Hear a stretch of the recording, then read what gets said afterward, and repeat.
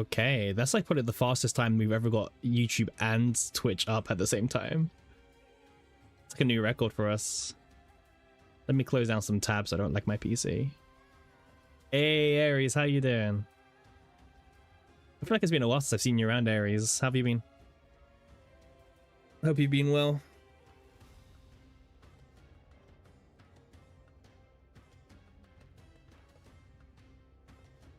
All right, yeah, I think everything is now set up. All right, let's start by doing the very fun thing, aka dailies.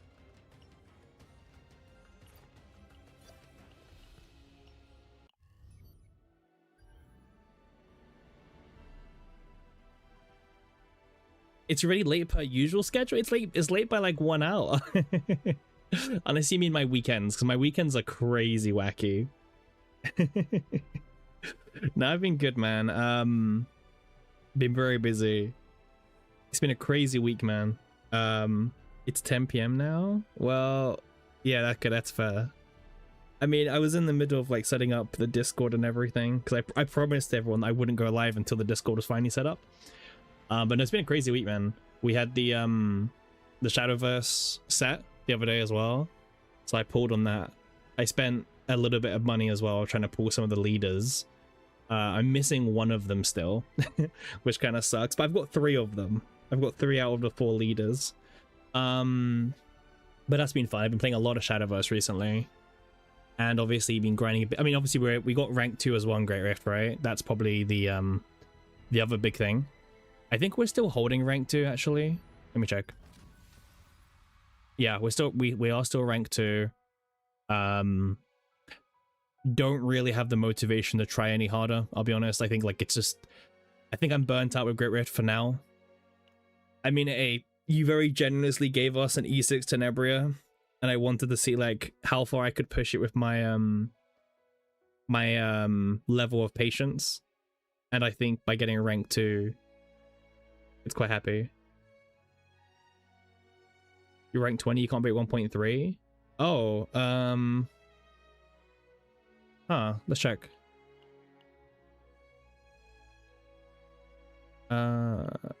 Wait, has it updated or? Oh, 27, this one, right? This is you. Spotlight. Oh, you've gone for the Spotlight build. Yeah, see, I don't have much experience with the Spotlight build, so it's kind of hard for me to give advice. Combo.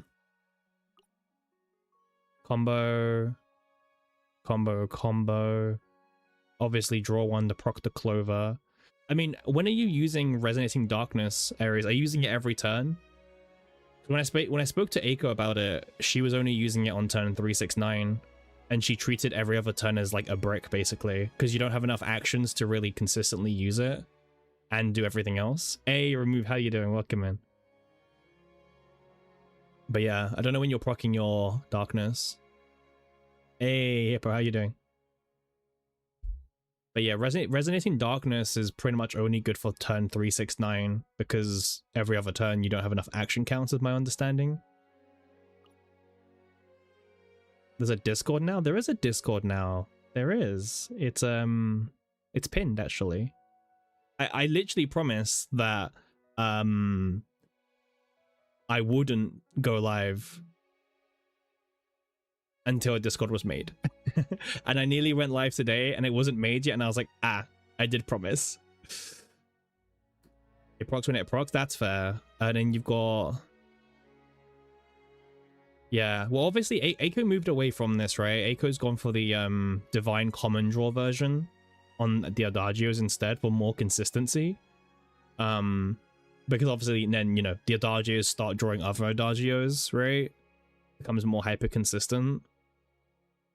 Because I mean, I doubt your problem is damage. Like, you know, you've pretty much got everything that you would need damage wise. Yeah, it can't be damage. It must just be you're not getting enough action counts maybe, or something. Or something's going wrong. Like, I don't know, are you using Tenebria's ego skill as soon as you can? Maybe your turns are just kind of scuffed. Maybe that's why. because it shouldn't be a damage issue with you, Ares, right? Like, it really shouldn't be. I mean, wait, what score are you getting? You're getting 1.31. Yeah. We could definitely make this higher for sure, right? Definitely make this higher. So, yeah. It must be a rotation thing, right? I can only imagine it's a rotation thing. Draw twos, yeah. Maybe if this was the treat as comment card divine, but then trying to reroll for that divine is like honestly just not even worth it. But even with the 1 AP, you should be able to push like 1.4. You know what I mean? You should be able to push 1.4. It's probably a skill issue, maybe. I can only imagine it's a rotation thing, right? I can only imagine it. Like, even my turn 1 and 2s were scuffed. Like, with this score that I got, my turn 1 and 2 is really rough. No, this one, yeah. But yeah, even with a scuffed 1 and 2, I was always getting 1.4 mil, right? You need to have a draw common card for over... Well, like, the thing is, even if he... Well, that's the thing, I guess, because Aiko probably did like a million runs to get her 1.4 originally. But even still, we should be seeing a higher score for sure. I think it's just a rotation thing, is what I'm going to guess for Ares. Because I just don't know how many, like, what, this is, what, 3 actions, right? 1, 2, 3. Obviously, these you need to kind of pray that you find them, right? 1, 2, 3. I mean, everything has got combo, right? Yeah, bro, your engravings are better than mine. Your engravings are way better than mine.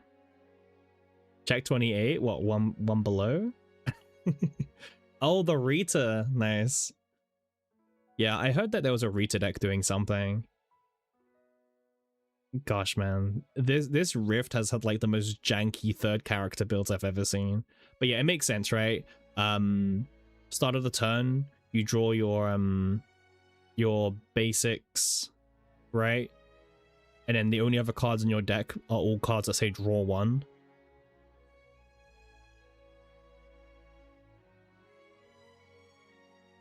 Wait, no, sorry, not the basics. Oh wait, you're not playing the thingy. This is just to exist as an upgrade, right? Oh, I guess it does. Does it draw the adagios, the arpeggios? Does it draw this one? Oh, the spotlight as well. Okay. Oh, that's kind of cool. It draws you spotlight, and it could draw your arpeggio too, which is like kind of a... You don't want to draw this, but if you draw it, you draw it. Yeah, it will always draw you, what, 2 spotlights, right? Guaranteed, if not 3. It will always draw you that. That's kind of cool. Yeah, that's great. That's really fun consistency. Start of the turn, you always start with like 2 or 3 spotlights. That's cool. Yeah, and then you spend like 1 act. Well, okay. Obviously, this is depending. Yeah. No, it's a cool build for sure. I like it. Do you have any... Oh, you don't have another Faceless Woman on thingy.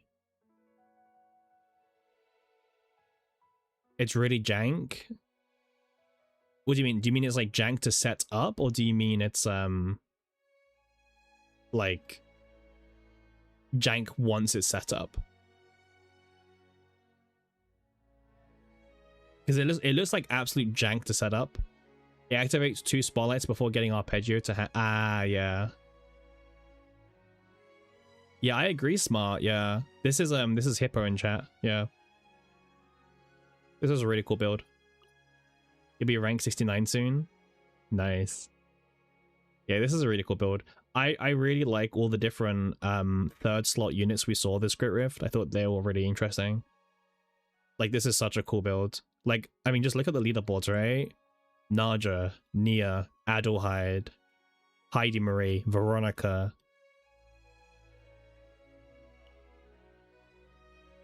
Hugo. Rita. Like, I don't know, man. The 3rd unit has been super cool to see. Like it's really cool to see like what third units people are using overall.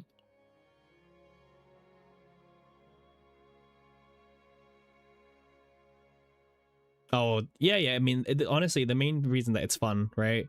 Being fun should be the main reason to play, like for sure.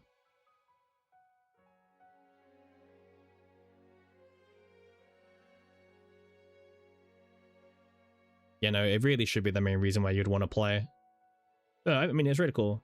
Like, let's take while people are starting to join and stuff, let's take a quick meta review at the moment. You know, this will probably be like the last meta review we probably do, maybe, just because, you know, there's not really much changing anymore.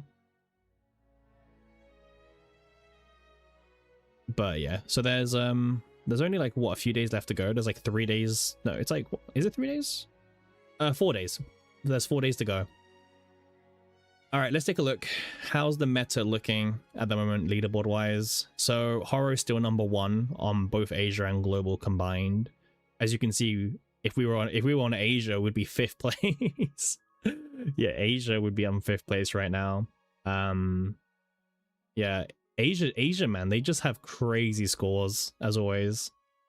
Yeah, Asia has like the craziest scores. I don't know. I don't think this will be the final score we see, by the way. Yeah.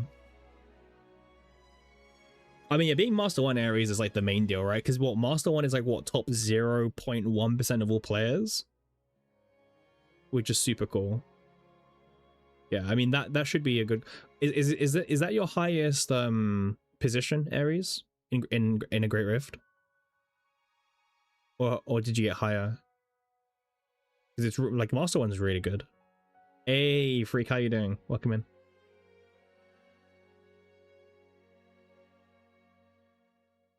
Your wallet is 0.1, you should be better. Yeah, I think it's just skill. I think it's just general skill, because I think you've got the builds, Ares. I think it's just understanding the rotation and the skills. Yeah, I can't personally like advise you more because I don't know that spotlight build really too much, right? But yeah, but the fact that you're still quite high up is good, because also don't like, there's a lot of E6 Tenebrias who are even lower than you, Ares, by the way. Like, there's a lot.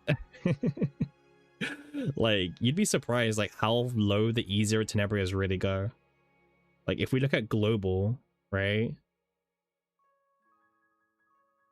Yeah, go watch the Aiko video. I'd recommend it, just because obviously she used the same team you're doing, right? So it's more of a reference point. Let's only include the E6s. So on global right now, we currently have 33 E6s on our leaderboard right now. The lowest score being 1.23.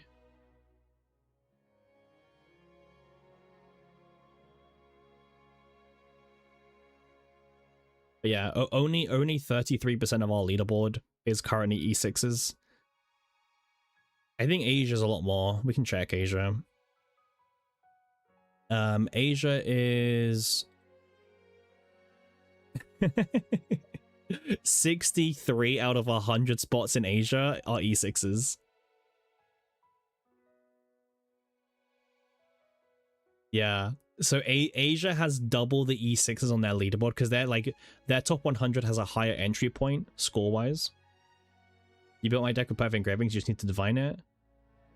Oh yeah, I mean, I didn't even get perfect divines areas because my my music start doesn't have the draw 2, it's got the draw common card. W Asia funding the game, bro. The revenue is like crazy.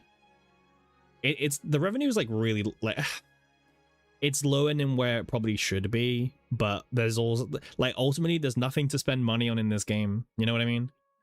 Like, for most people, there's generally no reason to spend money. Like, everyone, like, everything is super easy, super clearable. Like, there's a lot of people who used to buy the monthly pass and they've stopped doing it as well. Like, yeah. But yeah, E0s are doing pretty good right now.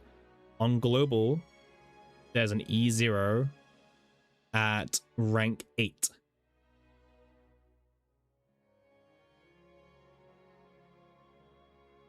I assume you mean doesn't make you win, Hippo. I think that's what you meant to say, right? Doesn't make you win. Yeah, that's probably what you meant. Yeah.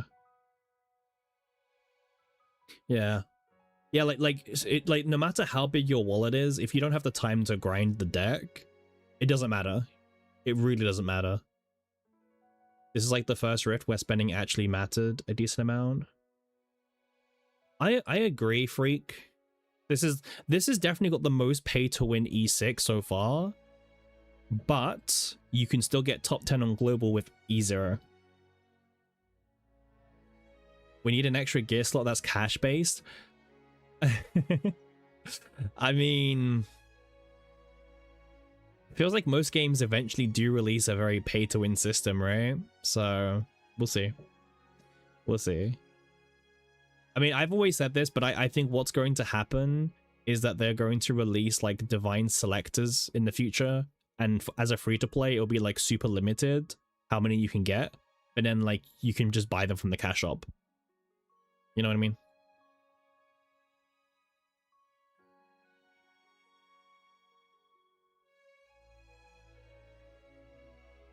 Yeah. But also right now there's just no reason to spend, right? Like there's like, why would you spend money on this game? Like obviously because you like it and you want to support it, right? Like I enjoy gachaing as well. Like doing gachas is my favorite thing to do. But like from a more casual player who doesn't care about leaderboards, there's just no reason to spend money on, man. Like there's no skins or anything either. Where's my game? There it is. Like there's no skins at the moment, right? There's no, I mean just take a look at the cash shop, right? Like what you buy the monthly pass, you buy the regular supply, maybe you buy the battle pass as well as a, you know, cheap spender, right? So that's like what, $5, that's $5. And then this is what, like, I forgot how much this costs. The base, is it like $10 or something for the base, like the special data? So like what, $20 a month if you want to get all the 3, right? But then a lot of people don't even do the 3 because a lot of people, they got the battle pass like one time, they got the Nyx, or maybe they got it like 2 or 3 times and they got their Nyxes and they're like, well, what's the point, right? So a lot of people stopped buying this pass as well. I know a lot of people who they got their first 2 or 3 Nyxes and they're like, okay, well, I don't need any more. Right? And then if you go to like the shop, like, I mean, in terms of your pool economy, it's actually pretty good. There's a lot of really good pools that you can get, but also the game is really generous to an extent. I know the free-to-play currency has dried up recently. It's been pretty rough since Tenebria. Sorry, Typhera. It did spike when Heidi came out because obviously Heidi was the first half anniversary. But I do know that free-to-play crystals have slowed down, right? Also, we don't really get new content that gives them out as well. No, I am from Japan. I moved recently. Hey, Kuga, how you doing? Welcome in. Welcome in. But yeah, there's just like no reason to spend for most people, which is a shame, obviously. I mean, this shop here, I imagine this shop is going to eventually be a bit more full up, right? Because this is meant to be the shop where we're going to limit free-to-players on how much they can get. But if you want to get more ways to edit your deck faster, you come to this shop, right? They also had the big packs recently, where the middle-sized packs where you could buy an extra removal core or an extra dupe core as well. But those were like actual packs, they weren't added in here, and they haven't had those packs for some time actually. It was like one time only. It was like a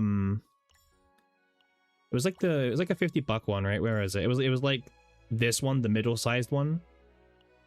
It gave you like some crystals, I think. Yeah, it gave you crystals and then it gave you a dupe, and it gave you a removal core. Something like that. That's what this pack had, or something like that. But it was only around during Hydemari's banner, and it hasn't come back ever since. So kind of awkward. But yeah, I don't know. Alright, time to do our daily excursions. Fun stuff, right?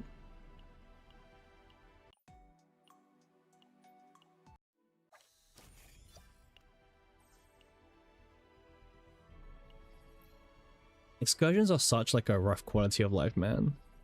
I just wish you could like feed them the excursion and then that's it. You didn't have to like go for a cutscene and everything. Like I've already seen these cutscenes. These are old. Like, you know, I've done all the encounters at this point. I don't really need to keep seeing it.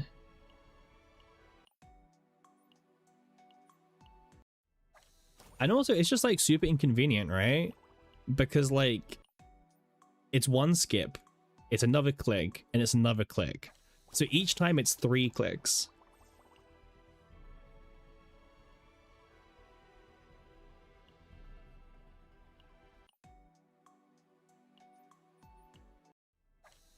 Yeah, but it's like, it's 18 clicks extra for no reason, right, Snuff?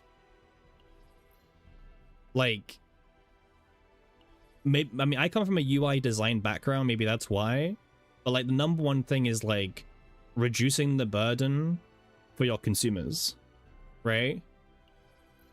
And like, anything that adds on unnecessary clicks or time spent or anything is just bad design.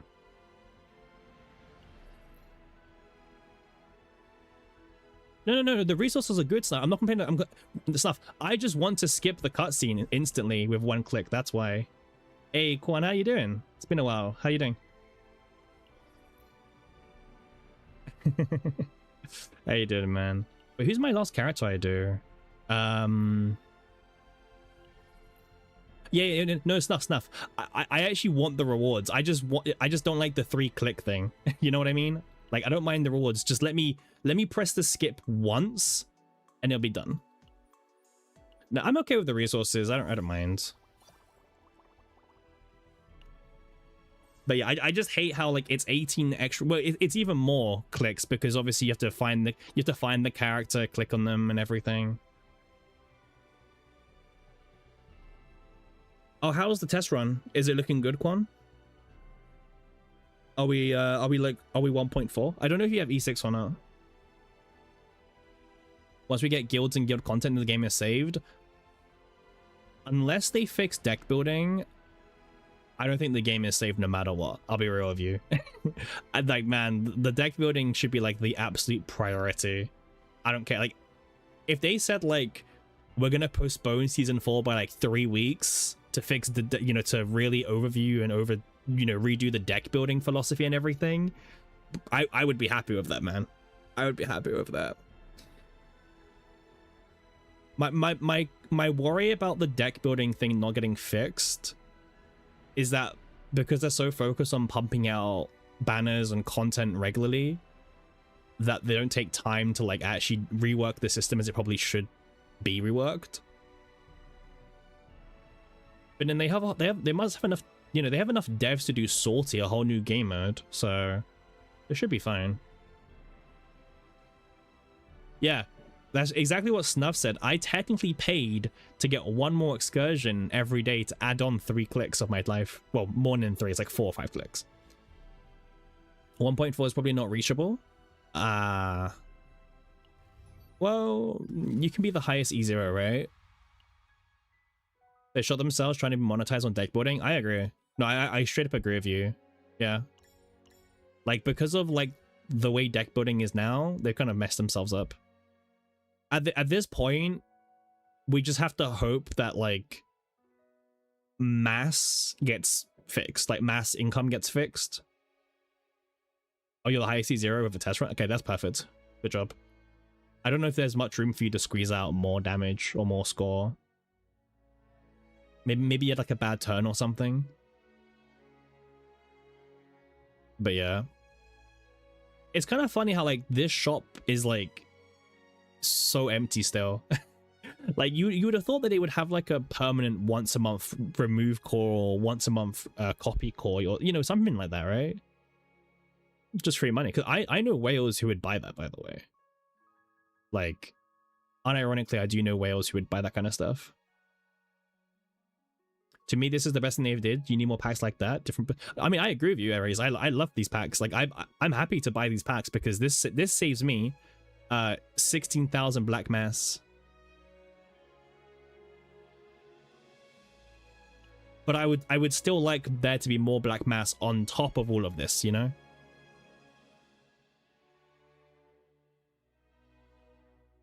I mean, I don't buy this one. This one's useless.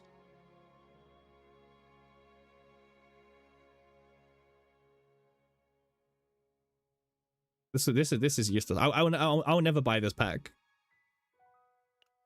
This is like $5 for 3 delegation runs. I'm not buying $5 for 3 delegation runs.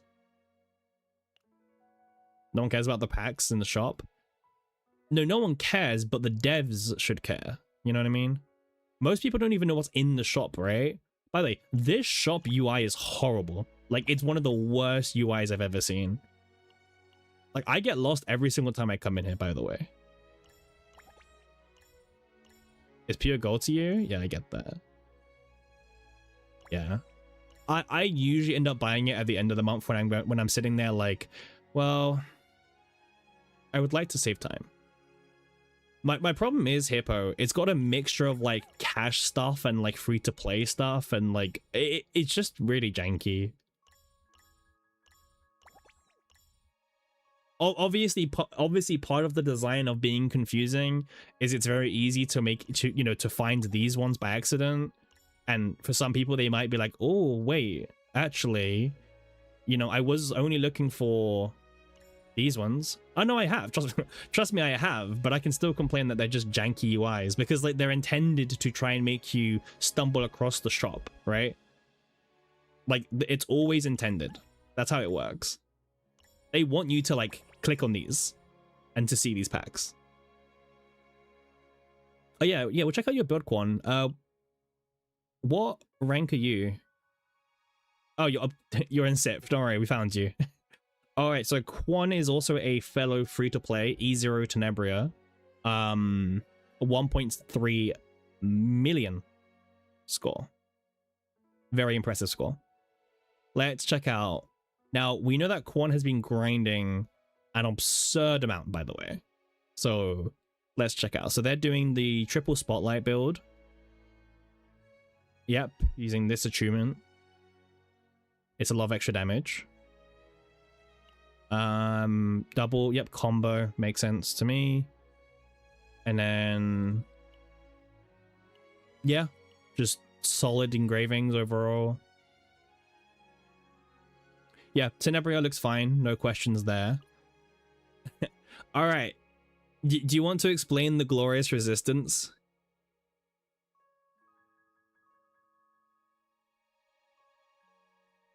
Everything else seems pretty standard. Obviously, Soul Riff is to trigger the Clover. G-Code, obviously, because you need to keep the G-Code in for, like, extra save data. Bro, this is not Season 1. Maybe it's something to do with the ego points, right? Gain 3 ego points, but I don't know, man. Maybe too much AP, not enough ego points as soon as.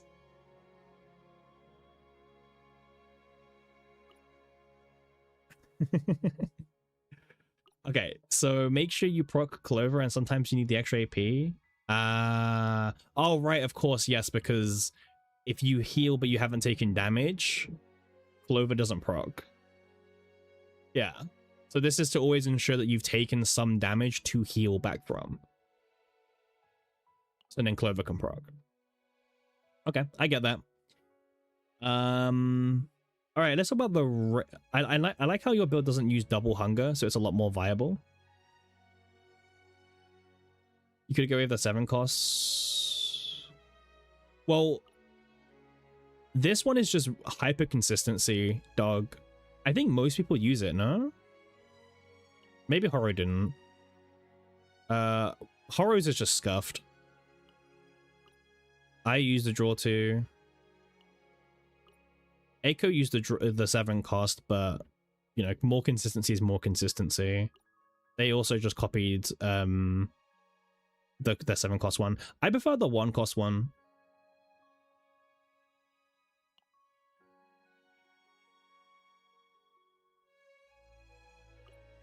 And then Ray. Combo. Okay, Inner Awakening. What does this card even do, man? So it has Quietus, you discard 1, you draw... Oh wait, do you have the engravings that draws you a card when a Quietus card is discarded? Yeah, okay, cool. Yeah, alright. When a lead card is discarded, activate it. When 2 cards are discarded, you draw a Quietus card, and when a Quietus card is discarded, you draw 1. It makes it linked for the entire battle. Ah, right. Okay, so you discard 1, you draw a random attack card, and there's a lot of random attack cards. And then the one that you draw has linked. And then this card also draw 1. Okay. Okay. I mean, it's a cool interaction. For sure.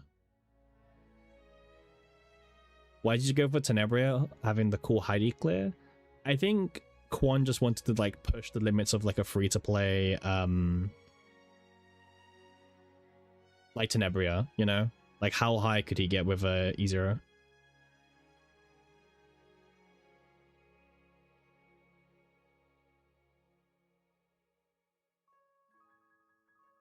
With a 1 less rhythm card when playing that spot. Yes, of course, yeah. Yeah. I mean, overall, it's a cool build. Very good score as well. Currently, the rank 1 free to play by a decent margin as well. 20k score. I don't know if XOX has any intentions of trying again, potentially. But no, the E0 is really cool. Super, super good clear.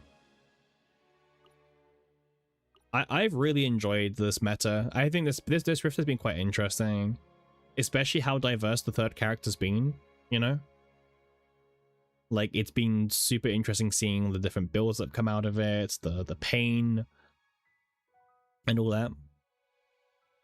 Free to play, by the way? Yeah, free to play, by the way. Yeah, I mean, what can I say? We've actually got quite a few free to plays in the top leaderboards for Tenebria.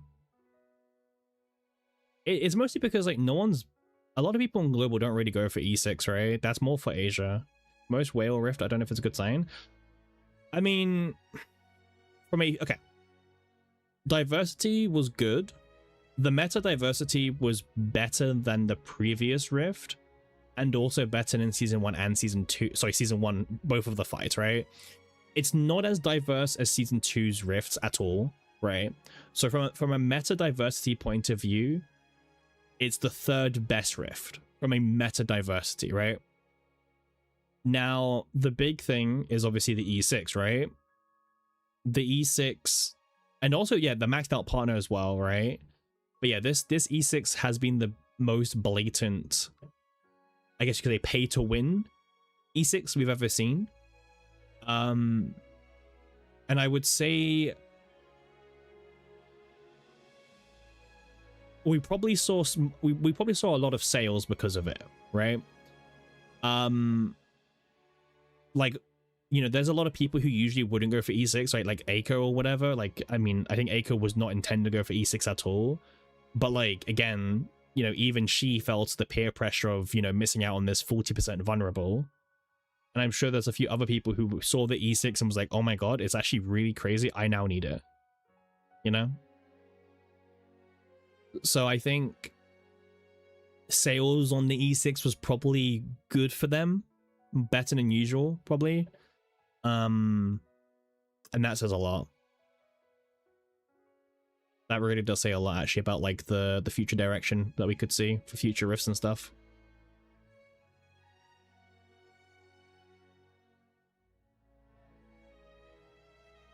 But yeah, I mean, overall, I thought it was a good rift so far. Oh yeah, 100% Quan. I mean, they've basically been rewarded for putting the broken E6, right? You know, there's the statement, vote with your wallets, and I think the wallets probably show that they should continue doing these really busted E6s, right? Like, for them, if they're looking at the stats, the game is now probably telling them, yeah, this is a good idea. We should have more of these really broken E6s.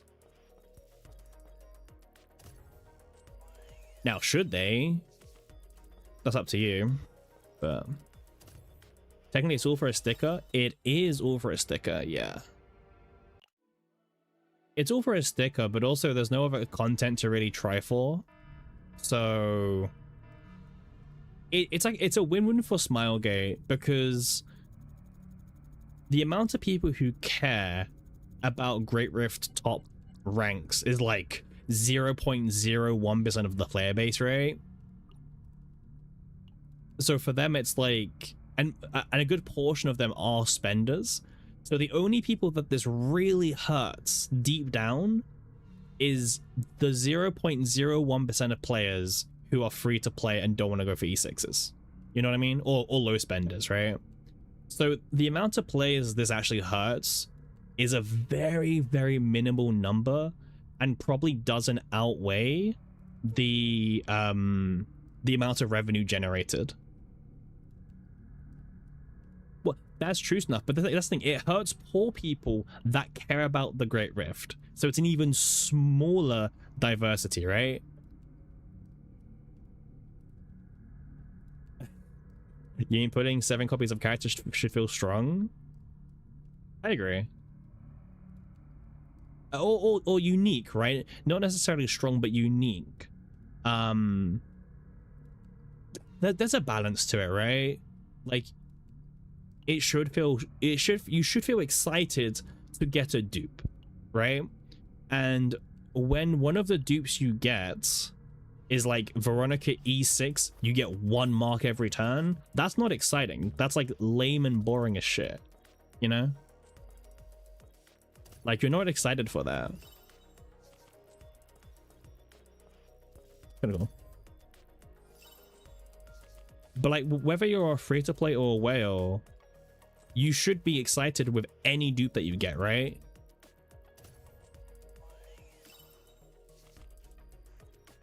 I think that's the main thing. Like, I don't know.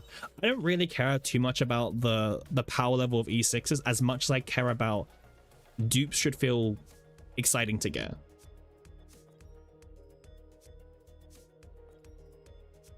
You know? And also, Gatsberserk, how you doing, man? Leaderboards is where always for people who pay money and not for the free-to-play people. The thing is, we say that, and it's true, but like, free-to-plays do still finish really, really high up. Like, you know what I mean? It's a balance, right? I'm not saying it's right, but it's a balance for sure. Yeah, I mean, right now there's like what, 2 free-to-plays in the top 10 in global, but probably like 0 in Asia, I think, which says a lot. There's so many bad dupes that 50% additive on Haru is on the better side. Bro, don't even like tell me about the dupe stuff. Oh yeah, Masters is giga free to play. Yeah, Masters has always been insanely free to play to get, always. Because to get Masters, you just need to know how to play the deck. And you'd be surprised how many people don't know how to play the decks. Yeah, I mean, all the launch characters, all their dupes are quite sad. I mean, even like here, these 3 units, kind of sad. Narg just is a little bit sad. I'm not a big fan of Diana's dupes as well. Diana's dupes feel quite rough. Rita's dupes were kind of weird, right? They were nerfing her at one point, but they've allegedly fixed it. You guys feel like coin flips? Yeah. I would say the last... I would say all of Season 3 had strong dupes. Right? Like, I don't know if I would say that Season 3 had weak dupes at all.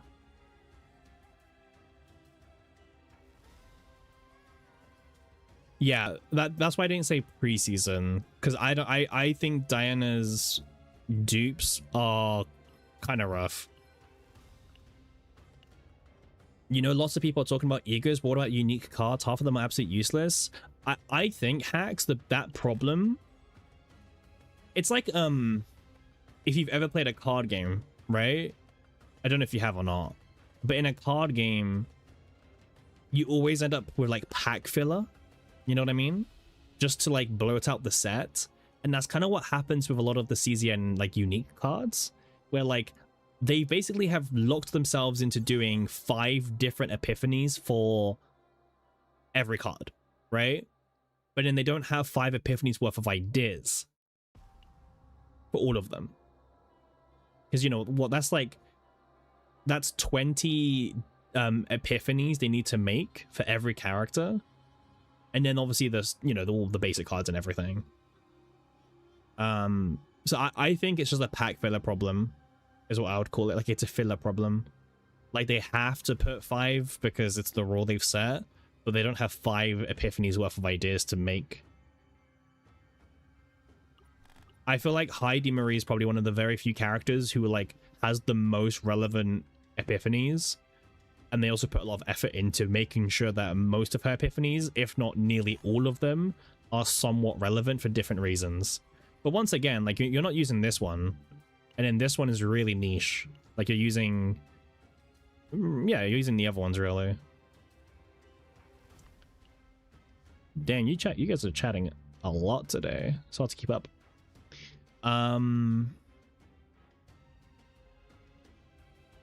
You don't know Adelheid? Well, Adelheid was like weird, right?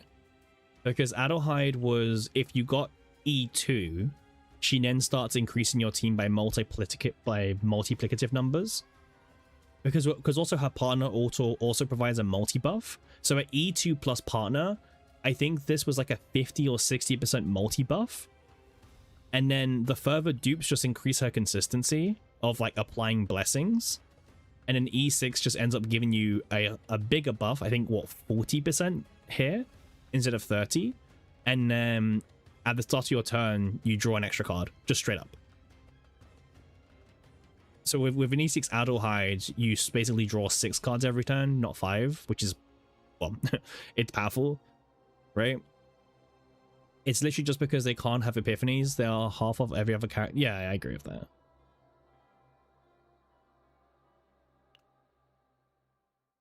Oh, yeah, no, I agree with you. Yeah. I mean, they've designed... Oh, you mean like these as well? Sorry, these ones as well, yeah. I mean, yeah, these ones are always kind of weird because they've designed them so they never have epiphanies. And then that can sometimes cause like really weird situations about like power level as well. Yeah. Like, most of the unique cards I end up removing. Like, you know, this is always gone. This, for the most part, you might as well cut. And this is good. This is it depends on the build, but for the most part, it's worth keeping, depending on the build. Even Adelheid, you could probably skip, but it's, you know, it's an upgrade card. You might as well keep it. It's a one-time thing. Yeah, all their upgrade cards, right? Like, you probably keep Adelheids just because it's an upgrade card. And then if you have E1, this becomes a 0 cost. So 0 cost upgrade, and then it's gone out of your deck for the rest of the fight.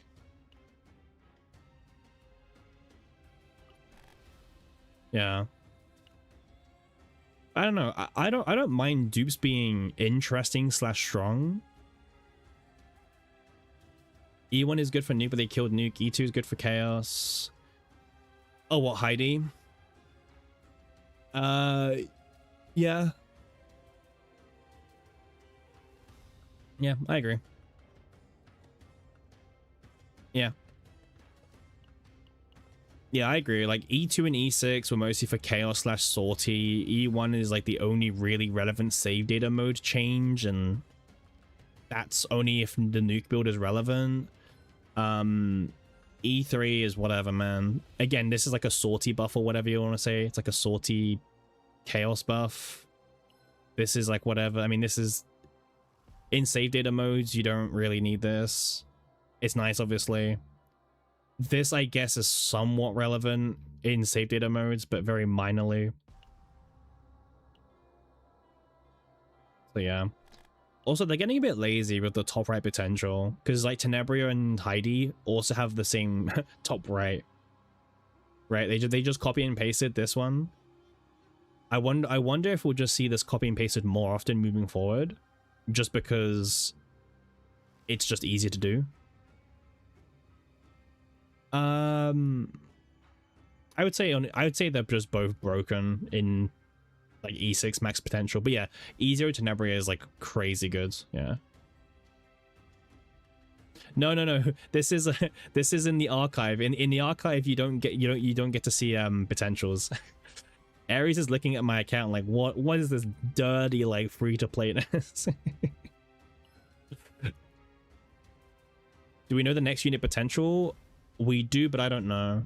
The only thing I know about the next unit is her partner. Oh, her partner is a very typical boost attack, boost damage, boost crit damage, right? Like the crit damage partner is like a new normal basically now. So every DPS partner moving forward will pretty much always have crit damage built into it. Yeah, 40%. Yeah, it is as well. It's 20% at E0 and then 40% at E6. Yeah, or E4. Yeah.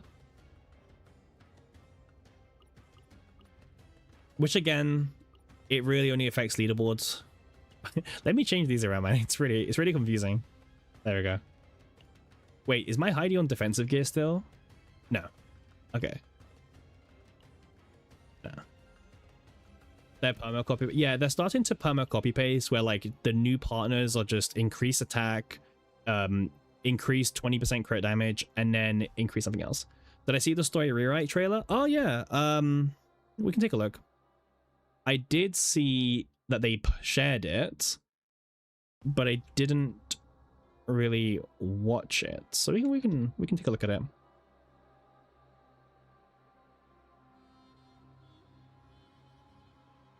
There's no harm why we can't take a look. Compared to a lot of other popular gacha, CZN dupes are noticeably bad. I agree. It's only been like season 3, I would say, that they really started being interesting. Well, season 2 started being interesting. But yeah. You hope the new story can rival Genshin Impact's the greatest gacha of all time? Screenshotted.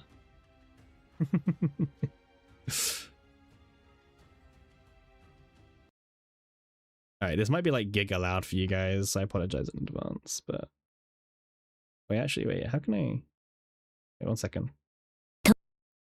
Yeah. Hopefully it's not too loud. Let me know if it's too loud or too quiet. Yeah. すべての巨悪と人類のすべての大罪に立ち向かうべく選ばれし者はただそなた一人のみ願い祈りを捧げよ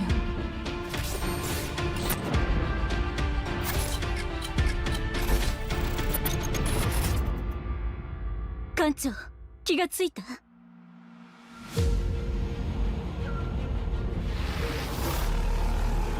願わくはそなたが道に迷うことなかれ願わくはそなたが深淵にてただ光とならんことを願わくは諸人がひさまずく悪を前にそなたの歩みが止まらざらんことを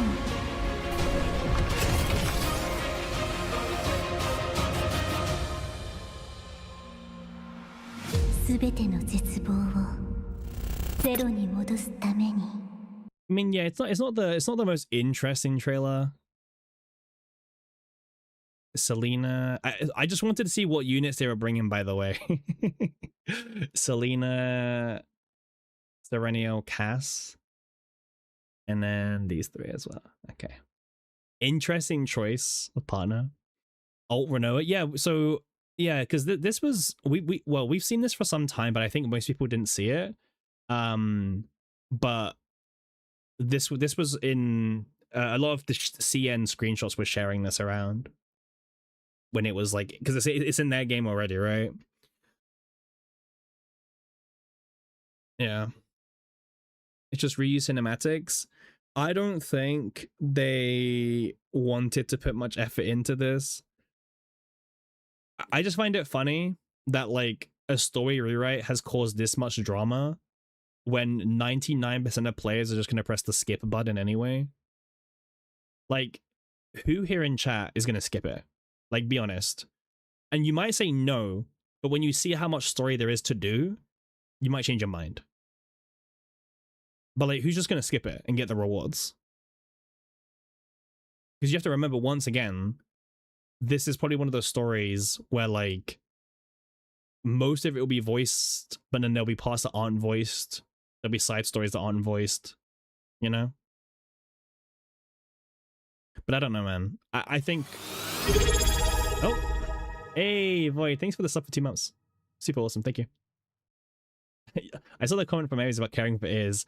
Listen, some of the stuff I've turned the volume down, some of the stuff I haven't, okay?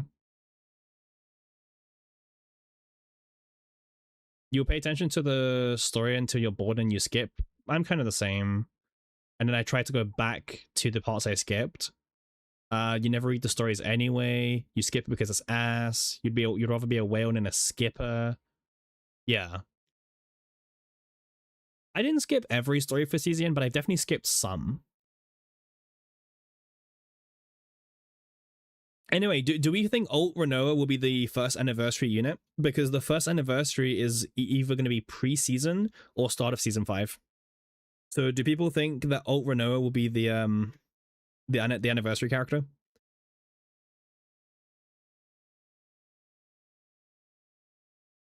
Because I don't think the anniversary character will be like a random character. I think the anniversary character will be like something that like people know. Like it'll be someone. Hi, is there a way to get... No, unfortunately there's not. But they will always return in the future. Serenia will definitely come back by Christmas at the latest. And then Heidi will be back by summer at the latest. Well, next year, like April by the latest. They might come back sooner, but at the latest Serenia will come back very soon. And then Heidi will be a bit further away, unfortunately. Buff Shirtless Owen will be our anniversary unit. Bro, a dude as the anniversary unit? I wish. That'd be... I wish, because imagine seeing the drama. Imagine Reddit and everything.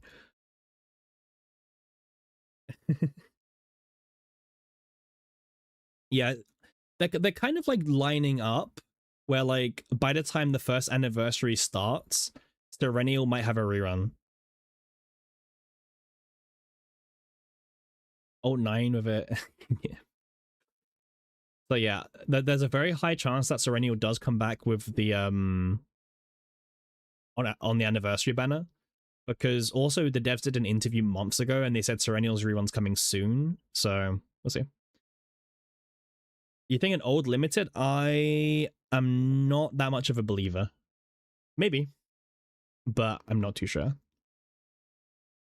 I mean, if it does, I mean, great. I can choose Serenial, but yeah. You want the Renoa version? Yeah, I think it will happen, Winnick. I mean, obviously, it will happen. Will it be the first anniversary unit? Not too sure. But I don't think the anniversary unit will be a random character. Like, it'll be a character who either the story introduces us to early, or it's an old character we already know, but like in a new form. I mean, new Renoa makes sense to me. I'll be honest with you. If they want to make her the anniversary unit, it makes sense.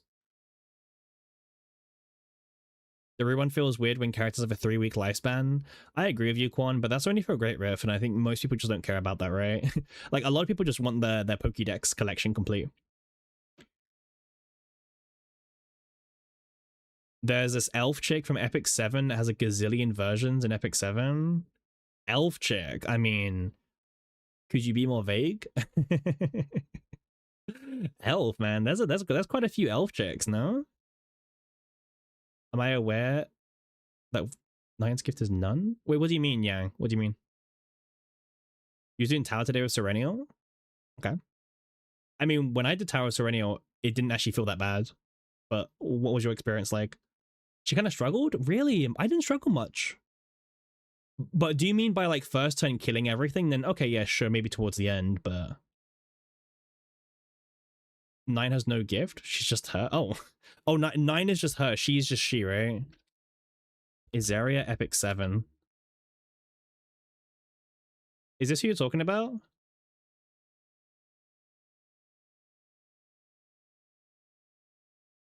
Right, her? Oh, maybe it zoomed out, so bear with me, but...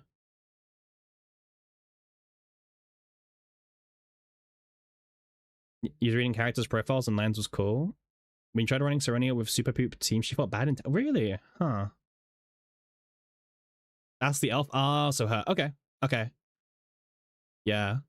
I mean, because of the whole Moonlight system, Epic 7 does like a lot of ults. Well, they do Moonlights, they do seasonal like skins and stuff. And sometimes they get more versions as well. Right? Do you guys think we're gonna get a Genesis Owen in the future? How do you build Heidi Tower carry save? There's like 4 different Heidi builds you can do, man. If you're talking about like the most simplistic Heidi build where she is the main, like her deck has everything, it's probably just the blades build where you're like just generating lots of blades and discarding it with the expansions, right? You're just filling up your whole hand with linked cards, playing them linked and rinse and repeat. I'll be honest, man. If you know me by now, you know what team I used with Serenial to clear it. I don't have to tell you what team I used. Like, I don't have to tell you what supporters I use. You know already. So, yeah. But, all right, and I will defend myself here. She has good Dream World synergy because the homing lasers return to your start of hand before the Dream World's trigger, right? So they don't get discarded. She actually has decent synergy with Dream World. Despite everything, Owen keeps appearing in all the stories, so who knows? Yeah, I mean, Genesis Owen, right? Surely. Yeah. Dream World shill. I will always shill Dream World, man. I love Dream World. Yeah. Oh yeah, I never use Dream Mode on like the actual carry unit. I only use Dream Mode on supporters for the most part. So it's okay. It's okay. Yeah. We're looking at E6 RAS now. Yeah. I mean, I've always said this, man. Epic 7's character design absolutely just dunks on Chaos Zero Nightmares, man. And it's like not even close.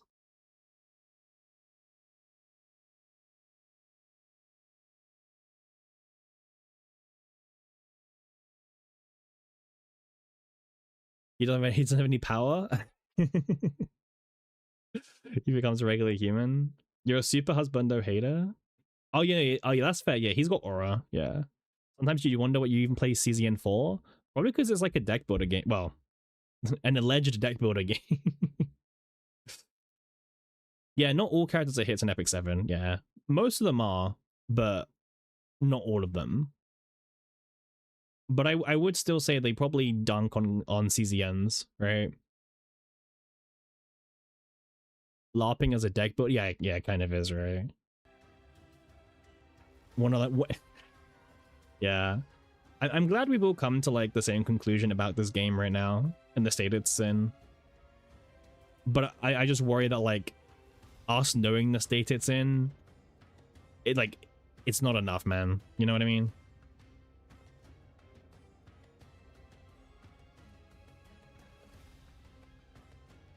Oh yeah, it's Anime Expo, isn't it? Yeah.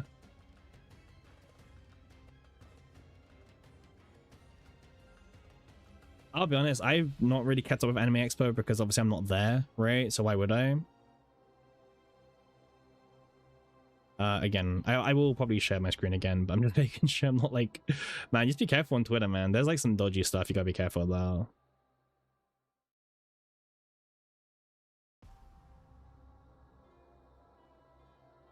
let's go back to the internet.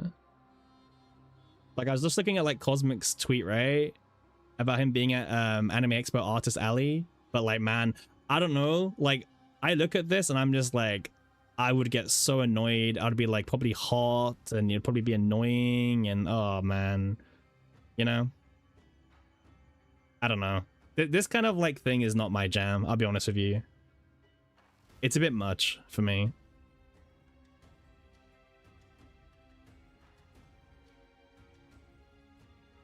Don't worry, man. I'm pretty sure like all of your ideas will get ignored. I believe.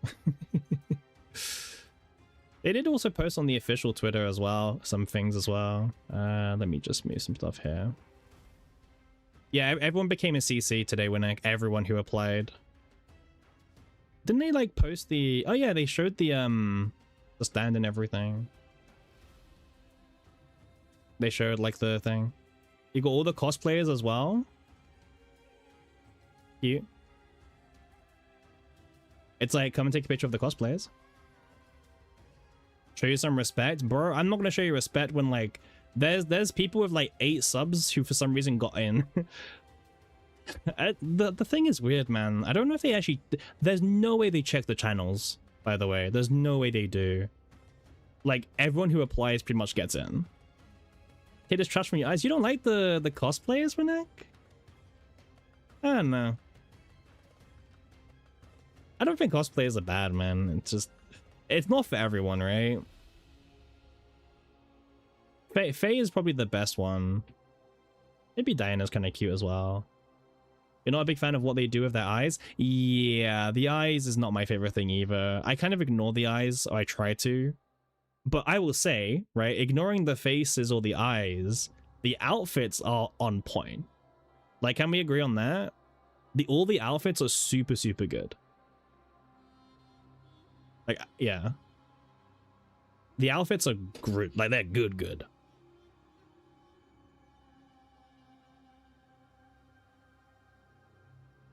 Also, speaking about Cos, if you saw or you didn't, he obviously did win one of the 5 Serennial desk mats given out. And he will be doing a giveaway for the mat. So keep an eye out on Cos's channels. On Cosmic's channel. This is Cosmic. This is our good friend Cosmic. So keep an eye on Cosmic's socials if you want to win the giveaway.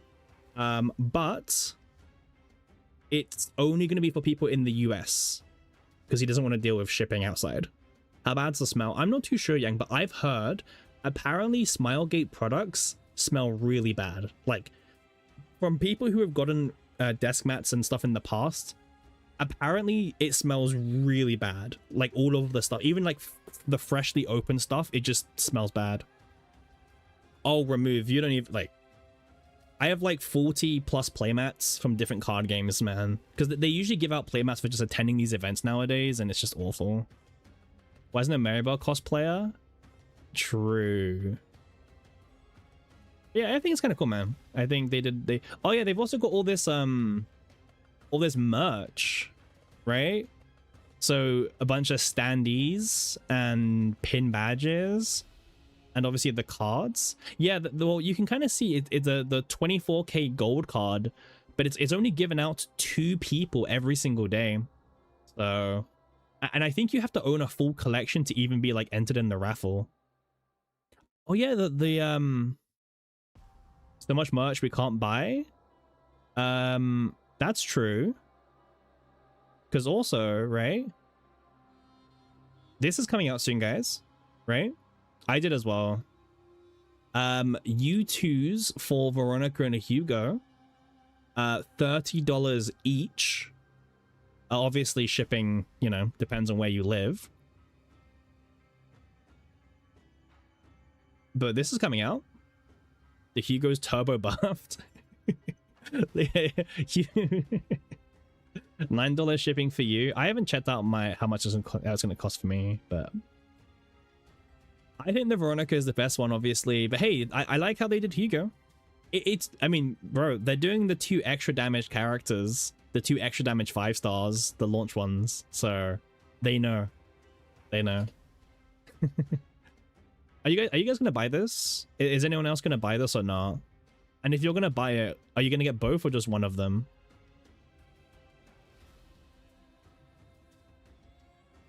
Both have draw as well. Yeah. The Hugo kind of scares me a little bit. You haven't checked? You already know they won't ship to your place? I don't know if they won't. I think it ships globally, but not sure. Range of favoritism again? That's true. Yeah, so they're 30 bucks each, which, you know, depending on who you are. Wait up, you know what? You're still considering if they drop a mail-in, you're gonna insta-buy? It's just so strange. Like, out of all the characters they could have picked, by the way, they picked thingy. Oh yeah, also this event, by the way.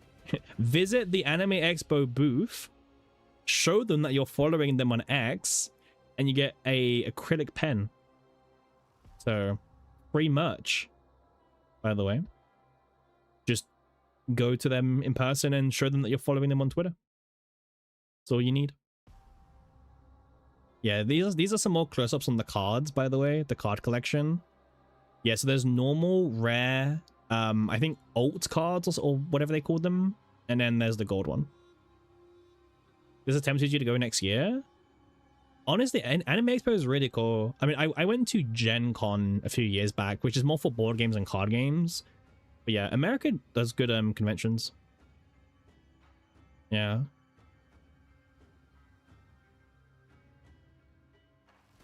Well, so if you was a content creator, I don't know, is it class? I don't know if it's, I don't know, man. I don't know if it's private, but I don't think it's like a top secret. But as a content creator, no matter your size, they would give you free tickets into Anime Expo, which is kind of cool. That bit's cool. So even if like it was like sold out or something, which I mean it didn't, they would have hooked you up anyway, which is kind of cool.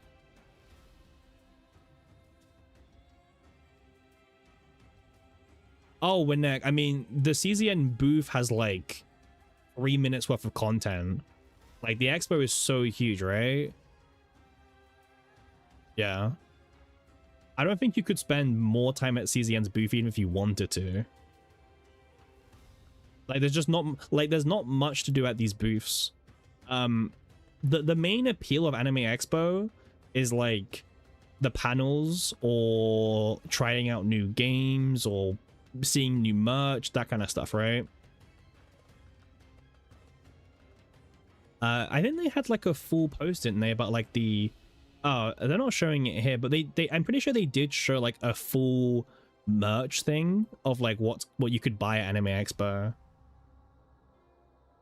Oh, they've got like there's certain times the cosplayers are around. So if you want to see certain cosplayers, you gotta time your appearance.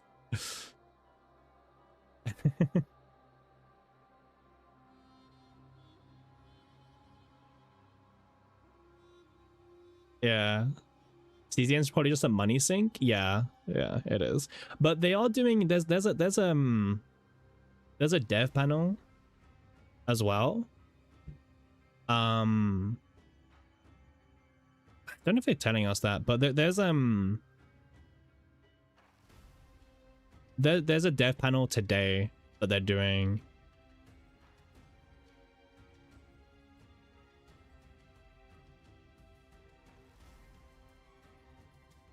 Did you get auto-modded? Oh wait, did you get auto-modded? Sorry if you did. Tenebria's mascot's funny looking. Fair. No maiden cosplayer. Devs will say us. Persona cards OP. They'll fix everything. I mean, I don't think the panel is going to have much about like the future. Like it'll probably have a few things that we already know. I think the panel is more about like the design of CZN, because you have to remember like the panel is mostly for people who have never seen CZN before, you know? It's like for people to sit down and be like, oh wait, what's this game being presented, you know? So he'll probably like go through what the game is, explain it. It's a roguelike deck building game, and we've made these improvements, and we're adding multiplayer in the, you know, all that kind of stuff. I think that's what they'll contain. When is Dragon Girl in NTE? Well, she's out in China. By the way, they buffed her this morning in China because the community complained after one day. So they made buffs to her in less than 24 hours. Shocking. But in global, she is, I think, next Wednesday or Tuesday for global. But yeah. This was cool. Apparently the lighting was really good, by the way. Like, from someone who actually went there, they told me, like, apparently the aesthetic and the lighting and everything was really good. Imagine release Yuki in CN. Yeah. Yeah, man. I don't know. Some games have a different design philosophy. You know, it's like, oh, this character's banner is currently live. We should probably buff them. If it's not selling very well.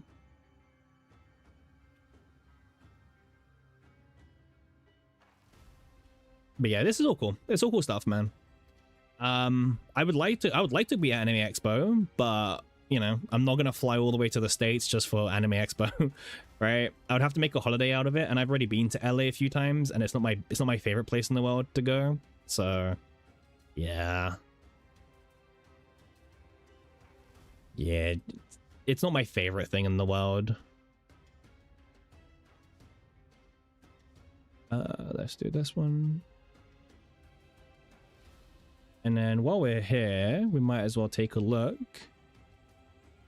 over at the subreddit. Let's see what's going on. The good old subreddit. What are people yapping about on the Reddit? There's always some interesting threads here sometimes. All gacha games do patches on Wednesday. Yeah, they do. Yeah.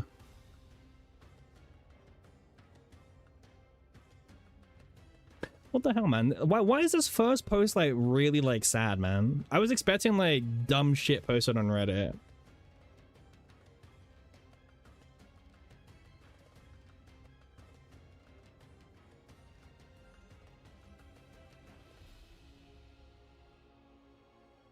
Fuck, man. This made me sad. Like, what the hell? I wasn't expecting to click on Reddit and like get hit in the feels, man. Loki linked the stream. Yeah, 23 minutes ago, man. Yeah.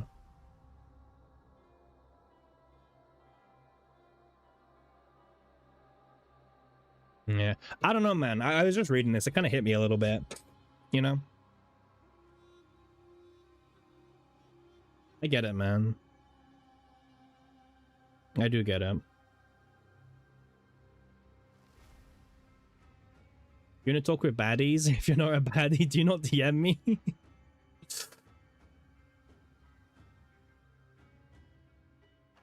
I mean, I'll be honest, I don't really have any friends that play this game. All my friends that play this game in real life, they quit the game a long time ago. I mean, I guess Cosmic's still playing, and I've met a lot of new friends through CCN, right? But hey, Koji, how you doing? How you doing? That's kind of rough, man. Oh, 3.3 version, free-to-play pools.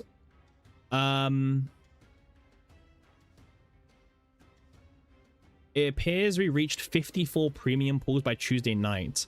So apparently this patch had 54 premium pools, which is a little bit on the lower side. Yeah, there was this person who was keeping track in the past, by the way, about free-to-play pools.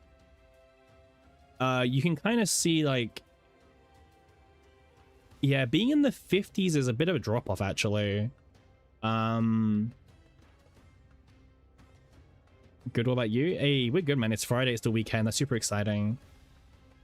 Yeah, like, free-to-play pools has mostly for... Okay, so yeah, they don't have data for... They haven't updated for Heidi yet, but they're saying that Tenebria's patch had, like, 50... What, was it 53? 54 pools, which is one of the lowest. Actually, it's the lowest. Yeah, so this will officially make Tenebria's patch the worst income-wise for free-to-players. And, well, all players, right? All players, so...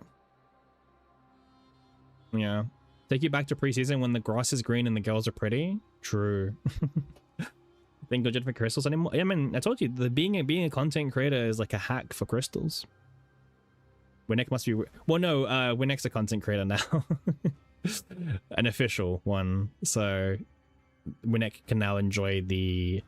I mean, I don't know how many crystals I've gotten since I joined the CC program. If I had to estimate how many crystals I've received since Season 2 Typhera, it's probably around 100,000 plus crystals, I would say, at this point, from the CC program alone. But they were doing more missions back then. They've kind of cut down on the missions nowadays, unfortunately, so it's a bit less now. Those pull numbers are surprisingly low. You feel like we get more than that? I mean... I'm not going to argue with the guy with the daily, you know what I mean? I think someone actually told him that can't be true, right? See? But then he was like, this is my autism. Watch it raw. And he like shared a further screenshot. Well, if he wants to load, that is. It's not going to load.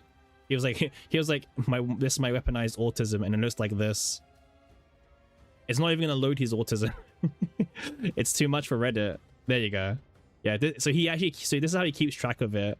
He keeps track of every single like crystal source that they get, and they log it on their spreadsheet. So I'm not gonna say, like, I know what you mean, like it feels like we get a bit more, but I don't know, I'm not gonna argue with this guy. This is a guy who I'm gonna believe him for face value. You have 70 pools to get if you do everything in Knox City. Well, yeah, stop being lazy, I guess. But yeah, so apparently free-to-play pools is at an all-time low. I think this honestly makes sense to me. People have been saying this for a while now, that it feels like the pool economy keeps getting worse and worse. So, yeah. That makes sense. Okay, that's not a surprise. Let's move on. Is there anything else that's interesting on Reddit right now? Oh, the censorship, right. People are complaining about this. Do we care about this? Does anyone care about this much or not? Really? I don't personally care much, personally, but I didn't even know she was censored, by the way, when I first saw her. No, yeah.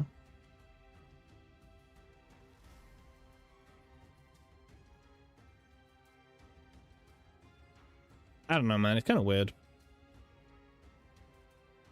I just don't care. I mean, to me, what I care about is like the actual whole outfit, and she looks fantastic to me still. Like, she looks great. I'm not gonna complain. You wouldn't say it's better? We gained the hat? That's true. Yeah, exactly. This comes from thingy. What's this? Hey Dan, how you doing? We're just looking at the next character coming out. Apparently they censored her a little bit based on her her original leaked design, or like shown design.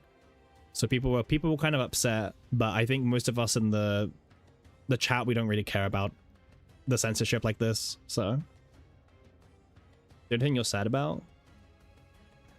Oh yeah, the gun umbrella. Yeah, because the original umbrella, as you can see, was actually a gun, right? You can see it was actually a gun, but they changed it to just being a pure old umbrella now. Hey, Berserk, how you doing? It's been a while. The boober and thigh don't matter? Yeah.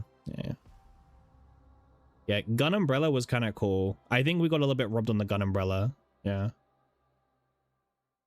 I think we got robbed on that. That's what I would say, we got robbed on that bit. That I can agree with. New player help, face trailer.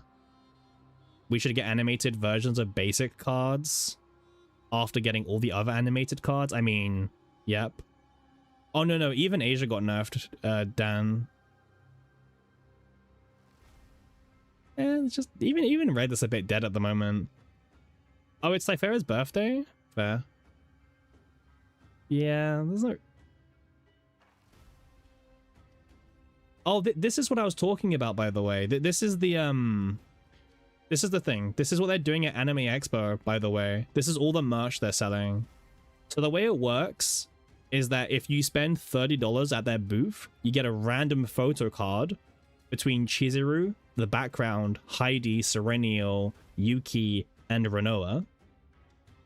If you spend 50 bucks, you get a random clear plastic folder. You know, the ones that cost you like $3, right? Or $2, those ones. And then if you spend $100 at their booth, you get a special postcard that changes between the breakdown animations for Diana, Heidi, Serenial, Chizuru, and then the background.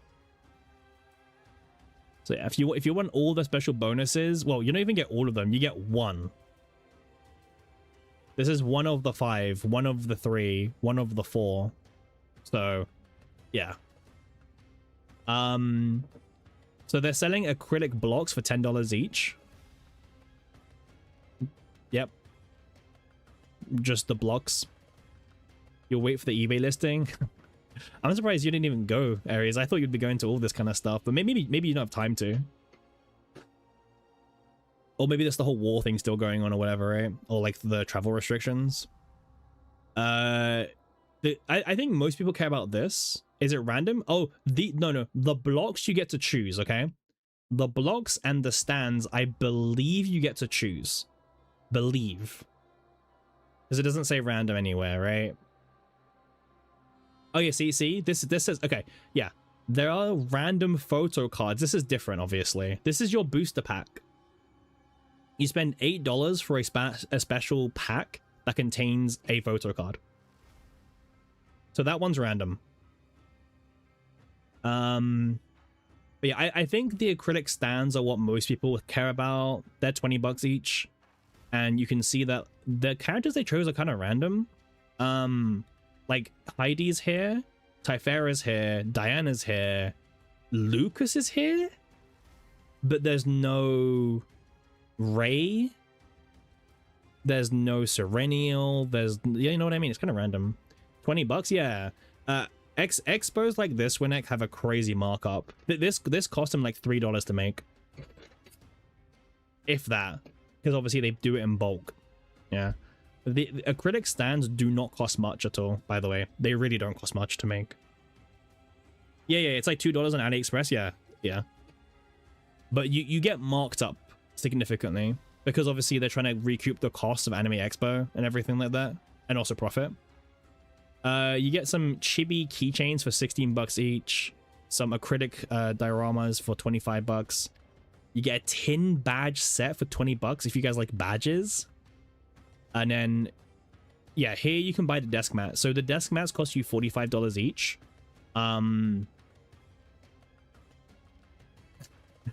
Obviously the Serenial one's not going to be here. Like the, you know, the home screen Serenial won't be here because that's like a limited thing that they have, you know. And yeah, the photo card is 8 bucks each. Not even chibi, yeah. I mean, you can see how it's very easy to reach the $100 purchase bonus, right? Considering like you get this is 45 bucks already just for one desk mat, and then, you know, this is 20 bucks. I mean, 5 of these will get you 100 bucks anyway. Yeah. I mean, I would definitely buy some of this stuff if I was there, but I would probably only buy the stands, you know? I think everything else is a bit of an L. Like, I don't care about the keychain. I don't care about the... I mean, the stand, I guess, can be kind of cool, but I don't like how it looks. The tin badges and stuff, I don't know. The only thing that looks somewhat interesting is the acrylic stand, and they're really overpriced, so... It is what it is, right? It is what it is. And you not buy the cards they showed off?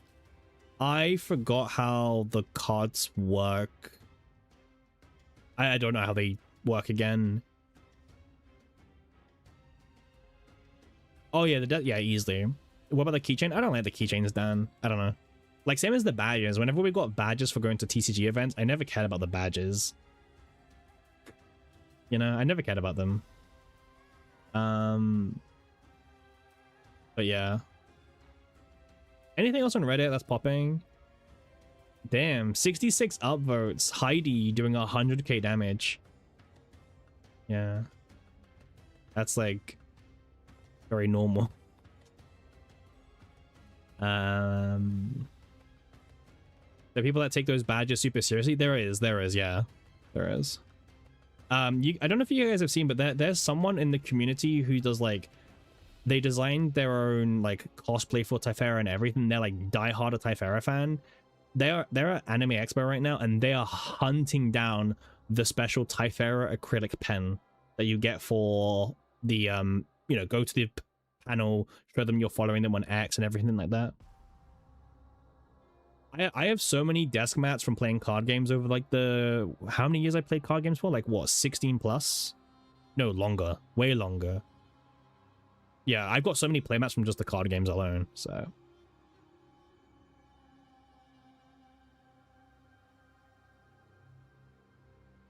Anything cool going on? I don't know. I don't think there's anything else going on that's super cool.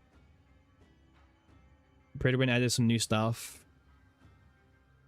You never used one? Yeah, I have so many, man. Yuki's #1 fan, showcasing their E6 Yuki, by the way. Are you truly a Yuki fan if you don't have E6 Yuki?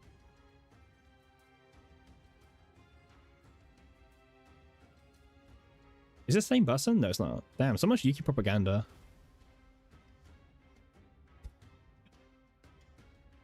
Oh, okay, this is kind of interesting.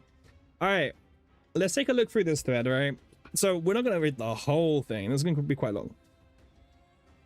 So this person did their season 3 review, the good, the bad, and the ugly. Yeah, the 62 is nuts, by the way. 62 of Yuki is like actually just crazy. So I'm going to skim some of this, obviously, because like, listen, yapping, right? But so, okay, some of the good is each character feels like a great character.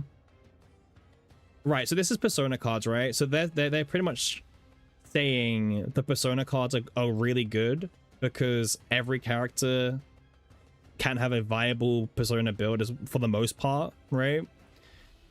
They really like the Persona cards and engravings. Story, I don't know. Sortie is a good as well. Oh yeah, I mean, deck building is definitely a good, but it's a good that still needs to be improved significantly. Like, it is a good thing. It's just still really far off what it needs to be. Achievements and badge were really easy. Yeah, the achievements and badges were super easy in comparison. New mechanics. I don't know if I would say that linking and quietus were a good, because the playstyles were really, really limited, and they weren't really that encouraged outside of like the characters that shield them. So I don't know if I would say quietus and linked were good. The secret boss of the season was a bit challenging. Was it? Was the secret boss challenging in Chaos? No? I didn't think it was challenging. I think Golden Mane is probably still the hardest one. But yeah. Yeah, Golden Mane was impossible without 9. Yeah, Golden Mane was the hardest one even to this day. Yeah. Yeah, I don't think Linked and Quietus, I don't think Secret Boss is probably a good. A ton of freebies. Okay. So they acknowledge that it's mostly because of the half-year anniversary, which is good, right? This is a really important like thing to mention, because a ton of freebies outside of the half-year anniversary isn't true. But half year, yeah. Okay, the bad. Okay. So let me know if you guys agree or not, by the way, but the Persona card system feels like a worse system of Lab Zero forbidden cards. Most of the base cards are lackluster, which is offset by the ability to customize them with engravings. But honestly speaking, some of them just aren't worth the card slot even with decent engravings. One cost to draw one and maybe get morale if you draw an attack card is one of the few that I would get for attack focused characters. But even then you practically needed to get a way to use the card for free. I mean, I think we can all agree that Persona cards, there's a lot of filler in them that are terrible base cards, and they only exist to dilate the pool. Do you guys agree that Personas is a worse version of Lab Zero's Forbidden Cards? Would you guys go that far to say that? Like, is it actually a worse version of the Forbidden Cards? Because I don't know, I don't know if I agree with that statement 1-to-1.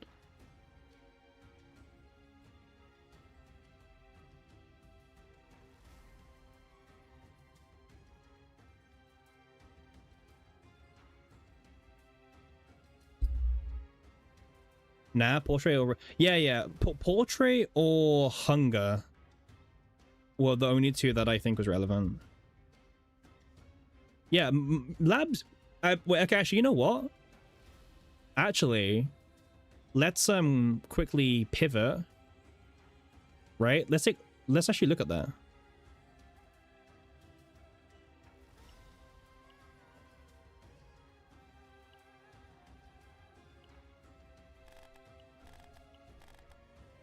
All right.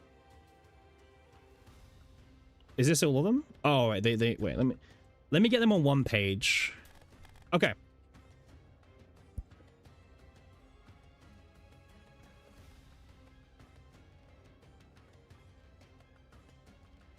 So, Ecstasy of Violence was honestly one of the ones I never got the hype about.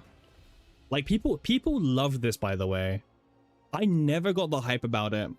I never liked it. Not for 1 second.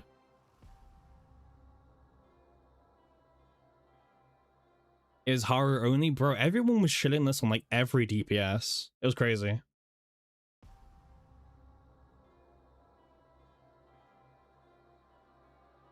I will never get the hype around this one. This one, Engraved Malice, this one was... I don't know. This one was kind of rough, to be honest.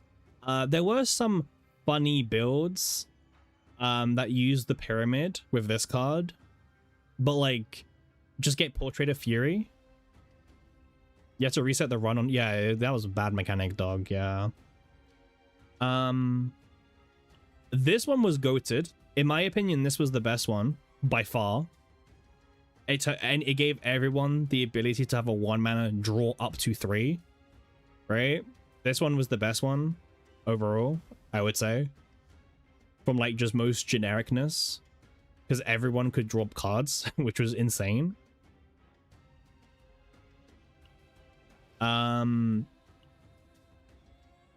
Does anyone disagree? I think overall in the season, this was way more impactful than Eternal Hunger. You know? I think this was the best one from season 1. Eternal Hunger is only really relevant because of Nia, and continues to be relevant because of Nia. Portrait's the best card we've got so far. Yeah, I can agree with that. Yeah, this was the best one. This one was...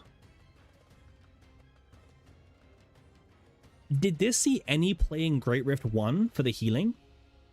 Did this see any play at all? Drawing through an ability, heal 40%.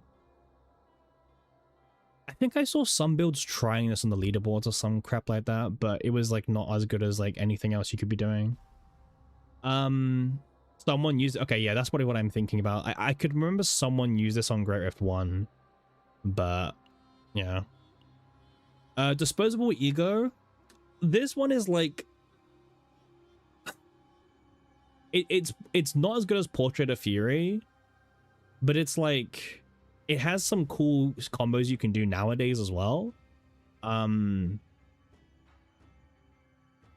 This one can like, you can do really funny things with this, like, I don't know, in a, you know, with Tenebria, if you draw the 5 cost Adagio, you know, you draw 5 cards or something, right? It's cool. It's funny. It's not as good as Portrait, but it exists.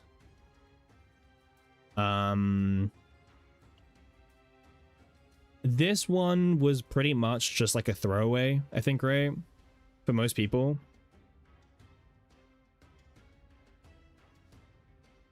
It has initiation, so you know your start is a bit rougher.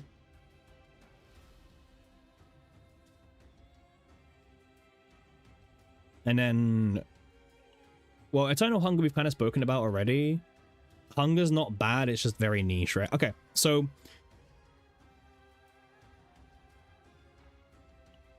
that's true. Well, so wait, sorry, just so I remember, was this was the cost reduction permanent from Jester?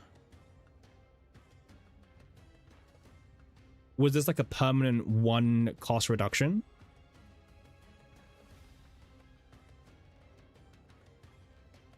Yeah. Okay. Yeah. Yeah. Yeah. Okay. In that case, yeah. This was actually kind of, this was like an underexplored one then.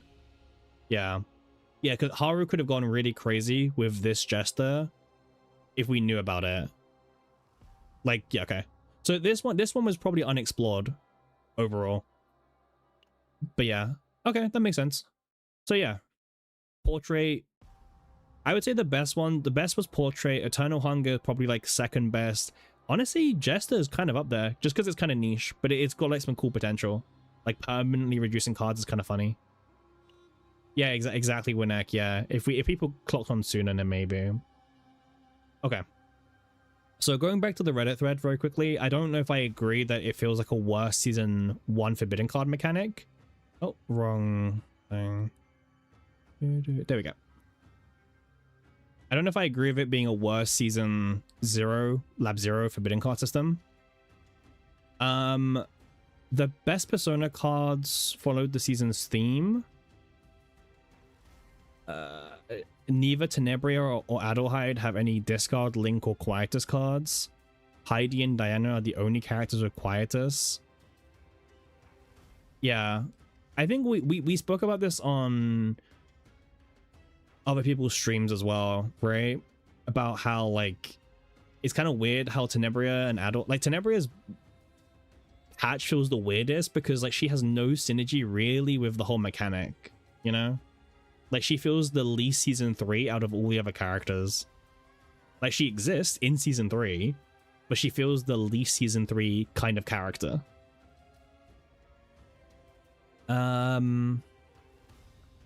There weren't enough ways to ensure you could get good engravings on your gear. Can we all agree that the gear engraving system can we all agree that the gear engraving system this season was shit? Can we all agree on that? The way they implemented it? Can we just all agree that it was just a bad system this time around? Like it felt bad to get the good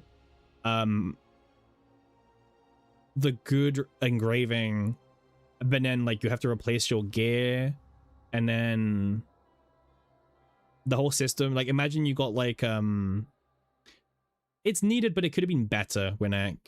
It didn't need, like, you do need some probably RNG variants if you want to make people want to play Chaos more.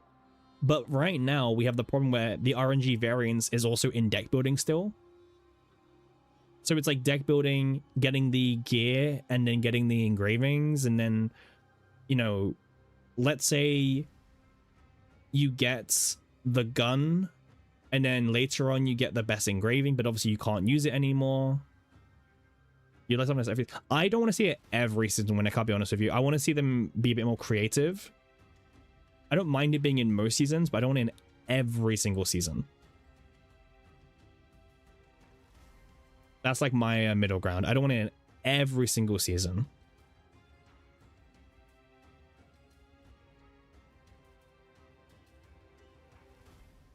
All right, the ugly. Okay, all right.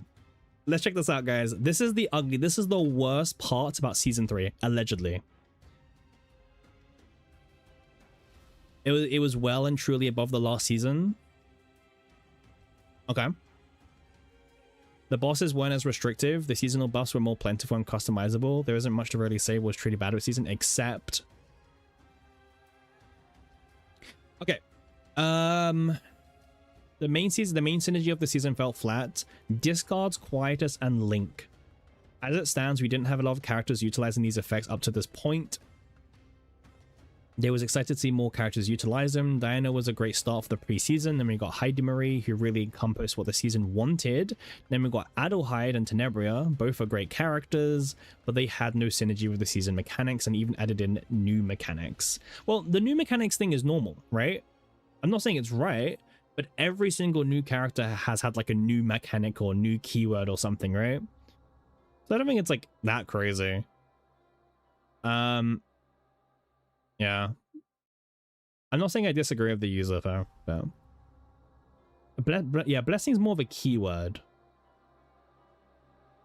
Blessing is only a keyword that's in it, like I don't even think about blessing as being, oh wait, I get bonus fixed shield for playing this. I think of blessing as the keyword that helps all of her other cards trigger. You know what I mean? So the keyword to me is just the name blessing for the effects, not the actual effect of blessing. I think that's where I stand on it. Blessings here so Adol can draw. Yeah, exactly. Exactly. You have no problems with mechanics, really? No, I don't really either. I don't really either. The fixed shield was bad, yeah.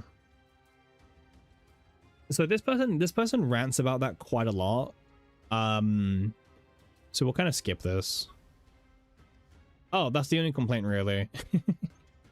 Okay, that's like the only complaint, really. They just didn't like the mechanics being so all over the place. Okay.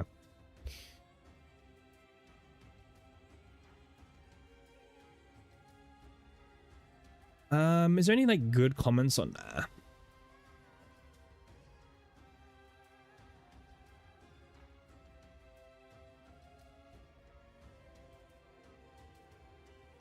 But from my perspective, it's pretty obvious that the game really benefits from cutting the number of cards instead of adding.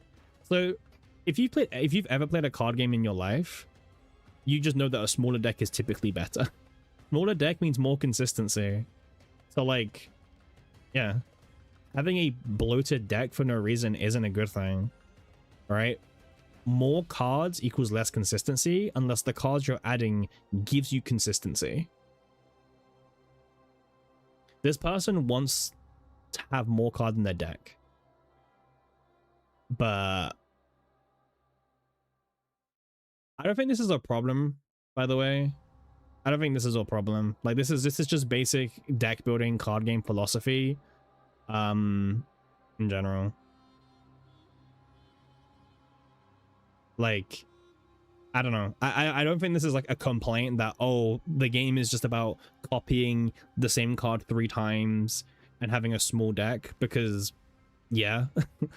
Like if you've looked at every other game, like I mean, hey, people compare this to Slay the Spire. Look at Slay the Spire. In Slay the Spire, the goal is to deep draw your entire deck and then maybe go infinite even, you know? You always shit decks that don't draw everything each turn. They're so bad to play. That's fair. That is fair. I don't think that's a bad statement. But yeah.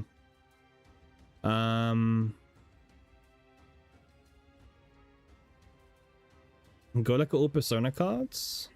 We can do, but we can do it in a second, yeah.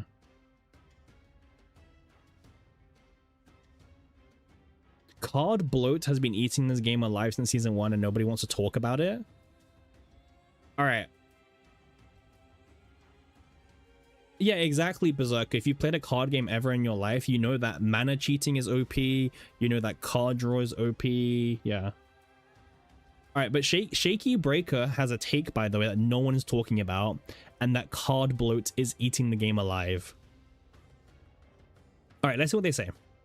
So they spent too many hours to make a quietest deck work without Heidi Marie, and it doesn't function. Yeah. You're basically playing a half a... yeah, that's what I'm hoping they explain, Winag. You're basically playing half a game while the season mechanics sit there mocking you. Huh? What kills me is the Persona cards that require linked cards to do anything. Yeah, so a lot of people are quite upset about the fact that like things like Faceless Woman don't do anything unless you have Heidi or Sylvia, which isn't true because there are some neutral cards that can apply linked. Oh, they mentioned it here. Okay, fair. They mentioned it here. They mentioned it here. All right. Reading. Um,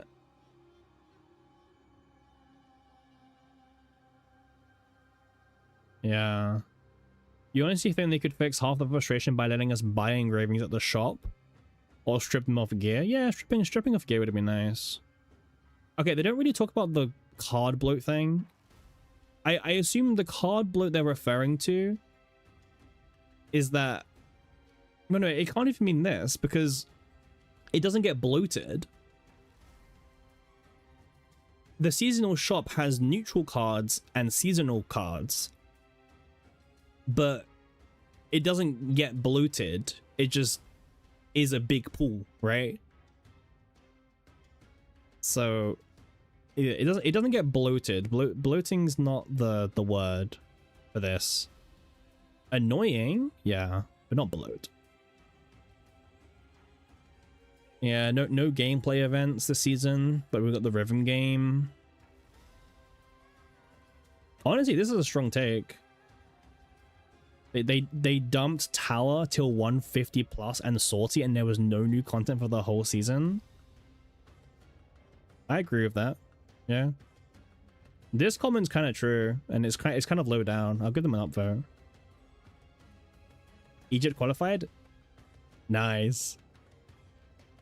Oh, bro, I was like sweating the other game watching the England game when we were playing. Like, bro, I thought we were gonna get knocked out until Kane came along. Probably one of the best strikers in the world right now. Not the best, but one of the best for sure. I don't know. It's an okay thread, but a bit too much yapping for my taste. A bit too much yapping. Too much reliance on one player? Yeah, it is, man. Like, Kane has been our best player for a while now. And it does show. It really, really does show. I also be careful, by the way, because we're one follower away from 150, and you guys know what happens when it gets to 150.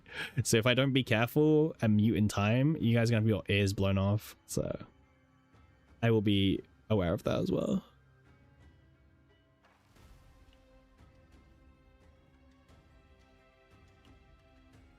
All right. So we're finally... How long are we into the stream? We're currently nearly 2 hours into the stream. Oh, big tank.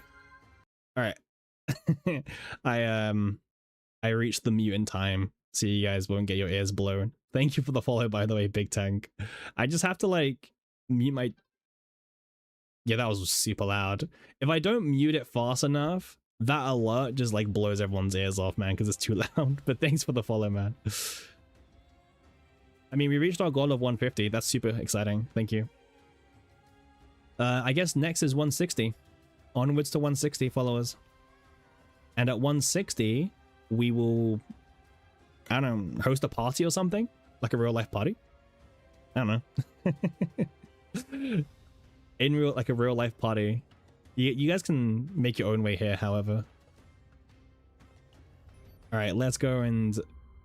What do I even need? I think I need like more void crystals. These ones.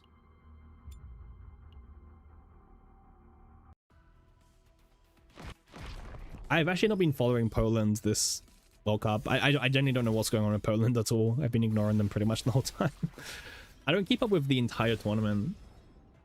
Oh, I'm done with my farming. But I need to do rinse crystals as well. I have enough blues. We will get champagne and drink at the same time. Yeah, exactly. At 160 followers, we will get champagne. Yo, you're not even in it? That's probably why. I just want to be why, man. I was like, wait, I've not even heard anything about Poland this year. That's why, man.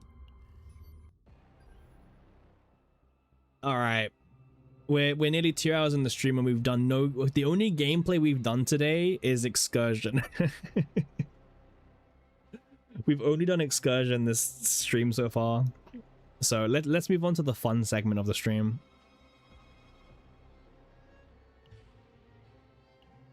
Now, I don't know if I've got the brain power to do Veronica main.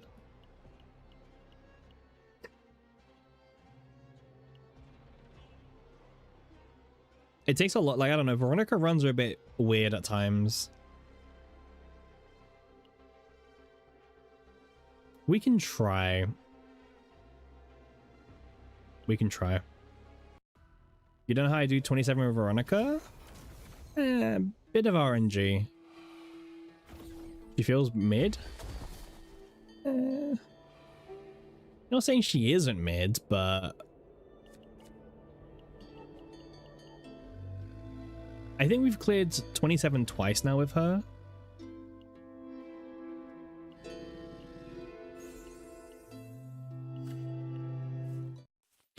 If I get Tenebria, I'll pick Tenebria, however, because Tenebria will just make this faster.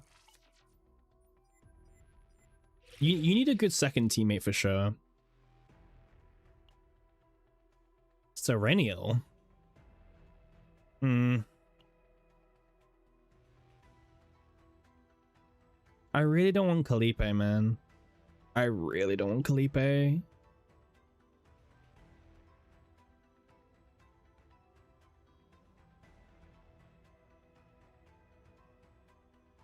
Yeah, that perk is really cool, Tank. I agree. Hey, also welcome to the channel, by the way. Hope you're doing well. First time chatter, also 150 a follower. Man, I don't really want Calipe. Yeah, that's true. I'll pick Adelheid. I think this is worth the skip for. Adelheid's fine.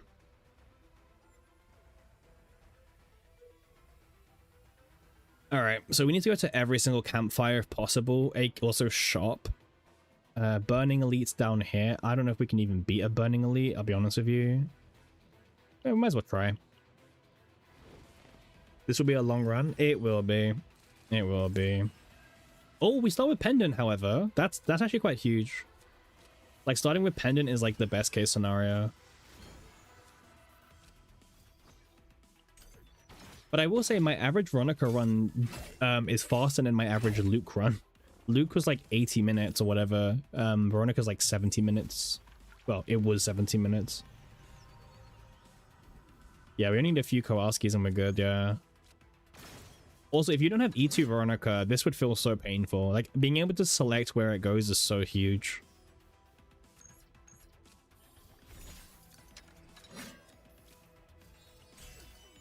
Or at least we have the best shielder in the game. You hate E2? Really? Yeah, E2 is also, like, a lot of clicks needed.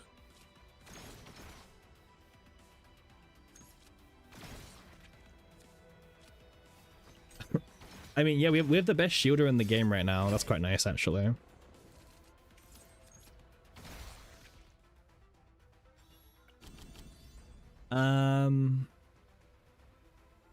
Honestly, picking up a Teddy isn't that bad, actually.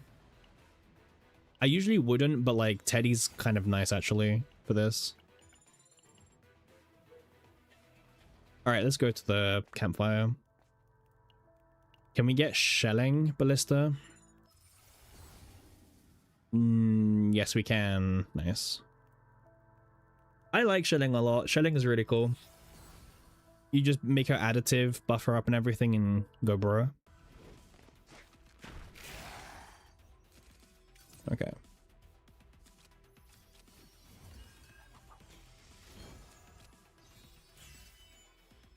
We might as well use this. Why not?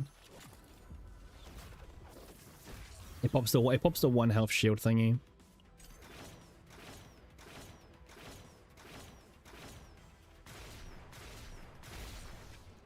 Nice. Okay, so Kowalski. Nice. There's 1. Nah, man. I prefer Shelling. Shelling with just boosting up additive, it performs better for me personally. I just have more success with it.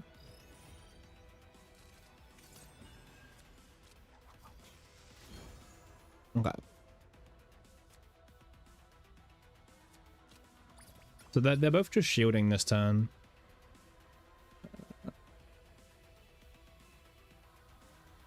We'll just set this up for next turn, I guess. Yeah.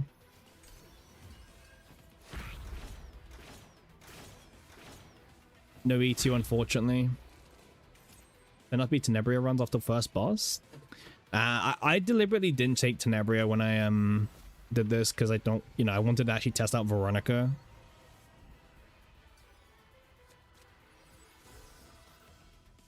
Eddie, there we go. Actually, we should have chosen the thing. We should apply E2. E2 is really nice. Like, I don't know why you don't like E2, Nick. I don't know if you said why. I really like it. It's one of my favorite E2s in the game.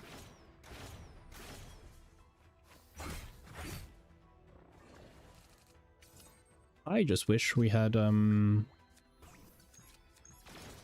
bit more higher crit chance.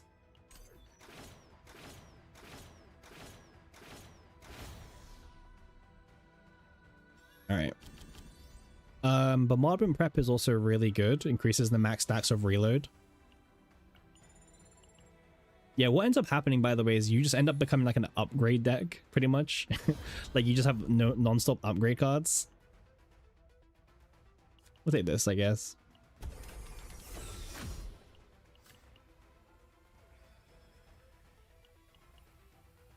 But yeah, for those who just joined in the stream, welcome. This is a 27 out of 30 risk modifier run with Veronica. That's what we're doing right now.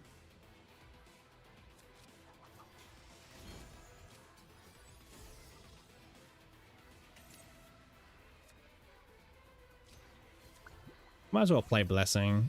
Get the buff stacking, I guess.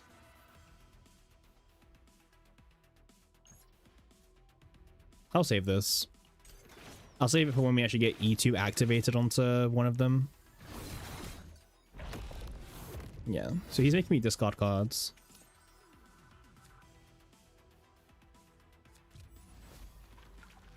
Yeah, so yeah, this usually happens. Like, the deck will just become like an upgrade heavy deck pretty much.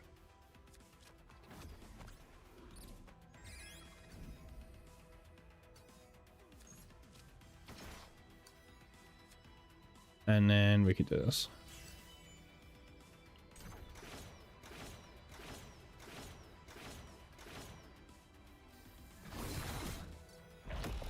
I mean, with thanks to having Adelheid, we're kind of safe. Adelheid's going to keep us alive for quite a while.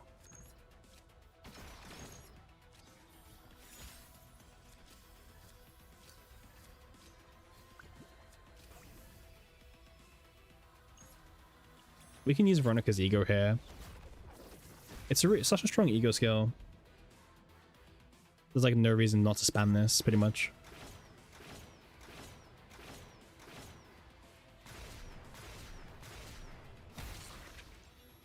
Lots of damage there. Select and duplicate a basic card? I am okay. Wait, I think you can take this but still skip it, so that way you still claim the...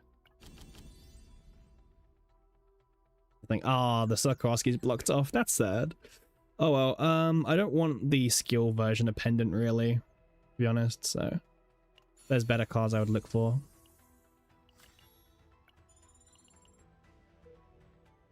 Alright, let's go to the shops. I mostly want removal events right now.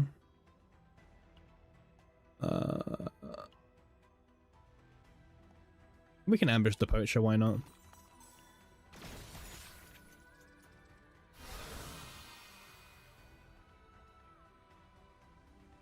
Shouldn't have poached the poacher. Shouldn't have poached it. Should have taken the gear instead and sold it. I always forget about that option. I always remember, like, you need to actually just take the base option, but I always forget. Alright, let's start removing some of the weaker cards of the deck. For example, Veronica's Shield, for example. One of the weaker cards for sure. And then let's see what we can get in the shop. Honestly, any good gear I would take as well, just because, well, you know, we need something. I'm okay. Alright, let's flash something instead. Honestly, I want a better pendant, to be honest. This pendant's a bit mid right now. Okay, so another combatant uses a skill card, one reload. So this will give me a free micro ballista, which is like just a very super mini version. So I can get a micro ballista. I can get the one that's okay. These are like the 3 best ones actually. I'm just thinking about who uses skill cards. The good thing is we do have quite a lot of good skill cards with Adelheid. Well, we've got like 2. I think in the grand scheme of things, this one's probably better to reach max stacks. The damage from this isn't that crazy, unfortunately. 50% doesn't really scale very highly. Like it's just such a small multiplier. So we'll go for that one. Yeah, the damage is fake, unfortunately.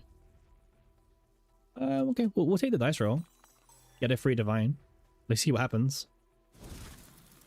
So Kowalski turns into start of turn, activate it. This isn't bad actually, because we do have quite a few skill cards. This is obviously the one that just, you see, this one's quite a weak base epi, so I'll go for the extra ballistas. The one weaken is like kind of okay as well, but also drawing 2 cards for free is pretty good.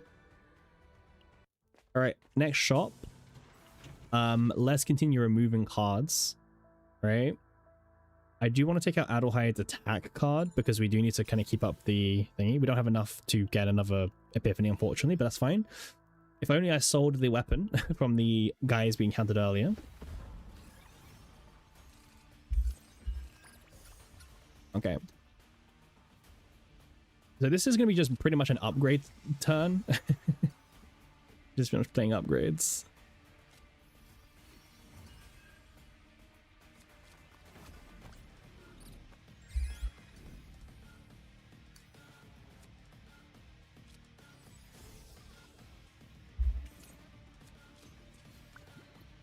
All right, there we go.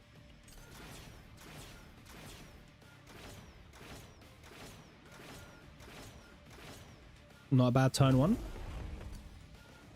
First boss turn 1 is not too bad at all. All right, let's do Once Upon a Time to see what we can get. Okay, we've got Sir Kowalski and we have 1 skill card in here. Okay.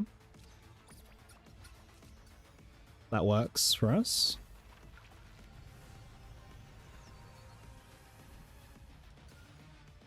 And then we can even attack this, yeah. I mean, I'll be honest, once you have Adelheid, your shielding is like just ridiculous.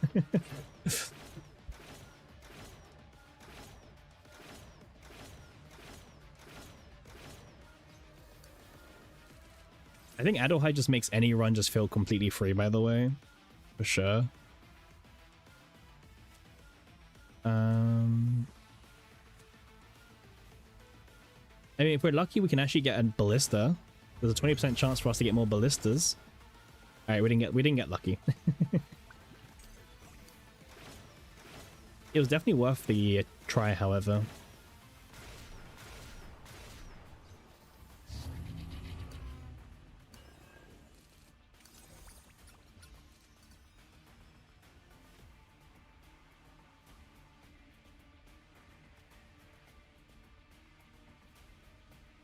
Okay, let's play the Teddy. We'll play this ballista. Okay, 20% is fake, for sure.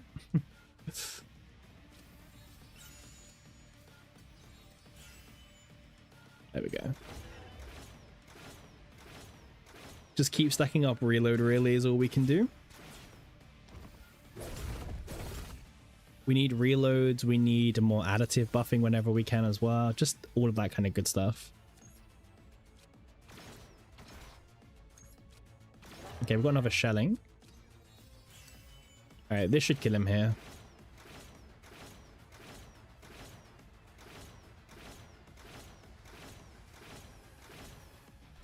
Yeah. I feel like whenever you get Adelheid and Sortie, you're just like insta safe, man. Like you're not gonna die at all. You're pretty much good to go. We'll pick up the haste card. And then let's see what equipment we can get. These are all pretty rough. Yeah, I don't really need any of them. I'll just probably sell them for the money. The money's more important.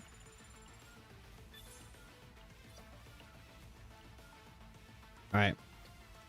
So teammate-wise, I'm pretty much just looking for... Well, really anyone can work for us.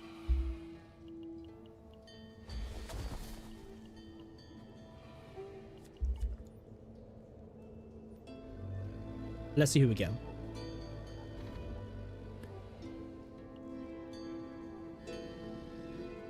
This isn't bad, just to gain more AP actually. Like even 1 AP helps a lot.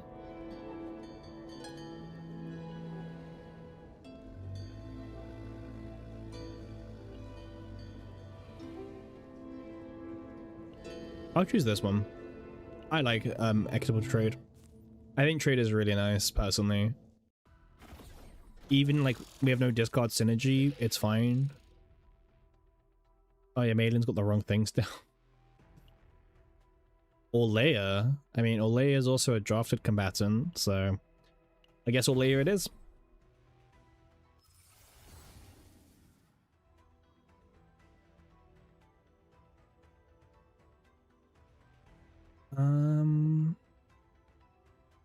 You know what? Gaining 2 morale and a creation is like actually pretty fine. Yeah. 2 morale and make creations and it counts as a skill card. Sure. Okay, so there's a shop down there into an elite fight. Cool.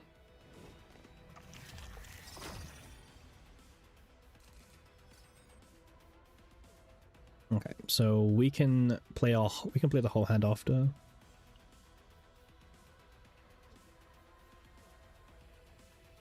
It's just gonna be a bit spread out, but that's okay. Well, the correct thing is to just do this actually. Okay. And then this has haste anyway, so we can do this. Go. Is Dreamer plus Dominion OP? What do you mean is it OP? Like, for what content is it OP? Okay, get Teddy now. Nice.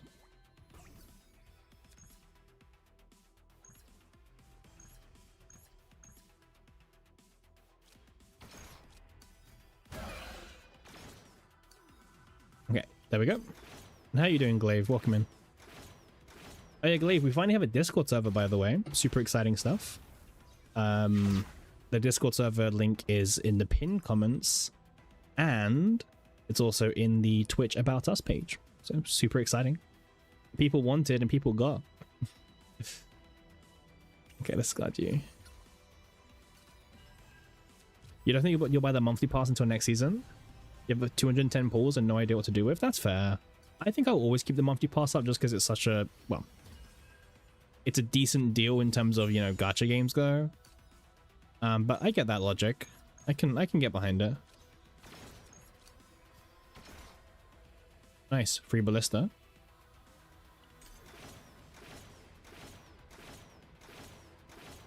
Remember, all you need is 1 reload to get the 3 hits. You haven't had time for Sortie as much? That's fair, yeah. If you haven't had time for Sortie as well, that makes sense as well.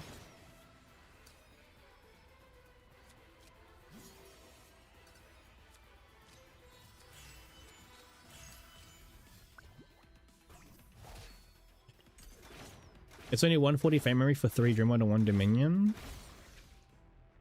I mean, Dominion's not that OP. You know what I mean? Like, it's fine. Another 2 morale? But this isn't that good. It is a skill card, however. It's a skill card, which also gives me 2 morale. And it has the lead keyword.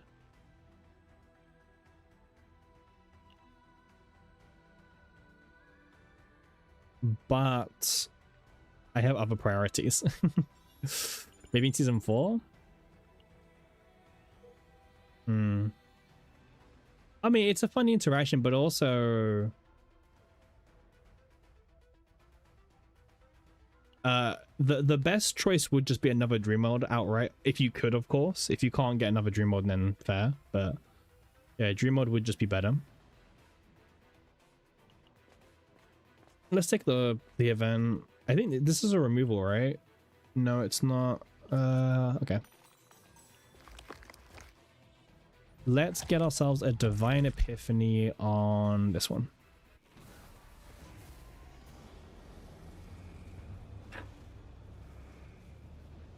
Well, at least the Void Fragment is on an upgrade card, which is a one-time only. Okay, so that's the okay part about it. It's a one-time Void Fragment.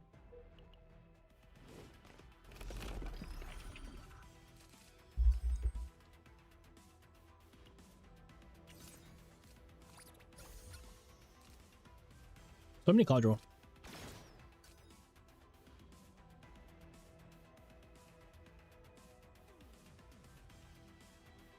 Hey, how you doing, Sean? How you doing? It's going good, thank you. We've first time we've streamed in like 3 days. We did set up the Discord server today as well, so people can find and join that finally. And it's also Friday, right? End of the week. So also super exciting. But yeah, it's all good for me. You changed the ball joints on your car, super big proud. Yeah, you should be. I've never had to do that before, so you definitely should be. Let's do this. And then I guess we can do this, and then I can get rid of the Void Fragment now.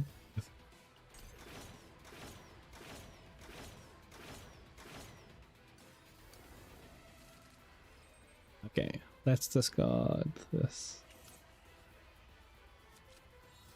I should have done Pendant first, actually. Right, I've got Pendant. I see remember about Pendant being a thing.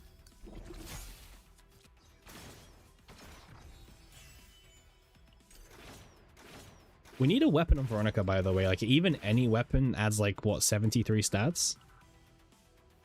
How do I place in Great Rift? We're currently rank number 2 right now on Global. So we're pretty high up.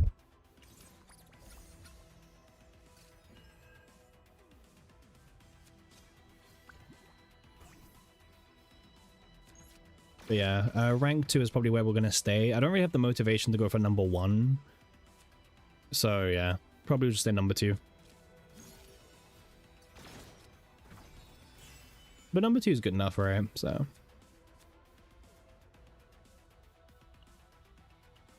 You just looked? Yeah. Yeah, we have the full run on YouTube as well, in case anyone wants to see that gameplay.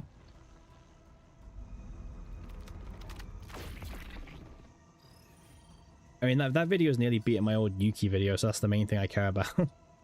Oh, this guy's okay. We have a lot of discarding with this build, so honestly, it's mostly fine. Okay, so we can do this. Okay, now we draw Kowalski. Bit awkward, but because you just want to play like upgrade cards consistently. Like this whole deck is like an upgrade deck.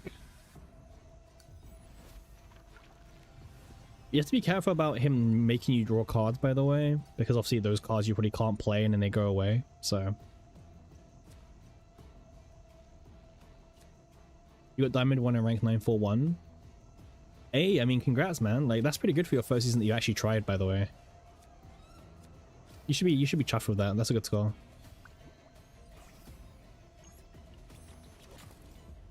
Alright, let's Ballista away. And then when we end the turn, we do like a ton of damage.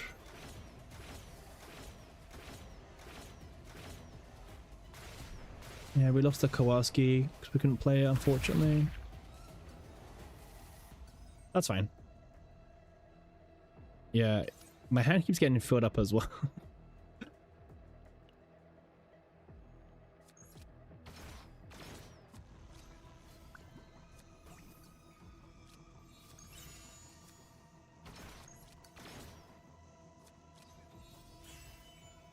Gosh, our whole hand is like way too full.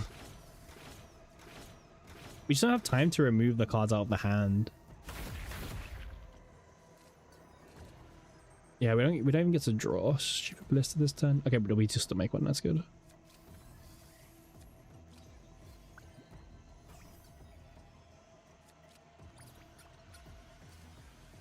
We just have to like just keep brute forcing this. Okay, that's good.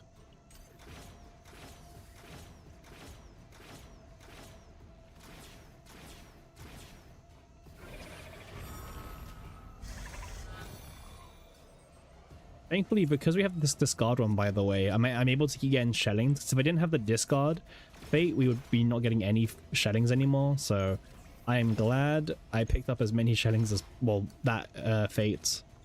Without that fate, we'd be bricked here.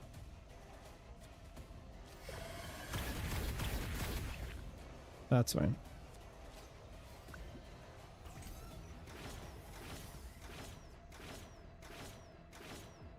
All right, there we go. And down he goes. And none of these cards I really care about, unfortunately. So, ooh, Tentacles of a Ruined Age is really nice here. Actually, I picked that up for Orlea. Nice little passive damage boost on for Veronica. And speaking of Veronica, another Sir Kowalski. That's huge. And then let's flash that Sir Kowalski.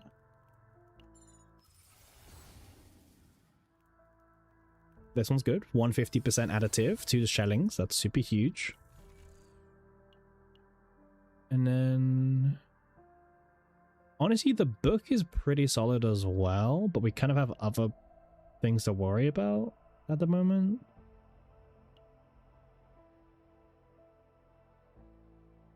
Wait, how much damage is reload adding? Reload adds 50% multiplicative. Okay, well, book is not bad, but I want to save my money as well for the next shop. So that doesn't really help. Should you go after Maddenend? Winning bid? You don't need to for 100% achievement. You don't need to. So you can save your sanity. Or if you want to try, obviously, feel free to. Alright, let's get another divine on Kowalski here. Whenever I see this god, I get a bit spooked because I do not love this god. This one's okay. When we get attacked, it activates it for free. That's pretty solid. And let's fight the burning elite while we're here, I guess.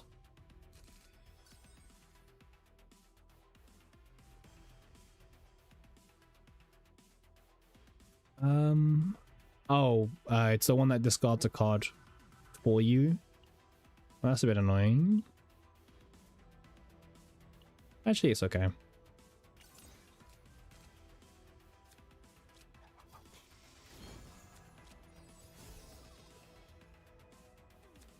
then we can draw 2 cards here. If only I had more AP, man. My whole hand just takes up like AP to do things. This should be, yeah, we should start marking this one at least.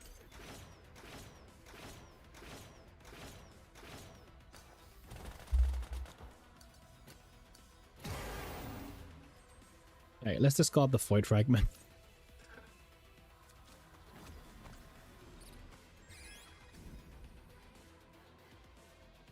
Yeah, it's a lot of damage, but in reality it's also not really. Because they change their actions. I'll play this just to get some cards drawn as well.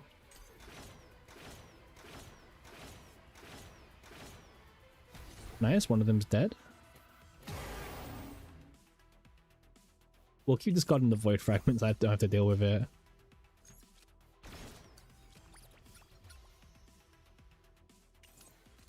Nice. Let's keep buffing up the Shedding Ballista. That's kind of the whole deck, really. Just spam Kowalskis and see what happens.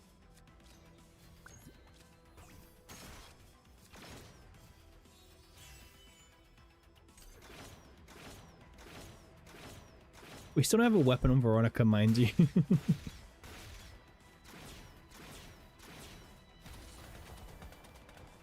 17k damage turn, not too bad.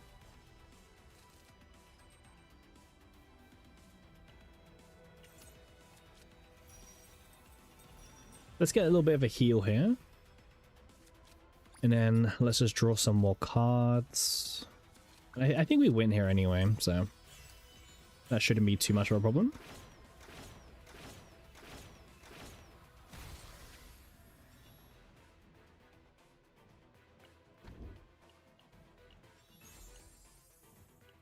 I'll take this. I probably could have sold it for some money actually, but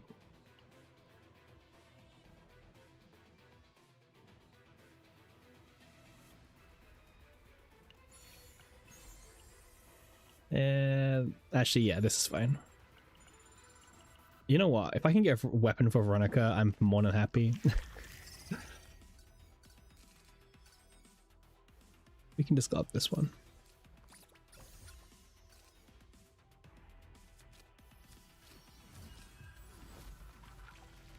Yeah, turn one is just like spam all the upgrades and pray. If we had the accessory, like whenever you play an upgrade, you draw one and gain 1 AP, that'd be so good, but yeah.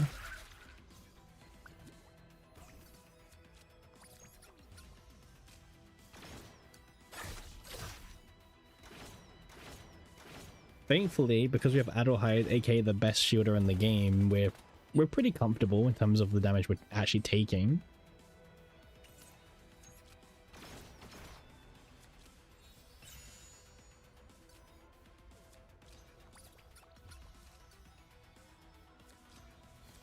You're going crazy just to get the Galactic Medal to 100? Yeah, and thankfully it's not too bad. Remember, you don't need every single achievement. Big Tank, you only need the ones that contribute to a badge.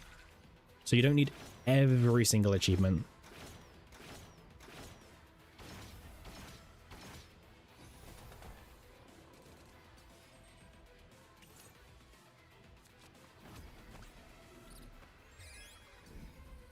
Alright, you're good. Yeah, just remember that so you don't, like, accidentally grind too much than what you should be.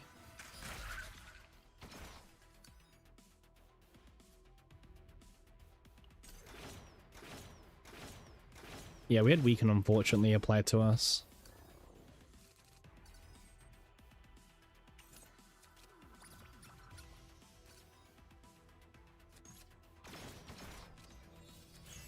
There's achievements? Yeah, there's seasonal achievements that you can get. Not in Sortie, but in the Galactic thing, the new season. There's always achievements you can do, yeah. If you go into the season, it's in the top right, usually. And it'll give you a percentage number, like how close or how far away you are from completing every achievement. Drawing 3 cards and gaining AP is pretty good. I'll take this. I really like card decks. I think our deck is really strong.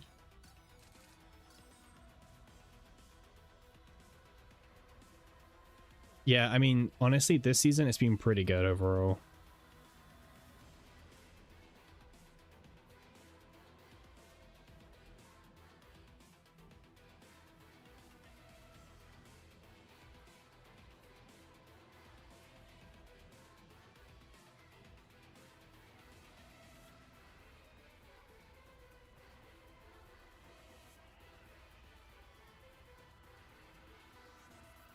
All right, let's do this.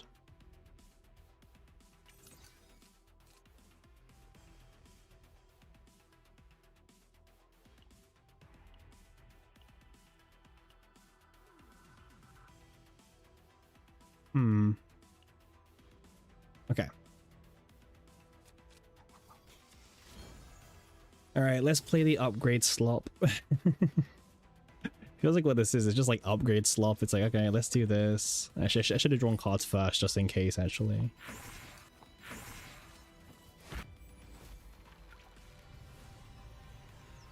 Yeah.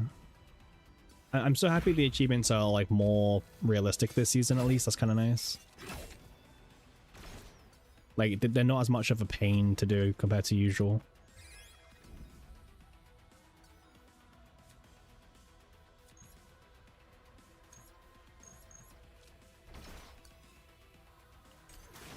It's the getting a winning kill with the Persona card. Oh, that one's not too bad. I have a video on that, by the way, as well.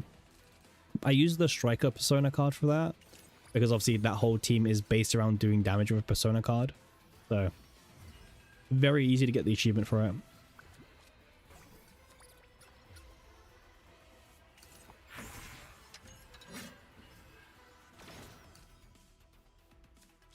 Let's heal up while we're here.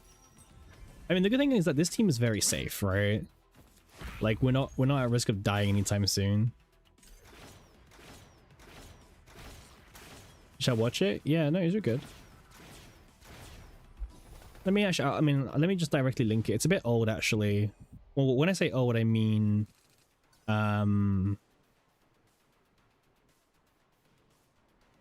it might not be the easiest to find.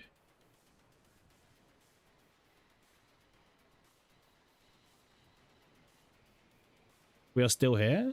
What, in the run areas? Yeah, I mean, yeah. Oh no, I mean the actual like persona video, Yang. I know that Sue has an achievement one, but let me see. Yeah, this is what I use to get the achievement done. But next season we will definitely we'll do the achievement video early on, and we'll continuously update it. I'm aware that I didn't really update it this season, but we definitely will do. No, you're good, man. Anyway, let's discard this.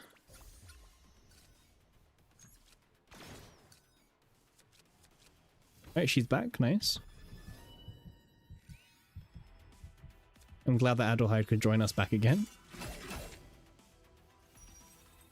Gosh, imagine if I had E6 to Adelheid, how good she would be right now, in terms of just all the buffing and everything. Sadly, I don't have E6 Adelheid. That was like way too much at my budget. Hey, Pun Pun, how you doing? Good. I mean, I'll be honest, like we spent like the first half of the stream, well, we spent like 2 hours just yapping. We didn't really do any content. And now we're doing some sortie to burn some stamina with Veronica, as you can see. Everyone tells me to never take negotiation. Oh, thanks for the sub, by the way. Appreciate it. We mostly stream nowadays compared to making videos, but we still do make some good videos, I like to think, so. I don't think we take the negotiation. We do have Adelheid, but... Do you want maintenance mode for the game? Yeah. The game is very, like, maintenance mode at the moment. I can agree with that. This is like 5 morale. I'll take it. Wait, it's like a soft 5 morale. It's not straight up 5 morale, but... You know what? I'll take the... at this point, I'm so tempted just to hit this weapon just to get some stats. And also, it will technically proc the one-hit shield all the enemies have. Okay. Let's go and grab a divine on firing prep.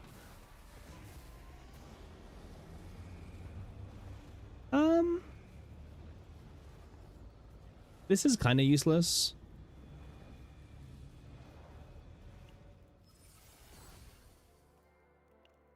But yeah. Let's not do anything like that with Adelheid, yeah? Okay.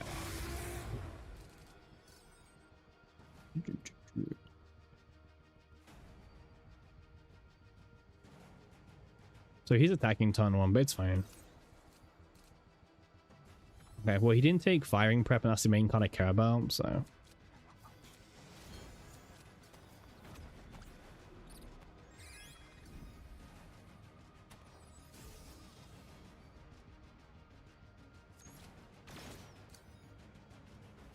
Okay. I mean, I can keep the Void Fragment for a turn. Not my favorite thing to keep, but... Okay, there's the upgrade card. But we still get full reload for this turn, which is nice. Oh, damn, we just, like, crit every single hit. That was kind of unusual. Very unusual, actually. Nice, there we go. Now we can just play all the typical cards we would do.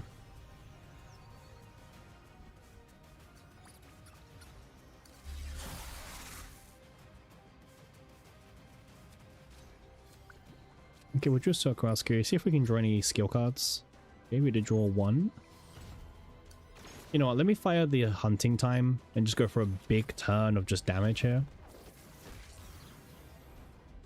But yeah, I agree with you, Pon Pon. There's not much to do at the moment, really. But I'm still finding stuff to do. This is 18 hits, by the way.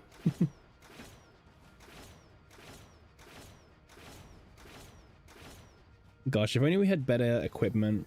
Our equipment's so bad.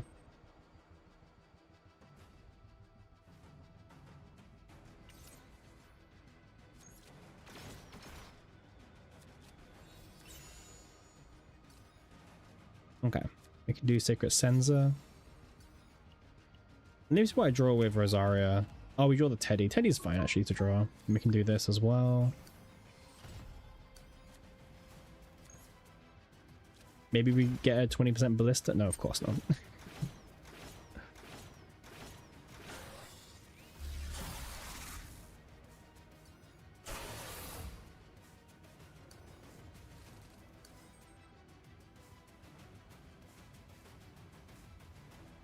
I mean, I would always appreciate us actually getting some good cards, but you know, let's discard. I think we discard the protection, and then Kowalski auto activates. Yeah, because we have Teddy for this anyway.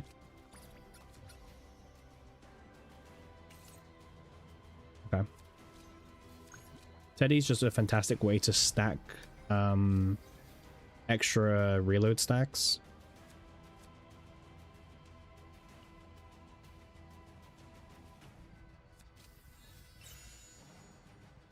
Okay, yeah, 5 stacks is the max, so that's pretty good.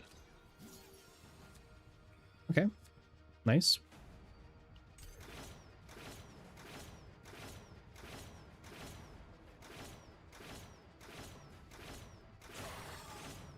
But yeah, someone asked me like, how can I even do 27 out of 30 with Veronica? And this is how.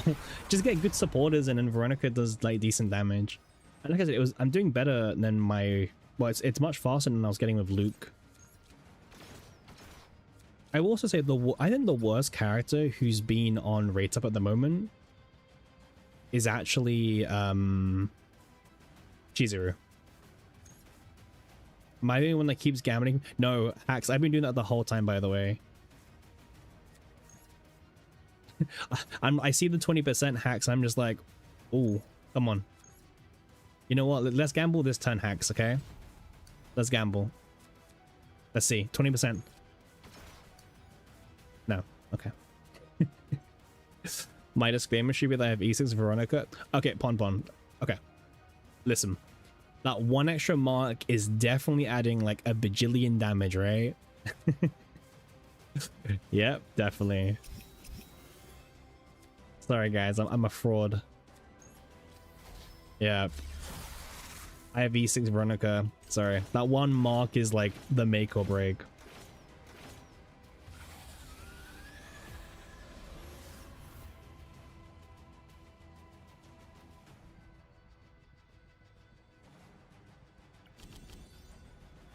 Okay. I don't want any of these cards, man. They're just all bad. Please give me a good weapon. Okay, you know what? I'll take the mutant just because it's like something at this point. All right. But yeah, what other games are you playing, Pon Pon, at the moment while you're enjoying this dead air?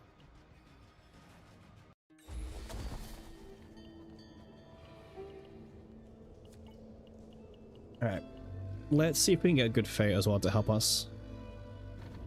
Good Fate has not been acquired.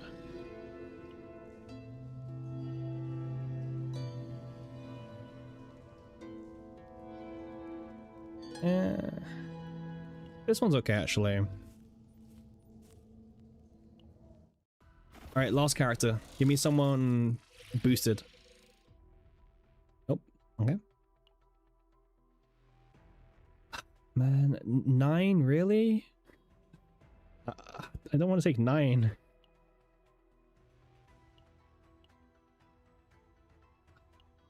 But she is the only boosted character the game's given us.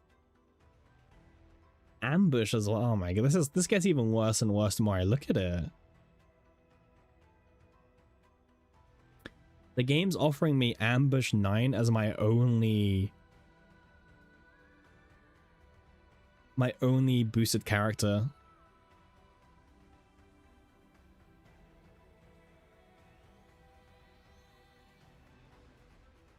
Man, this sucks. Oh, brother. Like,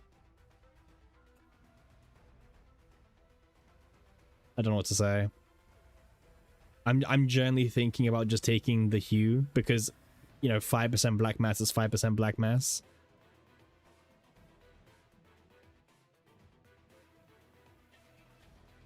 This is so bad. This is so bad, but we are here for black mass. CZZ's pretty stale too. Is it still doing the Cyberpunk collab? Is that still going on?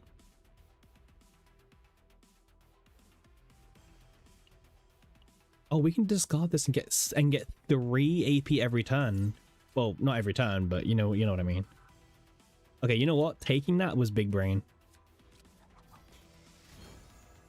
Oh, right. Sorry. Wrong game. Wrong game. Yeah. See, everyone comes out to correct me. Wrong game. Yeah, ZZZ's the Hoyo game, right? It's the like action Hoyo game.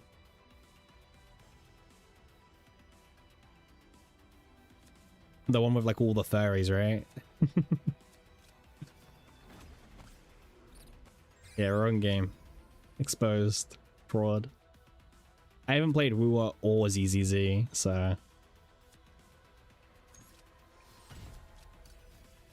Actually, I should have done this Sikorsky first, actually.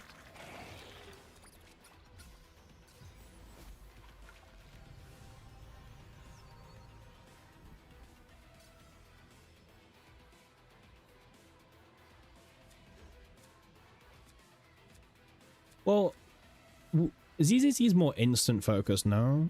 Like, it's not open world, it's like instant base, right?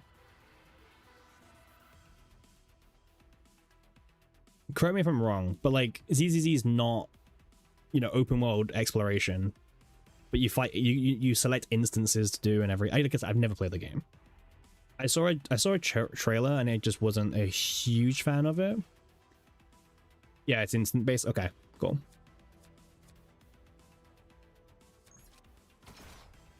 You thought I'd like action combo fighting game? I actually do, but I'm really picky, Pon. I'm really picky. Yeah, I mean, the only one I play, I play NTE, right? But that's mostly because I actually like Hotter Studios. I really enjoyed Tower of Fantasy for the 3 years I played it, right? Or 2.5 years, whatever it was.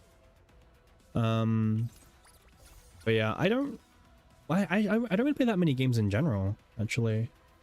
You enjoy NTE a lot? Me too. For me, NTE was also quite different because of, you know, the urban theme behind it. So it had like a, you know, a different selling point.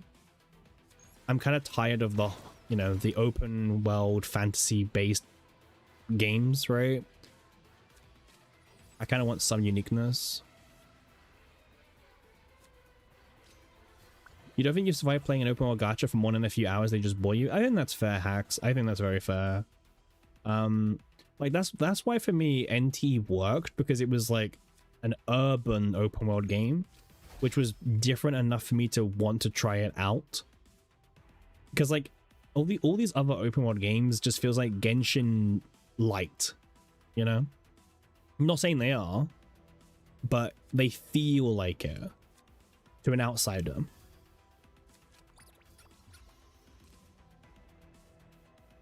Yeah, I think the new NT update is pretty huge, Tank. Someone was asking me earlier, would I stream the NT update because I play the game a lot, and I was like, maybe. I'm not too sure.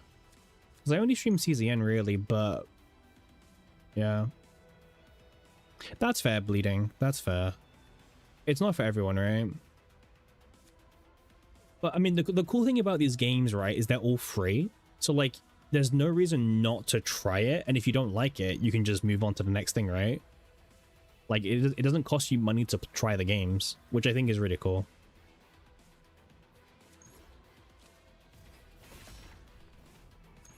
Maybe we get the 20% here. Nah. You play CZN in tablet when you play NTE, that's fair. Yeah.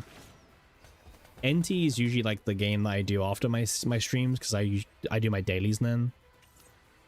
But yeah, I like it. I'm enjoying it. Yeah, that's correct, Pon Pon. They're giving out another 5-star selector to celebrate 1.2, which is kind of crazy.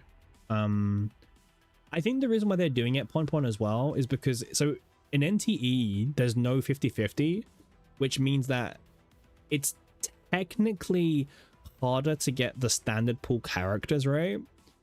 Because they don't really, I feel like at endgame you don't really get much standard pool currency anymore. So I feel like they're giving out the selectors as well because, you know, people actually get excited for them. They might be standard pool characters, but they're still quite hard to get. I think that's why. I mean, I'm not going to complain. You know, selector is selector, right? As gacha players, we always take a selector. But it was a very welcome surprise, actually. Very, very surprised. I guess the funny thing for NT is the new character's coming out soon. And on China, like, the new character is, like... she's, like, a worse DPS compared to some of the older characters. And people are very upset. People want power creep, you know what I mean? It's just funny. It's just always funny seeing, like, people complain about lack of power creep for their favorite characters. Right? What I rate NT's combat? Not very high. Well, it depends what you're used to. Is it better than Wua or Enfield? Probably not, no. To be honest with you. Probably not. Is it good enough where, like, it's playable and it's smooth? I would say yeah. If we're saying, like, Wua is a 10 out of 10, right? If we're assuming that Wua is a 10 out of 10, I would say NT feels more like a 6 or 7. You know? Maybe more of a 7, to be honest. No pun intended, but yeah. You bundle your luck with NT, you got Lacrimosa on the first pool. My Lacrimosa pools were insanely lucky. Like, incredibly lucky. It's a what you didn't hear? I'm not saying it again. I'm not saying it again. But also, they go for a very safe approach. You know, it's just your very typical quick swap, you know, charge up a meter game. Same as Reddit people on CZN, they cry when new characters are weak. Yeah, see, Pun Pun, that's the problem. People complain about power creep, but then they complain a lack of power creep, you know? It just depends if it depends if it's their favorite character or not. That's what you often can find.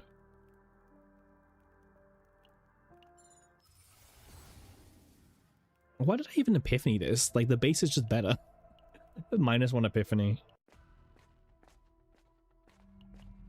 Yeah, but people will complain about power creep, and people will complain about lack of power creep. What's the solution? There really isn't one, to be honest. Weekend's really good. Now, mind you, they released a new character yesterday in China, and she received some buffs within, like, less than 24 hours of coming out. What if we make a really good character design and make them bad? Well, that's what they did with NT's latest character. Her design is, like, people love it, but that's why people are more mad that she's not as strong as she could be, because they think it's a waste of a good design, right?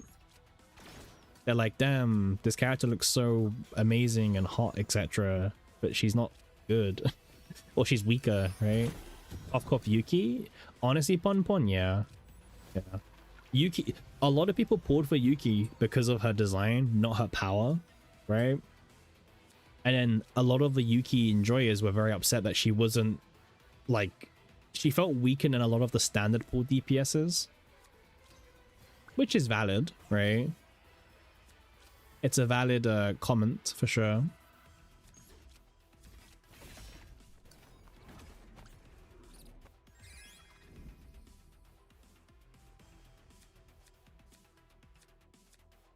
All right, let's do the morale. Is there any other character that came out who was really weak? Kizaru, maybe? Season 1 was just rough. Season 1 was really rough, actually.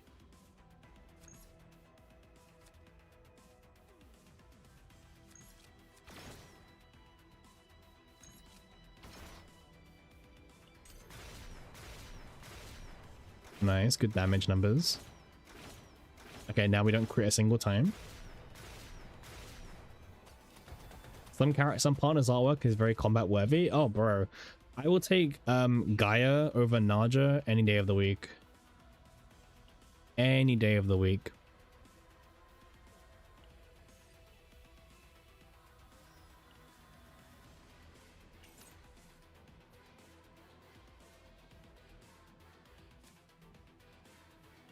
Yeah, I mean, Chisa's gotten more buffs than Yuki. I think you're correct at this point, yeah. You're not wrong, Bleeding. This is a very weird type of game. Like, it's even weirder than normal turn bases, because you know how normal turn bases, the character comes out and, you know, they've got the 3 skills typically, or 2 skills. There's not really much you can change about them, they just have the skills. But with this game, it's like you can change the entire character's decks and everything. So like characters can, like, you can clear every content with anyone pretty much. Like Tower is probably the hardest save data mode we have, and you can clear that with anyone, right? You just need a good deck. Now obviously there's a difference of Tenebria doing 600-700,000 damage in a single turn and Yuki struggling to do 150,000 damage in a turn, right? There's a big difference, but ultimately you can still clear the content.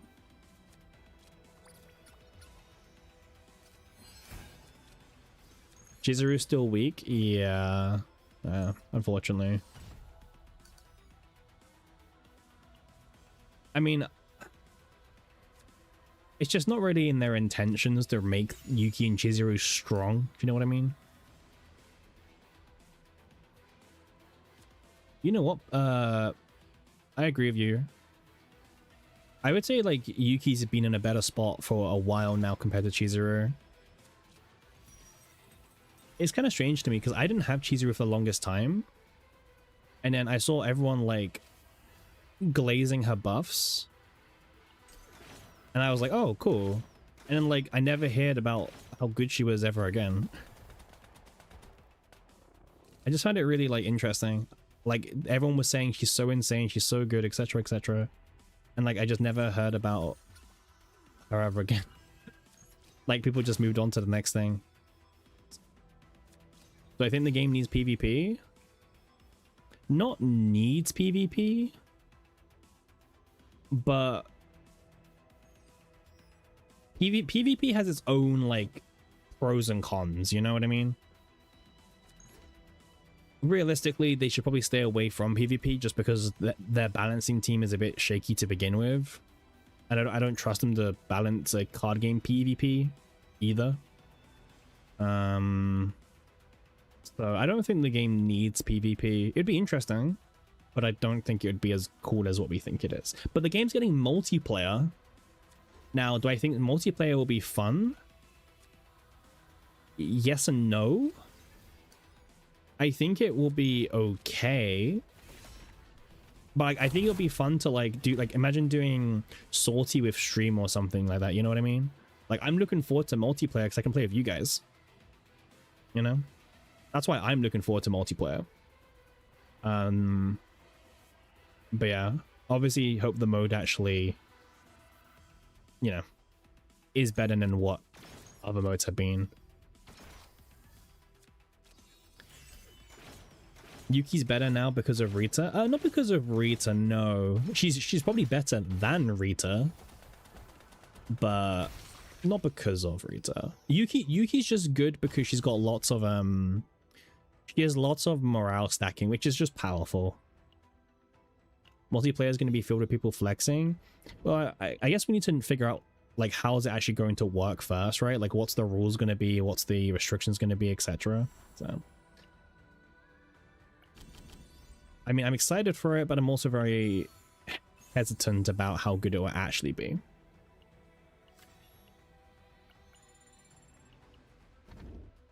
Chizuru Glazers will post a 30 plus turn build up and say she's OP. You know what? That's actually super true. Like, that's probably one of the truest comments ever. Oh, okay, we got it. Nice. Upgrade card is used, draw 1 and gain 1 AP. Finally. I mean, it's kind of useless now, but still.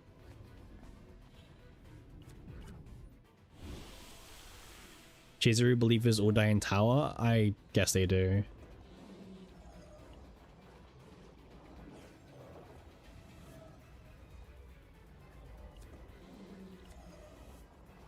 I don't really want any of these.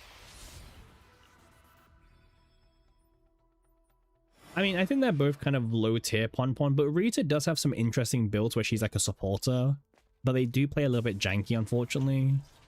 But she's not like horrible. Yeah, I actually think Chizuru players have had it worse than Yuki players. I will say that very, very comfortable. Like, I think they've had it way, way worse. AP reduction? Nope. This is good enough. Turn start activation is good enough for me. Alright, final boss. Let's go. We've been yapping a lot, so this run has taken like way longer than what it should do, but it's fine.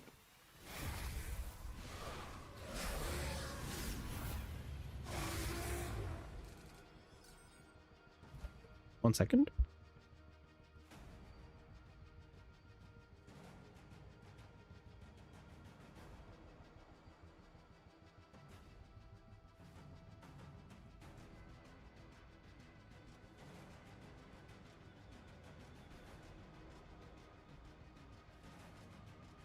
Rita's support builds are kind of jank and her DPS builds are usually way better with Flame of Eternity. Yeah, I agree with you. Yeah. Redeem the waifu players by releasing summer ults of Yuki and Chizuru easy. Yeah, true.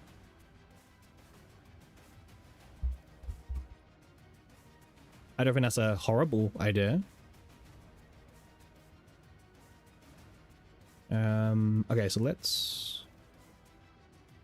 This gives us 5 AP, by the way. That's really funny.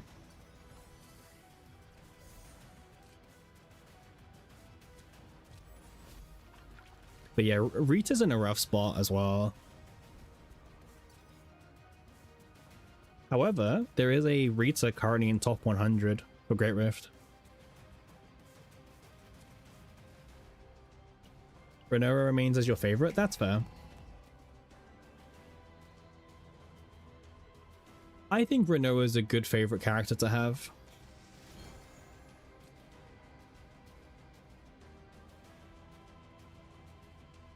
Yuki swimsuit in season 4, surely? God. Damn. Imagine a Yuki swimsuit. The devs could cook.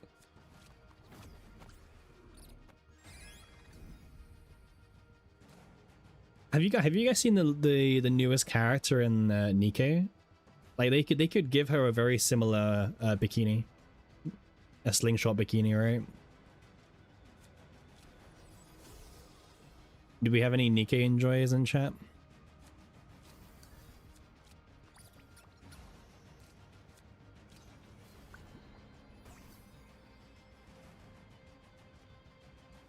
Yeah, the new character in Nikke is wild. Typical Nikke stuff. Very typical Nikke stuff. Just make her wear hair-thin strings? I mean, they could do, man. They can do a lot of things. I don't know. CZN is sometimes like the most Guna game ever, but then other times it's like the most chillest, right? Like no in between.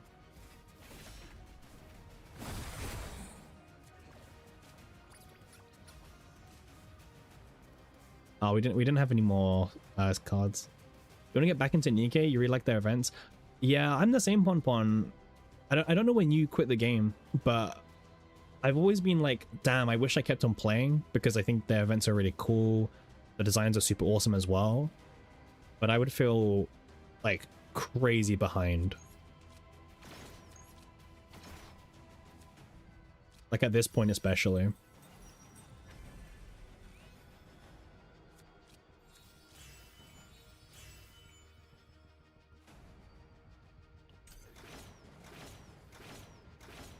Oh, this was turn 1, by the way. I mean, we drew for the entire deck. That's kind of cool. We can keep discarding Hue and getting like 4 AP every turn.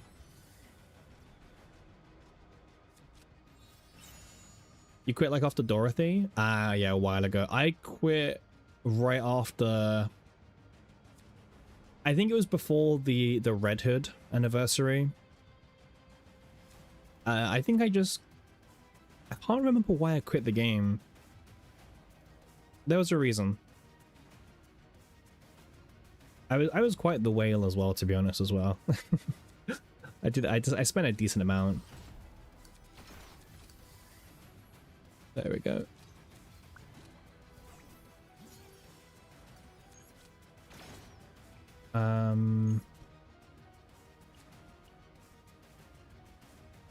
Yeah, Dorothy was I know Dorothy was a while ago. I still keep up to date with the characters a little bit, you know, because I think it's interesting too.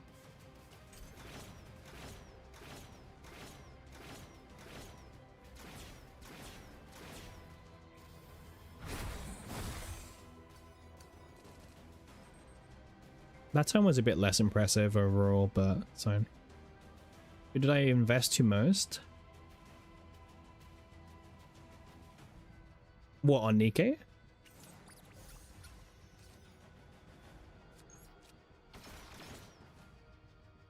I mean, I guess on launch, right? Like on launch when you're playing through the story and you get all those pop-up packs with all the crystals, I bought pretty much every single one.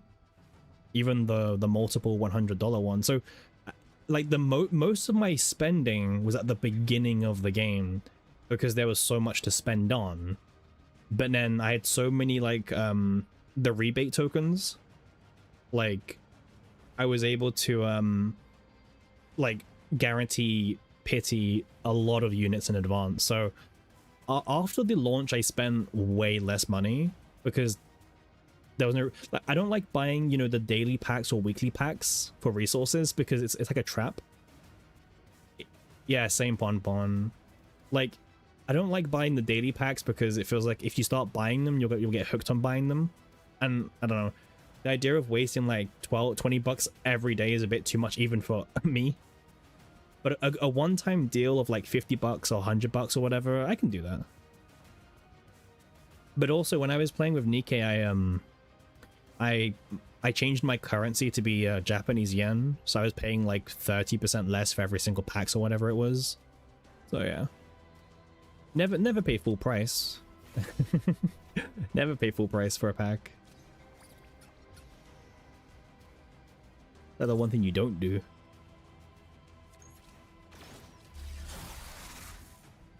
Yeah, pop-up deals are my kryptonite as well, Ponpon. Like when I try a new game, I have to be very careful.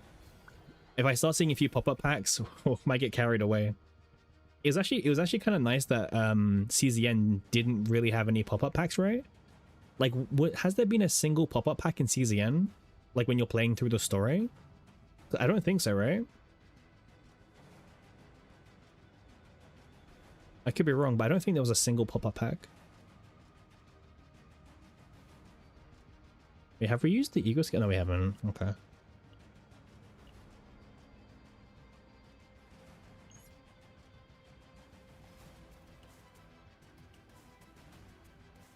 Yeah, that's true. Most games don't do pop-up packs. Yeah, it's mostly an older game thing.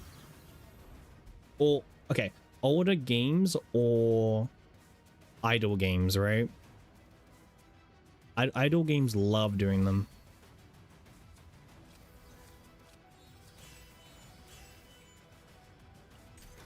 I don't know if you ever got into idle games, Ponpon. I guess Nikkei was technically an idle game that had like... It was an idle game but you had to manually play sometimes, you know what I mean? It was a kind of, it was like a weird mix.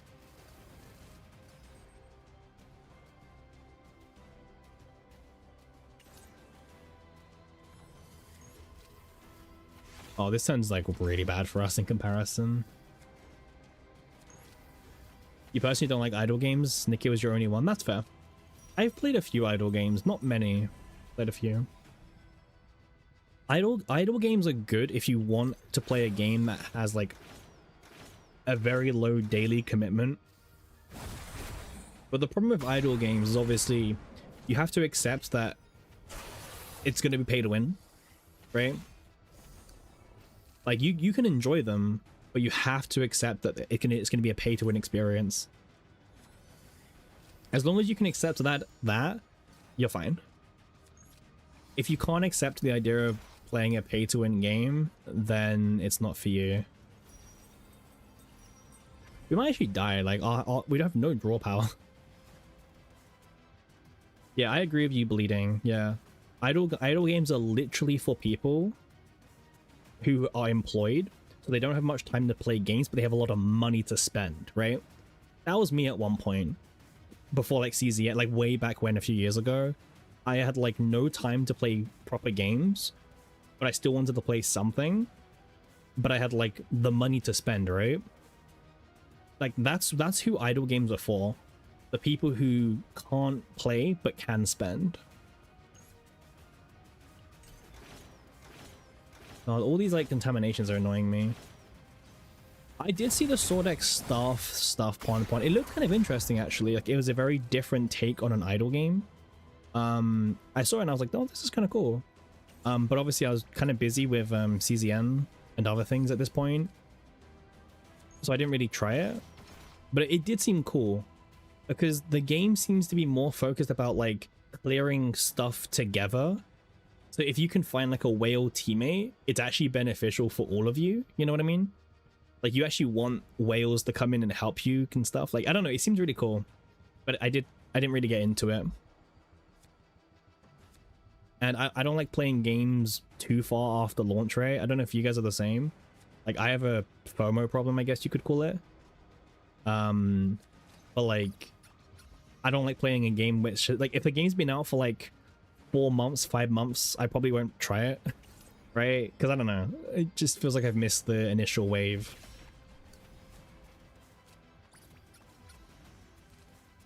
Okay, well at least we have a better hand this turn.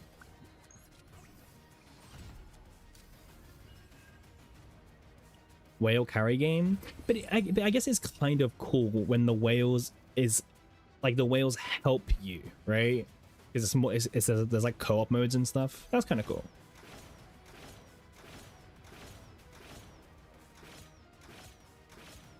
You only play if Anniversary gives a bunch of characters. Yeah, that's fair. That's fair, Pon. I mean, to be honest with you, and I mean, it's not very, you know, permitted, but technically the best thing to do, if you want to get into a game that's been out for a while, just, you know, buy an account. Again, you know, not encouraging it, but just saying, technically, the best thing to do is to buy an account that has been kept up to date with.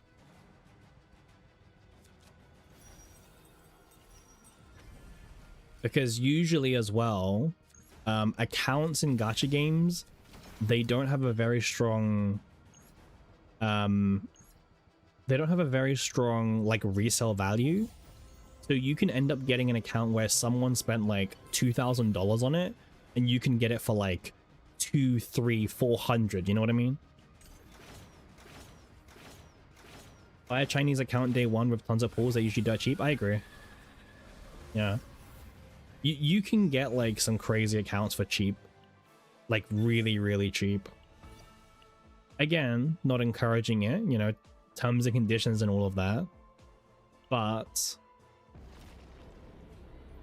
if you want to get back into a game, you're just better off buying. Okay, again, if you're free to play, then obviously ignore this, right? But if you're someone who's going to spend money anyway, you're better off buying an account, because that account will have so much progress almost more than what you could have bought to get there, you know? And also they might have like limited collab characters or something that you missed out on as well. There's all that, so. It's very rare, by the way, that like, so gacha games don't really ban people for buying accounts, but the accounts they do sometimes ban are like the accounts that were like mass generated on like the Chinese reroll farms or something, you know? Those are the accounts that get hit, if any at all. Fun fact, when CZN during CZN's launch, they actually did that. They banned a couple of reroll farms. But yeah, most devs don't care to stop like the process of selling accounts, because at the end of the day, the person who buys an account is probably going to become an actual spender in the game, which is another paying customer. So some bit of like industry facts for you guys. Obviously, the reason why they say it's against terms and conditions is to put you off, because obviously they'd much rather you spend money to catch up, but also they have to say it's against terms of service because, you know, they don't want to be liable that if you get scammed or something, right? Like if you buy an account and it doesn't go well, they, you know, they don't want to be liable for it, because they'll just be like, by the way, we told you not to do it. No, we said don't do it, you did it, that's your fault. So they have to discourage it anyway. They also hit some rerolls early days too, which is kind of crazy. Yeah, I heard about that. The rerolling thing is kind of crazy, but I remember, because I was just looking, right? I was looking at CZN, the market, and you could buy an account that had like 6 or 7, again, no pun intended, 6 or 7 5 stars for like $50. And starting an account with like that many 5 stars is actually insane, you know? Because you were only guaranteed like what, a few 5 stars when CZN first launched. Like you had the 30 out of 30 banner, and that was kind of it. Well, you had the 300 out of 300. I like how Glaive always pops in. But yeah, like it's kind of crazy, really. Yeah, no, obviously, you know, blah blah blah blah, don't spend, financial well-being, all this, all that, you know what I mean? You know, all that comes first. You know, don't spend above your means, and make sure you have money for the important things in life. Like my spending is nowhere near as much as it used to be, because I'm saving for like actual things in real life, right? You know, house money and stuff, or property money in the future, retirement in the future as well. Is it even worth to survive in this world? That's a deep question. You know what? Yeah, it is, because you can make your life what you want it to be, you know? If you want to have, okay, you know what, guys? I'm not doing Veronica again. I'm picking Tenebria. Okay, I need a bit of a faster run here. But yeah, you're the one who can choose what you want your life to be, right?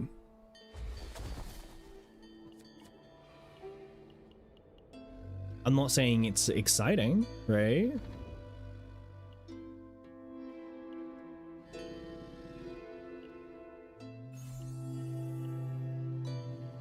Yeah. Buying your house cut your gaming budget in half. Your house poor now. I mean, that's fair.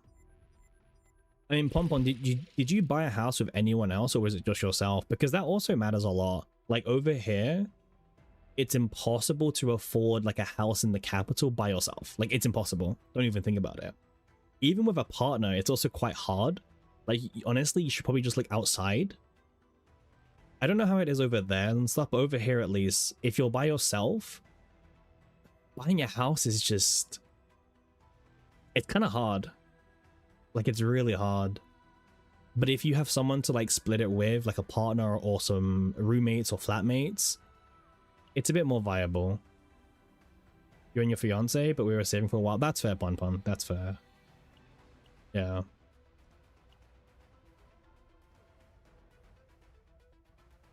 Yeah, you honestly have to, I think. Let's just pick Maribel. I think Tenebria is broken enough that we can just clear this anyway. Yeah, you have to save for a long time. And honestly, the whole saving process is the worst. It's so boring. And then like you have to make a decision in life where like, do you save a lot or do you save a bit less, but then you can have some fun money for yourself, right? Like how frugal do you want to live, right?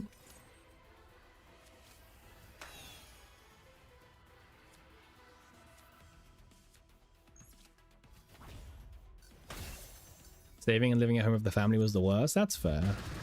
Yeah.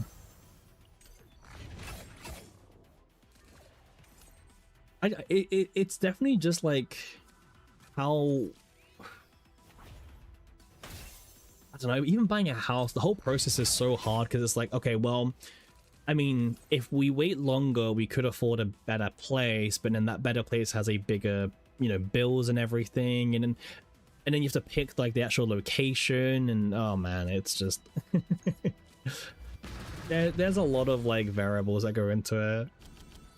Annoyingly, right? There's a lot of like things that go into buying a house. Like even once you have the money, it's not easy. You're near 21, you dropped out of college, job's been stale, the boss is problematic, pardon you for dumping. No, you're good for dumping, man. I don't really mind. I know some people get a bit meh about dumping, but I don't really mind. I mean, listen, we're all here grinding the game or watching me grind the game, like I don't really mind. But yeah, I mean, I don't really want to take the mutate. I mean, I work a desk-based job, which some days is like the easiest job in the world, and some days is like the worst thing. But honestly, I wouldn't change it, I think. I mean, obviously, if I could win the lottery or whatever and then, you know, not work, I would. But as far as a job comes, honestly, it's a good balance. Like, you work, but you don't have to work like too hard that kills yourself. Like, honestly, the people who I feel sorry for the most are like people like the doctors, the retail workers, you know? Those are jobs where like you have to be on your feet the whole day. You don't really, you know, you actually have to work the full shift. If you've ever worked in an office, if anyone else has worked in an office, you know that when you work in an office, you don't actually have, well, most of the time, you don't actually have enough work to survive 9 till 5. Like, a part of the job is just looking busy, you know? Like, looking busy is part of the job. And the one thing you don't do is finish your work and be like, oh, can I have some more work? That's the one thing you don't do in corporate life.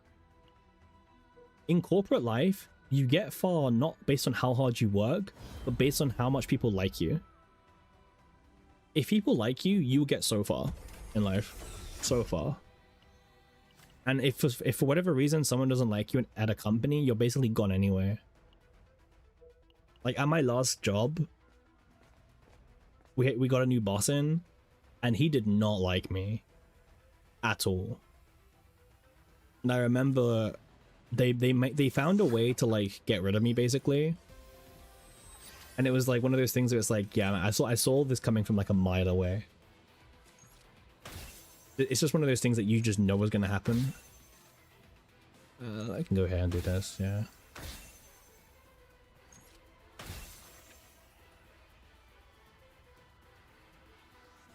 Are you handsome? I mean, that's subjective, right? I could say yes, but then someone could say no.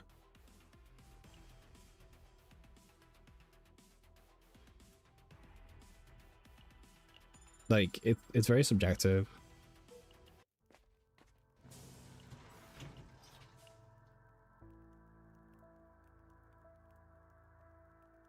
I would say... I would say there's nothing I would change if that's like a good answer, you know. I don't want to be vain or anything, but I would say there's nothing I would change.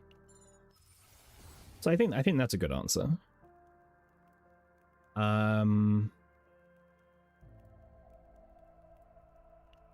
Oh, what you mean, like surviving in like a corporate life? Like if you're good looking, you can make it far as well. Is that what you're saying? Because I agree with you if that's what you're saying. Like looks definitely play a part as well. People will tell you it doesn't, but it does.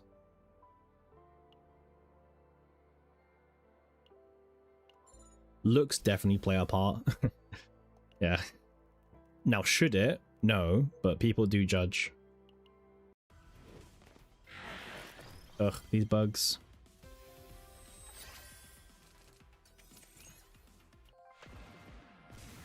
Oh, actually, I minus extra EP. I should have used the photo card. I lost 1 EP point.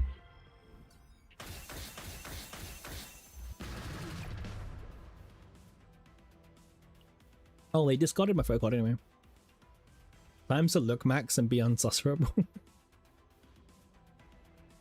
Yeah, Ponpon, the Discord's up. You can find it in the pinned message on Twitch or YouTube, and also it's in the Twitch bio.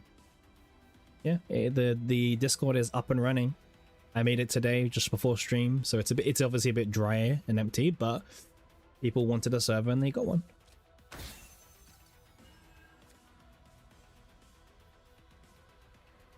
Honestly, like, okay, so I'll be honest, Bleeding, the whole looks max thing, I don't think it's bad. Like, I don't think it's a bad, like, trend or whatever you want to call it.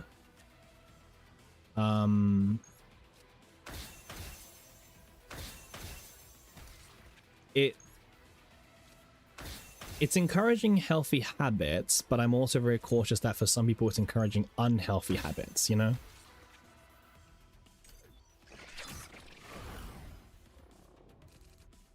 So it's one of those weird ones. I don't think it's all bad, but there are definitely some negative parts about what it encourages.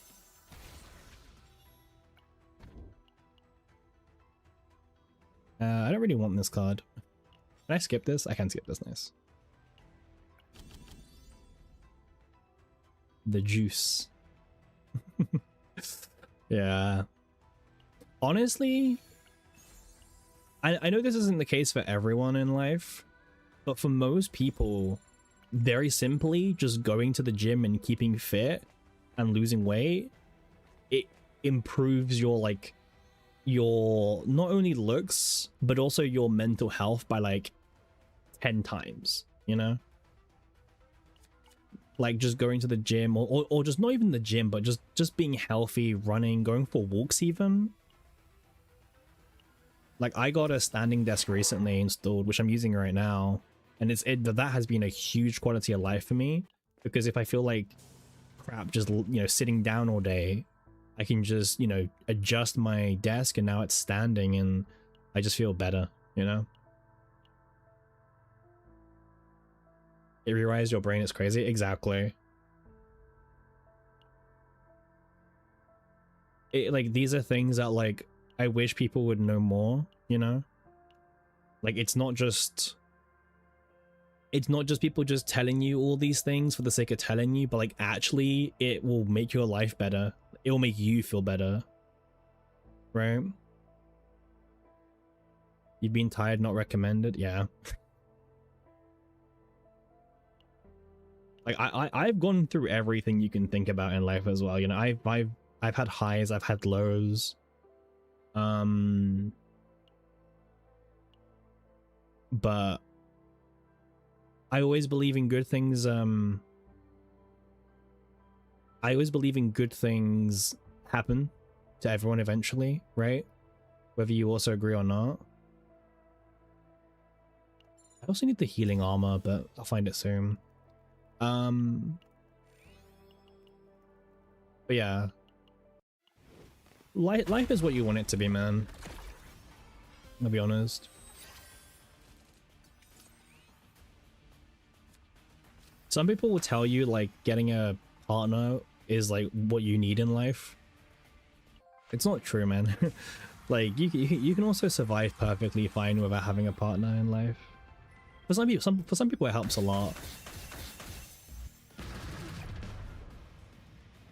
Ain't it funny how it works? Someone's always got it worse. 100%. It's like the stock market, right? Whenever someone's making lots of money, there's always someone on the other like the other side, that loses money, right? Cappy lyric stays, Cappy calm, rips the riff, clips the hits, gets chat lit. Hey, that's kind of cool. That's super cool. Hey, Josh, how you doing, man? You're waiting for something good still? When's it due? I'll be honest, man, I'm really bad with dates. When's it due? And the copy pasta. That's a good copy pasta. I take that over the hate that I get sometimes.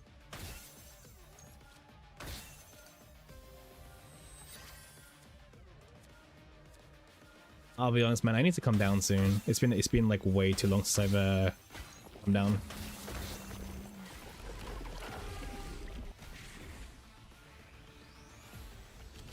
Oh, this is good. Bro, like, using Tenebria, it feels like I'm just cheating the game, you know? Like, the difference of using Tenebria and then, like I have E6 Veronica and E6 Tenebria, and the difference is just disgusting.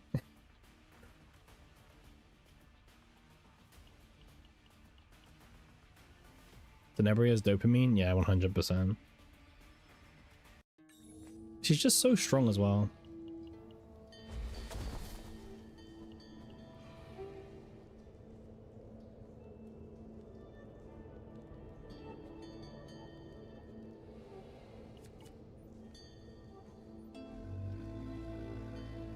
You're down this Sunday, you're pretty sure? Have you been going recently, Josh? Because like I see sometimes in the chat like people don't go down, so I don't know if you've been going down recently or not. I might come down Sunday. Okay, Veronica's huge actually. Veronica. Sleeping for just 2 hours is better than 6. Sleeping for 2 hours is better than 6 hours.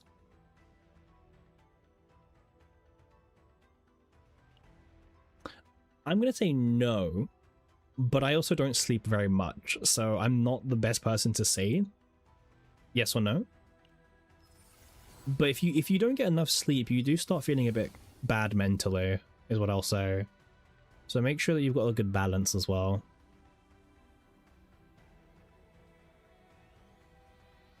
I'll choose Giant Blister, why not?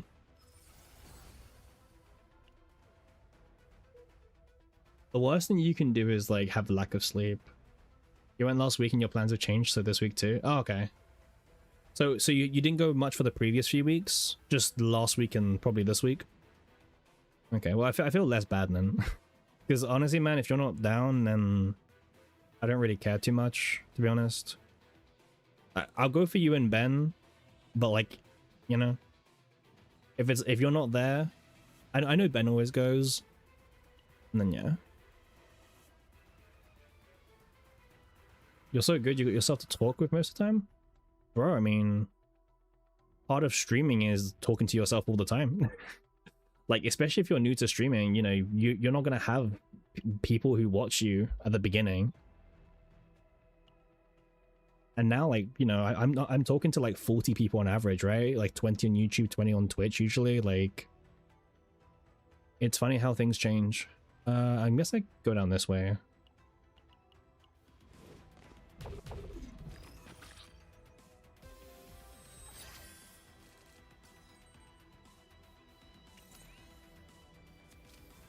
Okay, well, we don't have enough ego points, unfortunately. It's fine. We have like infinite AP at least, that's like something.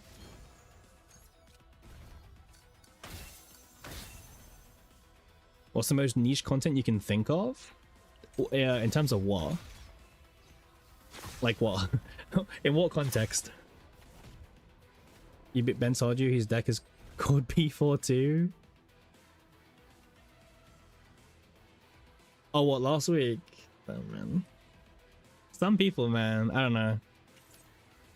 some people don't change. The most niche content in gaming. Do you mean like content as in content inside a game, or do you mean content like content creation? Because there's different answers, right?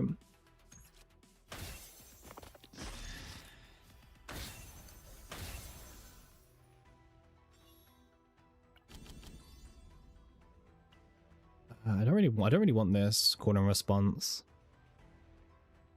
Man, I'll just skip this. I don't really want any of these. Let's fight the Burning Elite, why not? I mean, we're playing Tenebria, we can easily kill them. Content creation? I mean, in CZN, the most niche content is we don't really get theory crafting content before our good friend Judge joined the streaming world. So I guess theory crafting content is probably like not very popular in CZN at the moment. Like the maths behind things. Like people just watch content creator who tells them this is good, but not actually explaining why it's good. So I guess that. Do I make YouTube guides? I do make YouTube guides, Nixia. My YouTube guides are more showcases, like gameplay showcases. So for example, my last video was how I got second place on the Great Rift. I always do like OTK, or sorry, one turn kill or first turn kill builds for new characters as well. So if you ever want to see like a really strong build for a character or new character, my channel will probably have that as well. Yeah, I do make YouTube guides. I also made a YouTube guide about how to get every single achievement as well from the season. I made that very early on as well. Oh, yeah, sorry, there's no command for YouTube, but I can just link you the YouTube. I need to add some commands actually, just for, you know, ease of use. There you go. Have I done with Renoa? Actually, Renoa is one of the characters I've not even done a single fight with. She's one of the characters I didn't invest in much. I saw that Pom Pom. At Anime Expo, they hosted a speed dating event, but no girls showed up, so they changed it to a speed friending event. I saw that. Any response from the hippo? Mate, I went on Facebook the other day and he was deactivated, so.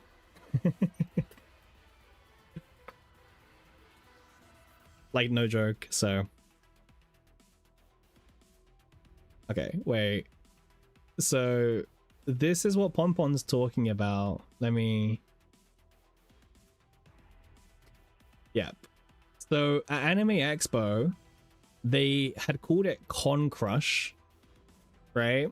And it was meant to be a speed dating event, but there was a lack of women who showed up, and they changed the whole thing to a meet, like a speed friend event. Okay, so it was meant to be speed dating, and they said that people waited hours in line for this. Okay. So people waited hours in line, and yeah, it became, yeah, this was it. So they had titled it Con Crush. I was transported to Anime Expo 26, and now I must find my soulmate in 3 minutes or less. But they, in brackets, had to add or friend because there was a lack of women who showed up. It was way too like male dominated. Now, you might be wondering, wait, just for this, I need to, let me take this off screen for 2, because I will find it, but I don't want to like, yeah, I need to do this very smartly, not to get like destroyed. Okay, cool. Okay, let's. Okay, this is fine now. What a joke. Yeah, so a lot of men showed up for the speed dating naturally, right? And all the, like, there was a lack of women. I don't think there was a few women, but like not enough to justify a speed dating event. And you might be wondering, well, okay, so where was most of the women? Well, if you didn't know, Love 'em Deep Space had a panel, right? And what they did is they got a bunch of guys to cosplay as the males from the game, and there was this meet and greet that you can see, for example, and you'd get to meet the cosplayers and you could talk to them. As you can see, like, they're touching, but the touching thing is very consensual. Obviously, they basically ask you, like, you know, are you comfortable with like letting me control where your hand moves and stuff like that, right? So Love 'em Deep Space had a whole panel, right? And they had, I mean, again, not squatting too far down for obvious reasons, but you know, they had like proper cosplayers of people who had to, and by the way, like, you have to keep this in mind, right? These cosplayers, they trained for this shit, right? Like, they had to like learn the characters inside and out, get the personalities correct, get the attitude correct, get the voice, you know what I mean? Like, they had to learn the men inside and out, because this community, by the way, like, if they get one thing wrong, you can best believe they will be all over the social media about how, oh, they misrepresented so and so from the game and everything like that. So that's basically a scene from the game in real life. Yeah, see, I don't know that, obviously, but that's what I mean. Like, these actors and cosplayers, they probably practiced months and months for this. Now, I don't know much about the drama, but I did see that there was a drama, right, where like there was a new male character about to be added and it got cancelled, right? It seems to be that there was someone who was meant to be that male character at Anime Expo, but because the character got cancelled, obviously they didn't have a booth for him, right? So there's a cosplayer out there who learned the new character inside and out, and essentially, well, I guess the time was wasted. Imagine if the roles were reversed. Well, they have been reversed. They have been. Like, we have seen some of, like, wait, let me see if I can find it. I don't know if I'll be able to find it, but we have seen the roles reversed before in the past, right? Yeah, I won't be able to find it, unfortunately. But like, we've seen it in the past before, like with like Nikkei and stuff, right? We have seen this. Now, the only thing they don't do is allow the touching, because let's be honest, I would say that the reaction to it wasn't as like personalized, if that's what you're asking. Like, it wasn't like you got to touch the women, if that's what you're asking, for obvious reasons. Like, let's be honest here, you know, men meeting a waifu, would you really trust them not to do anything inappropriate? I'll be honest, hell no, right? At least with the Love and Deep Space community, they obviously, like, they make you, like, you know, make sure you're comfortable and let's be real, women, maybe stereotypically, but you would probably trust a woman meeting their husbando character versus a male meeting their waifu character. Not all men, but let's be real, when most accidents go down at a convention, it's mostly something to do with a man being creepy. Lots of dodgy fellas, exactly. And we can, like, that's just a fact. That's a straight up fact.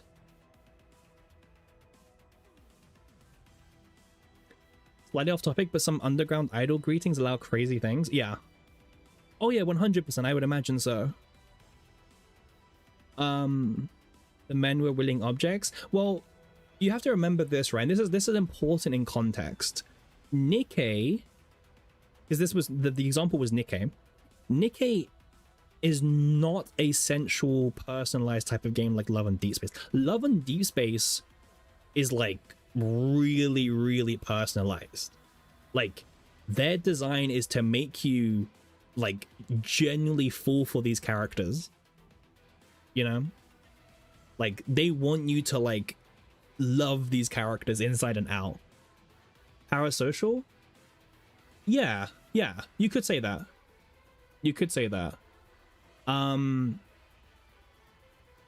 There was a thing, what was it now?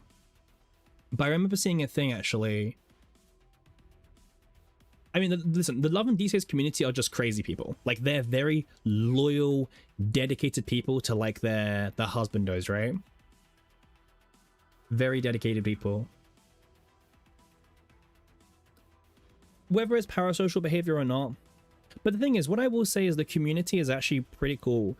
And by the way, someone actually mentioned this. I missed this completely. Let me see if I can find it again. But it was a pretty cool thing that I saw that would actually get them some like free marketing a little bit as well. Let me see if I can find it. Oh yeah, Joss, if you don't know, Love and Deep Space is like it's like the Guna game, but for women over husbandos. But like it's like proper deep. Like it's not like a typical horny bootleg game, like, you know what I mean? It goes way more detailed than that. Yeah, again, I'm being very careful when I search Love and Deep Space because you know what might come up and everything. But like this is an example. Like look at this. There was queues non-stop of people who just wanting to meet some of the cosplayers, right? Like this was a big thing, and like there's probably a lot of people who hadn't heard of Love and Deep Space who attended and was like, oh wait, what's this? You know, all the men look the same. Where's the obese yet charismatic man? You Boisu WTN. Yeah, man, Love and Deep Space is a wild thing. It makes a lot of money, by the way. Like it makes usually hundreds of millions of dollars per month, or close to that. But this this month it completely tanked because the company they really pissed off their player base, and when this is a player base that if you piss off, you are gonna feel it. By the way, like, do not mess with this player base. You know. Do not mess with these guys at all. But I think it's kind of cool. Hey man, when no one gacha game wants to cater to women, someone has to... Oh no, I agree with you. I 100% agree with you. I don't have a problem with Love and Deep Space personally. I think it's kind of cool how like it exists for a demographic that actually wants a game like this. And by the way, people might think so, but Love and Deep Space is actually an action game, believe it or not. Like, people don't know that because you never see gameplay. But Love and Deep Space is like actually an action based game. Like it's actually a combat based game, whether you believe it or not. With actual like combat and everything. From now on and recovered. Like you might not think it if you don't know much about it, because you only hear about the whole like men thing and how women are like super into the men in the game. But it's actually like an action game. Is it like the best action game in the world? No. But it's a game. Yeah, exactly, right. They have it's actually a game that just has like these other layers on top. Again, being very cautious when I scroll on Twitter for Love and Deep Space because it takes one wrong move and then everything is over. But yeah, they have like their own combat. Yeah, they have everything. It's actually insane. But yeah, I think it's a cool thing to exist for players who really want a game like Love and Deep Space to exist, right? I think that's kind of cool. Yeah. It's a feature on top, yeah. Where are the ugly women for the ugly enjoyer women? Well, where's the ugly women in the waifu games, right? like pretty much most of the waifu games is big busty waifu with like curves out of nowhere and all that, like, you know, it's like the same thing, right? But yeah, it's kind of crazy. There was like another thing I saw about it as well. But yeah, it definitely dominated Anime Expo. Yeah, and by the way, what they're doing costs a lot of money to host, but again, super cool. For like, if you're a fan of the game, it's super cool. And I think you can all like, I think everyone can respect that, right? I think everyone can respect like what it does for people who want to enjoy it. So yeah, that's what we saw in Anime Expo. Bit of a long side tangent, but obviously Pom brought it up. Well, Pom brought up the speed dating thing, and it kind of devolved into a bit more of a topic because there was a lack of women at the speed dating, but all the women were at the Love and Deep Space panel. Obviously, they weren't all there. It's a joke, but yeah.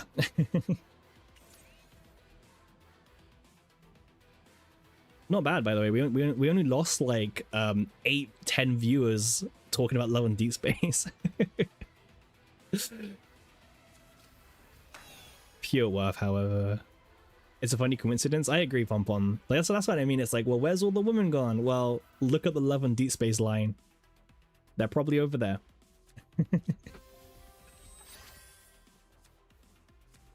This is awful. This hand is actually really bad. Okay, this is even worse. Yeah, back to the gameplay. Man, I've been streaming for... How long have I been streaming for? I've been streaming for like nearly 4 hours. Was CZN at Anime Expo? It was at Anime Expo, actually. Now, let's go on another side tangent very quickly. Let me pull up some CZN stuff. Bro, I'm a natural born yapper. What can I say? But yeah, CZN actually was at Anime Expo.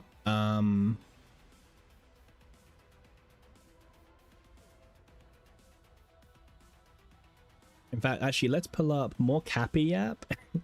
I mean, I'll be honest, like, what am I doing in game right now? I'm just like Tenebria doing stuff. Now, there's a lot of content creators who are actually at Anime Expo. I am not, but our good friend Cosmic, you know, fantastic CCN content creator, very informative. He is at Anime Expo, and he's been doing some live tweets. He found like all these standees, so he's obviously a massive Naja fan, so managed to cop both Naja stands. Yeah, so there's some large standees that you can pick up for the different characters. There's 2 different types of standees that you can find. One is like the really giant ones, and one is like a much smaller one. Right, you can kind of see here for reference. This is the smaller one, this is the giant one. They're huge. Yeah, they're actually huge standees. He managed to cop both of them. Now this is just part of the stuff. I think there's a bit more he had. Yeah, so also he they were giving out 5 of the Serenial lobby mats as well at the expo. Cosmic was one of the lucky 5 to win one. So it's obviously, it's Serenial's lobby scream as a desk mat, which is insane. He is actually going to be giving it away, by the way, so make sure to, I don't know, follow him on YouTube or something. He will only be giving it away to someone in the US, however, because, you know, shipping and everything. So if you're in the US and you want to try and win a Serenial lobby mat, then go and follow Cos. And yeah, I think some other stuff as well. Yeah, they had a lot of merch as well, by the way. You could buy these standees, which are a bit smaller. I think these were $20, right? These were $20 each, all of these standees. You could also get some pin badges down here for like, I think $15 each or something. Well, the pack, $15 for the pack. And obviously for those who did see or didn't see yet, they are releasing a Veronica and Hugo U2's plushies. Each one costs $30 each, not including shipping. And yeah, you feel less disgust for Love and Deep Space now. Hugo looks angry. It's a very interesting choice to do Veronica and Hugo, but I think they wanted to obviously do the more family friendly characters as well, right? You know, so people who actually have clothing, I guess, and also can be cute. So Veronica makes sense, but I will say Hugo looks like Hugo's got a way more detailed head than Veronica. Veronica's head's a bit weird. Like when you look at it for too long, it doesn't look right. You know, there's something a bit weird about it. But yeah, so you can actually pre-order these now, by the way, on the website. It is $30 each. There's no discount if you buy both of them, unfortunately. You just pay $60. So yeah, it's up to you if you think it's worth it or not. I will probably try to pick up both, maybe. I'm not too sure. Just because it's kind of cool to own some CZN merch. But that's about it. He goes for the fairy children. Well, that as well, I guess, right? And also there's some cosplayers, by the way. So you can meet some CZN cosplayers. So they've got cosplayers for Tenebria, Serenial, Marie, Renoa, Faye, and Diana. So if you're at the expo, you can meet some of the CZN cosplayers. And yeah, have fun. There's also a Typhera fan, like a huge Typhera fan who is at the event. If you've been on the CZN community, you might have seen them do the cosplay and everything. I'm not going to show their account just in case they don't want, you know, people to see it and everything, even though it's public. But yeah, she's been designing a Typhera cosplay for a long time. Huge Typhera fan. And she's also at the expo. There was a photo with her and the actual cosplayers, which looks really cool. But yeah.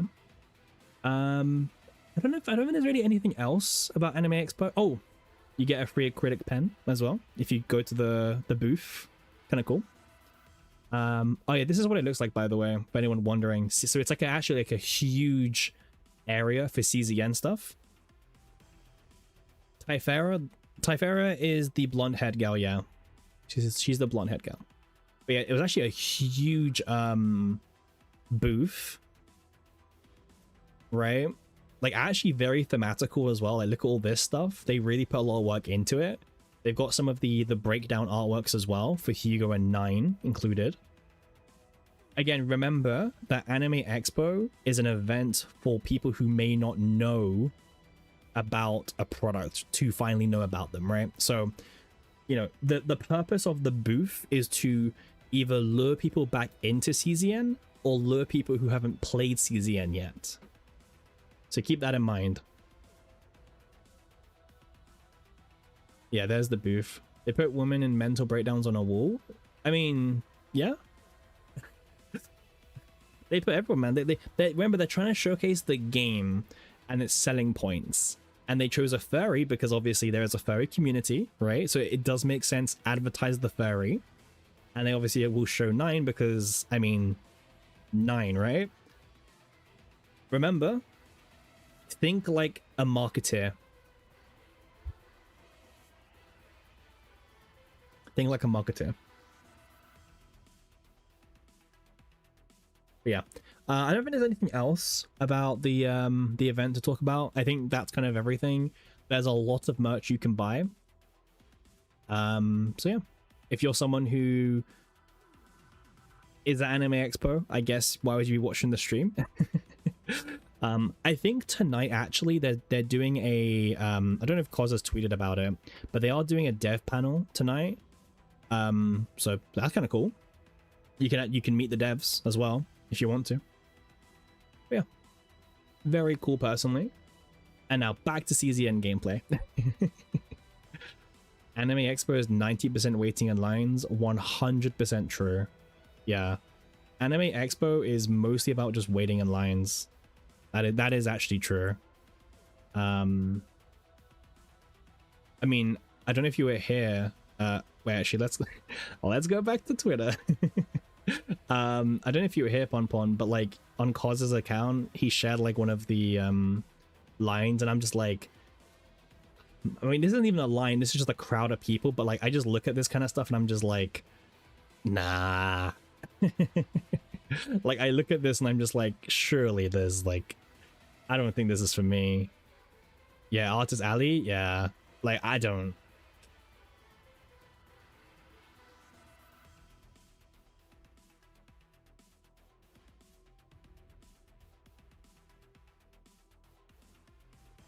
Yeah. It's really hot as well. You used to love anime convention, but now you can't stand being in crowds. I'm kind of the same, Pon. I mean, I didn't used to go to anime expos a lot, but like, I used to not mind it. But as I've grown older, I just can't stand them more and more, right? I just get really frustrated. Like, this would frustrate me because I'm a fast walker. And you know these people are moving at a snail pace, or you know that some people are like stopping halfway in the pathway and just talking in a group and blocking the way, right? Like, you just know that's happening, and that, for me, that's the annoying part. You completely zone out in crowds. Yeah, like I think it's just a lot, right? I think it's a lot for sure. You just notice I sound British? Wait, really? You just noticed? I mean, cool. Yeah, people don't have spatial awareness. That's true, Pon. That's very true. Like, people don't.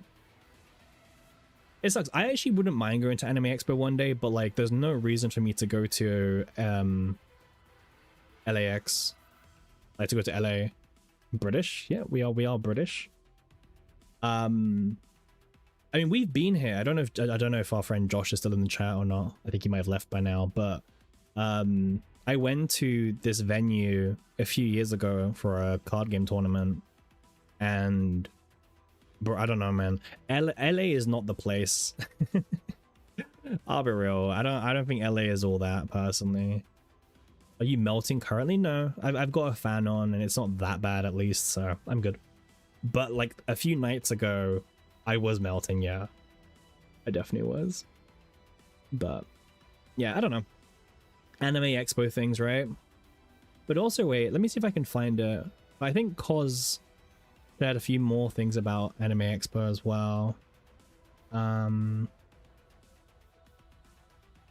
man, like I just look at all these people and I'm just like, I think I'll just get annoyed. You'd rather go to Japan and Anime Expo, it'd be the same. Oh, honestly, Pon, I'm with you 100%.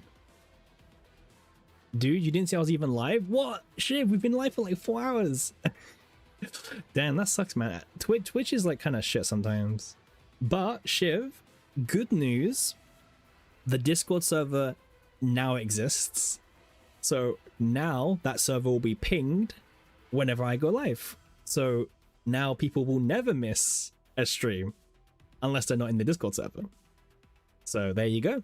You missed it today, but we have a solution. The Discord server is pinned on Twitch, pinned on YouTube, and it's also in the like the description, the about us on Twitch as well. So you'd rather go to Japan? Yeah, no, I agree, Pon. I really want to go back to Japan. I really want to go back to Japan. I went when I was 18, and I haven't been since. So it's been a while. I really want to go back. Also, the yen is really weak at the moment, so like Japan is super cheap to go to. Like, Japan is super cheap to go to. Yeah, scarily cheap, actually. You wish you could go to Japan one day? You wouldn't scare them for the most part. They see it a lot nowadays. Like, especially, it's more the area bleeding where you go to. Like, in Tokyo, it's not the craziest thing in the world, you know? But in like rural areas, yeah, you'd get a lot more stares for sure. Yeah. Also, you have to accept that in Japan, I forgot what the word is. There's a word for it when you're like racist towards tourists or something. But you have to accept that in Japan, you will not be allowed in like certain shops or restaurants because you can't speak the language. Like some places just don't allow you if you're a foreigner, right? That's just the reality. Maybe they've had a bad experience before or whatever. There's a word for it, right? Is it xenophobic or something? There's a word, but I forgot what it is. But yeah, like you just have to accept that there's some places that you will just not be allowed in because you either don't speak fluent Japanese or you're just a foreigner. Is it racist or whatever? Nah, it's just their culture, man. Like, yeah.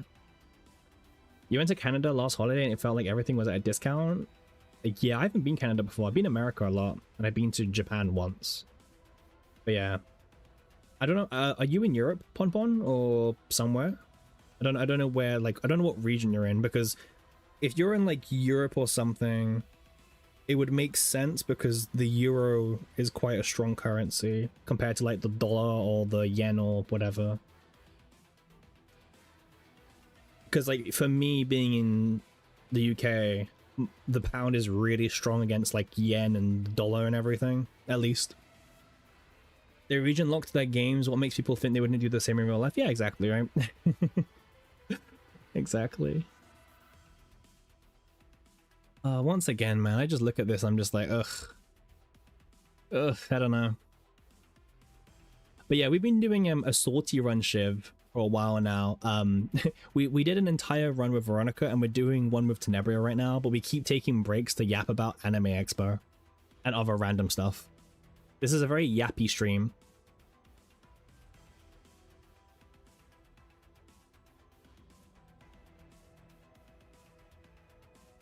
Yeah, this was the line to get your day one pass tickets as well.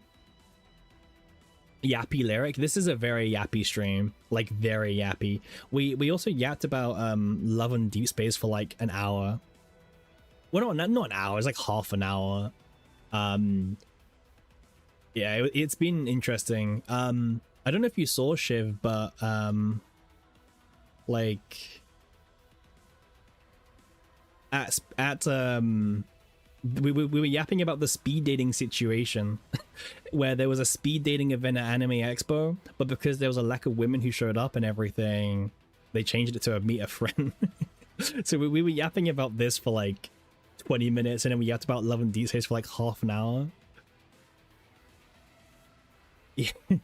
Yeah, it was initially it was meant to be a speed dating, but mostly only men showed up, so they had to change it to make a friend, right? So it's just this really awkward, like, because the worst thing is, right, about changing this, and we didn't speak about this, but I think the awkward thing about this is you all know why you're there, right? So when you get matched with another guy, which is most of the room, it's kind of awkward because you both know why you were both there to begin with. Like you were both there to date, and now you're just talking as friends. You'd off yourself, you in that. I'm not gonna lie. That's fair. It would be really embarrassing, probably, to be honest. Well, I would feel embarrassed personally. Like I would feel, to be honest, I wouldn't even have like the balls to do this, right? I genuinely wouldn't even do this. Imagine, yeah, oh yeah, they waited for hours for this as well. That's true. They waited hours to get into this. But I'll be honest, I could never do this. Like, even if it was like a split room, I still couldn't do it, man. Like speed dating and everything, I'm not sure. It's not for me. You couldn't either? Yeah, okay, I will give them credit, by the way, for first of all lining up to do this for hours, because I wouldn't even wait a second. So I give them credit. And I give them credit for like sticking through it. Like I know people will look at this and be like, oh, that's really sad. And like they look really depressed or whatever. But honestly, I don't think that. I think, damn, these guys had like confidence. Like I could never do this. So I give them respect for that. You know? They wanted to try and find someone. Yeah, the probability of finding someone is abysmal in speed dating. I've never done it, so I don't know. But I would imagine it's not good odds. Yeah. I would imagine it's awful odds, in fact. Like, I would imagine it's really, really bad odds of you finding someone. So, yeah.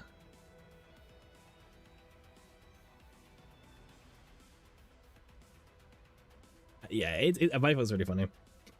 Again, we're not mocking them at all. It's just really interesting how, like,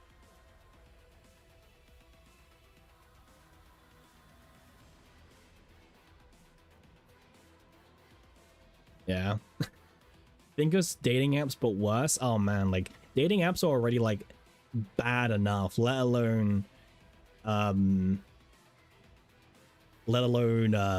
you know, having these in-person speed dating. At least with dating apps, Pon, I'm not face to face with them. Like, if it's awkward, it's different. If it's a speed dating, it's just even worse. Yeah, I don't know. Okay, back to the run. All right, back to the run, everyone. Surely we'll finish this run today. If you're looking for loyalty in dating apps, you're a moron. I don't think. Okay.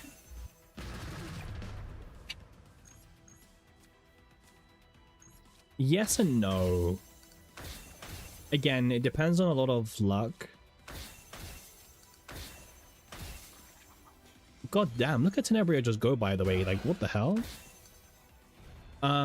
No, I didn't try Brave Frontier. I think it's kind of hard bleeding, personally. Like, you can find some really, really good people on there. But, again, it's not the norm. It's not the norm. You have to go through a lot of crap to find someone that you may be interested in. And then even then, they have to be interested in you as well. So it's just like, it's like this mess, really. And also, one thing you got to realize, by the way, if you download a dating app like Tinder or Bumble or whatever, you know that their intention...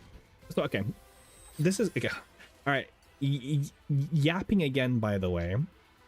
I did a project back in school. It was like oh, one sec. We got an in-game question, okay, guys? Let's actually answer the in-game question first. The Cappy, the game puts the max 1 stack on by 30%, 7 cards very late. They didn't even give notice or compensation. Do you think it's just alright for devs to do that without formality? That's true, because... So, okay.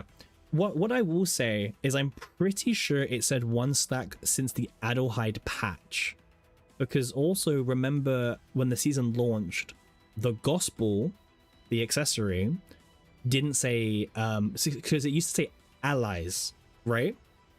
But remember, that was incorrect. It didn't buff allies, it only buffed the user. And they fixed it, but like a patch later. And a lot of people had farmed for that item, thinking it would buff the team. And they you know, they invested all their black mass into, like, you know, the build, and they thought, oh my god, this is the best build. And they realized that it doesn't do anything for your teammates. So... And the compensation was nothing for that, right? The compensation was, by the way, we fixed it. we fixed the translation. That's it. However, another interaction that happened was, I don't know if you remember, during the first Great Rift, there was a interaction with the haste engraving where it was like infinitely stacking, and it was doing something completely incorrect to the skill description. However, the devs said that this was a bug, right? It wasn't a mistranslation, it was a bug. And Diana was able to rank really highly in the Great Rift, but it was not intended. So the developers, the very next day, by the way, 1 day after it got on the leaderboards, they had fixed it, removed the scores, and sent compensation to everyone. So the devs are very, they don't care until it affects Great Rift, because Great Rift is, in quotations, the competitive integrity, right? And obviously it's you cheesing the Great Rift with a unit that wasn't intended to be used. So the devs only step in then, right? For these for these engraving things and the gospel, they didn't care about the mistranslation because boohoo, it was correct in Japanese and the Korean version of the game, right? So I'll be honest, I'm not the biggest fan of it, and I think that the devs should be doing better, by the way. They should be doing way better at this point. Unfortunately, people will never criticize the devs enough, even when they should be. Now, I'm not saying they should always be critiqued, but there are definitely things that you should critique the devs for. And unfortunately, people don't do it because they shield the devs, they shield the game, and they will never critique it, right?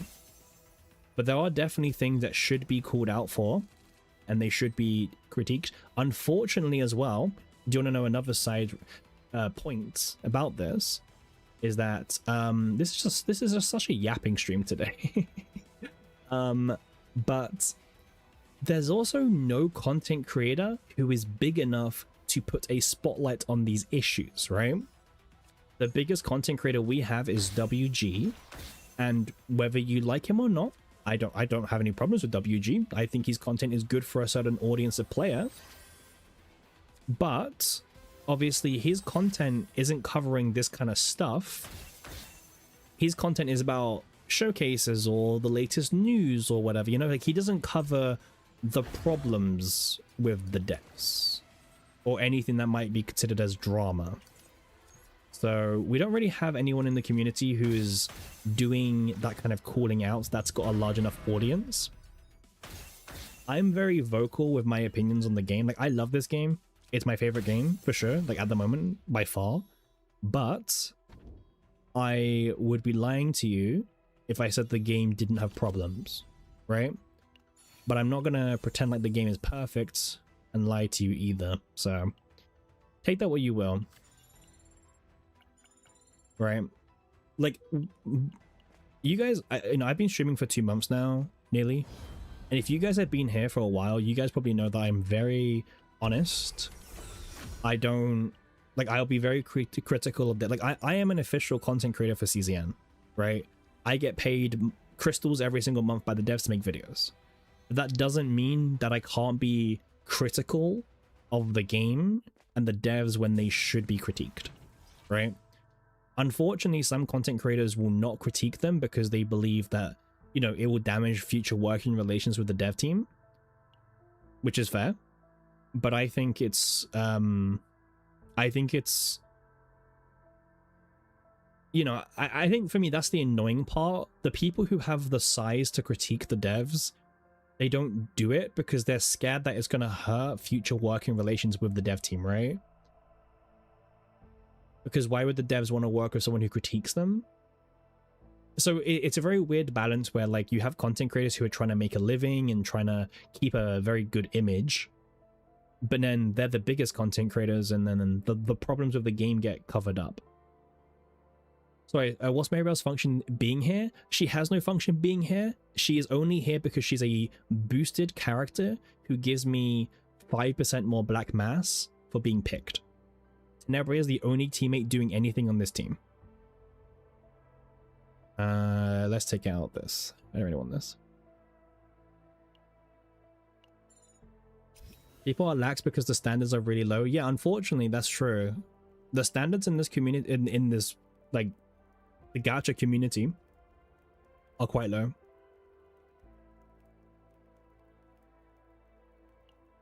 I'll get this one.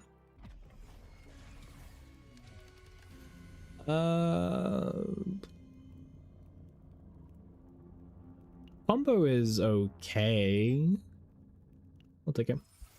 And time to make Cappy big enough to criticize devs and bugs. I wish. Growth is very slow, unfortunately. Wait, slowed down. I think everyone is finding it really hard to get views and new subs at the moment. Like, if you look at the most recent Misery videos or WG videos or whatever, they also perform quite poorly compared to the usual. We're at the end of season burnout now. So the views are kind of dried up. So the chance of there being a new content creator who makes it into like the big three is probably not going to be happening. Unfortunately. However, whilst YouTube may not be performing as good as it could do, I like to think that we've been doing pretty good streaming recently. I think, you know, for someone who's only been streaming for like a month and a half, I think we've grown very well. You know, our community exists loyally, and it keeps growing. You know, we reached 150 followers today, which is crazy, and obviously we'll keep growing. That's what we're trying to do here. And I actually prefer streaming to making videos, which is funny because I've spoken to people like Misery, and they've said they prefer videos to making to streaming, right? Again, there's more money to be made by making videos, definitely, for sure. But I mean, I'll be honest with you, like, being very transparent, like, on a stream from ads alone, I make like, I can tell you, I make like 40 cents. Like being straight up honest, I make like 40 cents from like ads. Like, straight up, that's it. So like the only money that comes in through streaming is through subs and donations, right? But on YouTube, right, for context, my Tenebria first turn kill video, that one got like 4,000 views and it made like $10. So like streaming for 6 hours gets me like 40 cents, but making a first turn kill Tenebria video that gets 4,000 views gets me like $10, right? So think about like the trade-off, and that's why most people don't stream as much as they make videos, right?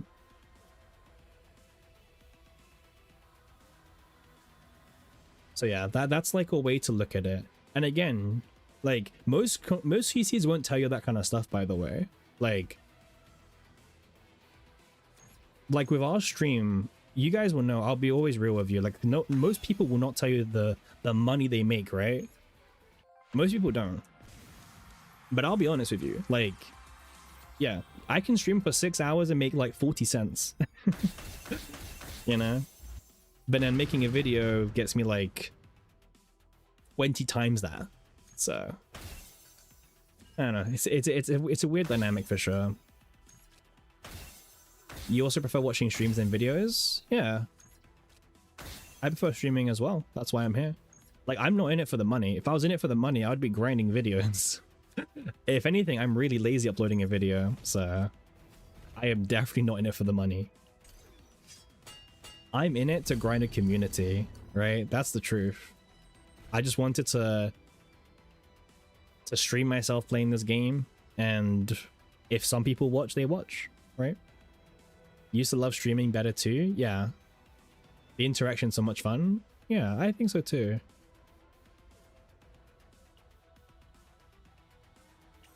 Like,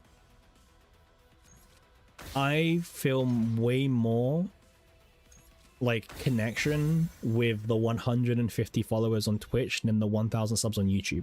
Just because, like, well, not, but like the people watching the stream, like on average, we get like what, 40 people usually concurrent sometimes watching streams, or maybe it's like 30 to 40. Those 30 to 40 people, I'm more personalized with them than the 1,000 subs, right? Because I can talk to you guys, like I always recognize your names in chat, whether it's Shiv or Bleeding or Pon or Remove or Snuff or Winneck, you know, the list goes on, right? Like all these people, Aries or Brownie when he comes in sometimes as well, Dusty, Memi, Doki Toki when they're in, like, and again, if I've missed some people out, I feel bad, like Glaive, but yeah, like these are people who, like, I just remember. No, brother, I will not. You're bleeding to me, okay? You always will be. But yeah, like I will trust me. I see the names pop up.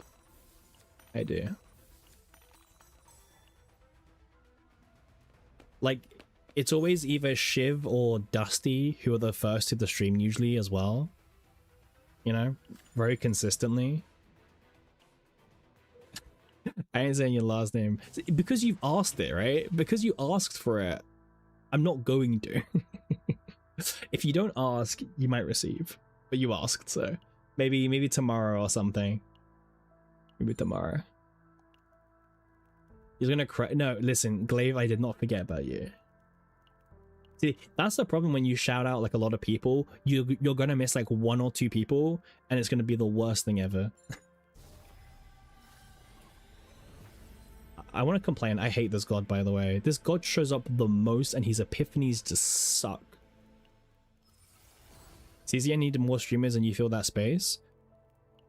I'm glad you think that, Shiv. I'm glad you think that. We're very new to streaming still. We're still learning we're still learning new things every single day. We've only been streaming for like I said, a month and a half. So yeah, the patience is really awesome. But honestly, I have no like, I wouldn't change anything, you know what I mean? Like, streaming's been perfect. Yeah. You need to reconfigure your PC? Oh, so are you on your phone or something now? Yeah, Quan's score is crazy for E0, but also Quan grinded like, what? 2 weeks for it? A week and a half? Quan is a grinder, you have to remember that. Like, it's not like Quan's the average person. I think you're right, Glaive, because I only get that. I think you're right. Or there's something going on.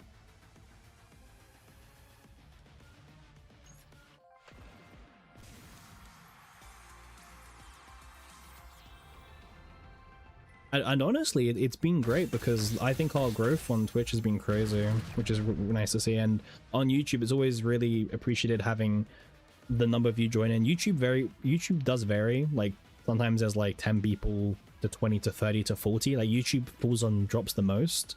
Like right now there's like 9 people on YouTube, 10 people on YouTube. But like, yeah.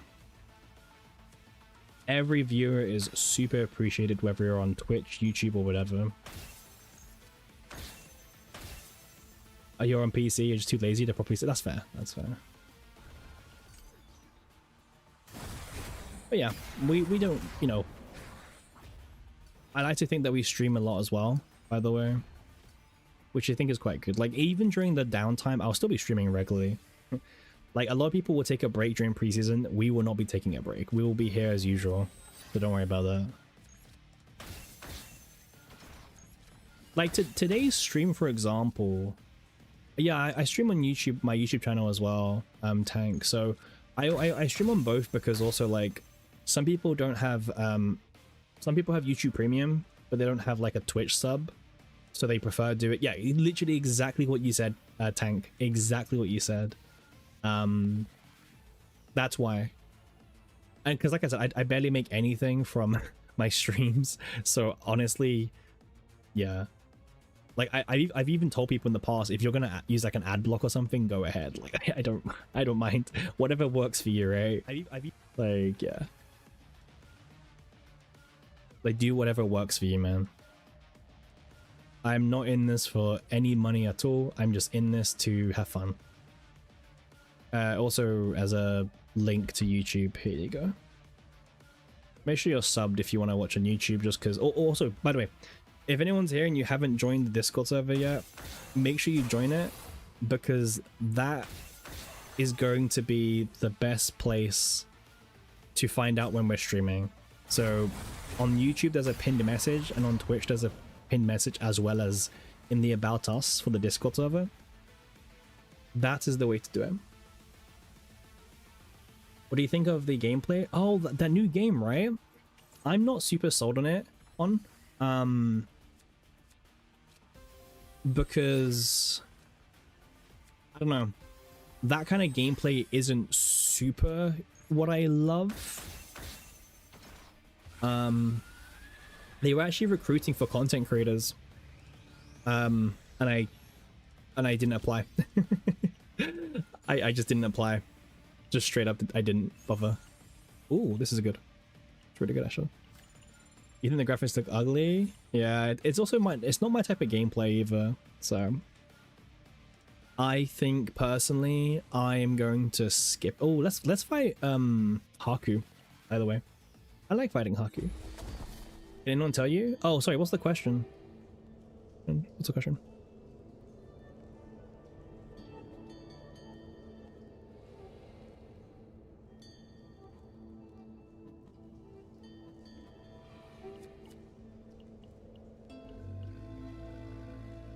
Oh, you're good, man. Thank you, Burke. Thank you.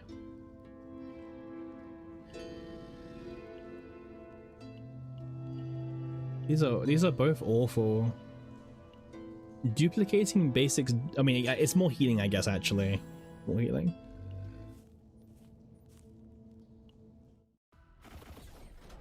But yeah, I don't know.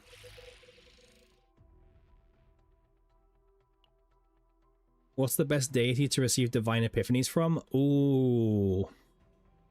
Well, so every god can provide you certain ones, right? So there are certain epiphanies that aren't specifically to a god. But if we're talking about which god has the best specifics,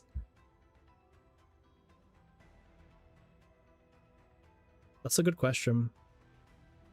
I want to say it's the sacred god, the nature one. I think that god has some really, really strong epiphanies. But also the new one, Calipo, or whatever the name is, that one's got some really good divines as well. The combo, the cost changer, I think that's maybe Sortie only, but yeah. Let's pick Haru.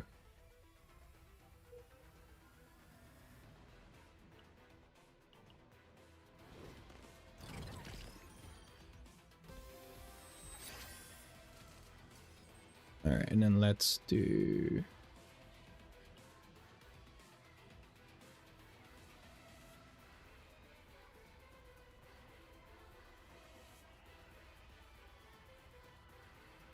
the one with the big boobas? No. Sacred is the it's the nature god, the deer. That's the one that I would say is probably the best one.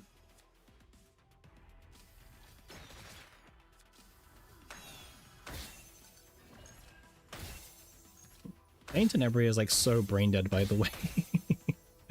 Like, I don't even know why I play any other character, to be honest with you. Like, why play any other character when Tenebria is so brain dead?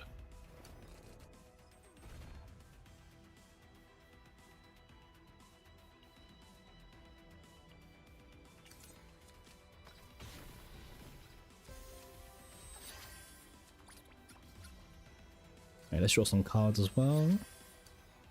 No, you're good. No worries. See you around, Bleeding. Hopefully catch you around soon.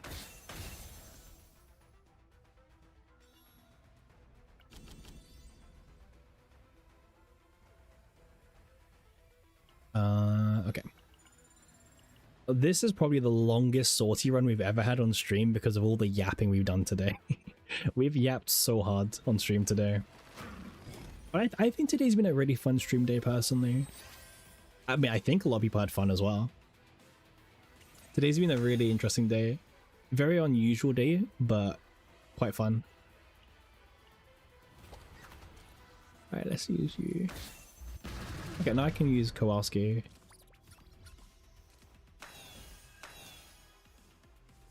Okay, just drew like every single rhythm card there.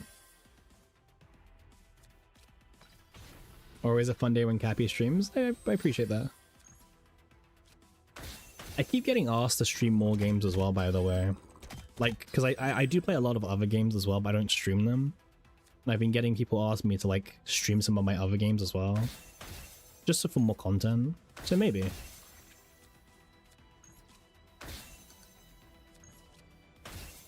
Oh, these guys are so annoying. People just like hang out with you. I appreciate that. Yeah.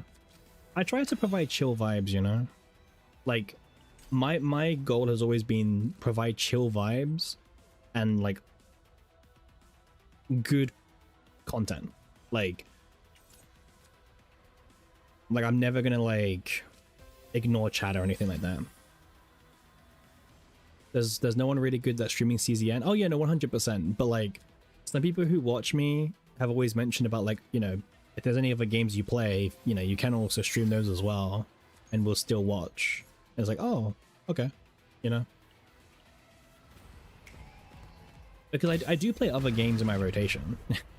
Like, when I finish streaming, I usually play some other games anyway. So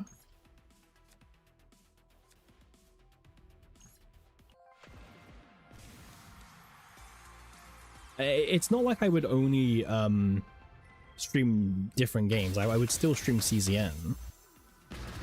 It's just having new games to, well, not new games, but just trying out different games as well in the rotation.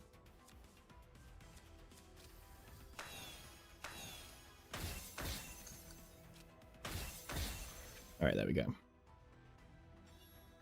But no, I would always stream CZN as a priority. That would never change. Any new games on the horizon? Honestly, no, not really. I feel like with all, like, I play a lot of games already. Well, my schedule's quite packed, right? You know, I play NTE, I play CZN, I have a lot of card games I also play. You know, some people may know some of them, like Shadowverse and stuff like that. So I don't really have much, like, time spare to play these games, even if I wanted to. Which is kind of a shame, actually. But I'm always willing to try a new game. You could also argue maybe I didn't want to try new games because maybe stream, but now that I'm streaming, maybe I can try new games with you guys, you know what I mean? Like, oh, this new game came out, let's review it together, and then it's a bad game. It's like, well, at least we watched it together. You know?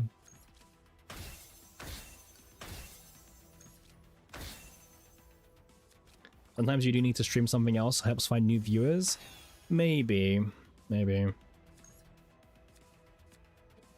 Not saying you're wrong. Not saying you're wrong.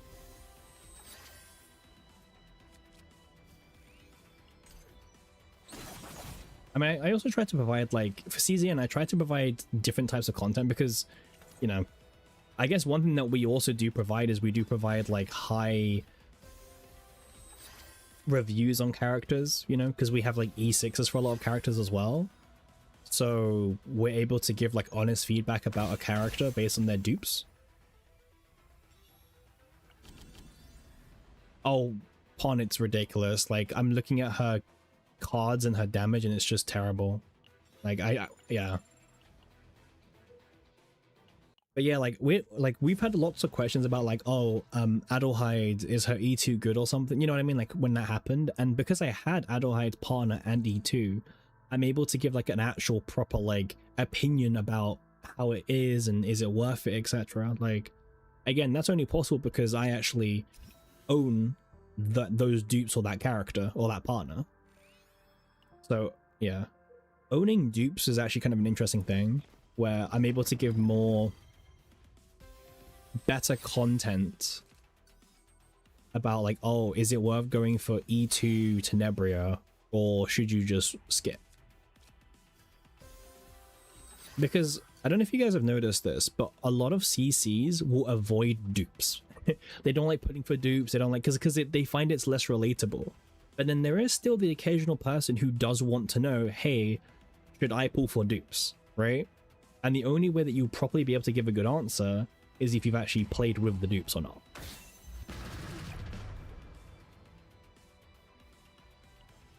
You were staff for CZN content and I found you today?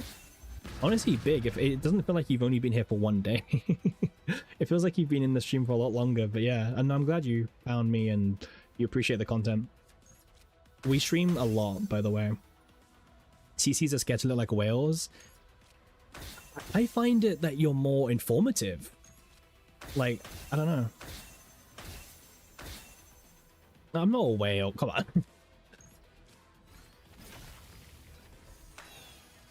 I mean, well, to be fair, Tenebria would not have been maxed out if it wasn't thanks to Ares. Like, you always need to, like, yeah, Ares has done a lot for this stream already. A lot. Like, I mean, it's all public knowledge anyway, but Ares has probably donated like $500 in like 2 weeks, you know what I mean? Like, and actually, not just that, Ares has gifted like 60 subs as well. Like, most people in this chat have a sub because of Ares. Like, don't... Yeah, let's not forget the people who support us, right?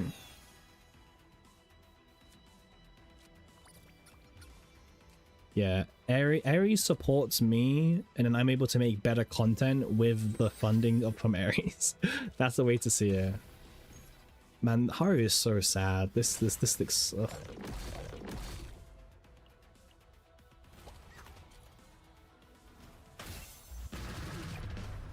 Oh, there's nothing to draw anyway, so...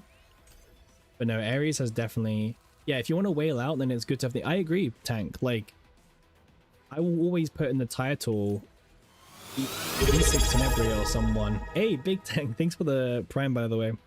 Super appreciated. But now you have no ads on Twitch as well, so even better. No, thank you, man. We're now back to 69 subs. Your ears? Yeah, my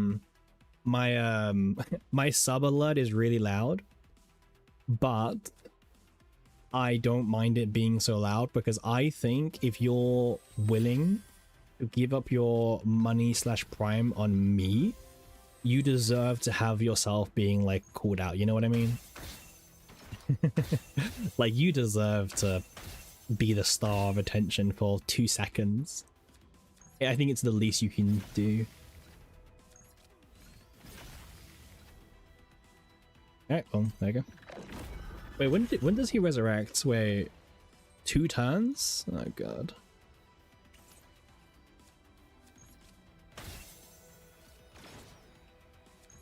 I mean, we probably will turn them down a little bit, but yeah.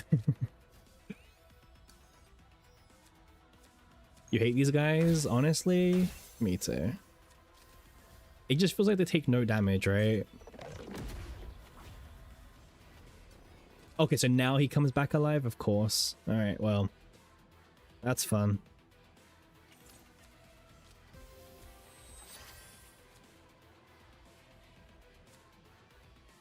Bug Planet soon? I know, right?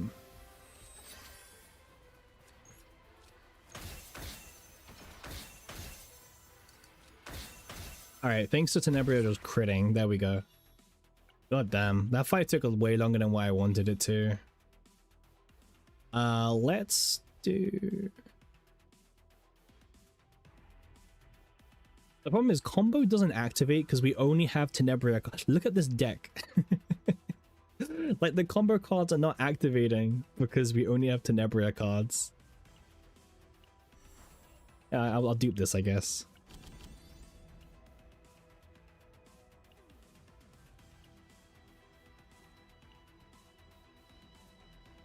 Huh. Tempting, but shouldn't.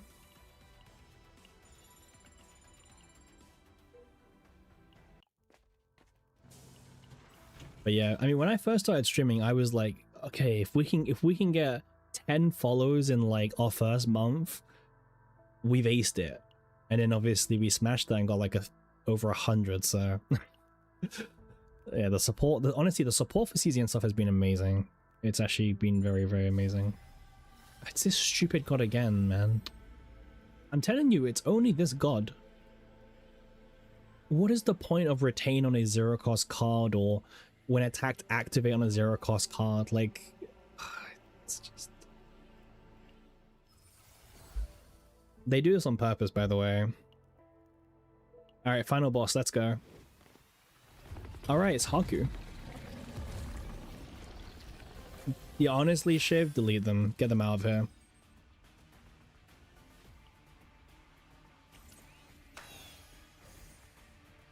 Okay, so wait, what's his mechanic again? When he takes hits, decreased by 1. Okay.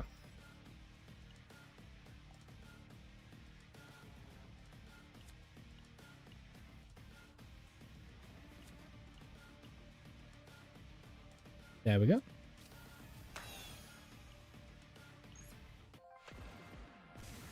Well, if we're ever going to ego scale, let's use it. That's funny because you feel like you get the many-armed goddess. Oh, I'd rather get her, man.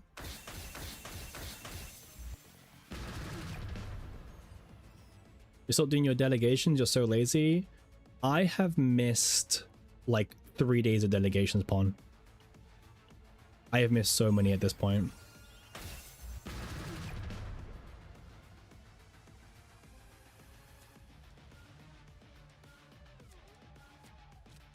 Oh, the gods killable lore-wise. Ooh. I don't really know. I don't really know much about the lore of the gods, actually. Does anyone else know? We did kill Lady of the Fog.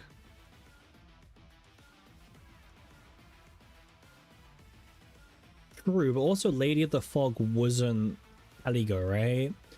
Because I think they're asking about those gods. Wait, did we kill Lady of the Fog, Pawn, or did we banish her? I don't think we killed her. I think we just banished her, no? Or did we kill her?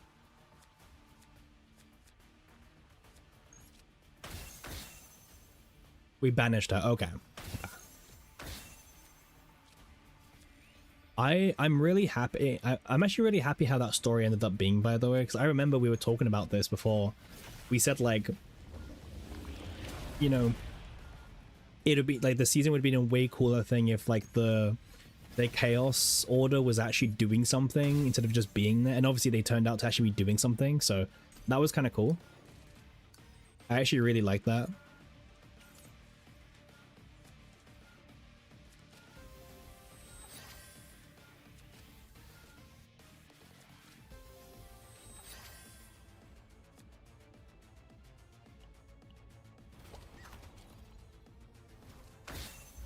Alright, this hand is like just terrible.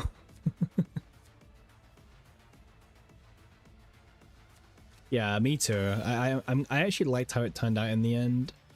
Ugh, we have like the worst hand ever. That's fine.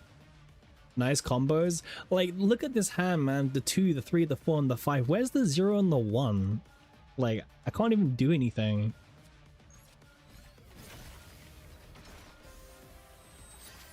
Alright.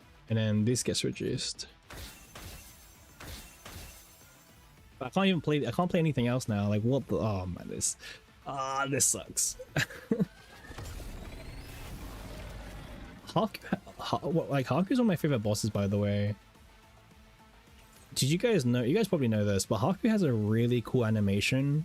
The problem is you never get to see it because it's so easy to avoid the thing that triggers the animation. So Haku has this really cool animation that you just never get to see. Like, it's like a full-on cutscene animation as well, but yeah, he just dies.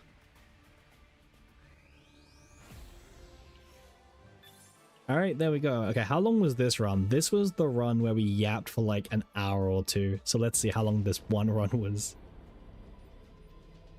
I'm gonna guess like 100 minutes. I'm gonna guess 100. 90, okay.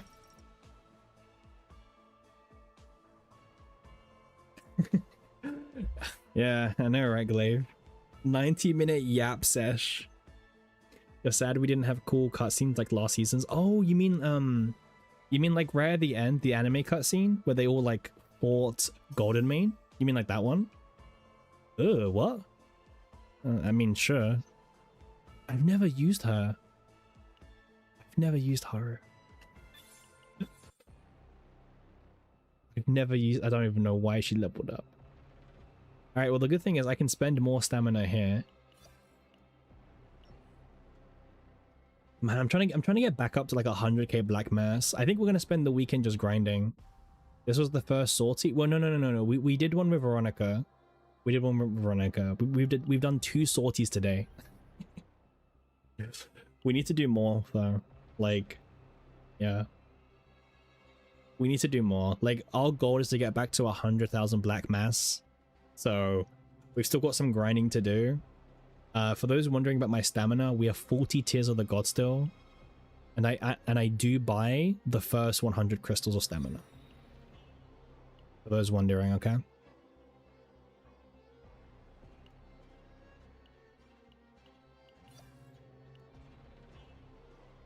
Holy moly, yeah. I only buy the first 2, okay? And again, I only do it because as a content creator, Smilegate does very generously send us a lot of crystals each month. So that's why I do it. I would not advise you to do it because free-to-play resources is really low at the moment. They're giving less and less crystals recently. So I would not top up stamina. But I'm doing it just because of I can afford when Faye... Oh, yes. I am still due the paycheck from Smilegate for the content that we've made. I should get around either 17,000 crystals or 22,000 crystals from Smilegate. So I'm still waiting for that to come. That's going to arrive in a few days' time. So don't worry. We're good. We're good.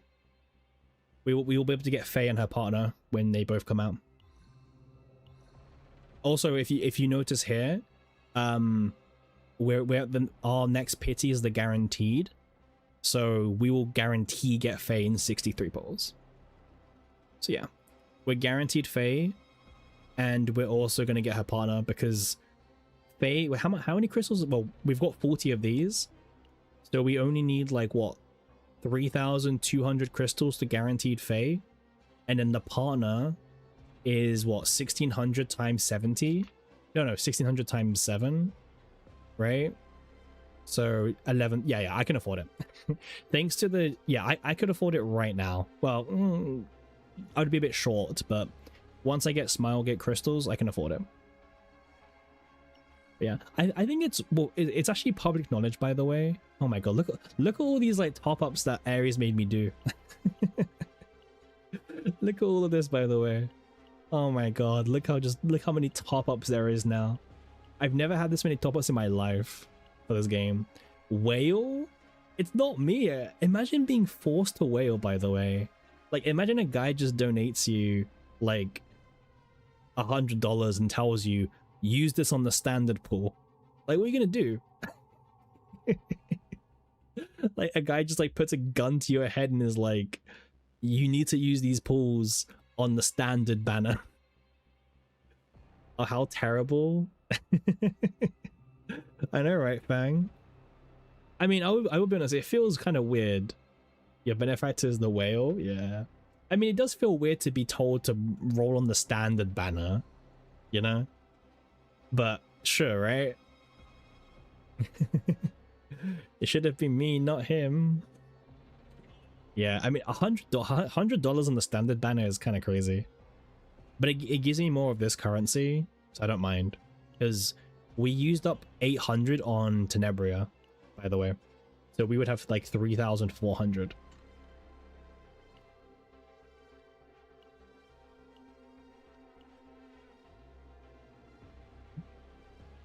Let me see if I can find out, actually.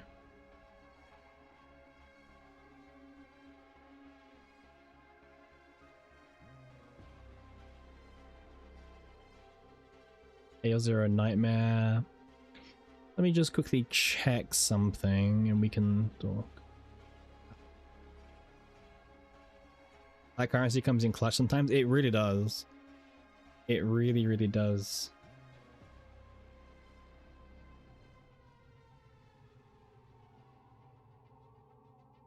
Oh wait, also, okay, so I'm on the YouTube channel now, right? Where we'll watch some videos.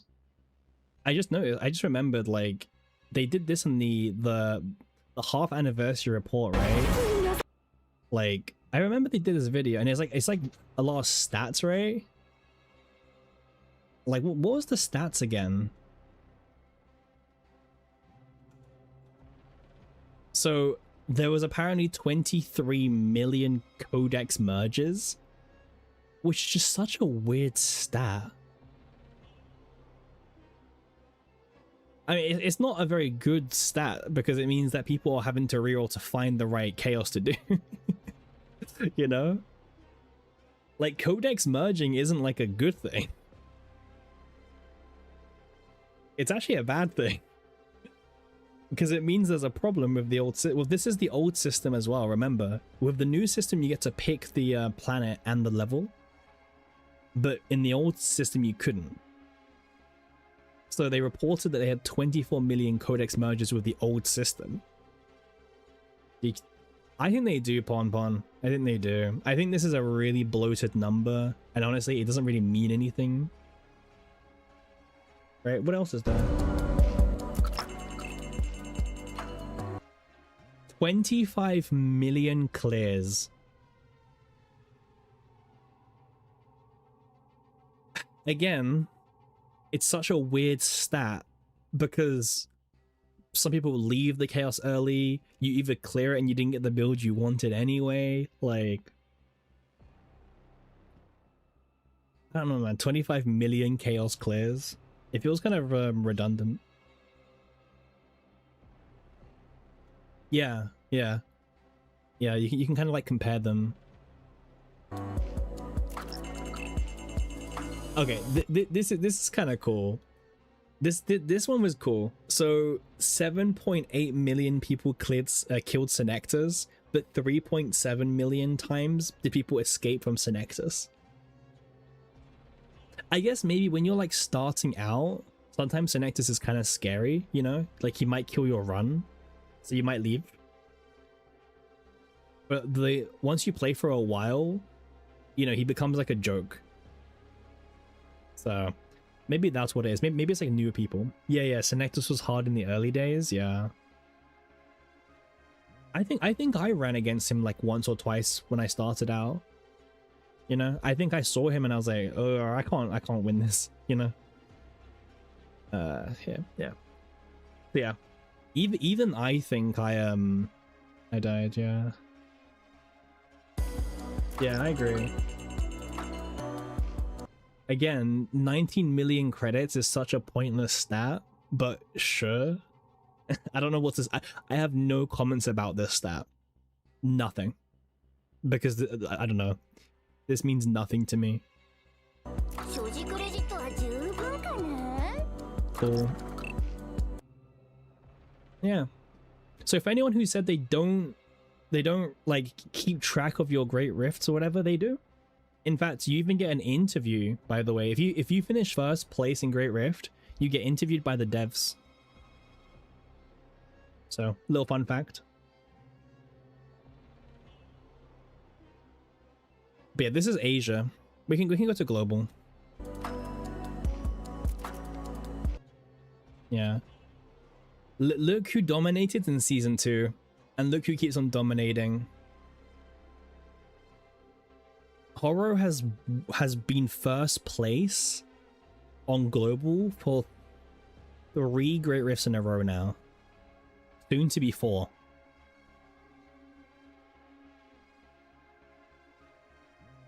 Alright? Well, yeah, that's kind of funny. But remember, deck 1 doesn't matter, right? It's funny, but remember, deck 1 doesn't matter. Deck 2 is the interesting bit. That's the meta thing. So Cassius has been in the first place team, because obviously this isn't showcasing you the it's not showing you the previous rift. But Cassius has been first place in 3 rifts. Selena in only 1. Mika in 2, by the way. Typhera in 2. Yeah. You found a way to watch on YouTube mobile without ads? Nice. How you doing, Dog? How you doing? I always encourage people to try and cheese the ads if they can. I have ads set on a minimal. I don't even put ads on my commercial breaks. Like, I don't do commercial breaks either in a 4-hour stream. It's kind of crazy. Maybe I should. I don't know. I get 40 cents more. But yeah.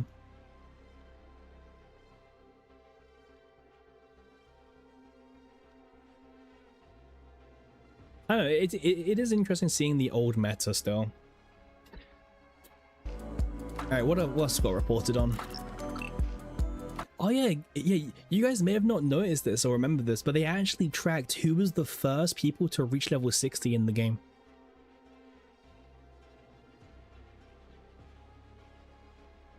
They just randomly put this data in here.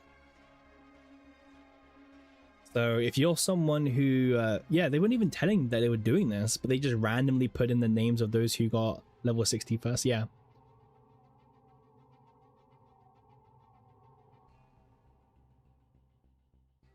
Another Ray, true.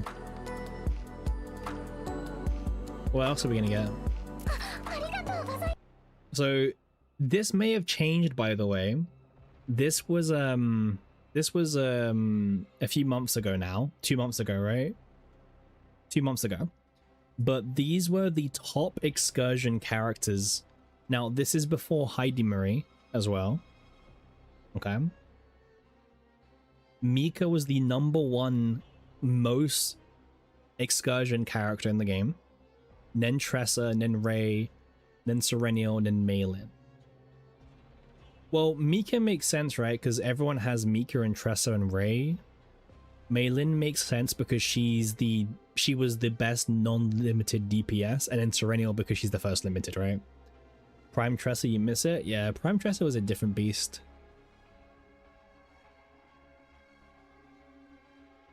Yeah, all of these make sense to me because the top 3 are all free characters and they're female. Because remember, Owen is free as well, but Owen has no chance being on here. If anything, the most impressive one is actually Serennial, because Serennial came out like 12 weeks after every other character did. And she managed to get here in like with a 12-week delay. So you could argue Serennial's the most impressive one. I hope they show us an updated one soon for the actual anniversary.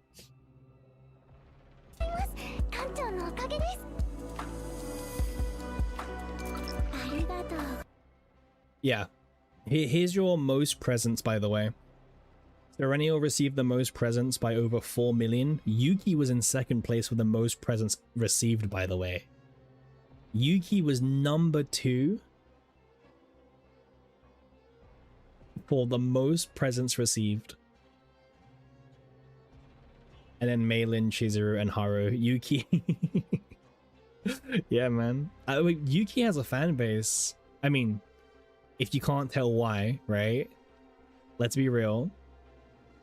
Okay, we know why Yuki has a fan base. Okay, let's not pretend like we don't know. That's you, yep. I hope so too, Ponpon.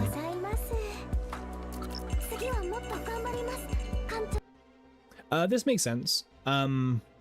Again, Mika is free and a healer. Ray was free and a healer.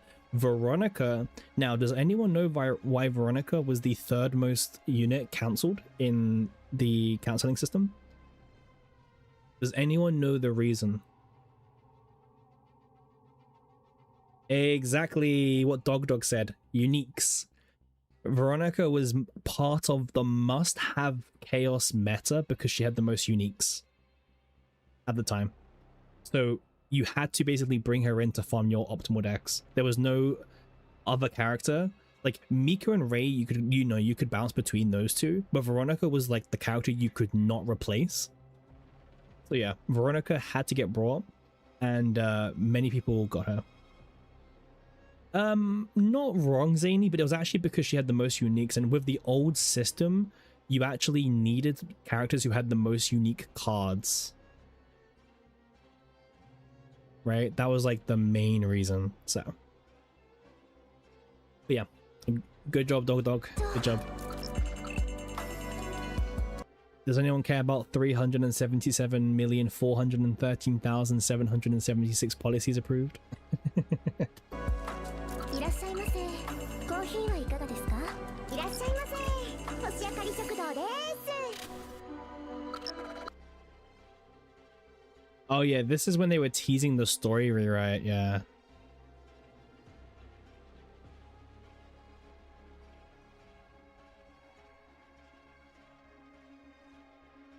But yeah, I think so. Yeah, the thing that Ponpon was mentioning is actually down here because they did actually show us, right? We had this, we had like this trailer, or we had like this cutscene in season 2, right? But we didn't get anything for season 3.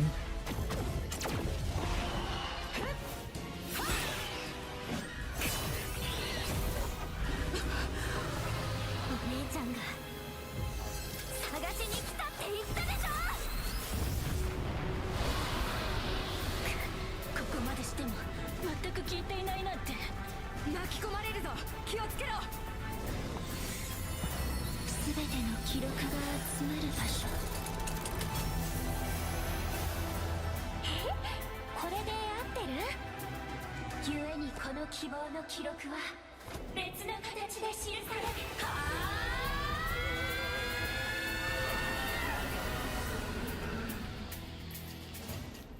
Yeah, it's super cool, but we didn't get anything like that for season 3.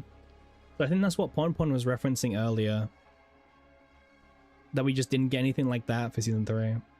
Literally chills. Yeah, yeah, it's really cool. Like super, super, super cool.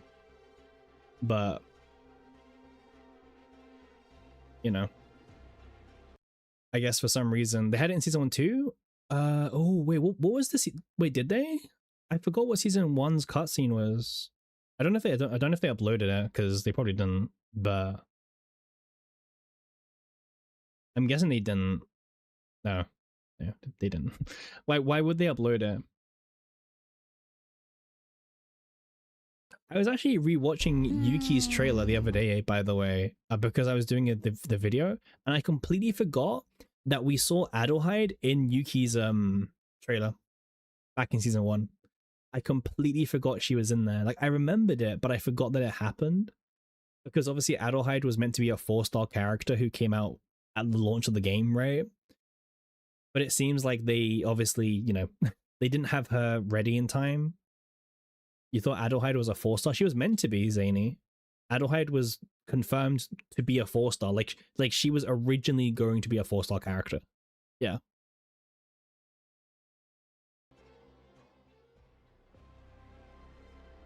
Yeah. She was going to be a 4-star character in season 0, like on the game launch. But they couldn't, they said that they couldn't balance her in time. So they didn't release her, and instead they just turned her into a 5-star, and they made up some storyline as to why she should be in season 3.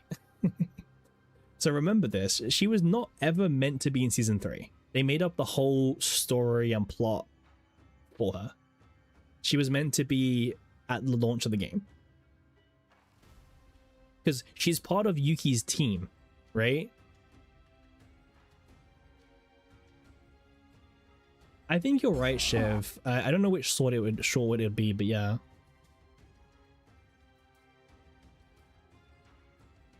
Adelheid would have been a good second character of season 1. Well, she was just meant to be at the launch of the game, right? She was meant to be here at the very launch, right? But yeah, it's just kind of funny how like Adelheid is here. We lost a whole ass season 3 character for her. Yeah, actually, you're correct, Dog. Yeah, it kind of shows you that the devs haven't planned as in advance as what you might think, right? Because they made this up on the fly. Like they decided, oh, you know what? Let's put her in season 3. I think season 3 is like the made up season, by the way. I think season 3 was like the most random season ever. And I think it actually shows, right? Like season 1 and season 2 was probably planned in advance. But season 3 feels like that one season that just wasn't planned in advance. And it feels like that, like even the Tenebria stuff makes me feel like that as well. Like they're like, well, we've just shoehorned Adelheid in. Let's do, I guess, Tenebria here as well.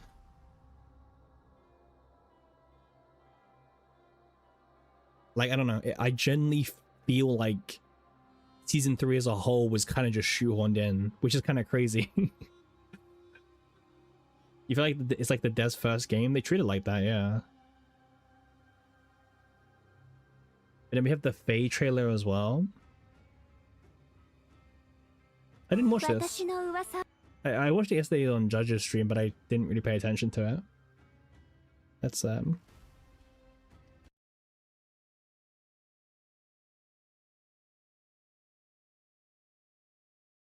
私の噂をご存知でしたらなかなか胆力のある方ですね。私に何かご用で？ご存知でしょうが、安くないですよ。私の報酬は。私は銀河系で最も危険なフェイですから。私は総空を、私たちの故郷を守り抜けませんでした。私は親友の家の一族の、私は何もできなかったのです。最も重要な瞬間に。フェイならこの広い宇宙でも道に迷わず、一族の道理を守って私たちを導いてくれるはずだよ。私には Yeah, her voice is quite high pitched. わしがお主と共に行こうぞ。どこまでもいつまでもじゃ。何度でも立ち上がります。神霊の炎が悪を焼き尽くす。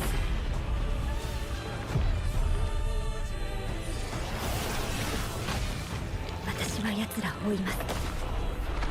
そして Super cool animations as well. 重い苦痛を与えてやります。全宇宙へ散り散りになった一族を探し出し、箱舟を再建します。長い旅になるぞ。I mean, she looks really cool. Like the trailer is really good because remember this trailer was made for the CN launch, right? So that's why the trailer probably seems way more high quality than usual. Not like future characters won't be this high detailed. It's just that this was obviously the CN launch as well. So saving for season 4, that is correct, I think. Yeah. Yeah. I think saving for season 4 is correct. I think she's a skip. If I wasn't a content creator, I would skip her. Yeah. Like literally that's my reason. If I wasn't a content creator, I would actually skip her.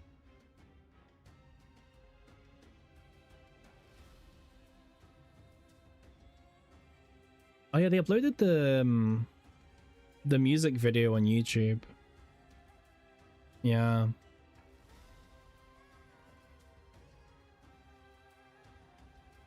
Yeah, Adelheid was just kind of shoehorned in. 1 second. Let me see if I can find something actually, because I think it'd be kind of cool to go through actually. I don't know if I've still got the link actually, but let me check. I might not have the link anymore, but we can...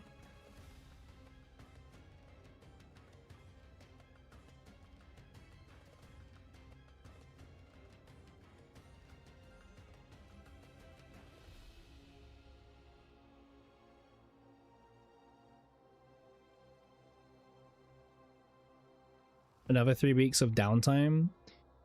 I would expect some big news. I'm actually thinking about maybe doing the stream live, like a live reaction to the stream, personally. I'm thinking about it. Like a live stream reaction, you know?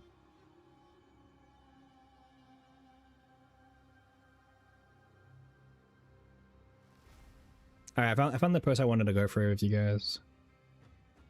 Remember this? You guys may remember this. There was a bunch of leaked characters And like, it's kind of interesting to see them like 8 months later, which ones we got, which ones we still don't have, right?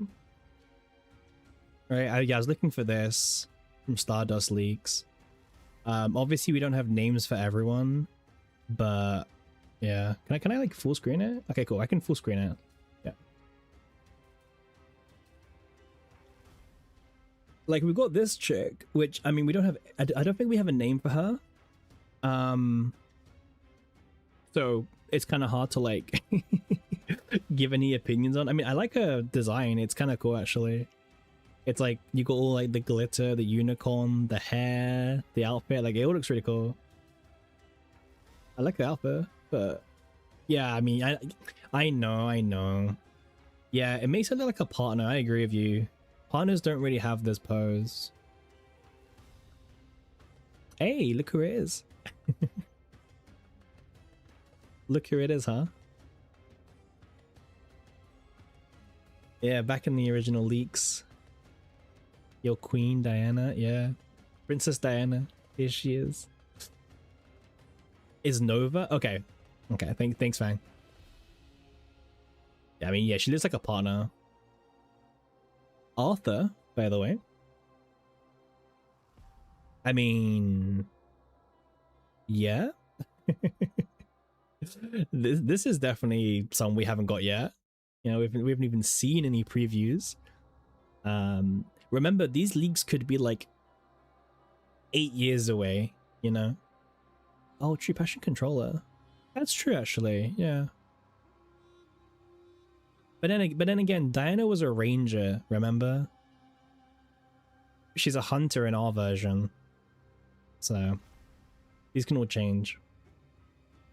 I mean, this isn't obviously a partner. This is obviously a partner design. Yeah, they always want male characters. Honestly, I don't care, but I wouldn't mind a male character, but also I can live without them, you know? Yeah, Pon, that's true. Yeah, that's true. Hey, look who it is, by the way. Look who it is. Kind of funny seeing all these characters. We've got some of them already. I mean, she's here now. She is here now. Yeah, yeah, she was a striker in the the ripped files. But remember, like, it's not that that's their class usually. Like, she's just got Veronica's stats, same as how like you know, Tenebria has Mei Lin's striker. So also Arya. I think some people thought Arya would have been an actual character, but I guess in hindsight it makes sense that she's the partner to Tenebria. Or maybe people thought we would have like a whole season about idols and festival. I don't know. But yeah. No. I really hope we get No one day. It'd be really cool if we got No as like an April Fool's joke or something. If you've played like any of the other games that do like April Fool's characters, No would be such a cool like April Fool's character to give out to everyone. I don't know. She would be really cool. I wouldn't mind having No in my collection.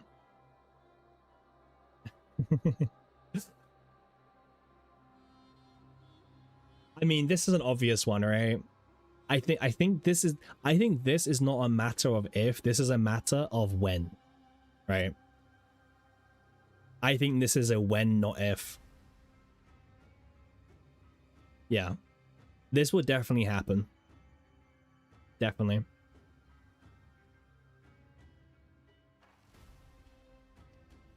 You miss her? Yeah. What if we get the shop gal? Ooh. Okay, this one is also probably the weird one, because I think if we didn't have the Owen drama, we would also be saying this is a matter of when, not if. But unfortunately, with the direction of the game, this has slowly become a if, you know? Yeah, at the start of the game, I would have told you that he would be definitely coming, but just later. But because of all the drama that's happened with male characters, I think it's a big if now. A really big if. 4 million, yeah, I saw that. This is the old Rita, for anyone who doesn't know. This is the, like, Rita took her cards and aesthetic and everything. So this is Rita, basically. I know the name's different, but yeah, this is Rita. Yeah, she's still in the storyline, but Rita stole all her cards. She looks cooler than Rita? Yeah, she does. I mean, she might still come out, but in all the trailers and in the original gameplay in the alpha test, she had the Rita cards and the Chrono Ascension and everything. Also, this is a surprising one, by the way, because she shows up really early on. I actually thought we might have got her in season 1, by the way. Like, honestly, I thought we would have got Anika in season 1. It just seemed so obvious to me. Like, oh yeah, we'll get this character in season 1. Turns out, the devs are cooking something else. But yeah, I don't know. I thought Anika was gonna come out way sooner because I think she's Beryl's sister, right? If I remember correctly. She should be Beryl's sister. I don't know Dog. All I know is Adelheid. I don't know about Anika.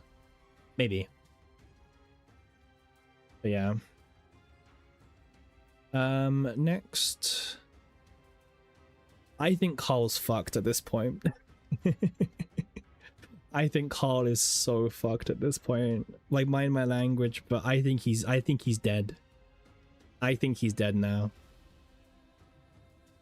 I don't think we're gonna see Carl, man. Yeah. I think Carl is like cooked at this point. Yeah. Yeah, he's super dead, yeah. Because of all the drama and everything, I think he's mega dead at this point. Like, I don't see them ever releasing him. Lewis or whatever, maybe, but Carl is dead, man. Or Louis, but no. But Carl is mega dead. Please give me men. I think you will get men Pon. I see it happening. Just not. This is cool. This is one of the better leaked designs, by the way. Iris. You know what's funny? Iris looks like the kind of character who could have come out in season 3. Oh, Pon, you just said the same thing as I did. Yeah, okay. Great minds think alike, Pon. Yeah, cool. I'm glad we're on the same page already. Like, does this not look like a season 3 character? Dream, the cat, the eyes. Literally a Dream World character. Like, literally. Imagine if we lost her because of Adelheid, by the way. That'd be fucking hell, man. Like, these devs. If we lost her slot because of Adelheid, man, oh bro, like I'm gonna flip.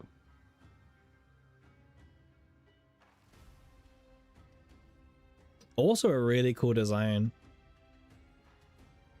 There's a lot going on, by the way.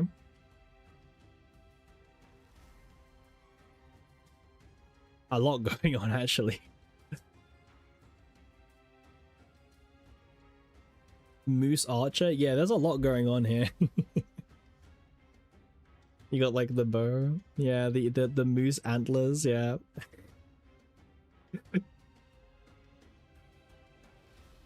This is so funny, man. There's just so much going on. It's just confusing. Oh, I remember Rosie. Yeah, I remember seeing Rosie in the leaks as well. Rosie's cool. Rosie's cool.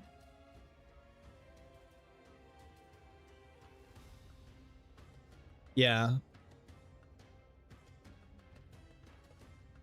Yeah, Rosie's cute. Miku. Rosie has partner vibes. Yeah, I'm a bit scared by that now.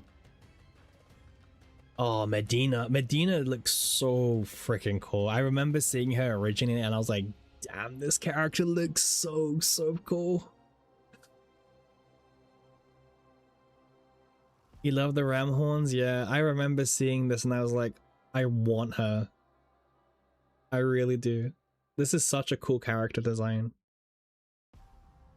And you know what? It's like it's just badass cool, you know? Yeah, it literally Zany, exactly. Zany said it same time I said it.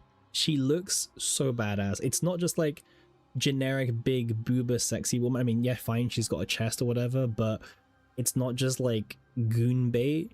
She looks so cool. She looks badass. She looks epic or whatever you want to call her, you know? I actually prefer like badass looking characters, you know? Like I don't really care about the Guna characters. I just wish we had more badass characters, you know? That's my wish, personally. Arknight character? Yeah, true. Arknight looking character. Who else do we have? Oh, Sonya is also kind of cool actually. I like the color aesthetic. Sonya's really cool as well actually. She's a cutie. I agree. I like her. Darkness. Yeah, it's really cool. Let's move on. Lolly Darkness. Jay. I mean, this does not scream 5-star. This one. Jay does not scream 5-star. This is probably gonna be a partner, I think, at this point. This is like a partner now. Generic, yeah. Partner, yeah. Oh man, this is also another one I remembered seeing when the game first launched, and I was like, ah, goddamn. Oh, this is so cool as well. I love this. I wish we had more characters who just looked super cool like this. Honestly, Ponpon, 100% agree. Give me some crazy sadistic characters. Too many good characters, too little funds for you. Well, we have 3-week banners, Zany, so you're good. And then the final leaked characters commit. Oh man, just back to back to back banger. Like these last 4 characters we've seen have just looked so good, especially. These last few have just looked so good.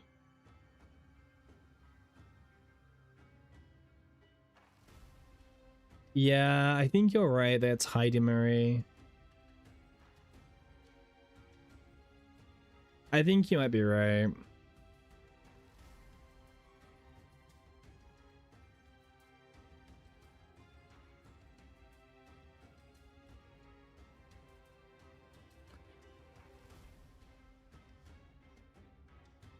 You might just save for Medina. I mean, don't save for a character that's like not even revealed yet. Like, don't do that. But that's a bit extreme. I can respect it, but yeah. don't save too far in advance. By the way, every character we just went through, like, they might not be coming out for like 2 years. Right? Please do think about that, okay? Some of these characters won't be coming out in like 2 years.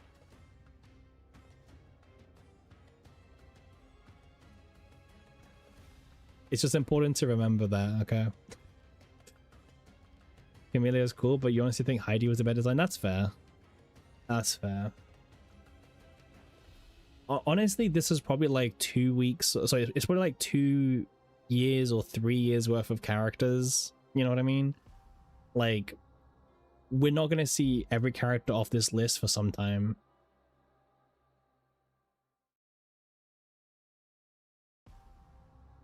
Played since launch and you're probably here for the life of the game. Yeah. I was talking to some content creators today. I won't name them just in case I don't want to be named, but they were thinking about, you know, the game's getting boring and they'd be thinking about quitting, and they asked me, am I gonna quit? And I was like, honestly, man, I'm like, probably no. Like, I'm here till the very end. But like, if the game gets like really bad, then it'll just be a side game, you know? But for now, it's a main game. For sure.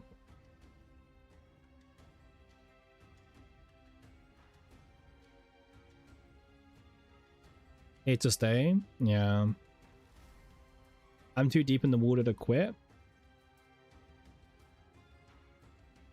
I mean, also because I you know, I feel like since streaming, I've actually like made more reason to stick playing, you know, the community, you guys, everything like that, you know? So, yeah. Actually, wait, talking about it, guys, look what I found as well. We found the original, Adelheid kit. Let me... Oh, wait, it's gonna do it like this, right, isn't it? Is there a way to, like, just open it?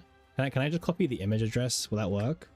Nah, it's gonna open like a Reddit thing, isn't it? I think I have to, like, save it as, like, a JPEG and everything. And then you guys can't see that, so like, that's kind of long. It's fine. We can work with this, right? We can work with this. Let me just like do some zooming in. Yeah, this was the original leaked Adelheid kit, pretty much. Yeah, so it was a bit different. Like Fairy Blessing was actually an actual skill card for her. Wait, actually, it was like, so this was still here. This was here. This was here. Yeah, Magic Castle changed. Yeah, this card doesn't exist anymore. The artwork for, well, all the names changed, but the artworks for everything remained besides the Magic Castle. Yeah, her whole kit was very different, by the way, because she, like, look at this card. This was just busted, by the way. The 1 mana upgrade initiation, all skill cards get -1 cost. No wonder why they fucking couldn't balance her. Like, you don't just print something with, like, cost reduction like this in a card game like this. On an upgrade card, man. This would have been a balancing nightmare. So no wonder why they didn't, like, release her. They said they were struggling to balance her, and then you see shit like this, and you're just like, well, yeah, no surprise. No surprise you were struggling to balance her. This would have been busted. Like, yeah. Like, look at this one. It's a 3 mana card, Exhaust Retain. For 1 turn, set the cost of all cards in your hand to 0. This would have been busted, by the way. This is an awful future-proof design, because it means any expensive card in the future has to be balanced with Adelheid in mind. Like, this card is like a balancing nightmare for the future. The rest of them aren't that bad. Like, these other ones are fine. Yeah, these are all fine. This one is a balancing nightmare. It seems cool, but from a future-proof point of view, yeah.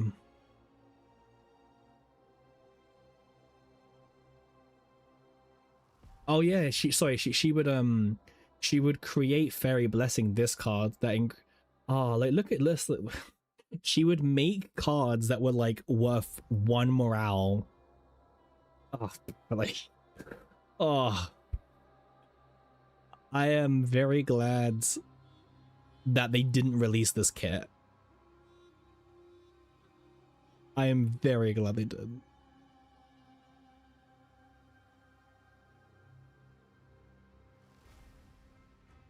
Like, this just the more I read, the more I remember this kit. I remember seeing this at first and I was like, this character seems stupid. There's no way she's a 4-star.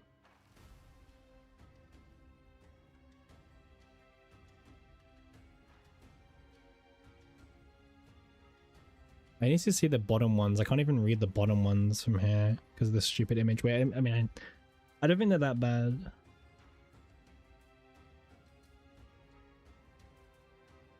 Actually, it's better that you guys don't read some of these last ones, man. They're just stupid. But yeah, this was the original Adelheid. That was, again, this was in the files, which doesn't mean they were going to release her like this. It was just like the very last version that was left in the files was this version. Okay? So, yeah, that's what it means.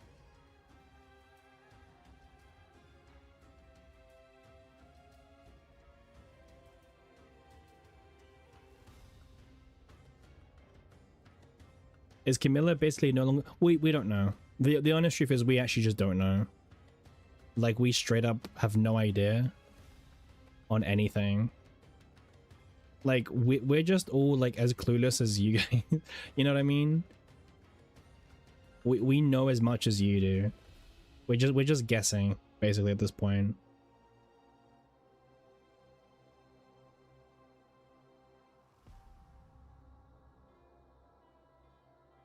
I'm just checking something out. I think there was like a leak. We just pray? Yeah, we just pray, man.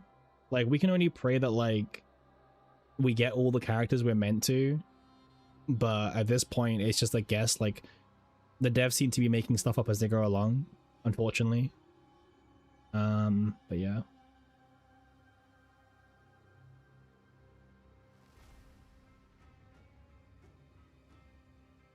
The exhaust cost she gets a draw morale, which made it inconsistent. Yeah.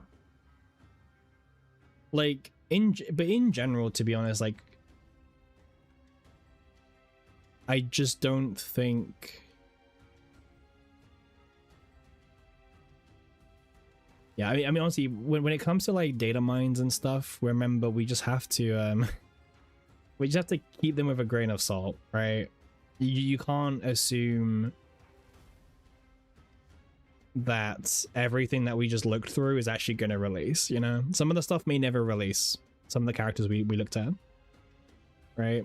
And that might suck, but yeah. It's just something to keep in mind that we're not guaranteed to ever get any of these characters. They're just old characters, you know? But yeah. I mean, it's worth, like, looking at, because you never know. But yeah, we just may never get them. We just may never get them, man, which is fine. You feel like Smilegate's pretty good about releasing their lead units based on Epic 7? It might take years, like RNL. Yeah, RNL came out, what, like last month, was it?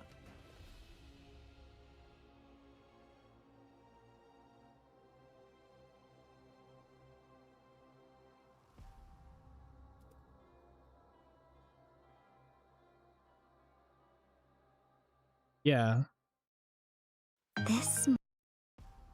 Yeah, like, when did RNL come out? Yeah, RNL came out like a month ago, and like RNL, like, not only were they leaked in the third year, but also they were, you know, they had artwork as a I forgot what the cards are called in Epic 7, but someone's gonna remember what they're called. The cards, the thing, artifacts. Yeah, they had an artifact artwork from the game's launch, so they were always gonna get released. Well, not guaranteed, but you're sadly still an Epic 7 scum. I mean, Epic 7's doing good, man. I think I would have liked the game if I kept at it, but unfortunately I stopped playing, and I just couldn't get back into it, you know? I just couldn't get back into it at all. Yeah, it's good, man. I mean, Epic 7 has, like... I love Epic 7's character design as well. I think Epic 7 has really cool characters overall. Notos as well. Oh my god. Notos is such a cool character, man. Like, I want cool dudes like this in Chaos Zero Nightmare. Like, just straight up. I just want some cool dudes like this. I don't mind, like, Guna waifu banner, but yeah. Did you see Epic 7 got Fey before we did? Oh, what's it called in Fey? Oh, sorry, what's it called in Epic 7? Pon. You wouldn't be mad if we got more? No, I mean, honestly, keep the Epic 7 units coming. What do you think about Kairon in Epic 7? Sorry, in Chaos Zero Nightmare. I don't really like Kairon from the CZN version. The summer trailer? Which one?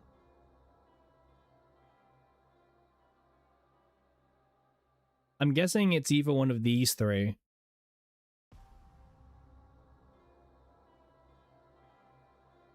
Yeah, but the there's a it's like one of them's a summer trailer for the summer update, so I don't know if it's on that trailer or something.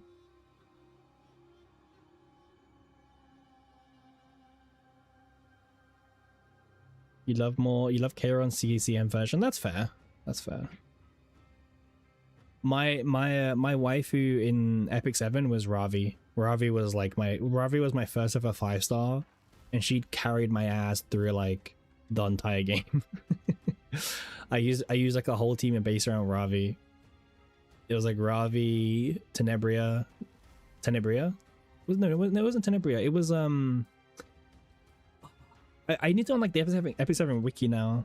It's gonna bug me.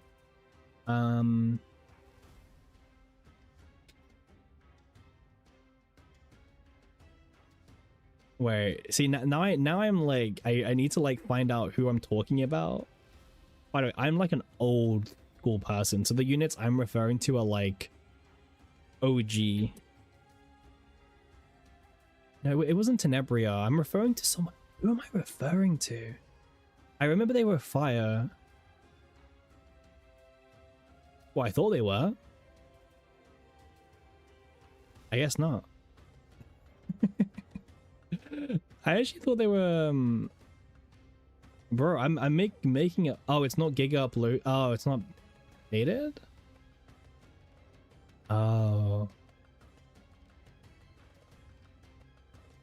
Okay, I'm gonna describe the kit and you guys can help me out. It was a low rarity unit, and whenever she attacked, she was able to, I think, increase the action bar for some of your allies. And I think she had a chance to defense break as well. She did get nerfed. In like well, going through the 4 stars is painful. Wait, yes, the area. Yes. That is correct. That is it. That's the name. I recognize it now. Oh my god, I keep trying to type, but it keeps like, this website's so clunky. Yes, you are 100% correct. That is the unit I am exactly thinking of.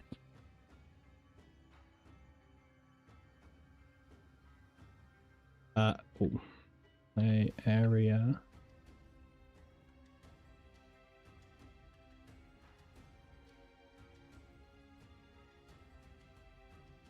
Yes, this is it. Free Spirit. Is this it? Wait, maybe this isn't it. Wait, Free Spirit. I don't think this is the one I'm thinking of, no? No. No. Wait, is this website just like bugged or something? This one. Yeah. This is it. Bro, this is what I was using back in my day. Yeah. Successful attack, combat readiness. And she got nerfed as well. If you're like for any old Epic 7 old heads, the team I used was Tyria, Ravi, was it Elon? No. Who was the character? There was like 2 dudes on my team. Oh, that's gonna bug me now. I thought they were both 3-star lights.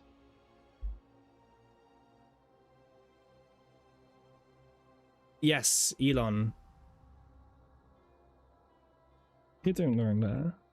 Is it? Wait, why is Elon not on here? What? No, I was right. It was called Elon. What? Elon's a launch character. Why isn't it on here? I mean, okay, sure.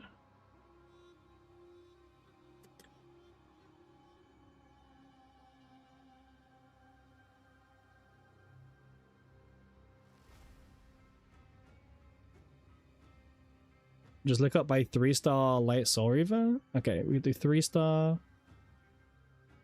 Bro, you think I know which one's a Soul Reaver?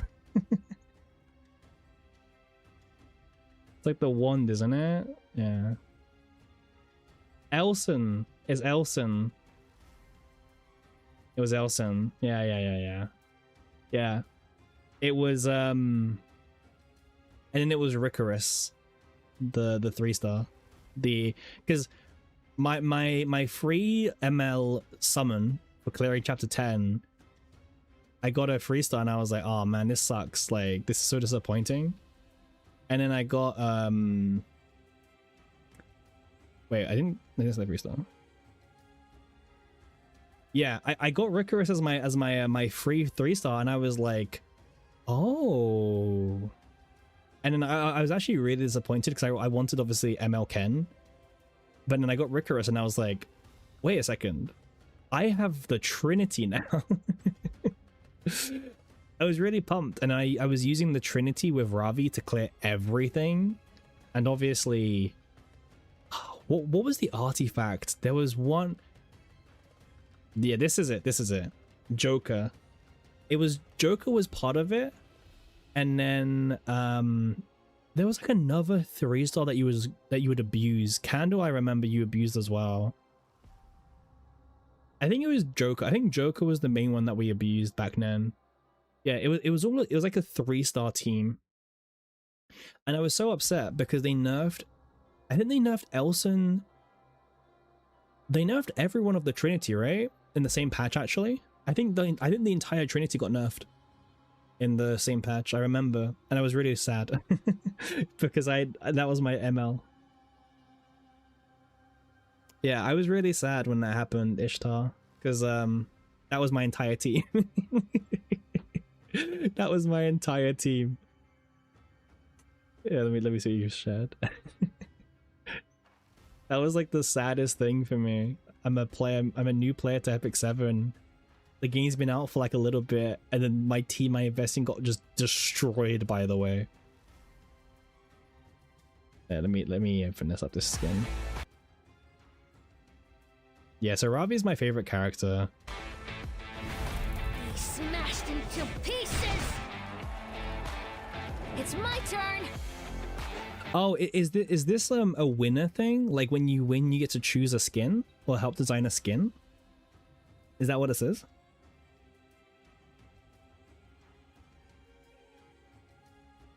Like I'm guessing like the whole champion thing, it's like a skin that either they asked for or they helped design, right?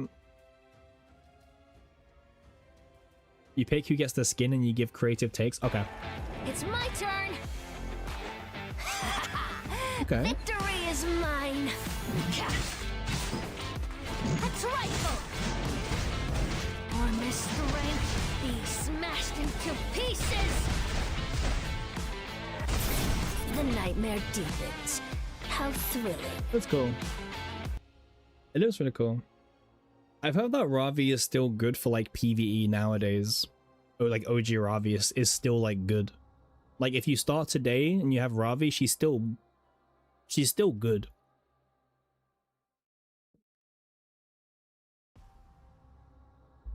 Not broken, but she's like acceptable still. I don't know if that's because she got buffs or something, but yeah.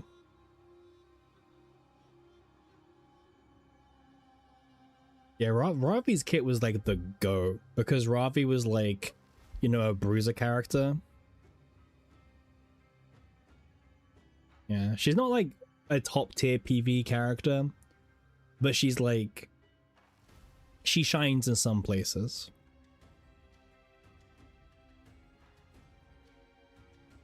Yeah. Sigurd's scythe. I never had the scythe, by the way. I don't know what I use on her instead, but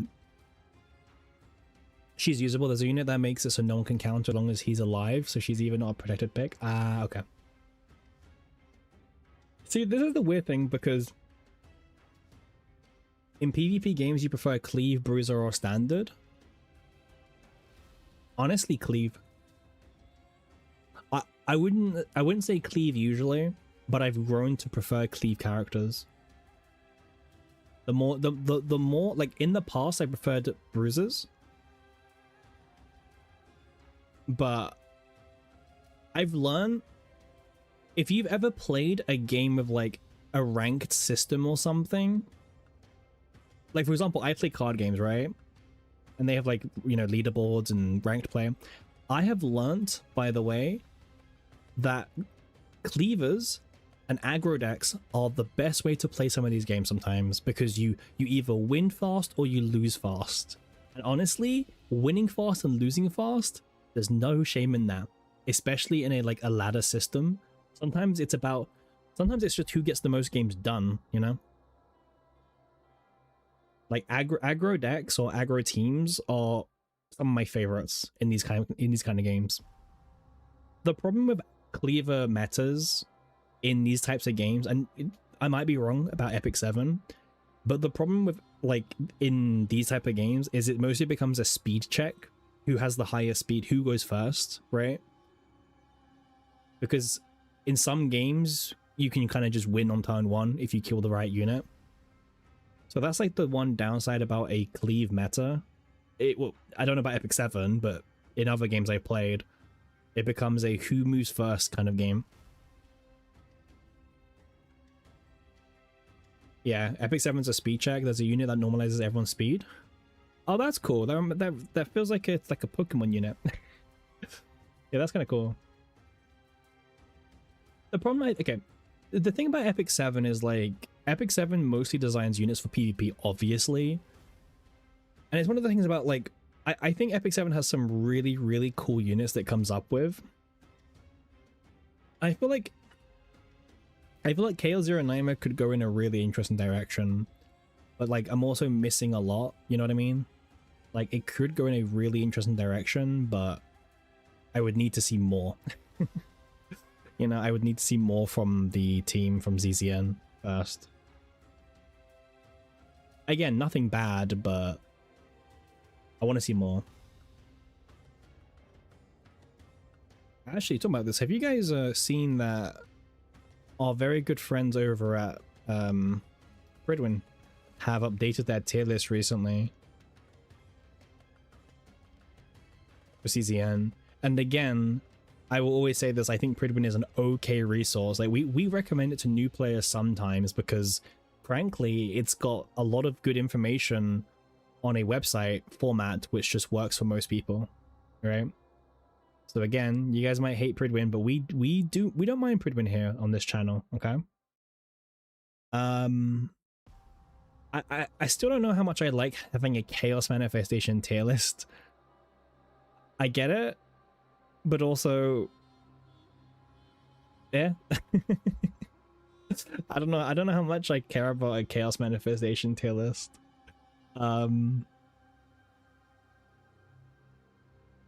Yeah, it's for the casuals. Where's the Sortie tier list? Honestly, Dog, that's the real question. So, I was speaking about this on Judge's stream yesterday, but like, this tier list is really weird to me, because seasonal save data, what content is there besides like the only content that you can use seasonal save data in that matters is Nebula Distortion? So is this a Nebula Distortion tier list? I mean, I'm guessing it's like a tower tier list, right? But then why is it called seasonal save data and not just save data? Because seasonal would imply that it's for seasonal modes, right?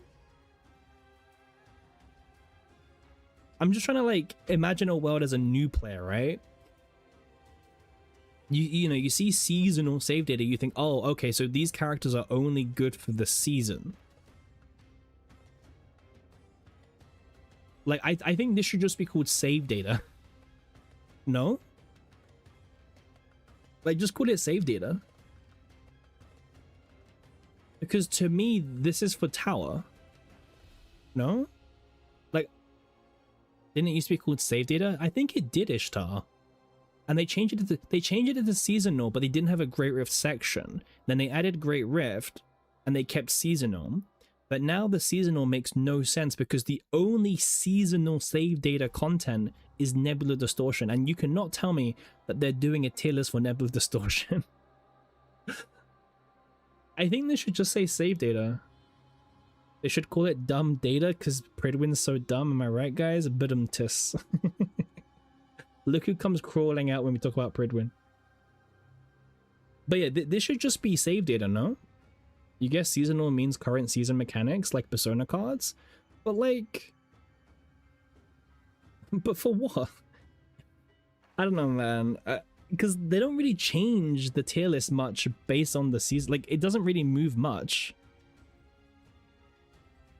They updated the equipment and gamebuilds now for characters. Oh, okay, we'll check it out in a second.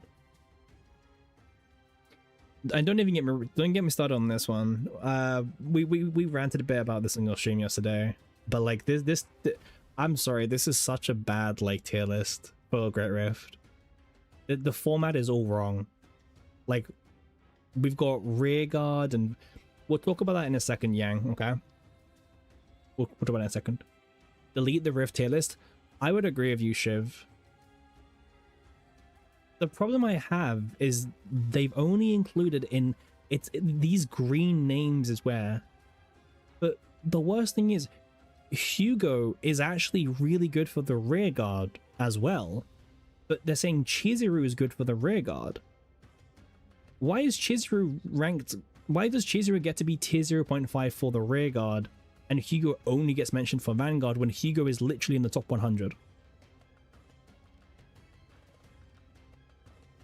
Like, huh?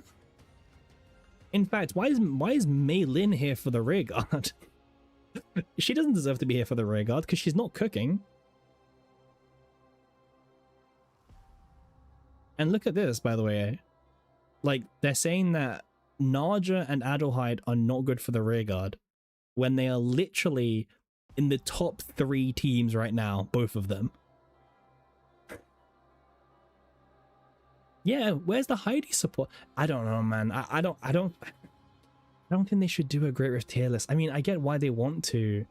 They should just have like a guide for Great Rift, which I know they want to do moving forward. They did say, because I spoke to Stompy, I think his name is. I think if you know Pridwin, you might know who Stompy is.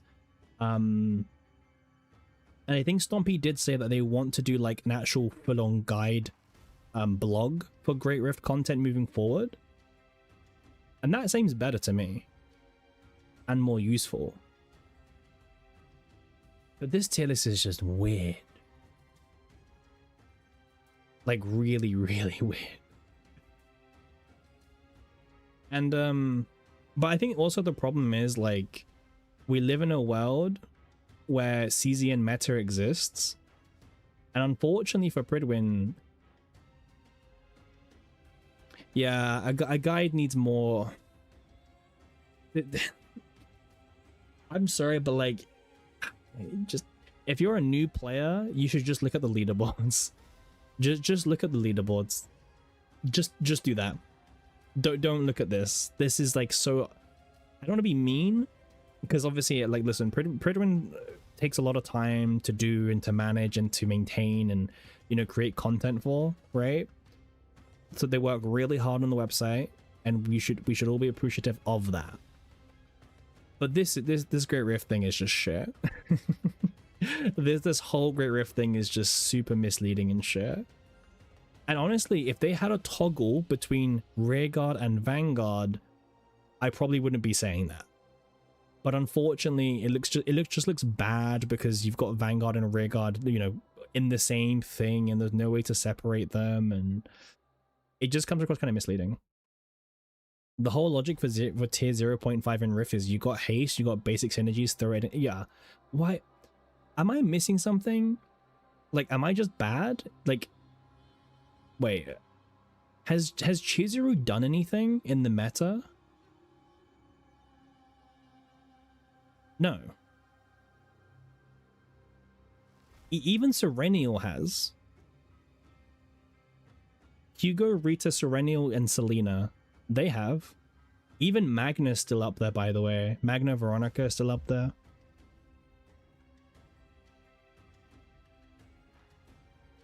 So Selena's here, but only for the Vanguard. Where's Magna? What? They put Magna in 1.5 and only for the Vanguard. Ah, man. The thing is, right, if I'm being honest with you guys, Magna was good. Like, Magna's been on the leaderboard since day one. Like, she's actually been on here since day one, and it wasn't a fluke.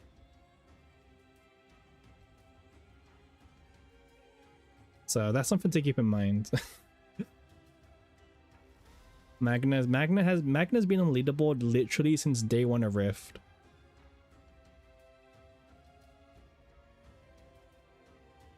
Yeah. Magna hanging on with Owen. That's the worst part. Tank. Also, supporter Veronica got moved down to tier 1. This didn't age well.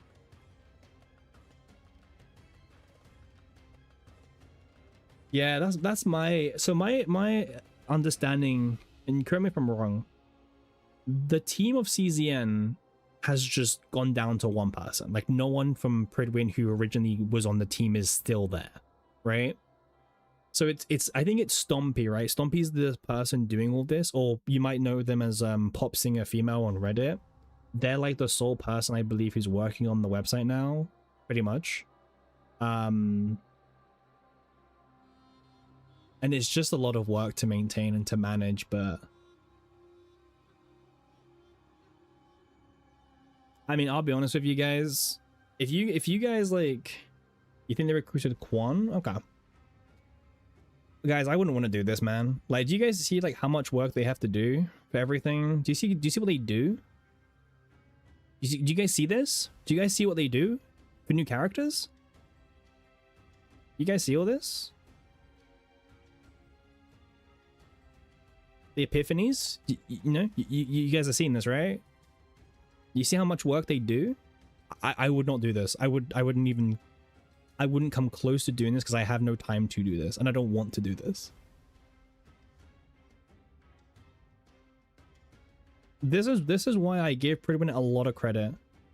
Like, a lot of credit, because I know people shit on them, like I just did for Great Rift, but I've literally defended them like as a good resource for CZN since day one.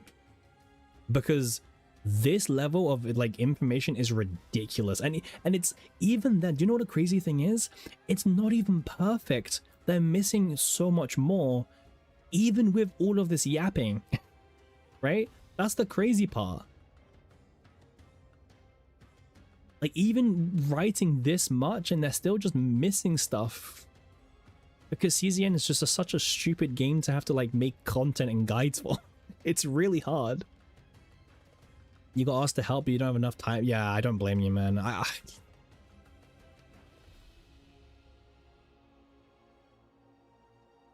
Yeah. They do too much work. Yeah. I just wanted to show that, right? Because like I don't want people thinking that Pridwin is like a super easy thing when like, and don't think AI has written this, because AI has not. This is literally like hand typed by the individuals, you know? Do you think next season will be lots of hits meta? I think we can't draw enough conclusion from preseason characters. So yeah, I don't know, man. Preseason characters tend to either reveal everything or reveal nothing.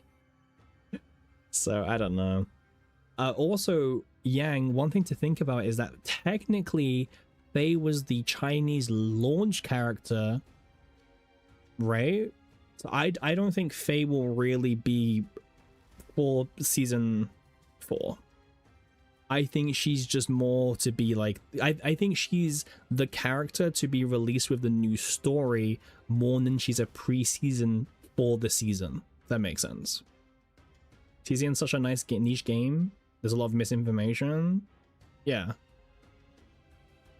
There's a lot of misinformation. There's a lot.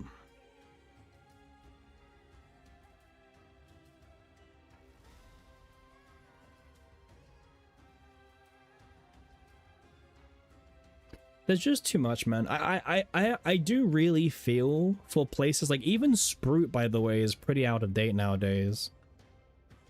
But also, if you guys know why, it makes sense. Like, by the way, flashbanged. Like I will always shill Sprout because I think Sprout is such a good resource. But even Sprout is like out of date nowadays. Like, yeah. Like there's a lot of builds that like, I mean, you can even see here, right?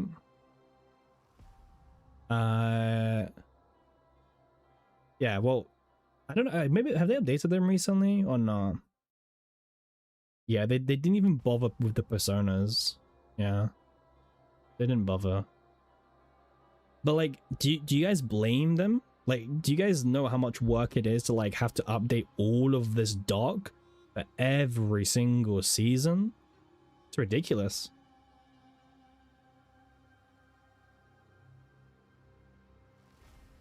So I don't blame Sprout for like not updating old characters.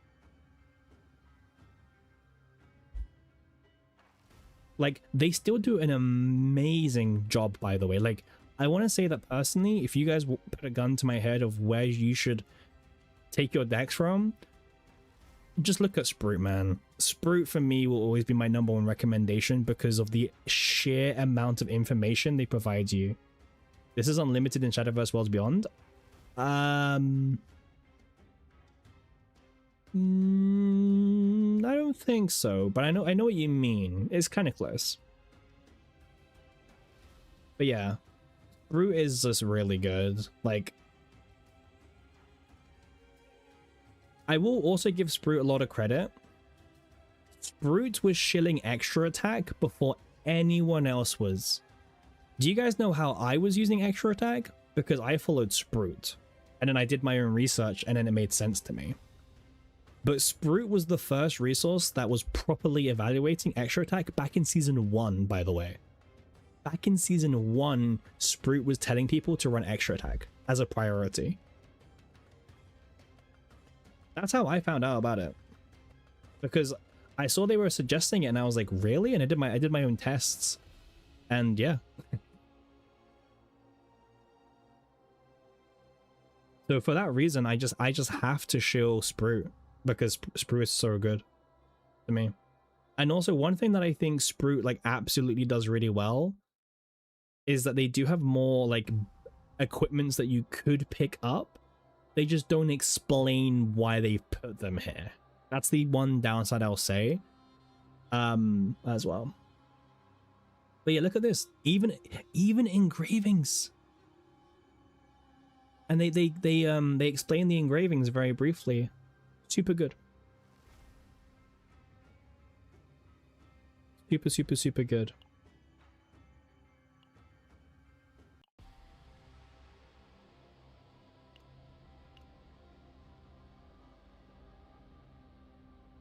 Yeah, I don't know. I would give a link. I'd give a shout out to Cosmic's thing, but once again, I don't have a link to it, and bro, he doesn't pin it on his Twitter, and finding Cosmic's link is an absolute nightmare. Like, yeah, man, finding Cosmic's link is rough because he tweets too much. And he won't mind me saying that, but he tweets way too much.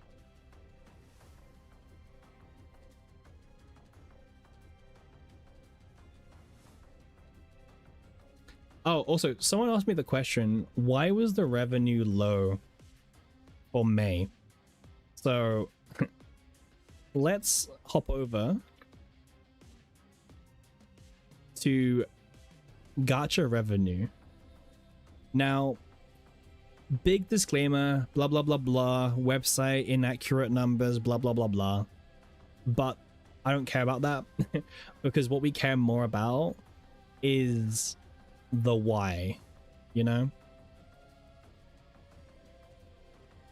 I think this is enough, right? We don't need to go through this much. Actually, let me get back. Yeah.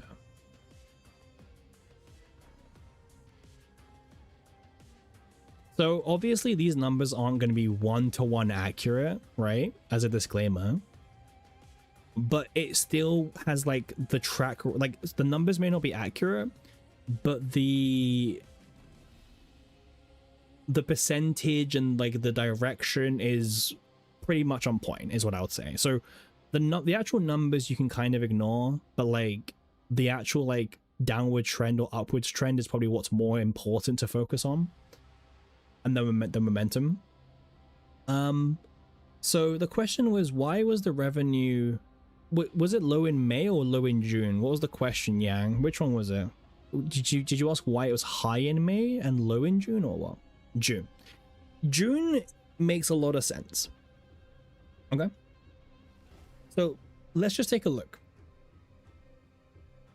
In January, the revenue was high for a lot of reasons. You also have to remember, right? Let me see if I can do it like this. Can we go back to previous months? Does that exist or no? It does. Okay. Okay. So let's take a walk through memory lane, okay? About CZN's revenue and why things are the way it is, okay? Let's do this. Let me just change my background music because we need something a bit more armor, I think, as we go through this.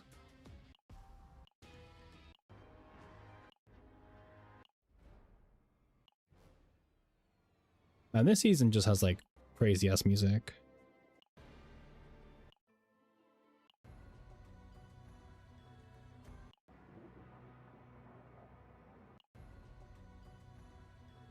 Yeah, that's fine. All right.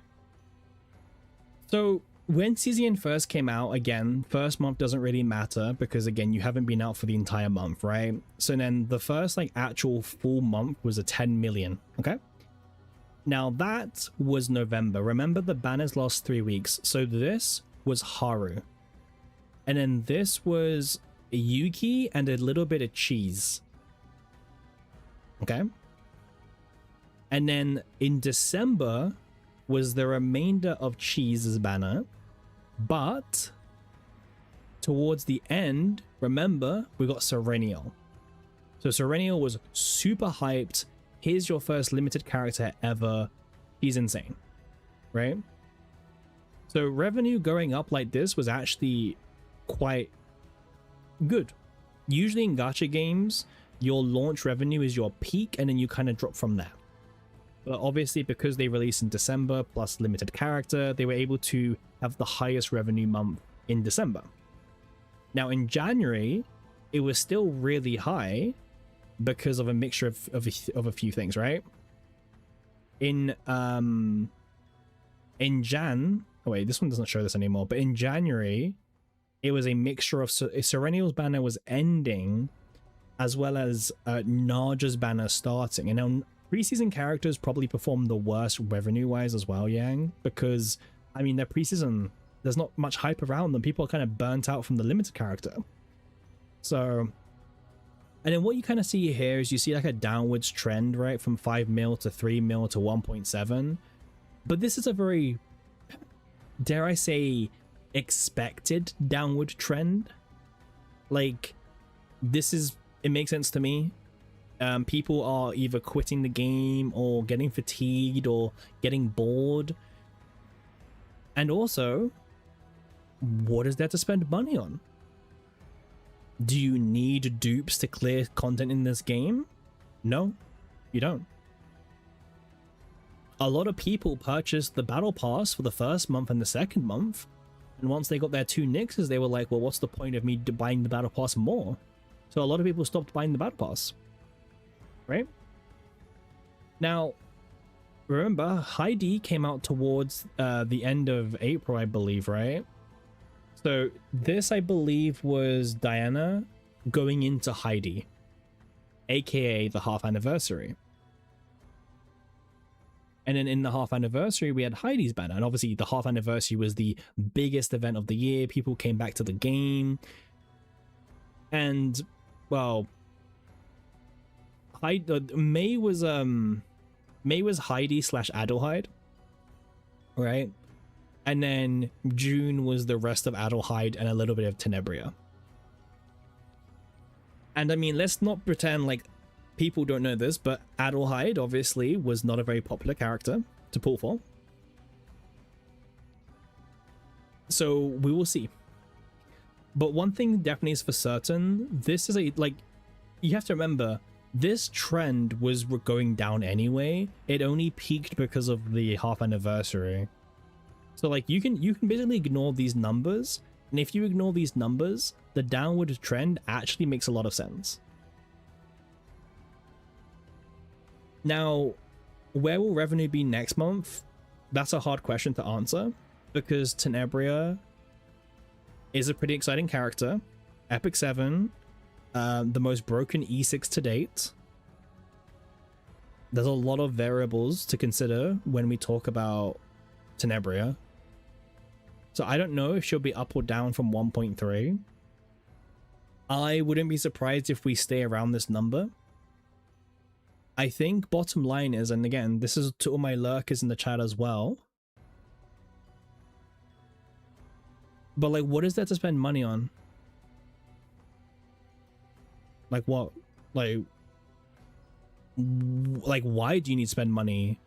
Do you need dupes to clear anything in the game? No? Can you clear everything as a free-to-play? Yeah, like very easily. In fact, can you compete in the top 10 leaderboards of Great Rift as a free-to-play? Yeah, you can. To collect all the characters? Well, the problem is, Ponpon, a lot of free-to-plays also have all the characters, right? That's also a problem. Because they don't need to top up, they don't need to swipe. And again, it's not a problem that, oh, the multi-billion company ain't making money. But being free to play is very viable, almost to the point of, well, what is that to spend money on? Dog says, I'm free to play and I have everyone on 270 pools left. Exactly my point. And this is the thing. Because do we want these numbers to go up? I assume we do, right? As people who like this game a lot, I assume we do want the revenue to go up. But I think also this game is super niche to the point where, like, even if the game does fix the deck building problems and the content problems, I don't think they're just gonna magic revenue out of nowhere. You know? They might stop the bleeding. Right? But how do you increase revenue? Like, how do you increase revenue? Like, unironically, how do you increase it? Sexy.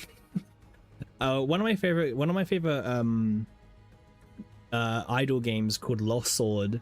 They do this like premium skins. I think maybe Brown Dust 2 does it as well, where you pay like what, $60 or whatever it is for like the skin gacha, but then you get like a very super central home screen interactive lobby or something, right? You keep up to date with Lost Sword on Reddit. Bro, I read every single patch note because I'm just curious on the new characters. I don't even play the game, and I haven't played the game for like 6 months or whatever, but I will still read their Reddit posts. What's worse, Lost Sword or Brown Dust 2? Brown Dust 2. Brown Dust 2. But Lost Sword... it's not, yeah, Lost Sword's pretty crazy too, but Brown Dust is worse. Brown Dust is way worse. You know what my funny thing is about Lost Sword is that I don't play the game, and I haven't for like, actually, you know, over a year now, but like when a new unit releases, I can just read the kit and I know if they're broken or not, because it's an idle game. It's very easy to figure it out. Is your 1.18 million run for Master? I think so, yeah. I think so. Oh, Star Sailors. Yes, actually. That was a really cool discussion. Oh, you saw it when it became 2 Guna? Oh, yeah, I mean, if day 1 Brown Dust 2 actually had males in the game. Shocking, right?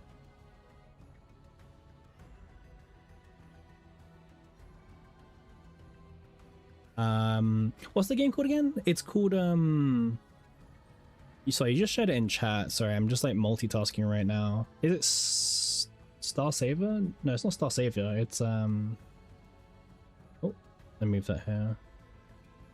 Star Sailors. Bro, what a stupid ass name, man. I can't, man. I can't with all these gaming Star Savior, Star Sailors. Like, what is this crap?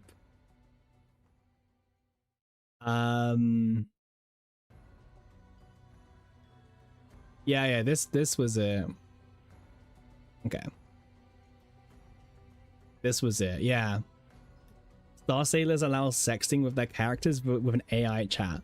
Because the game's characters use an AI, like it's an AI chatbot.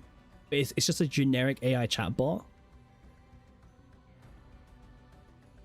So like obviously they can make it say like crazy ass stuff. You know? So the company just copy and pasted, put a chatbot in their game and was like, send it. And then the players in game can basically just like, it's just like using the chat. It's just using a chatbot, right? They can prompt the characters to say like the most like, well, basically sexting. Because the devs just like copy and pasted a random chatbot in.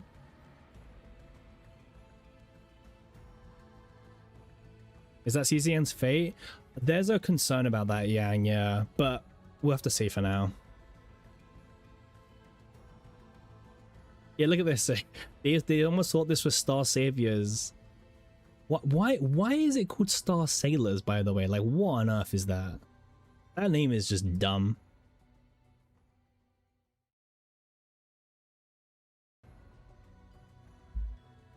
Are we alive? Are we removed? Are you alive?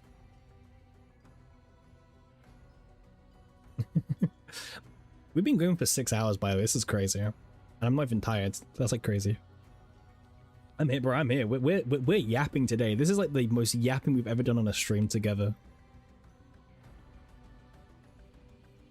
Okay. So guys, here's a question for you. I don't know about you, but when I see like, okay, I don't hate AI, right? But when I see stuff like this in a game, it doesn't make me want to play it because the game feels cheap. You know, if they're relying on like an AI chatbot like this, to me it brings down the quality of the game, and it doesn't make me want to play it. Now, I don't know if I'm in like the minority there, but when I see this kind of stuff, it doesn't make me want to play the game. It makes me want to stay away from the game.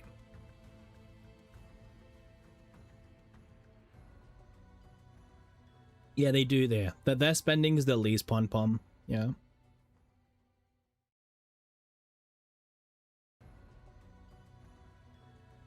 But like, here's a question: if CZN made it so you could like, so the characters in the, what was it called, what's the app thing called again, bro? No one, bro, Unigram. Fucking hell, does anyone use Unigram? Imagine if the Unigram messages were just an automated AI chatbot. I don't know. That would feel really cheap to me.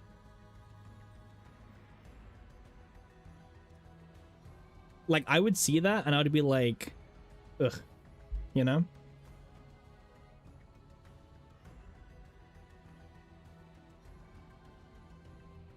The Unigram stories are very bad.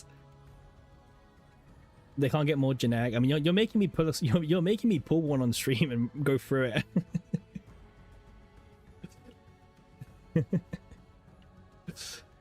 But yeah, they're not the greatest. Yeah, let's do that. We can do that in a sec. Yeah, isn't it so cheap and lazy? Yeah. Okay, wait, what's actually popping on like r/gacha gaming right now? Bro, the tribalism of gacha gamers is insane to me. Like, whenever I see someone go like, oh, my game makes more money than your game, I'm just like, what the fuck are you guys on about?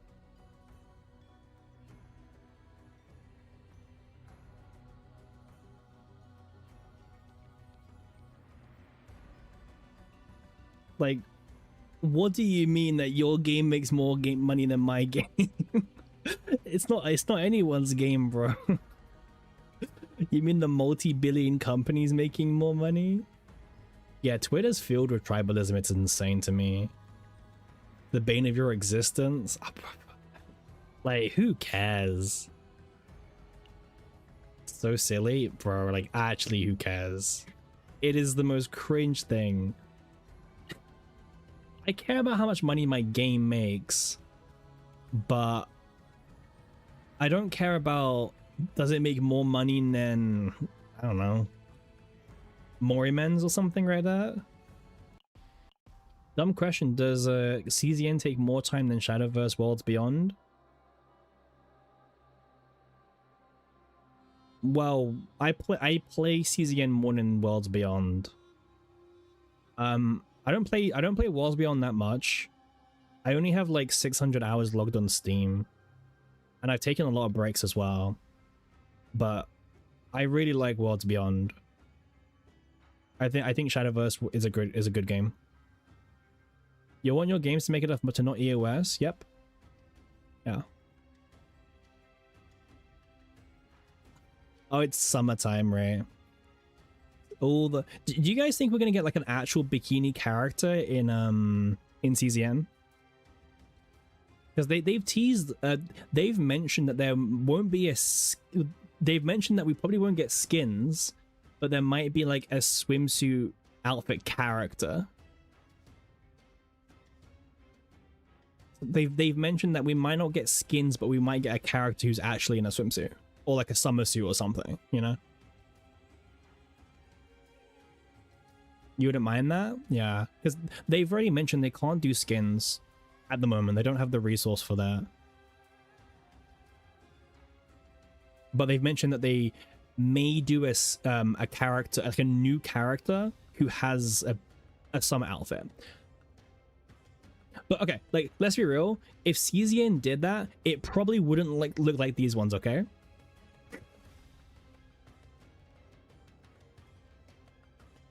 It probably wouldn't look like these ones. Yeah. Elf waifus, unless, alright. I'm hearing you guys out, okay? Bro, r/gacha gaming is like an absolute just cesspool.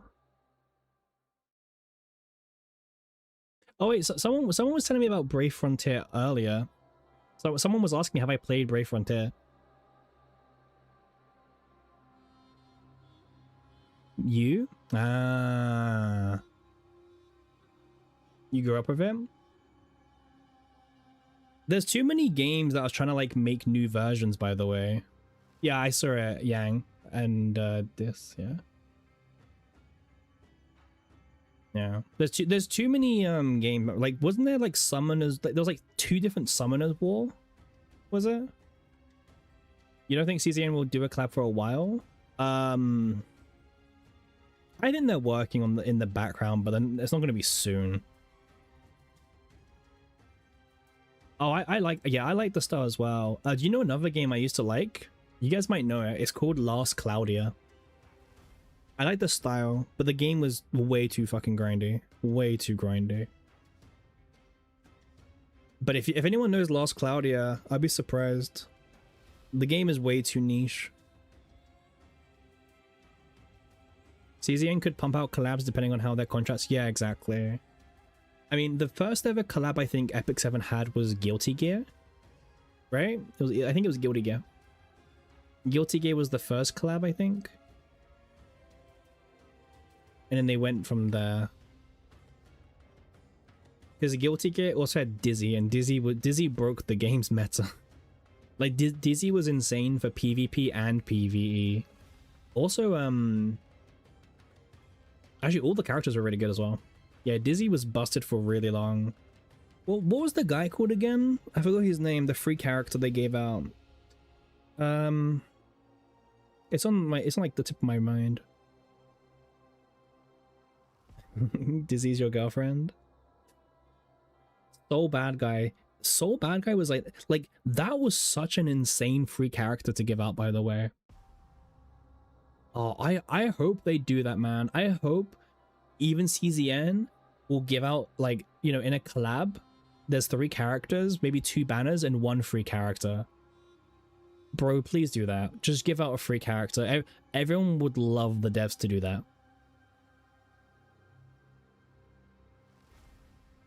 Like, just give out at least the 1 character, man. But yeah, is there anything else going on? I feel like the gacha market's quite dry at the moment. Etheria restart first collab, brother. Etheria restart, like, get out of here, man. Etheria restart, man. I played the beta. I played both. Okay, so I really wanted to like Etheria restart. Okay, I really wanted to like it, and I played the first beta. I couldn't get into it, and I decided to play the second beta because I really wanted to like the game. And after the second beta, something was off. But you know what? I still played the full release. And after like 2 weeks, I just said, this ain't for me. Like, I tried that game 3 times. And I just couldn't, like, it didn't click. It didn't, like, I couldn't find why, because I usually like that type of game. But it couldn't click for me. Morriman's got a collab. Morriman's is doing good. I'm glad. Morriman's deserves to like get more credit. Yeah, Etheria restarts a turn-based game. It's like Honkai, but it's got PvP. That's like the easiest way to explain it.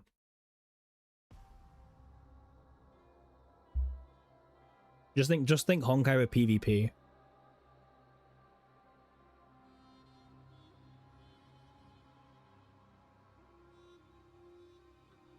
I don't know. No, I don't think it's got the training thing.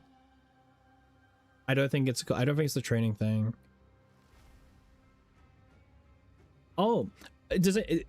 I keep saying this. I got an email today about the Monster Hunter Outlanders beta. I love Monster Hunter, but the fact that there's no PC version for Outlanders, I don't think I'm gonna play it. I can't imagine playing on an emulator for Monster Hunter either. Like, bro, I love Monster Hunter, but like, how? Yeah, bro, it's only on mobile devices, like straight up. Yeah. I mean, I'll be honest, guys. The reason why it probably doesn't have a PC port is so it doesn't clash with the PC version of the game. I guarantee you it was probably in the contract somewhere. Because this is Tencent, by the way. Tencent's doing this game. I guarantee you it was somewhere in the contract where Tencent can't release a PC version of the game because it would clash with Wilds, and then also the new Wilds coming out next year, I think it is. I guarantee you that was the reason.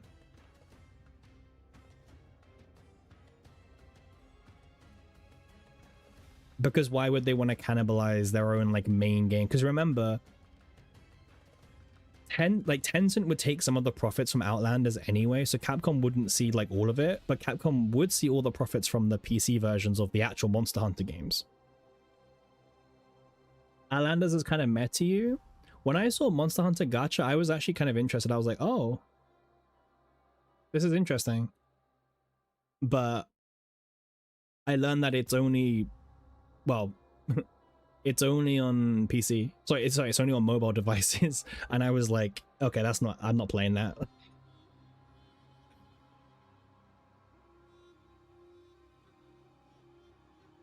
Tencent's involved in every new gacha game. Tencent's huge. What cell phone do you have? Bro, I've got like an iPhone 12. Like my phone is so dead. I need to get a new phone. But I've taken a really big beating in the stock market this month. And like, I can't be buying a new phone yet. Well, until things go back up again. So I can't. Yeah. I stick to a very strict budget, and trust me, that budget has no room for a new phone anytime soon. My phone's battery health is 67% right now. So if you want to know how bad my phone is right now, actually, if you want to know how bad my phone is, it starts suffering from overheating playing CZN. Okay? So if you want to know like how dead my phone is, I can't play CZN on my phone because it overheats. It overheats. It's got 67% battery life. Yeah, I mean, I'll be honest, Ishtar, I'll probably just get a new phone anyway. Oh, nice. Brother, I wish I had that money right now. Yes, bro, yesterday was brutal, man, on the stock market. Like, I was down, like, I think nearly $9,000 yesterday. 10,000, I think, yesterday. Oh, you have to pay it. Oh, fuck him. Yeah. That's rough.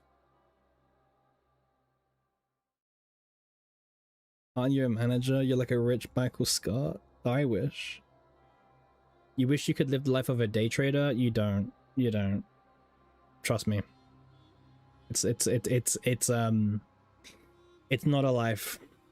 I wouldn't wish it on anyone else. I really wouldn't.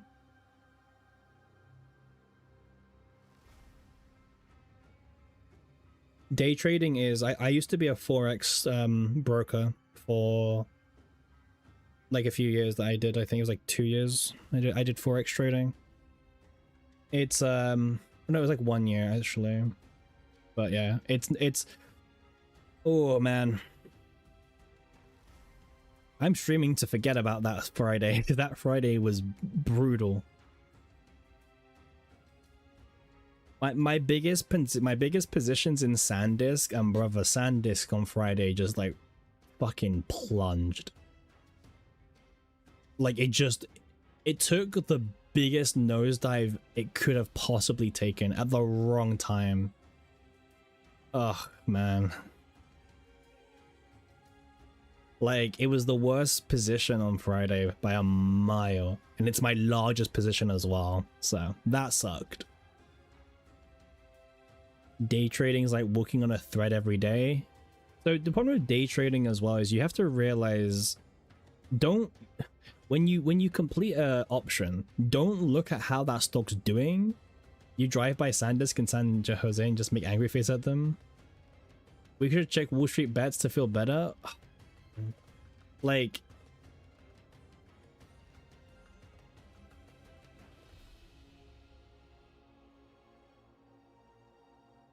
it's just like horrible, man.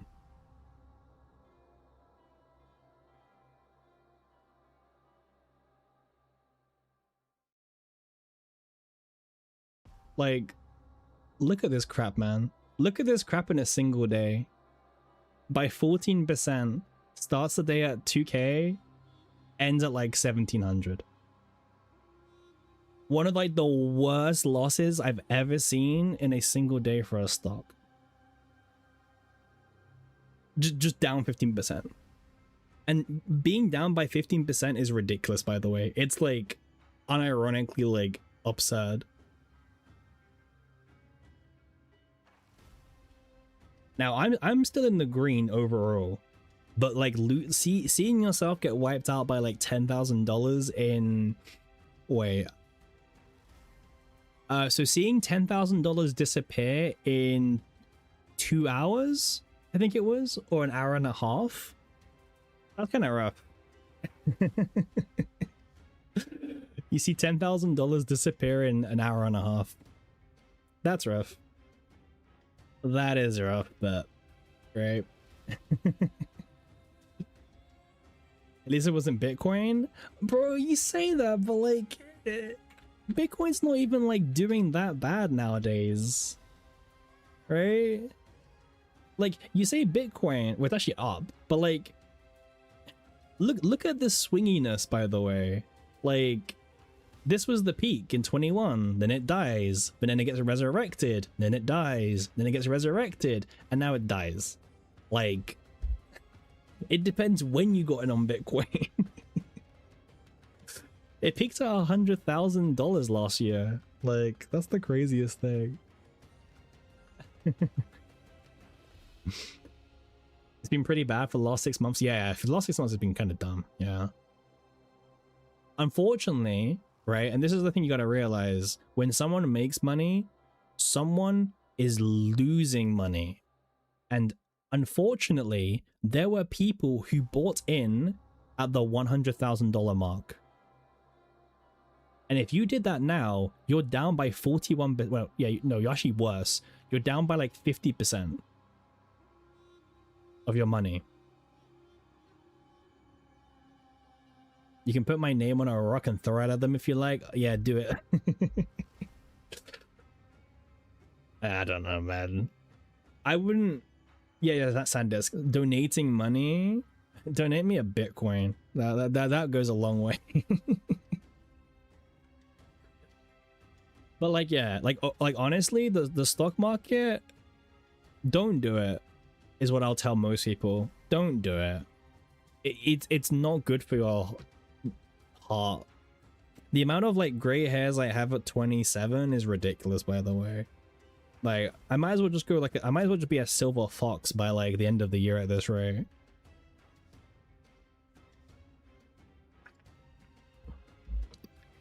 Remember when people used to accept payment as Bitcoin?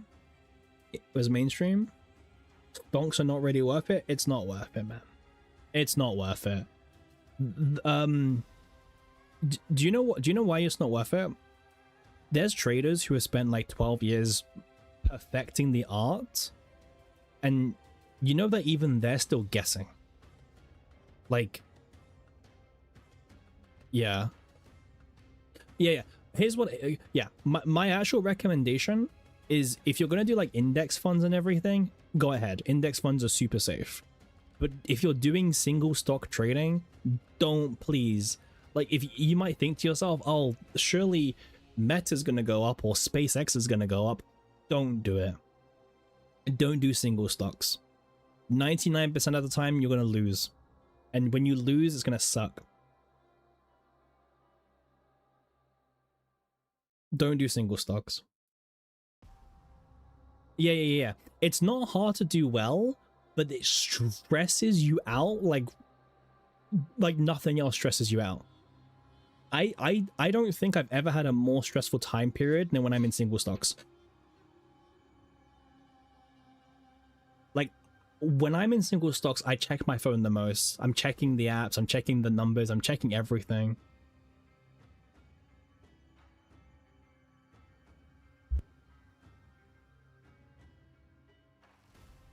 You have to take it as gambling to enjoy it? Ugh. I don't know. But like, you have to be accepted. Like, have you seen the new thing, right? It's all about Wendy's now, by the way. Wendy's is like the new thing that's on like Wall Street bets. Wendy's dropped to like $6 on the share. And then like Reddit's like, hey guys, we should pump this. And ever since then, Wendy's has actually been like, well, it's been trading like a meme coin, because it is. Yeah. It's actually doing pretty well, to be fair. So, listen, if you got in on the pump and dump of Wendy's, then you're doing good. You enjoy playing slots, you don't enjoy playing stocks. GameStop, they tried to make it a GameStop, yeah. They tried to. Why looking at Wendy's? We're talking about stocks, Dan. This stream is a mess. This is like the messiest stream I've ever done. We have covered like every topic of the universe on this stream. We've talked about Love on Deep Space. We've talked about Anime Expo. We've talked about stocks. We've what a preseason does to a motherfucker. This is what preseason does to you. You're just yapping about like literally anything that's not the game. Do you guys know how much CZN we play today?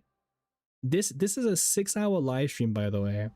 We did our daily excursions, and we played 2 sorties. That's all we've done this riff. So this stream has been 2 sorties. That's it. And the funny thing is, both sorties took over 70 minutes because we were yapping mid-sortie. It's a fun stream. This is a really fun stream, yeah. Best CZN stream ever. 3 hours of playing and 4 of yapping. Let's check Domino's. How's Domino's doing, man? I don't think Domino's is public, no? Oh, it kind of is, yeah. Kind of is. You're doing sortie while listening? we should get in on that that Smilegate stonks, right? You do your sortie of the day, Sag. Bro, I don't even know what we've been yapping about. Like, this stream is, you know what that's crazy? The craziest part about this stream is the viewer count is actually going up. Like, more people are watching the yap.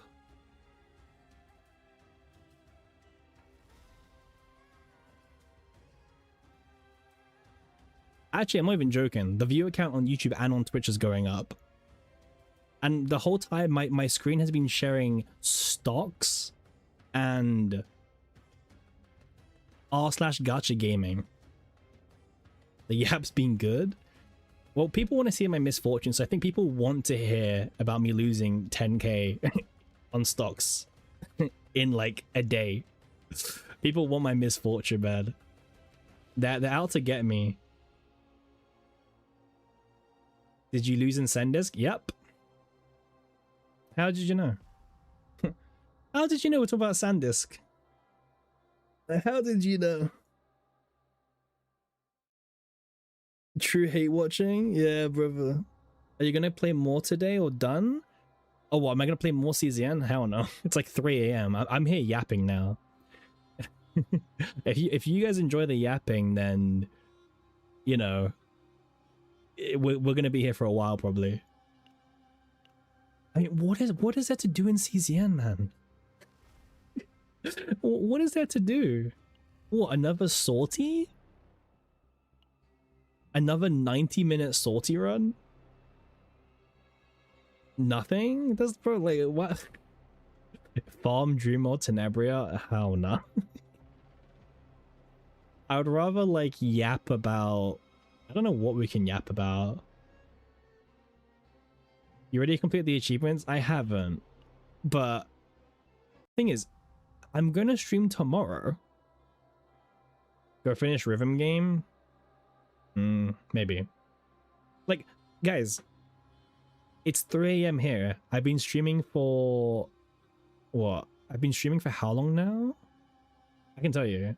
6 hours, nearly 7 hours. I will be live again tomorrow. Well, today. Like, I will be back today. In fact, maybe I don't even sleep. Like, I'm gonna be here.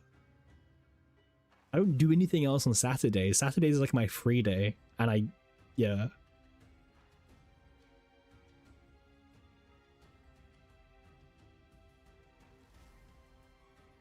Oh, this is the Sword X staff game we were talking. I think was it you, Pon Pon? Oh yeah, don't worry. I go out for a walk and everything. Yeah, I think this was the game that Pon Pon was mentioning, Sword X staff, earlier. Well, you better know. You better be here, Pon Pon.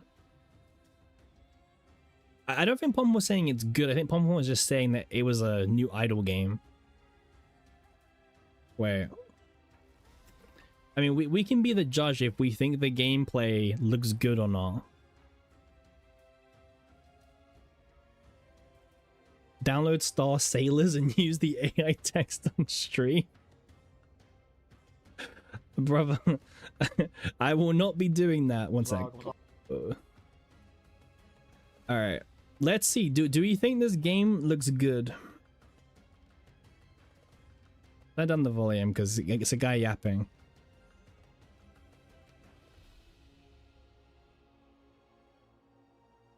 It's not the most riveting gameplay that I've seen.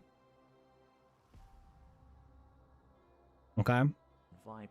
And League of Legends font. Meh. Generic. Yeah, I don't know, man. it it doesn't really make me want to play it. Yeah. I don't know. You can just tell this shit is just slop. Wait, what do you mean this is slop shiv? Bro, I don't know about this kind of game.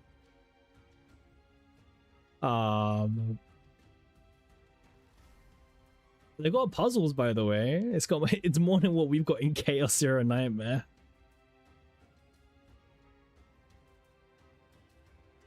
Wait, did he mess up the puzzle? Oh, he messed up the puzzle. You're just looking at a walking YouTube ad. Wait. Oh, that font is horrible. Yeah, but like... Oh no, the AI one that you were thinking about was Dragon Traveler, whoever mentioned it.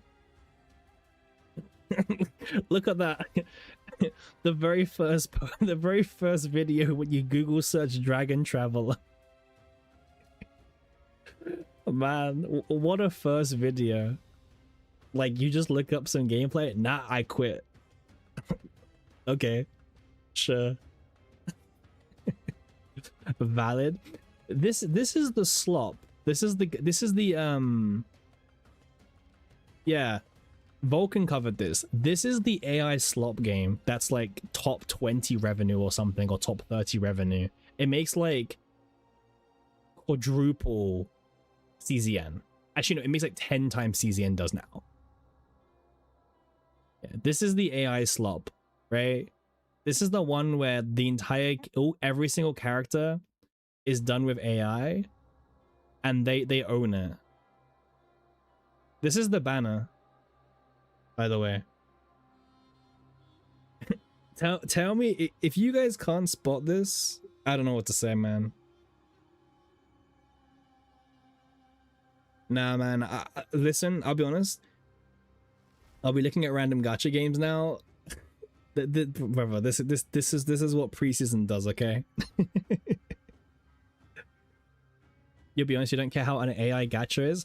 I'll be honest, I don't mind AI, but I don't really like Gen AI when it wants my money. You know what I mean? Like, if a game wants my money, I don't... Yeah. Dragon Traveler is a bit too much, right? Like, look at this banner. I don't... Like, you know when NTE had all the drama about AI usage?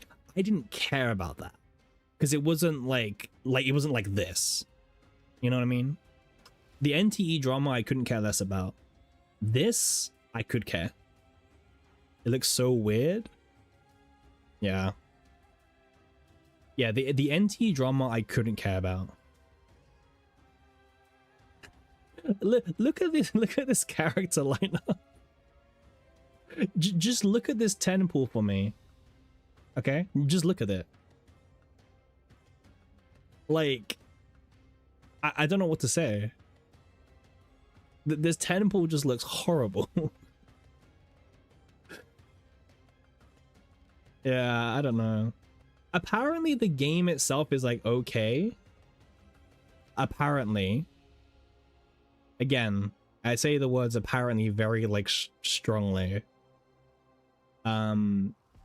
But I think it's just your very generic... is it idle? I think it's idle, right? Is he gonna show gameplay or not? No, he doesn't show any gameplay. Yeah, my assumption is that it's fine. It's just like... It's just AI slop. Yeah, it's idle gameplay. If you've played one idle game, you've played them all, right? Like that's all I can say. If you've played one, you've played it all. And I don't hate idle games. That's all I'm gonna say. I don't hate them. I just don't play any right now. But yeah. You do? That's fair if you do. I don't mind them. I don't mind them. I think they have a place on the gacha market, right?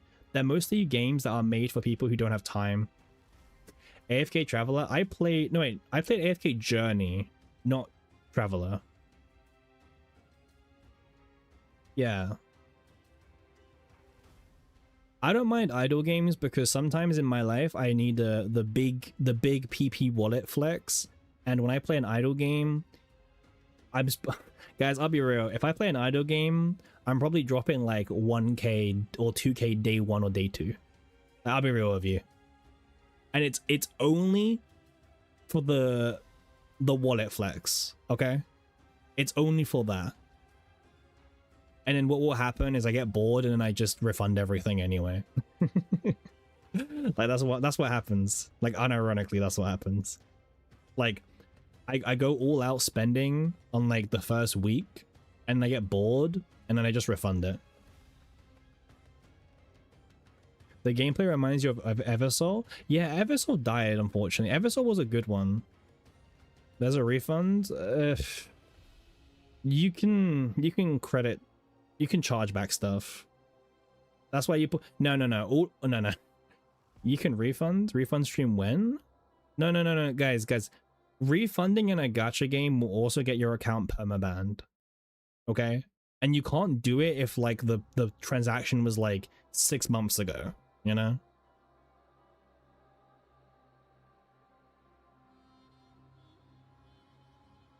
Yeah, this game is like, look at this. This is obviously Medusa ripoff.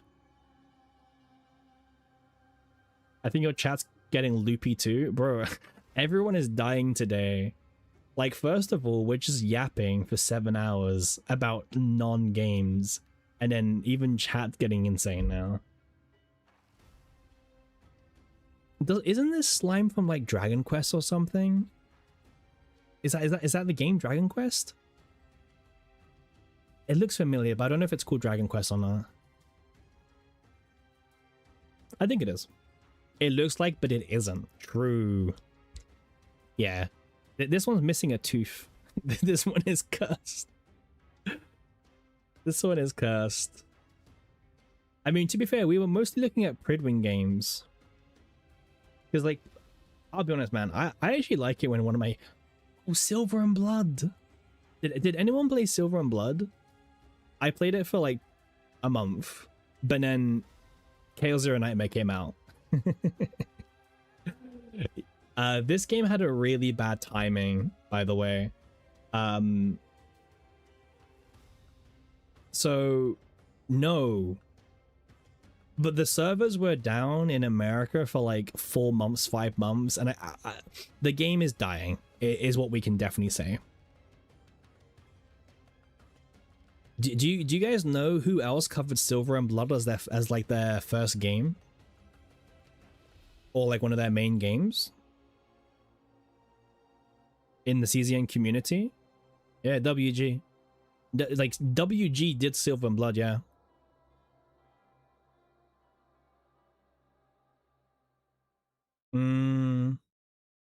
His channel called WG Gacha, by the way.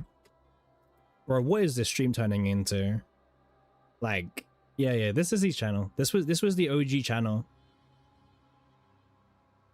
Yeah. This was the beginning of WG. If you want to learn some like lore, this was the beginning of WG.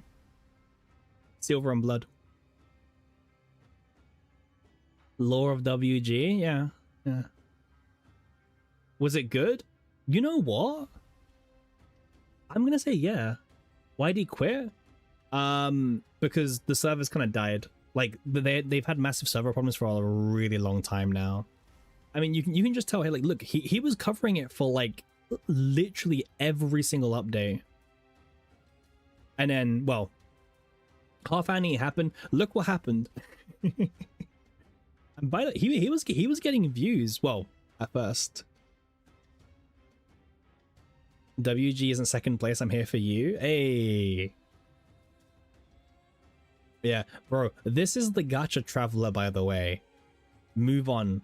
Enfield doesn't work out. Move on. Deadly Sin's Origin doesn't work out. Back to Star Savior. But yeah, now he's just like full on for the CZN channel. Yeah. Now we're not slandering WG, man. We like WG. WG is actually a subscriber to the channel. like used his Prime sub on us. So we like WG. WG gave us his Prime, so we're good friends. We've never interacted really, but we're good friends. You think that's Cosmic's future? Bro, I feel bad for Cosmic. My guy's trying to find a second game so hard and it's just not working out. Like, it's really not working out. Like, he's trying to find a second game to cover. What's his first? What game do you think's his first? Do you want to take a guess what game's his main game? I'll give you one guess. And if you can't get it in one guess, I don't have much hope for you. He's fine by... Yeah, he's fine.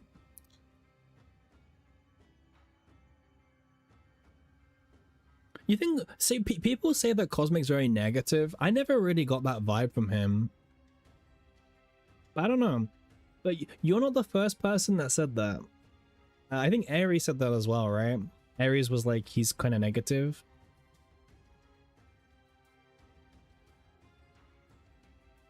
But is he negative?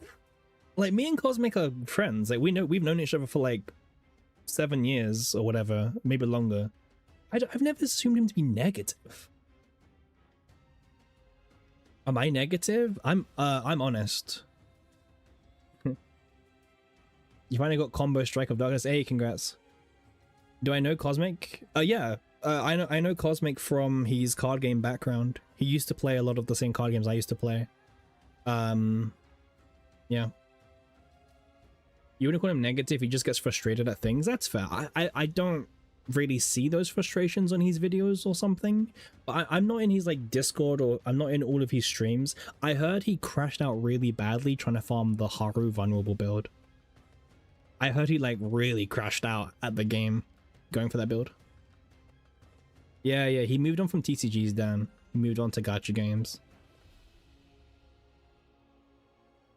Why? Because like he was farming for like Haru vulnerable and just couldn't get it in like 2 weeks of streaming or something. It was crazy. But this is before we had save data editing tickets. Like, this is before we had the tickets, the edits.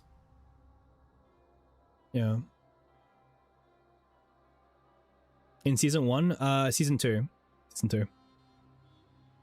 In season 2 we got flashes, but you still had to you still have to get the right divine first. Good old times, yeah. Oh yeah, he covered the new game. He's at Anime Expo. I'll be honest with you. This game does not interest me in the slightest. Like, the gameplay and everything just isn't my jam. It's like a turn-based tactical placement game, and it's just not really my jam.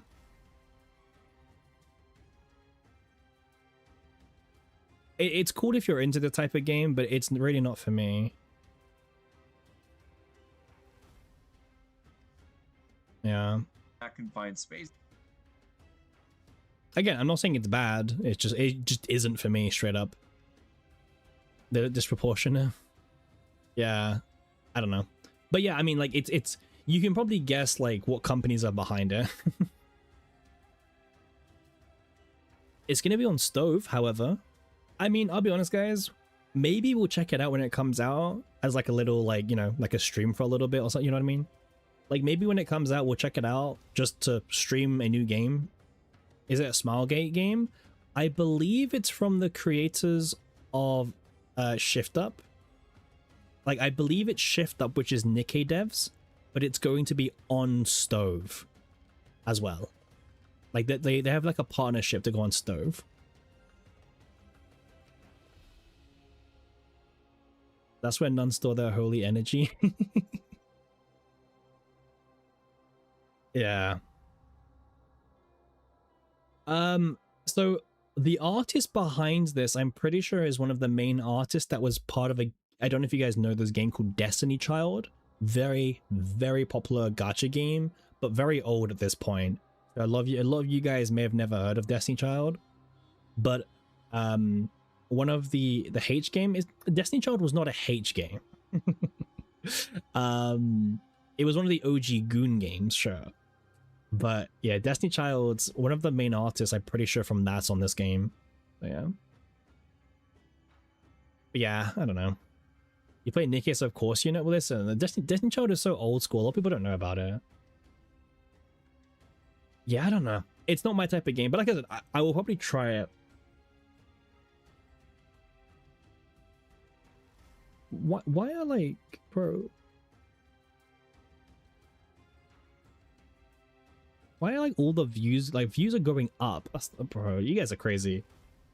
When I play CZN content, all the views just drop off, by the way. Chat dies, the views drop. When I just yap, yeah, you guys are more here. Why do I even play CZN? Why do I actually play the game?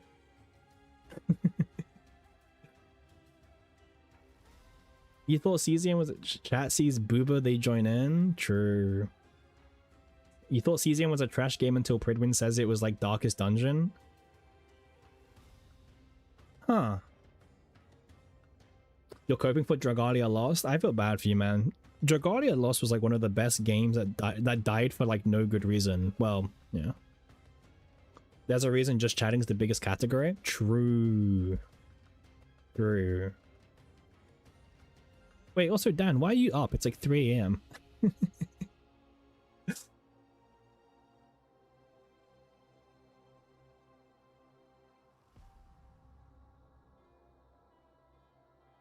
Yeah, I don't know, man. This game is like kind of weird. It's Friday, that's true, but like it's still a weekend, man. You've got a bedtime to go to. Oh, Sidorka. Do you know why I know Sidorka? Do you know why I know Sidorka? Because I played Citus for like years. Yeah, man. Citus was like my jam. That was my rhythm game like itch. So I knew Sidorka when it came out because of it was from the same devs. Yeah, Sidorka was kind of cute. Kind of died, but yeah, this game is old, man. This game is old. Okay, I mean, when you look at the gameplay, it doesn't look exciting, but like, it was decent for its time. For its time, okay. Anyways, have a good one, buddy. So that game supposed a double click, putting Dragalia Lost on PC and console, maybe. Yeah, the music is great, which we have muted. The music is actually really good. The music is really, really good, man. Yeah. Norbit? What's Norbit? What is Relink? It's a Grand Blue game. But like it's like the second one to a series. If you and to be fair, it's a good game. Like even if you don't know anything about Grand Blue, it's a good game by itself. I think you can agree on that. If you've played Relink, you can probably agree that even if you know nothing about Grand Blue, it's a good game still. Yeah, it's a really just cool game. Like I don't know, I don't have to describe it really. It's just a really high quality. It's not a gacha game. It's a proper game based on the Grand Blue IP, but yeah. You know what? See, this might make me sound like a boomer. And a lot of you guys might not even know this IP. But one of my favorite IPs in games of all time was the Dot Hack series. The Dot Hack series was like one of my favorite games to play growing up. A lot of people probably don't know what Dot Hack even is, man. Like, just all these like dead games we're talking about today. You've seen it? Yeah, that's fair. Like, Dot Hack is a game that I don't expect most people to have played. It's fine. But yeah, Relinked is really good. Sandy's my favorite. I love Sandy. You're right here. No, yeah, you clearly have. Yeah, you also as well, yeah. Man, what new gacha games are coming out?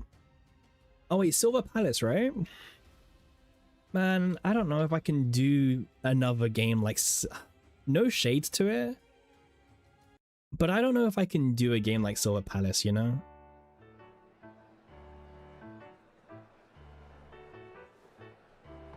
I don't know. Bro, again, these trailers don't... These trailers will always look good, you know? The curtain falls. Thus have I come to thee. You're a woman of many faces. Which is the real you? Don't spoil the moment. Did I play Do It Night Abyss? No. Matters. I know what game you're talking about. Are you doing this on purpose? Instead of trying questions, what you should be concerned I played is how this dance The First Descendant.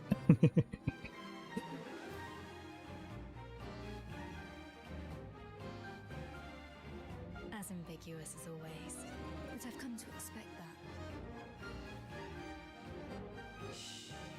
dive any deeper, and you may. This will be one of the next big games. Yeah. We were utterly unprepared. This is one of the next big releases to come out. Here's the clue that I'm interested in.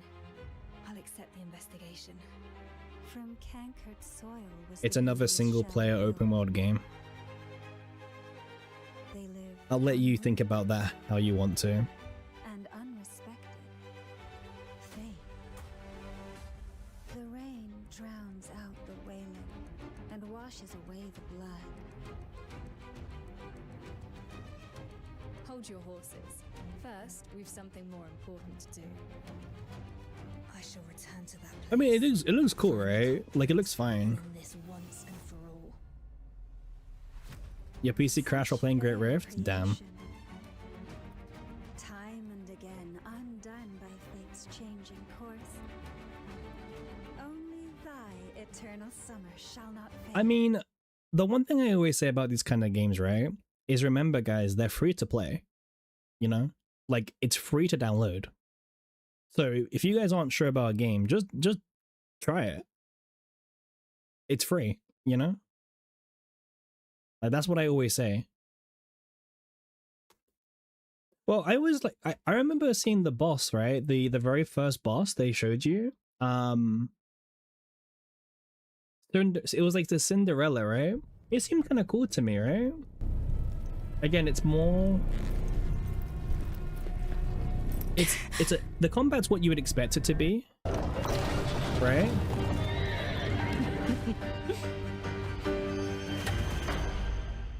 How does it feel to be stomped on by an ant? I've had enough of betrayal!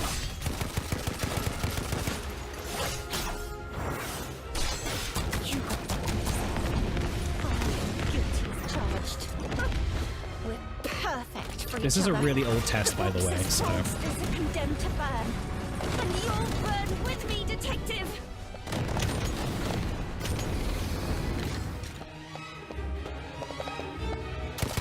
As I suspected.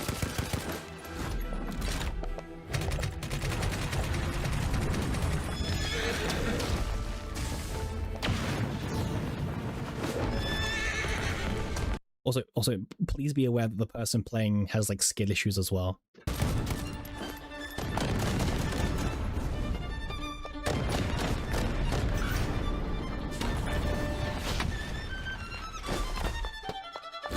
By the way, this is the average player who says basin is hard, by the way.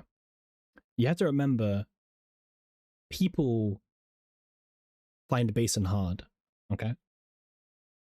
Just remember that, okay? There are people who find basin hard. So just remember that.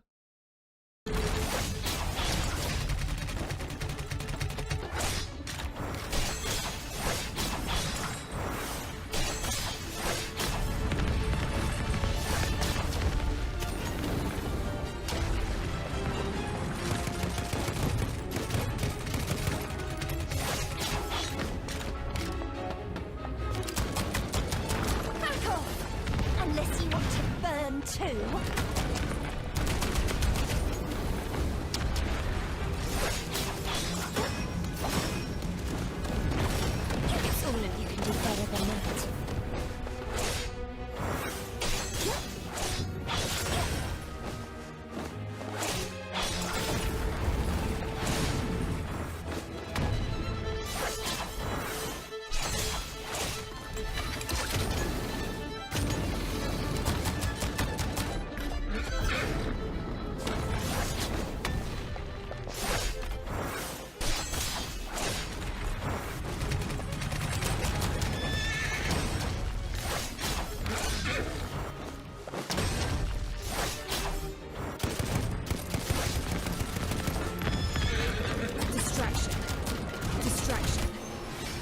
Get the board.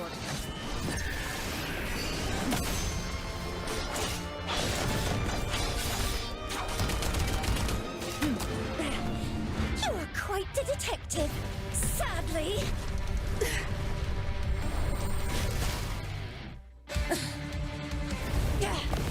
You have just entered the abyss of despair.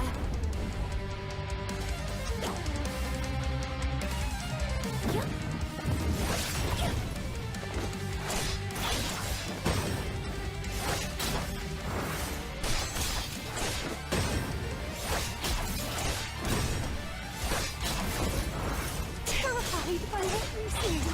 Such violence and madness. But this is my true nature.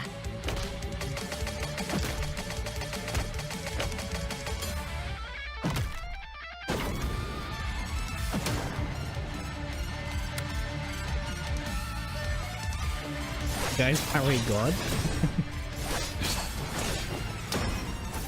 A step on me. Yeah.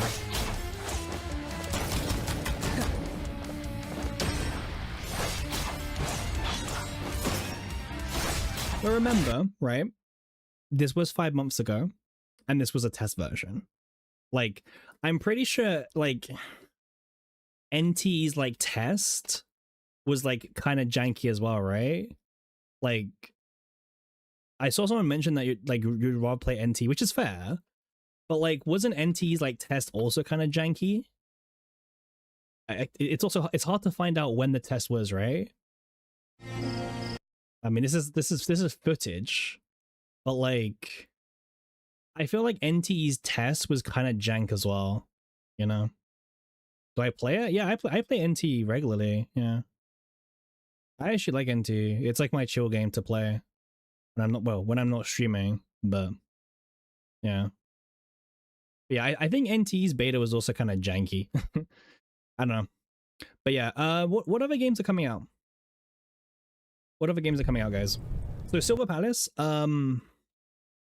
as of Familia, right? This is coming out as well.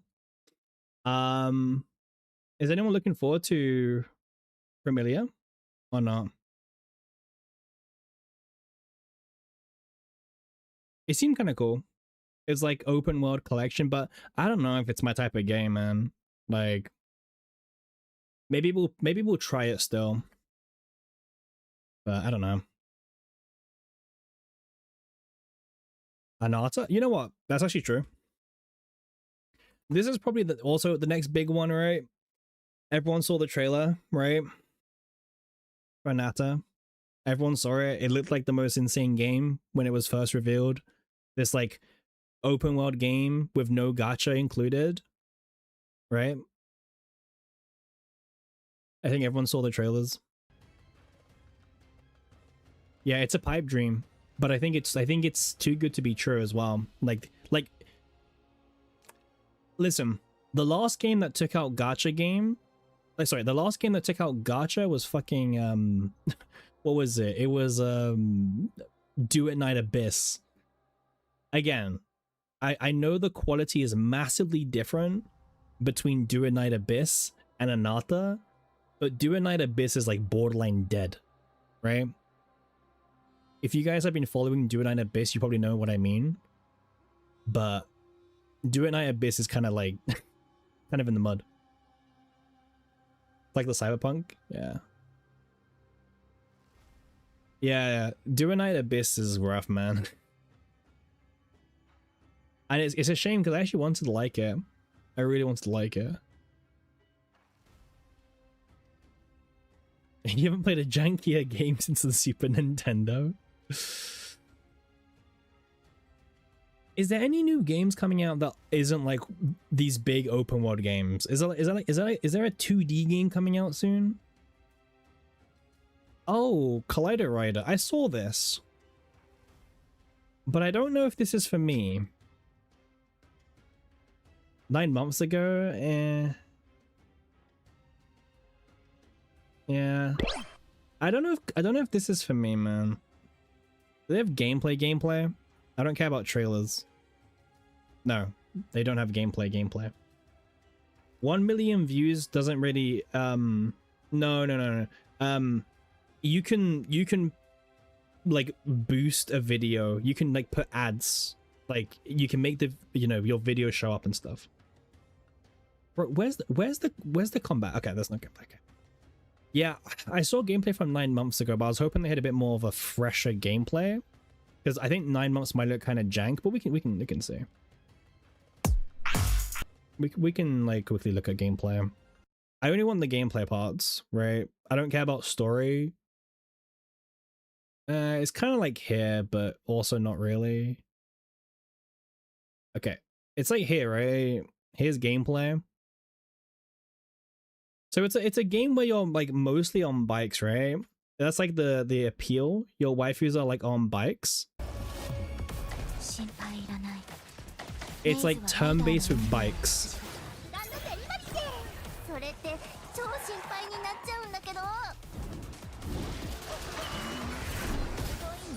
I mean, at least it's doing something new.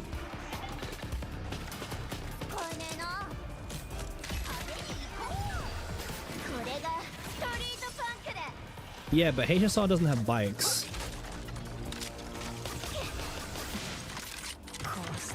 Like, yeah. You can say worse Honkai, but Honkai doesn't have bikes. Yeah, it's not really for me.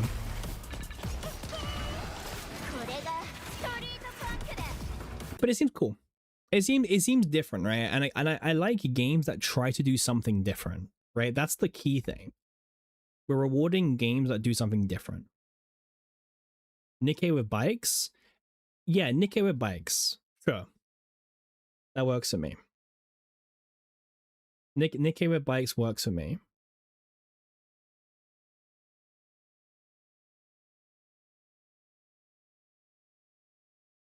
Wait a second. I'm getting like pinged on Discord. What's going on? Oh, by the way, no shade. I love my guy Misery, but I'm gonna call him out for 2 seconds, okay? So, why is my guy uploading how to farm the divine decks in season 3 with 4 days to go of the season? Okay? Now I like him, he's my guy. But why are we getting how to farm divine decks in season 3? 4 days left of the season. This has got to be one of the worst like videos you could release. I mean, it's still informative, but it's just like, yeah. He literally said it's because he hasn't uploaded a video in 9 days. Oh yeah, he also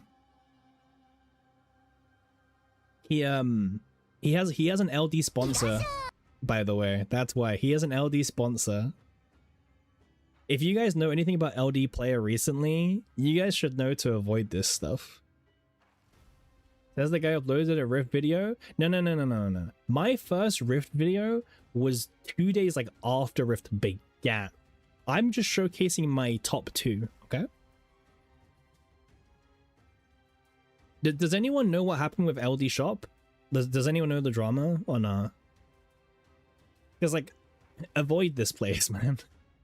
No? Oh. What happened? Okay. Okay, no one knows? Okay. Alright, well, let me talk about it then.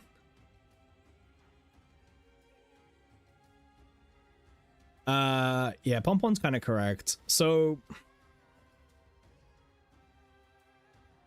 LD has been in a little bit of drama recently, because they their LD player, LD shop, had their thing. So what happens is the website tracks your keystrokes for your inputs, and then the emulator LD player would track your data, record your screen, and if you did any payments or any login details, right? And if we go on to like and let's go on to X, right? This person confirmed it originally about the leaks. So they were able to see that LD player was doing this, and also like there was actually more information as well. Yeah, like it's hard to show you guys, but basically, yeah, if you've ever used LD player, chances is your username and password or whatever you've entered is probably like leaked, by the way, and exposed. So don't don't use LD player or LD shop, okay? Like avoid them. Yeah, they had their data leaked. Check your logins, check your payment details. Yeah, so it's just funny to see our good friend Misery promote LD player. bro didn't get the memo. Bro didn't get the memo. When I told him about this, he said he actually didn't know, and I believe him. He generally didn't know, but like a bag is a bag. Oh, he said the bag was good, so yeah. A bag is a bag, man. Listen, you guys may have heard of survival of the fittest, but let me be honest with you guys, okay? If one day you see me promoting a crypto gambling casino, right? And you guys sign up for that and you lose all your money doing it, that's on you, okay? Survival of the fittest, okay? Just saying. Now, I would never take a gambling crypto casino sponsor, right? But even if I did, I would expect you guys to be smart enough not to go for it. 5 a.m. Cappy will be like, I will sell you guys for gambling casino. This is like the wildest stream we've ever had, man. This stream is like insanely off topic. It's actually insane. But hey, the views are still here. Like, imagine being hacked in the big 26. Exactly. Listen, After Night Cappy is dark, bro. Like, After Night Cappy has no... I don't have a filter in general. And that having no filter is not a good thing, by the way. Because it means I say stuff and it's like, I might accidentally say the wrong thing. So I try to be more careful.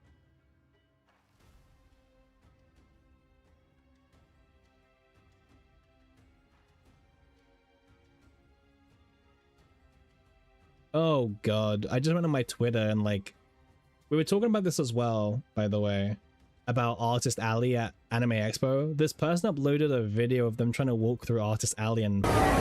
Oh man, let me turn this down. Like, I don't know, man, this is not for me. Like, you have to stop every second. It's like, it's that bad. I don't know, this... I think it was Pon who mentioned about Artist Alley. But yeah. I mean, I still wish I was at Anime Expo, but I wouldn't be here. Imagine being short too. Are you short, Pon? Is that why? Because... I don't know. Yes, same. Bro, this chat has one brain. Like, literally one brain cell shared among the entire chat. Yeah. Imagine the smell. Yeah, imagine the smell. Short is subjective. Okay, so when someone says that, that means they're short. So Pon is short. Okay. Okay. I'm glad we discovered that now, okay? Pon is short. Yeah. Like, you don't need to say anything else, Pon. Am I short? I'm 6'1". So I don't know what that is in centimeters. You can like, I don't know, like look that up. I mean, I can look it up as well, but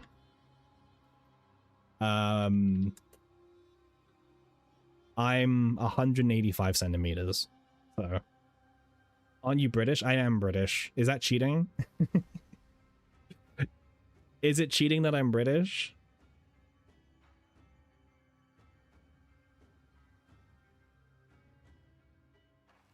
That's tall? Nah, that's normal here, Pon.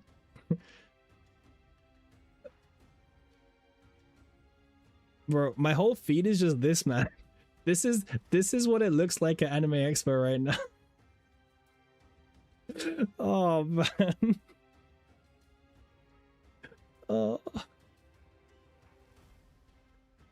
Like I would have been so like, Sue is live during the panel. Oh wait, should we go to Sue? Wait, where's he live? Yeah, where is he, Pon Pon? Is it YouTube or Twitch?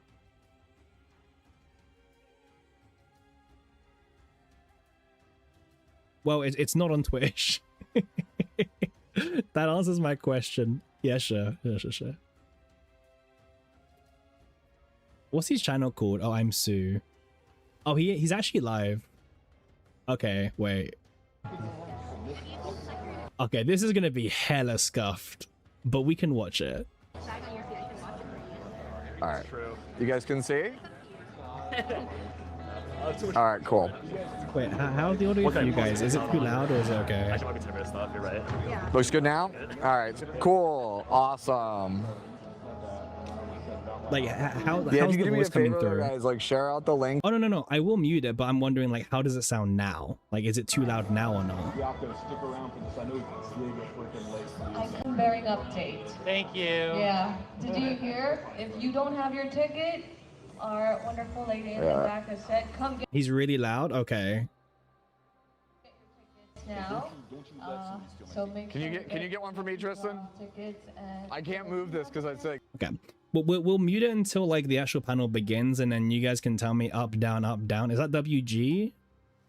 Is it? I don't think so. I don't think he's even there. Is he? I'm pretty sure WG's not even there.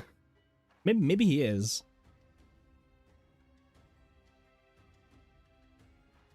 Do you guys want to know some, like, secret information?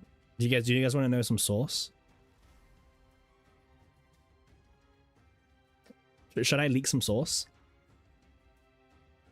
Share the source? I could leak some source. So, okay. What I can tell you is certain content creators. So I told you this, right? I told you every content creator got a free ticket into Anime Expo.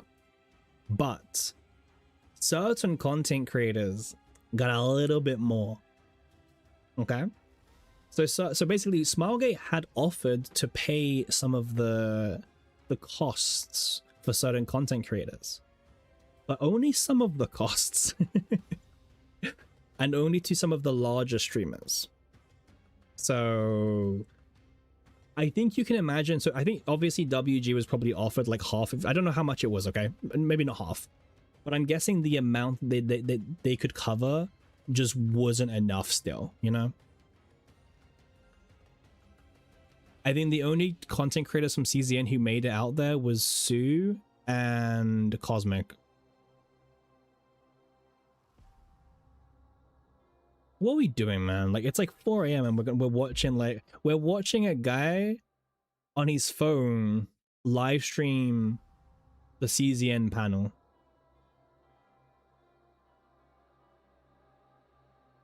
Like, what are we doing?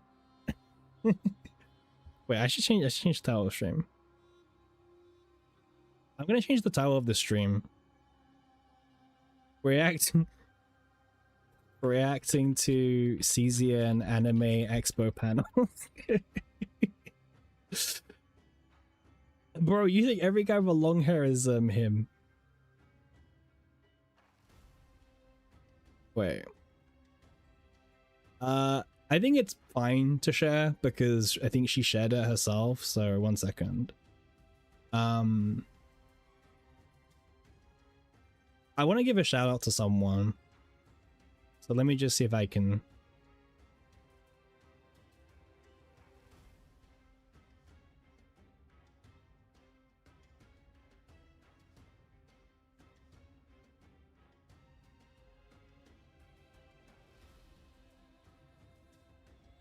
Yuki stickers? Pog.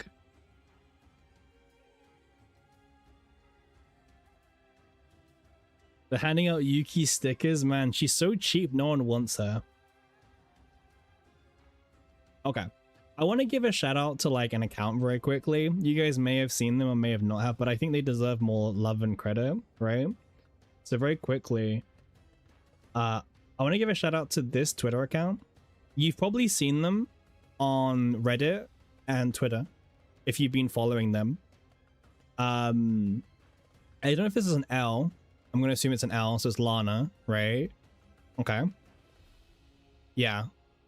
I'm gonna like, I love this individual, by the way. I think they're super cool. All their content is super awesome, and I just want more people to know about them. Like, they are the world's biggest Typhara fan. And it's not even close. Yeah, they play Yu-Gi-Oh as well. This is the #1 world's Typhara fan right now. And it is not close, right? The nails as well, by the way. And they've even got the binder. They've been collecting only one card, Shock Ray. They're collecting the Event Horizons. Yeah, she is dedicated. Does all Yu-Gi-Oh players in Europe know each other or what? Yeah, also super dope cosplay, by the way. Look at this cosplay for Typhara.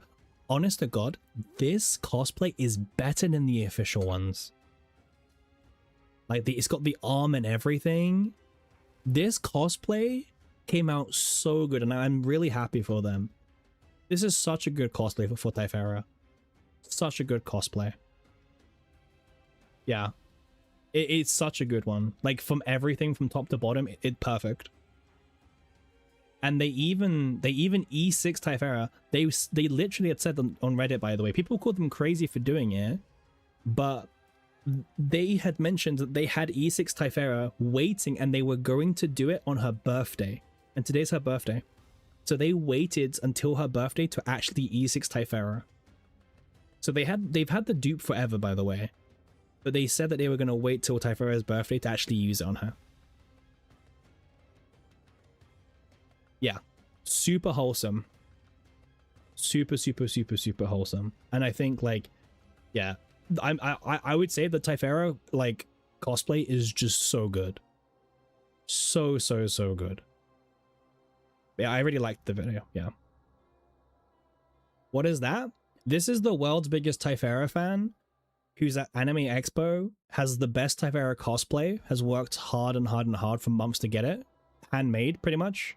A lot of the parts. Like, yeah. And deserves to get shouted out. So I just want to, like, shout out this user. I think they're Easy King on Reddit. Yeah. Shout them out, you know? Alright, back to Sue World.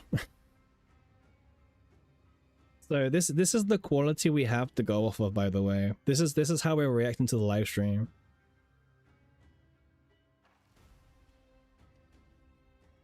Back to watch WG at home. It could be worse. Nah, I'm just joking. It's fine. It's fine. I know, but doing that E6 on birthday feels cringe, and not gonna lie. Nah, it's not. Listen, right? People have different expectations, right, Cougar? Like, she loves Typhara. And how she decides to use the E6 doesn't affect you or me, right? So there's no problem. She just likes Typhara. She could say that you're cringe for not doing that, you know what I mean? Where's getting... Well, I think I understand what Cougar's saying, because it's like, oh, why hold it, right? It's kind of cringy to wait until their birthday. But like, did you see their collection? Their collection for Typhara was crazy. Like, their passion for Typhara is a bigger passion than you or me combined for any character in the game. You know? The amount of money that she probably spent on the collection as well is crazy, by the way. So, huge shout out. Don't dare question my mailing passion. For real, yeah. So shout out to them.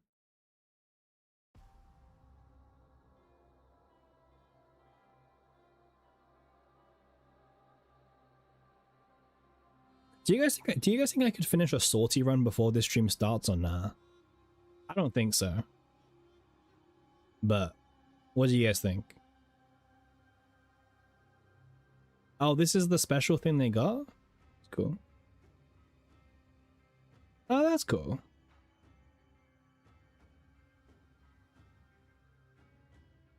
Not if you yap.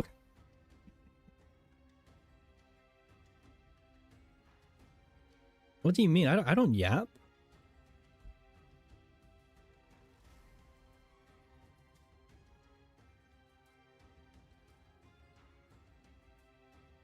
Well, wait, did the stream die? Wait, stream died. It died. Yeah, it died.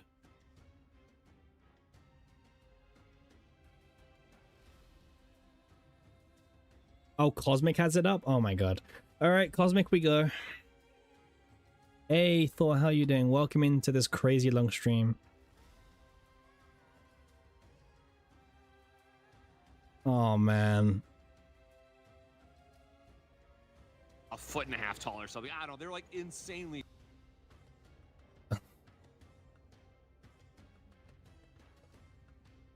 We're streaming your stream. Wait. We're reacting to your stream on our stream on Twitch. Yes. Tall, the biggest standees I've ever seen. Thor's in both streams. Headphones Thor's quick, everywhere, and man. Hopefully that'll make the audio quality a little bit better. I am ranked 2. Or maybe not. Alright, never mind. It is not letting me connect my headphone while this is Wait, yeah, live. Thor's on both Hang on, streams. I'll have less shaky. I'm digging around my bag right now. Are we landscape guys?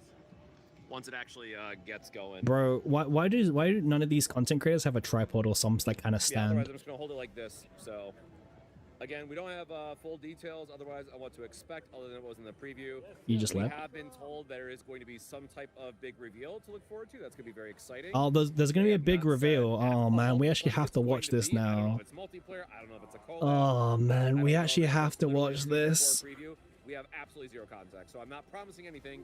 Just other than there will be something. Oh, there's gonna be a reveal of something. That means we actually have to watch this. Oh well. But yeah, unfortunately, this is my first time ever trying to stream off my phone. I do have at least my external battery pack, so we are doing the best that we can. If the big reveal is just the story revamp, And you're we gonna also leave? got word, Yeah, I'm like, gone. You know, 20 minutes ago that we were allowed to stream it to begin with. I honestly expected we weren't going to be able to, so I have nothing, guys. Like I'm sorry. I left my I had a thing that I was going to do for the Moresi demo to clamp to the table to have like a steady camera. I lost one of the pieces. My microphone broke. Oh, looks like we're gonna be getting started. Did you guys have fun today? Hi everyone, I'm Zella and I'll be your host for today's panel. All right, Tonight, guys, we're here how to does the talk host about sound 3D like? animation Let me know, games, up or where they are down? now, where they're headed, and of course the real stories behind making them. We have quite the lineup prepared for you. So Good for you? Okay. Let's get right into it. Okay, first let me introduce tonight's speaker onto the stage. He is the CEO of Super Creative, former director of Epic 7, and the director of Chaos Zero Nightmare. He'll be taking us through the full 6-year development journey, the real story behind chasing quality. Please welcome director Kim Hyun-suk. Give it up for him. Let's go!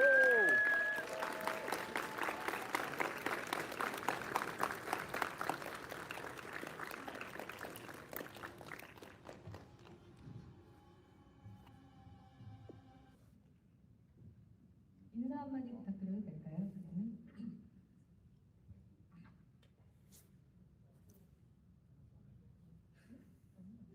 슈퍼크리에이티브 대표이자 전 에픽 세븐 디렉터 그리고 카우스제로 나이트메어 I forgot he doesn't speak English. 이렇게 늦은 시간 여기까지 찾아주셔서 정말 감사합니다.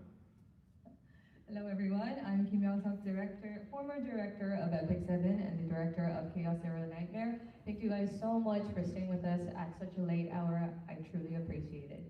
All right, well, now that Director Kim is settled in his seat, first we have a video for the Epic 7 2D animation production process, and then Director Kim will take us through the development journey of Chaos Zero Nightmare. After the presentations, we'll be joined on stage by more special guests for a Q&A. So first, let's see the video. 안녕하세요. 슈퍼 크리에이티브의 에픽 세븐 스튜디오에서 아트 디렉터를 맡고 있는 유한경입니다. 이 자리에 계신 분들이라면 한 번쯤은 들어보셨을 겁니다. 2D 애니메이션은 비용이 많이 든다. 그리고 엄청난 시간이 필요하다. 실제로 이 두 가지 이유만으로도 많은 게임 스튜디오들이 2D 애니메이션에 도전하는 것을 망설입니다. 리스크는 크고 제작 과정은 길고 결과는 쉽게 예측하기 어렵기 때문이죠. 하지만 그럼에도 불구하고 우리는 여전히 2D 애니메이션을 선택합니다. 애니메이션은 단순한 비주얼이 아니라 감정을 전달하는 가장 직접적인 언어이기 때문입니다. 아무리 기술이 발전해도 아무리 AI가 이미지를 빠르게 만들어낸다고 해도 사람의 손으로 프레임 하나하나 쌓아 올린 애니메이션이 주는 의미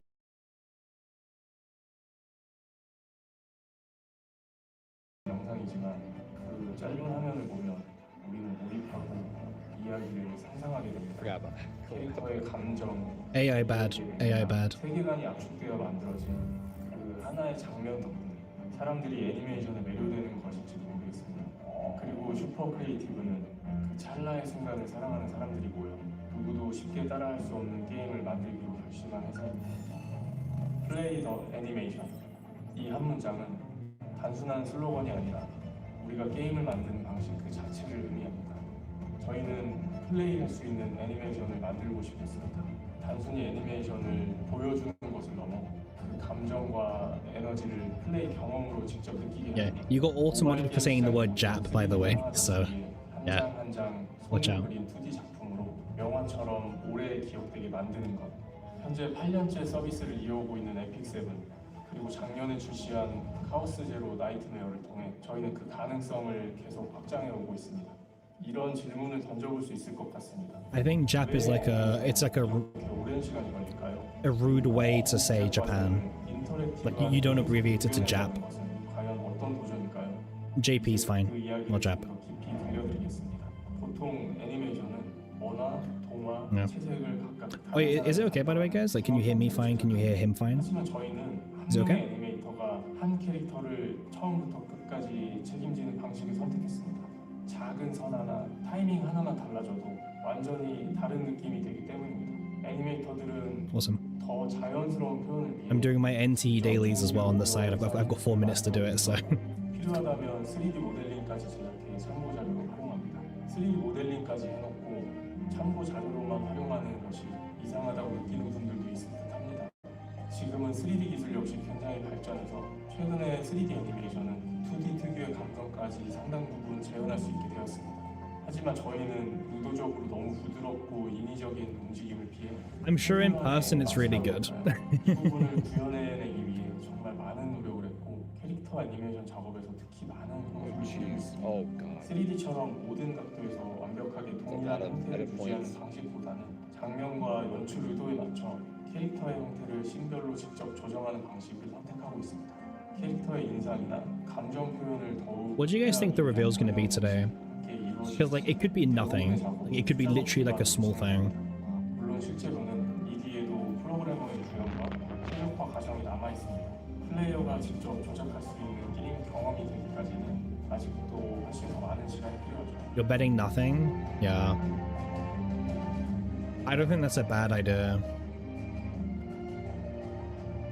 Skin bikini? Maybe. 이 자리에 계신 분들 중에는 2D 애니메이션, 게임 혹은 더 넓은 의미의 창작 산업을 꿈꾸는 분들도 계실 거라 생각합니다. Season 4 planet? Well, whatever it is, I'm staying up until it's 4 a.m. man. Like, this is gonna last an hour, by the way. The panel's an hour and a half long. This is 1 hour and a half long. 한장 직접 그리느냐. 하지만 저희는 그렇게 생각합니다. 오직을 신념이 되고 신념은 작품 안에 남습니다. 그리고 결국 여러분이 진심으로 사랑하는 것은 어딘가에 누군가도 같은 마음으로 사랑하고 있습니다. We're in this together now. Yeah. 가치는 반드시 전해집니다. 크리에이티브의 에픽세븐 아트 디렉터 유한경이었습니다. 감사합니다. Oh. Dedication that goes into every single frame by one of our art directors, Yoo Han-kyung. And before we dive into our presentation, we have a little surprise for you. So now is the time to take out your phones and scan the QR code on the screen. You'll be able to browse the session and submit your questions that you want answered at the Q&A session that we'll be having at the end of our presentation. And if your question gets selected, you will be taking a gift home. So, a gift? All right, Director Kim, will you do us the honor and take us through the 6-year development journey? Oh, that's true. If we could scan the QR code, we could also ask our own questions. That's a really good idea. 멋있긴 한데 좀 음악이 좀 애절한 느낌이 가지고 좀 마음에 안 듭니다. I mean, Director Kim just said we really loved the video that we got to see, but he has a few questions about the song choice. He feels that it's a little bit too gloomy for today. 자, 오늘은 카자나 개발 히스토리를 준비했습니다.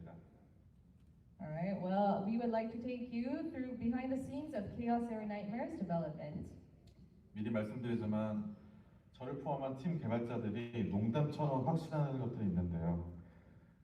내 인생에서 가장 힘든 개발이 확실하다. 또는 다음 게임은 우리가 어떤 게임을 만들건 카즈나보단 쉬울 거다. Before we continue, there's one thing that us developers, including myself, are always certain of. This has been the most challenging game that we've ever developed. And yes, whatever game we make next, it's almost Yeah, this is the Anime Expo panel. easier than Chaos Zero Nightmare. Well, it was. 지금부터 5년 전으로 돌아가 바로 이제 그 팀에 무슨 일이 있었는지 알아보도록 하겠습니다. Okay, let's go back 5 years and take a look at what exactly happened to that team back then. 게임 시장 트렌드는 끊임없이 바뀌고 개발 기간이 길어질수록 출시 시점에 들어가면 이미 한 발 뒤쳐져 있을 수도 있습니다. Trends in the game industry change constantly, and the longer development takes, the greater the risk that by the time a game launches, the experience that we built already feels very outdated. 게임 개발은 언제나 시간과의 치열한 싸움입니다. 그렇다고 속도를 높이면 완성도가 희생됩니다. So remember, guys, CCN was released early, right? We move too fast, the quality suffers. It wasn't meant to come out as early as what it did, but they were kind of forced to release early. At Super Creative, roughly half of our team works on the art. 에픽 세븐에는 이런 인력들이 스튜디오의 모든 역량을 집중해서 하나의 캐릭터를 완성하는데 거의 한 8개월이라는 시간이 필요합니다. So this was the original, the concept. Very different. 하나의 캐릭터에 8개월. Yeah. So this is concept for CZN. During Epic 7's development, it took nearly 8 months to fully complete a single character, even with the studio's full resources behind it. And not even the whole game, just Well, one character. a concept is going to use like very similar games, right? Because it's a concept.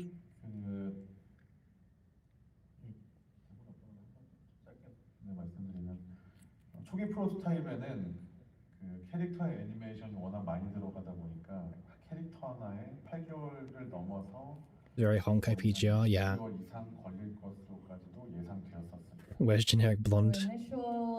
In the earlier days, we were expecting more than one character. We were thinking about a lot of characters, right? So the expectations starting this project, we expected it to be, of course, more than 8 months. We were thinking about 20 months. 지금 게임과 비교를 하면은 꽤 거칠고 다듬어지지 않은 느낌 받으실 겁니다. 이 첫 번째 프로토타입은 기대와 불안이 동시에 존재했는데요. 네, 많이 불안했습니다.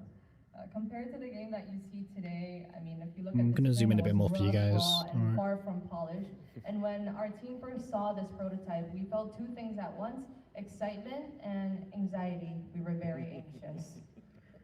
스토리와 설정도 전무했고 프로토타입 전투와 I mean, it doesn't look awful compared to like a concept, you know what I mean?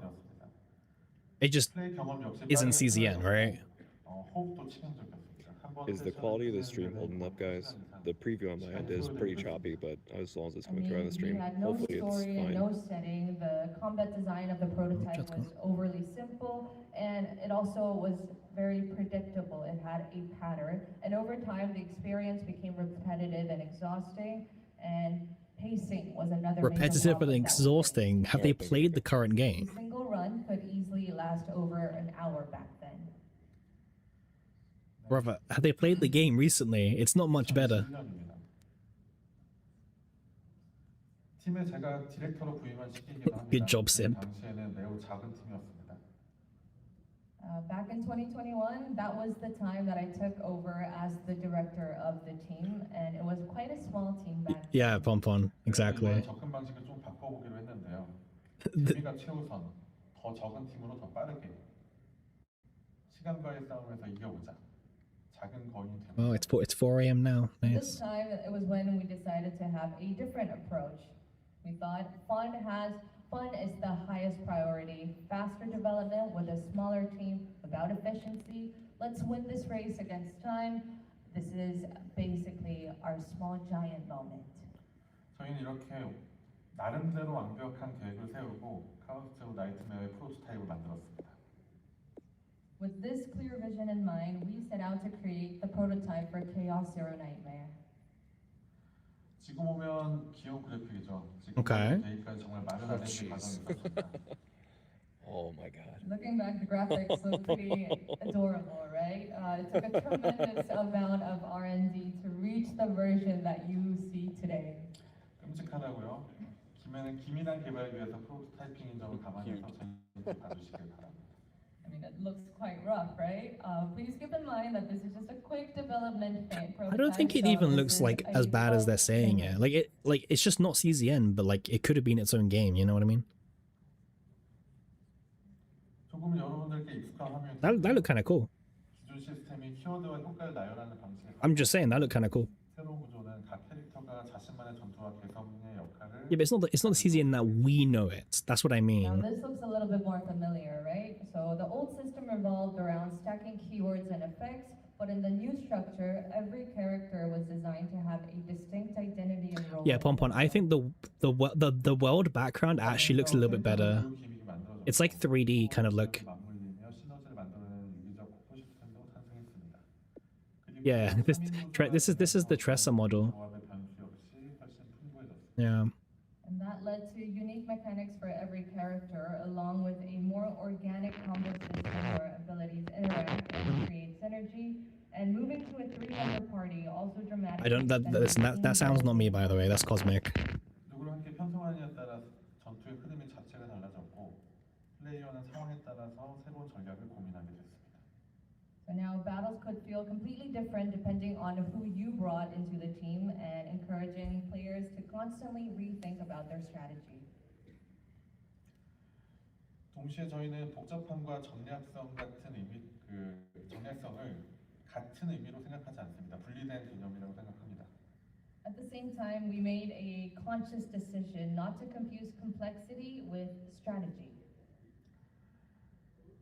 바로 그 시점에 번뜩임 시스템이 처음 도입되었습니다. 새로운 카드를 선택 없이 저비용으로 가볍게 플레이하거나 기존 카드의 업그레이드를 Yeah. 추가 옵션이 아니라 플레이 템포를 당기고 텍스트의 접근성을 높이려고 했습니다. And it was around this time that Epiphany system was born. We allowed players to play with new cards immediately or upgrade existing ones at a low I want to know when the design. I want to know when the Divine Epiphanies got introduced. Who made that idea? 네. 2022년에 들어서면 Hey, who's that third boss? Oh, hold up. What happened to the Chaos Religion? 세력이라는 세계관 구조를 세우기도 했고요. And by 22, the game slowly begun to take on the shape that you see today. We built an apocalyptic world centered around the factions of the gods. 루프나 침투라는 핵심 플레이 구조도 정립되었습니다. While also establishing core gameplay systems like loop and infiltration.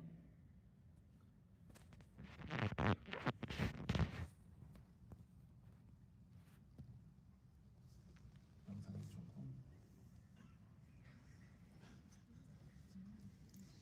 처음 보는 캐릭터가 있죠? There's a character that you're not familiar with. Oh, I know who that is. 수많은 프로타이핑을 했습니다. 약간 과장을 못해 로그라이크로 정말 안 만들어 본 시스템이 정말 없을 정도로요. Through 2 years, we went through countless roundings of prototyping, and with a little bit of an exaggeration, there's basically no roguelike mechanic we did not experiment with.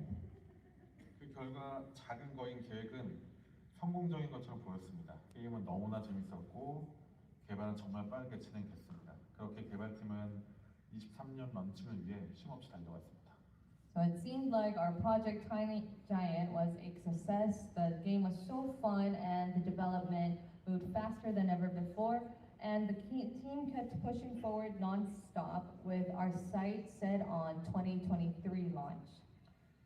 하지만 우리가 계획이라는 단어를 얘기할 때 항상 떠올리는 명언이 있죠. But whenever we talk about plans, there is a famous quote that comes to mind. Yeah. 계획은 있다.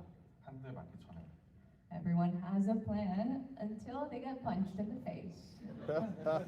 안타깝게도 카제나 개발 시기에는 모바일 게임의 최초로 트리플 A급 게임이 대거 출시된 시기입니다. And unfortunately, during Chaos Zero Nightmares development, AAA Never heard of that saying. quality titles began flooding the mobile market. 모바일 게임 시장 역사상 가장 큰 변화의 폭풍에서 가볍고 기민한 전략을 가진 저희 프로젝트는 그야말로 완전한 공중분해 위기에 있었습니다. Amid the biggest wave of change in the history of mobile game market, our lighthearted, lightweight, and agile strategy-driven project found itself on the verge of falling apart. Right, so CZN didn't come out when it was meant to because a bunch of really high quality games came out and CZN would look like dog shit basically is what they're saying. 캐릭터가 특별하게 기억나지 않는다. 스토리가 완성도가 아쉽다.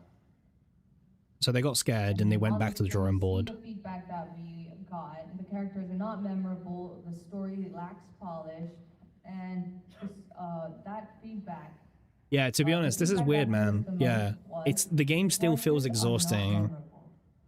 어느 순간부터 우리는 효율을 쫓느라 정작 가장 Brother, 중요한 there's not enough content. Nothing's changed.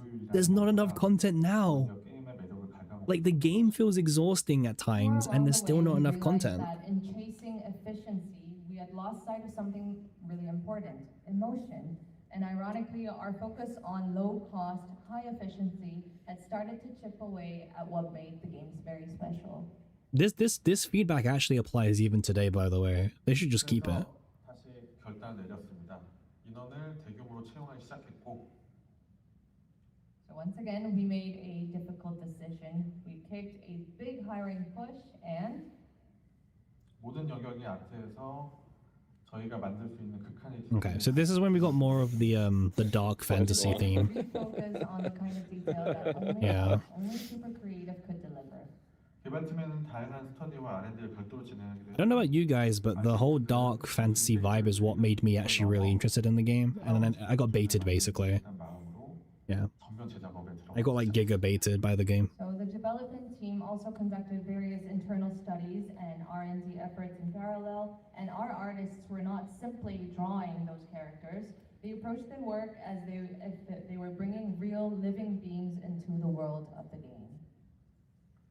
먼저 커진 애니메이션입니다. Yeah, we all got baited basically. Cut-in animation. My boy Owen. 당시에는 좀 최소한 리소스를 사용할 수 있는 방향으로 개발 진행했었어요. No, that one's so much better. Early on, we focused heavily on Hold on, dude. efficiency. Most I love cut-ins were I feel like built Morromans using will always just be one or two darker, to be honest with you. to minimize the production costs. 지금과 비교해 보면 많은 차이가 있는 걸 확인하실 수 있습니다.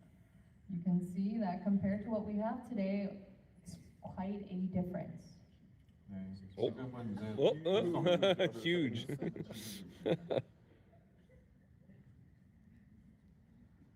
쭉 넘어가서 Why that's 제작 so much? 공정에 대한 이야기는 지금 페이지가 좀 많이 빨리 넘어가고 있네요. Huge. 제작 공정에 대한 이야기는 앞서 에픽7 영상에서 보셨겠지만 정말 대규모 공수가 들어간 작업이었습니다. 초기 커진과 지금의 캐릭터를 비교해보면 정말 많은 차이를 느낄 수 있을 것 같습니다. 그렇게 애니메이션 완성도를 끌어올리고 나니 정말 여러 가지 다른 퀄리티에도 눈이 갔습니다. As some of you may have seen in our Epic 7 production process, this required an incredible amount of time and effort. And if you compare the early cut-ins with the characters as they are now, you can see how much that they have changed. Pause. But once Fix the it. animation quality improved, we started noticing weaknesses in other areas that had not stood out before. Okay. 오히려 크게 드러나지 않았던 다른 영역까지도 부족함이 자연스럽게 보이기 시작했고요. 초기 트레일러 공개 당시에 많은 분들이 의견 주셨던 SD 캐릭터의 매력을 높이기 위해 비율이나 디테일을 전면 검수하고 Karen, Luke, Nine, Yuki, Beryl.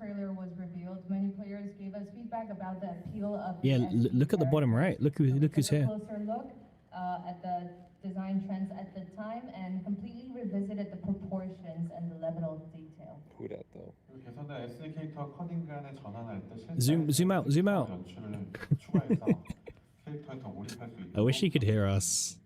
So we also improved the transition between the SD gameplay and cut-ins by adding full-scale rear-view character shots and helping players feel more immersed in the world. 또 이 정도면 충분하지 않을까라는 생각도 계속 들었지만 네, 여기에 캐릭터성을 강조하는 Thing is, right, I'll be honest with you guys, this is really cool.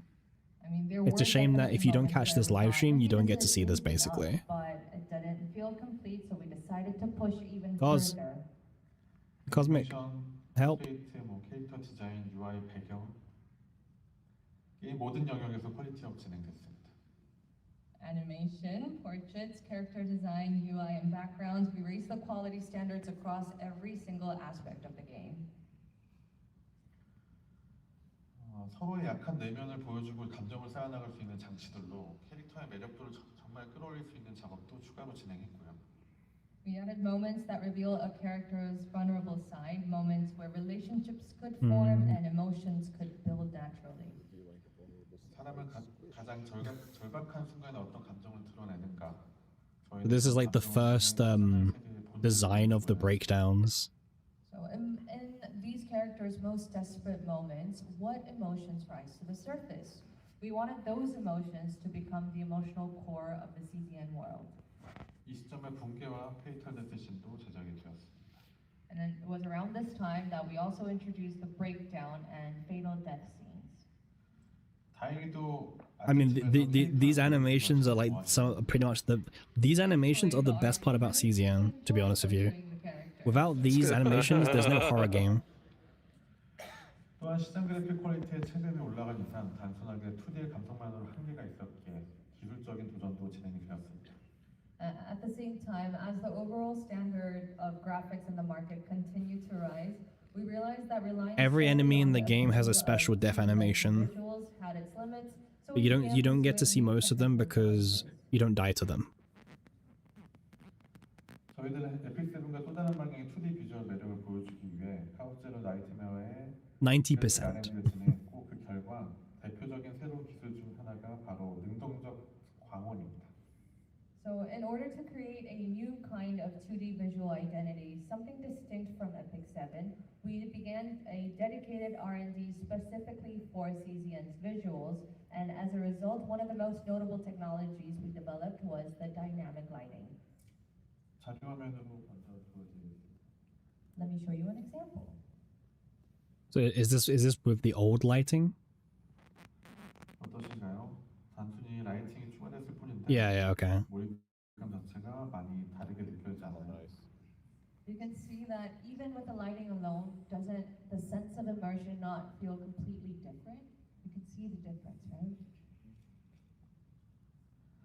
캐릭터가 사용하는 연출, 배경, 환경에 따라 달라지는 광원과 그림자, 그리고 날씨에 따른 환경 효과까지 저희는 플레이어가 단순히 화면을 보는 것이 아니라 카오스 제로 나이트메어라는 세계 안에 들어와 직접 상호작용이 있다는 감각. I've been up for like 20 hours, man. Like, why am I streaming this? 강한 역동성과 공간감을 넣는 작업을 계속 이어나가게 되었습니다. Character effects, dynamic lighting, and shadows that shift depending on the environment, even the weather itself. We didn't want our players to simply watch the screen. We wanted them to feel like they had stepped into the world of CZN, interacting with it directly. And that is why we kept pushing our 2D visuals to feel more dynamic, more immersive, and more alive. 그리고 마침내 And finally, Oh, I'm close, Pon. I'm close. 2025년 10월 수많은 시행착오 I ran out of drink as well. 정착에 가까웠던 수많은 개선 끝에 저희는 드디어 카오스로 나이트메어를 세상에 선보이게 되었습니다. and in October of 2025, after countless rounds of It's trial not and almost error over. and at times almost obsessive refinement, we were finally able to The panel's an introduce hour and a half. CDN to the world. 정말 다행히도 많은 유저분들의 사랑과 응원을 받으며 서비스가 순항 중에 있습니다. They did actually win quite a few rewards. To overwhelming support from our By the way, this is when everyone was glazing the game before they quit. Do you guys remember every content creator was talking about CZN? Like every content creator.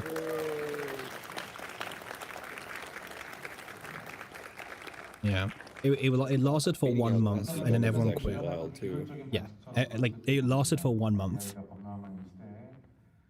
Maybe 2 weeks. 네, 집착하느냐 물어볼 수 있을 것 같습니다.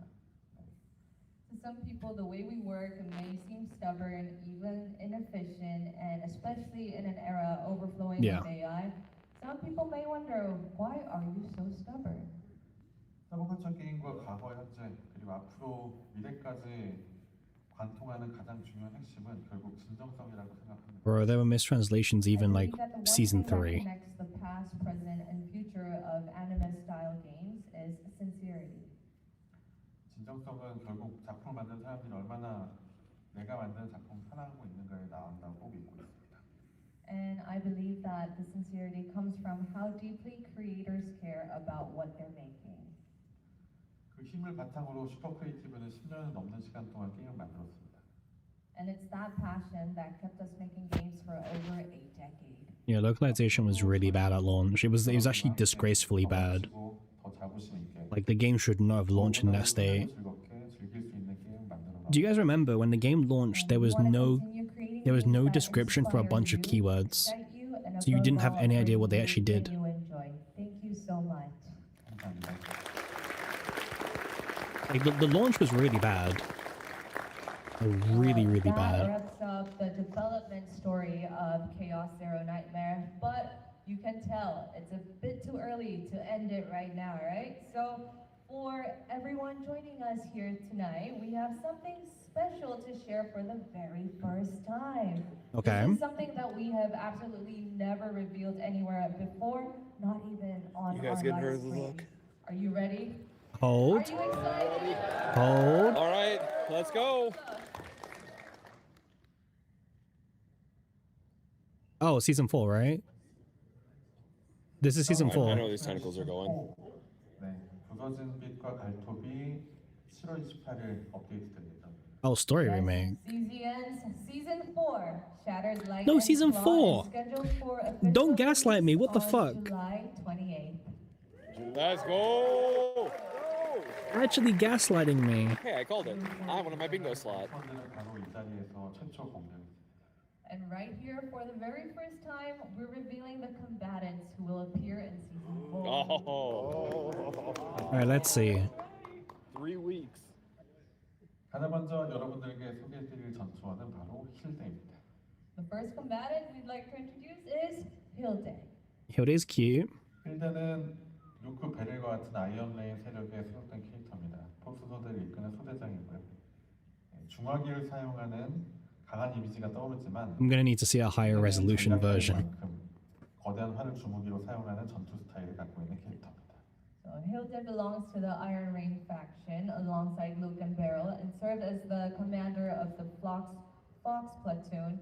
And as you nice. know, Different platoon. characters from the Iron Rain faction usually evoke strong, heavy weapons image, but Hilde is a strategist who commands a platoon. So Hilde features a combat Yeah, style centered those around thighs a are crazy, massive by the way. bow as her primary weapon. Oh, nice. God damn. 보다는 기동적인 전술 움직임이 돋보일 수 있게 굉장히 가볍고 날렵게 보일 수 있도록 디자인하였습니다. So rather than overwhelming firepower, she was designed to emphasize mobility and tactical movements with a suit that appears What are light these and proportions, agile to man? match her fighting style. Aren't you glad you stayed up? Maybe. The sun's coming up, by the way, just so you know. So seeing images isn't quite enough, right? So Oh. we have also brought some fresh in development cut and animation. Nice.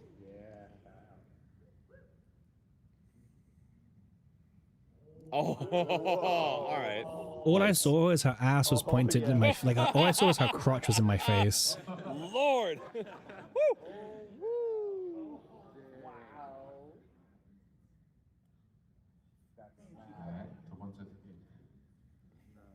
And here's the second animation. I don't know what happened, but yeah. The Hilda that you just saw will be available for you as soon as season 4 goes live. Okay, so this is the first character of season 4. 3 weeks, guys. Gird your wallets. But remember, first character season 4 doesn't usually have a great riff, so we'll see. Here's our second character. All right, great riff number 1. Let's see. 상으로 약간 조정했습니다. 여러분들의 마음의 눈으로 보면 다 알아보실 수 있을 것 같아요. So this is the one character I'm personally most excited about. Okay. Due to on-site regulations, we had to make slight adjustments to what's 9 wasn't good for Great Rift. Oh no. Be able to Oh god. imagine Rip YouTube rest. stream. 시즌 4의 두 번째 캐릭터는 바로 아나벨라. Oh Jesus. 베로니카가 소속된 악명 높은 용병단 블랙 스피카의 단장으로. They're saying that the original design was way too lewd. I have my thoughts. Y'all know them. Good lord. Arabella is the leader Jesus of the infamous Christ. mercenary group Black Spica, and the same faction that Veronica belongs to. And Oh, of hell all yeah. the characters introduced so far, she's probably the most dangerous and the most. Oh yeah, she has all ears. Well, she's going to be meta for Great Rift number 1, so you guys are going to want to pull for her. Oh shit. Cosmic. She is the most dangerous. Holy shit, The alright. most dangerously alluring. Yeah. No, that weapon is sick though. Cosmic's a weird one, because Cosmic complains about the goon sometimes, but then he sees this and gets really excited, so I don't really know.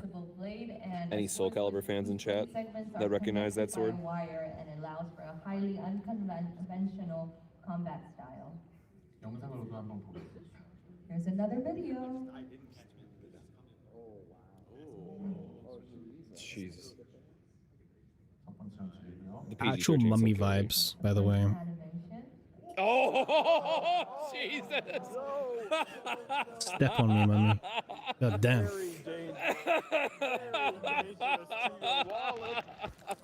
Oh no! Alright, yep, we found the dev's favorite, guys. There you go. Huge applause in the back. Okay, well, she's going to be meta for Great Rift number 1 of the season, so...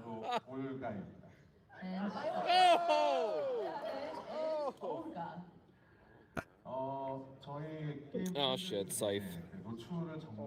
Guna Zero Nightmare, I guess. Is this what happened to my 4-star? We had to waifu him up? I know that some of our users, they're not really big on seeing a lot of skin on our characters. I don't think they're allowed to. Understand that it's summertime. No male rep. Yeah. Oh yeah, that's sick, bro. Never mind. Instant favorite. Yep, never mind. There you go. I mean, it's unfortunate, and you know, we asked you to use your imagination for Arabella, but it seems that I'm so mad that she'll probably be the final banner. Olga as well. Why is he sad about them being the final banner? The final banner unit has like the same 3-week meta relevance as every other character. It doesn't matter, man.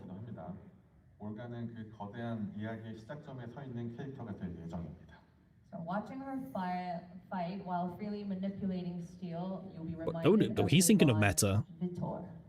There's nothing wrong with it being the final And banner. he will stand at the very Vitor. Yeah, look at Vitor, Tenebria. thank you so much, Vitor. Everybody, forget I said that.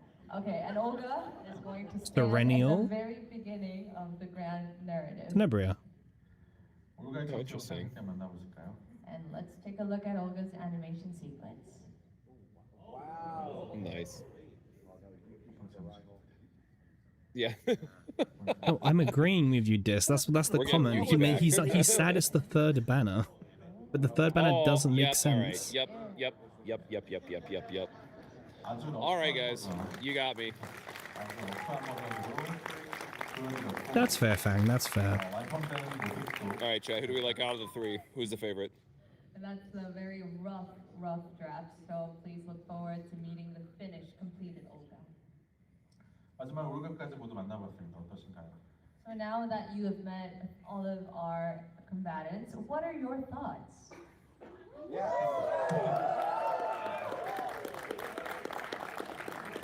They're doing Q&A. One is passionate. Well, again, keep in mind that the development cycle is like 8 to 9 months out, and we just had the live stream a little bit ago that said there was no males currently in the pipeline. So the soonest that we would see a new male character would have been season 5. Yeah, probably. I don't know. Technically, end of season 5, season 6 would have been the earliest we see a male character based on development timelines. 게임 내에서 직접 만나볼 수 있으니까요. 기대 부탁드리겠습니다. And you'll be able to meet these characters in game as the season 4 updates go live, so please look forward to meeting them. 하나 더 여러분들의 Hold on. Hold. That's right. All right, guys. Well, That we know many of you have been waiting for. Let's hold, guys. Let's not freak out just yet, yeah? Let's see.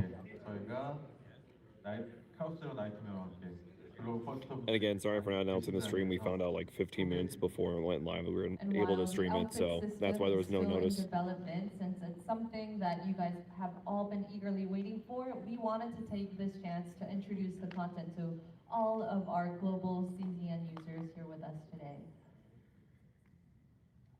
외출복 시스템은 말 그대로 캐릭터의 외형이 변경되는 스킬 시스템입니다. Oh, finally. 플레이 중이었던 분들이라면 기억하실 것 같아요. I don't care about these, man. I'll be real with you. 스타일 상도 다시 한번 만나보실 수 있을 예정입니다. And as the name suggests, it's a feature that allows you to change the character's appearance. It's a skin system, and if you played Season 2, you would all remember the disguised outfits of Tapera and Rita only appeared in the story, will now be available again aboard the ship. Okay. 만났던 걸 재활용하는 게 끝이라고 생각할 수 있을 것 같아. 올해 여러분들께 특히 많은 사랑을 받았던 캐릭터들을 대상으로 새로운 외출복 제작도 함께 진행하고 있습니다. You might think, is this just reusing existing assets? But alongside that, we're also creating brand new outfits for characters who received a lot of love from you this year. Good. Yuki. 해변에서 일일 카페 아르바이트하는 하이데만입니다. Oh, there it is. Yeah. It's cute, but I'll be honest, guys, I'm probably not going to use this. I don't know. I like her OG outfit more. It's cute, though. It's really cute. 활동하고 있다고 하네요. 그리고 곧 여름이잖아요. 여름이라고 하면 역시 저희도 수영복을 빼놓을 수 없겠죠. Yeah, maybe, yeah. Adorable. It seems like she put her duties as the mayor aside for a moment and has committed to Yes. a maid cafe job. And since summer is around the corner, we can't forget about the swimsuits, right? All right, let me see the swimsuits. 개발 중 이미지입니다. That makes sense. 기획하고 있는 세레니의 수영복 외출복 That makes sense. 준비하고 있습니다. Conveniently placed sticker Also again. preparing a swimsuit outfit for Serenial, enjoying her time at the seaside. 여름에도 강변도시 내에 즐겁게 함께할 수 Okay, but what about a rerun then for Serenial? 있는 대상으로 멋진 외출복을 선보일 예정입니다.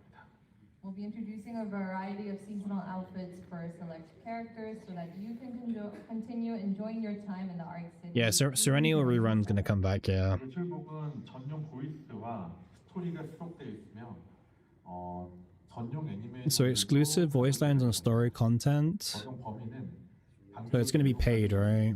Paid skin. So the outfits feature Interesting. exclusive voice lines and story content and will only be applicable within the Arc City. 그리고 추가 애니메이션이 많이 들어간다는 부분도 And there is more additional animation coming with this as well. Yeah, not in battle.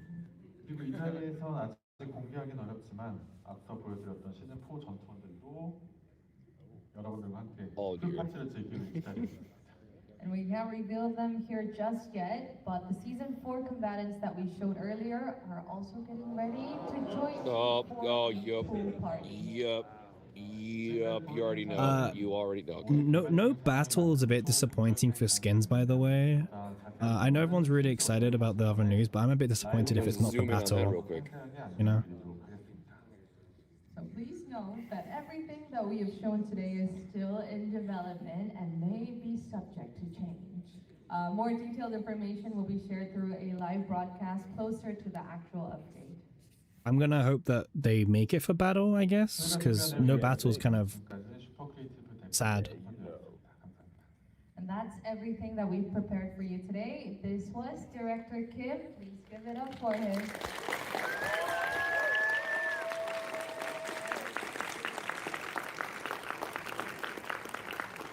Thank you so much. That was very interesting, right? Did you guys enjoy what you saw? Yeah. It was truly incredible to see and hear about the 6-year journey firsthand. And now Again, there's still going to be the Q&A. Special guests that will be joining us. So let's And I believe there's supposed to be still one more reveal, guys. The art director of Epic 7 Studio, the creative force behind Epic 7's iconic 2D animation that you just saw in the video. Please welcome art director Yoo Han-kyung.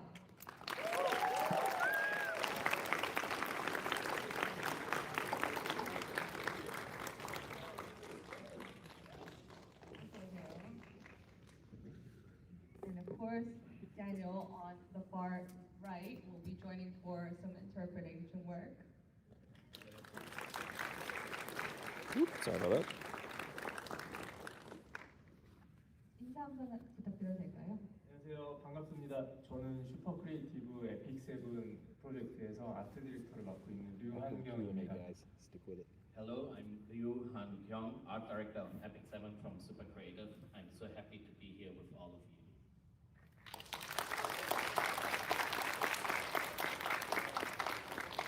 And that is not it. We have one more special guest joining us. Please welcome the art director of Chaos Zero Nightmare at Super Creative.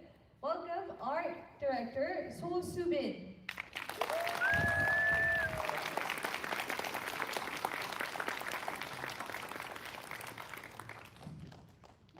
I love directors, man. 안녕하세요. Welcome. 인사 부탁드리겠습니다. 안녕하세요. 카오스테로 나이트메어에서 아트 디렉팅을 담당하고 있는 소수빈이라고 합니다. 반갑습니다. Hello, I'm So Soo Bin, art director of Chaos Zero Nightmare. I'm so excited to be here with all of you. Thank you.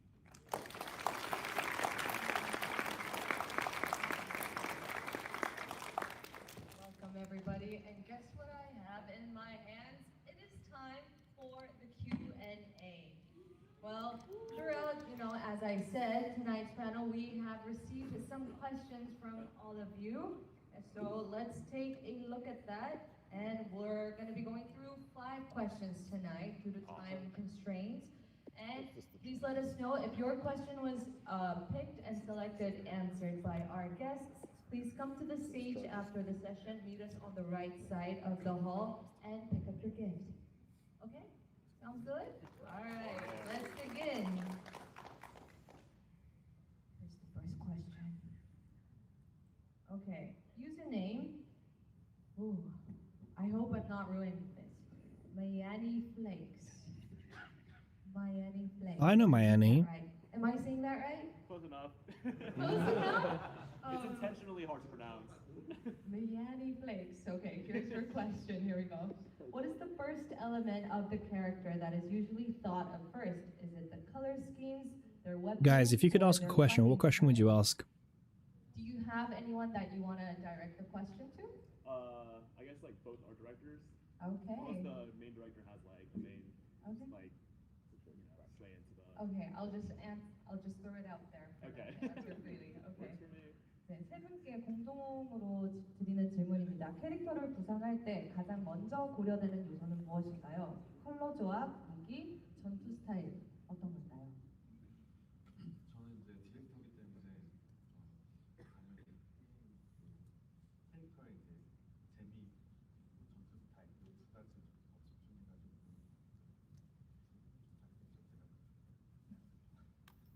sorry, I didn't get everything. I will translate the first part then. So, as the director of the game, of course, for me, like the most important part in the beginning is the battle system. 그 두 번째 파트 다시. That's a good question, Yang, about the collab. 전투 시스템.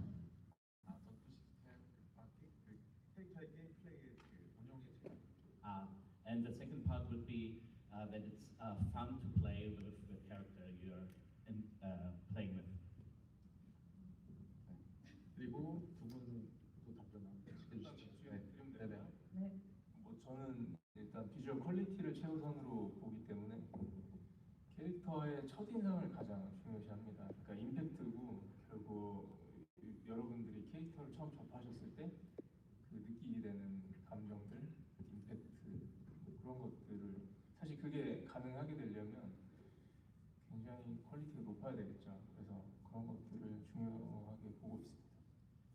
So for me as art director, one of the most important parts is like the visual quality, especially the first impact you make when a player plays the game first.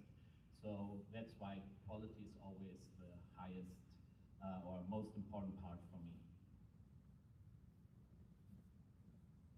카오스로 나이트메어 캐릭터들은 이제 굉장히 다양하고 그리고 이제 캐릭터들마다 굉장히 개성 넘치는 무기들을 이제 사용을 하는데요. 그 무기 이외에도 이제 어떤 초능력적인 뭐 힘이라던가 뭐 그런 것들을 다루기 때문에 아무래도 이제 그런 것들이 캐릭터들이랑 잘 어울릴 수 있는지 어우러지도록 그런 것들을 이제 고려를 하면서 작업을 진행하고 있습니다. So for me, for Chaos Zero Nightmare, it's first of all that we have like a big lineup of different character designs and that they don't feel all the same. And also that the character actually fits the way this to the battle system, for example, like what are their strengths, how do they play, so that this all combined makes a good and well-designed character.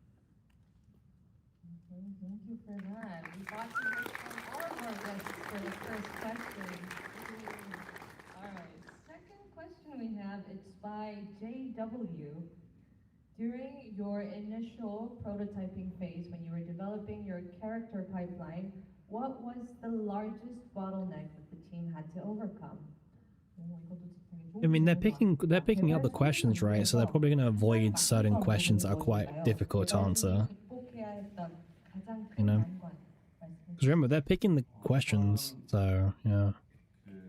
모바일 게임 장르이면서 동시에 Bro, none of my questions would have got accepted. I'll be honest with you.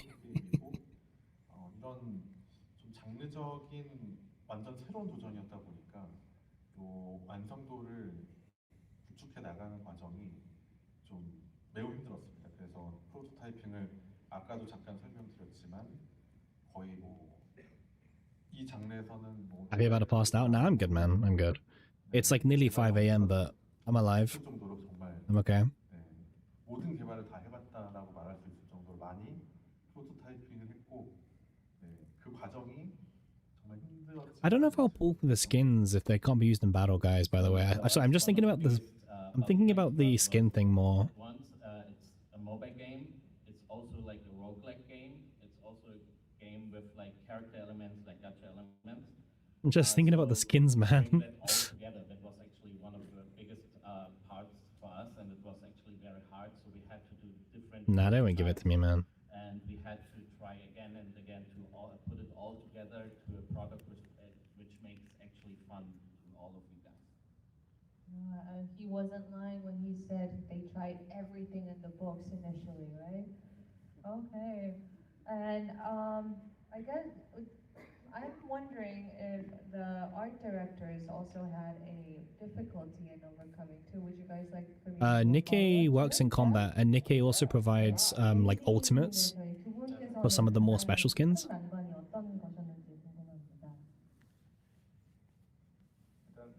에픽 7의 경우에는 지금 개발 초기가 사실 시간이 꽤 많이 흘렀는데요. 저희 같은 경우는 일정이랑 타협하는 부분이었던 것 같아요. 퀄리티에 대한 욕심을 계속 부리다 보니까 저희가 계속 이거를 컬업하고 디벨롭하고 또 컬업하고 이걸 반복 계속 했던 것들이 좀 가장 힘든 부분이 아니었나 싶습니다.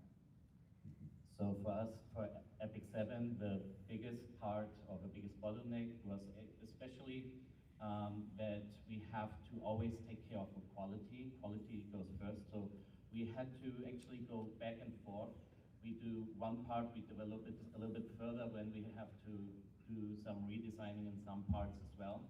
So that was like the biggest bottleneck for us to keep the quality high and also Yang, does the appearance still appear in combat?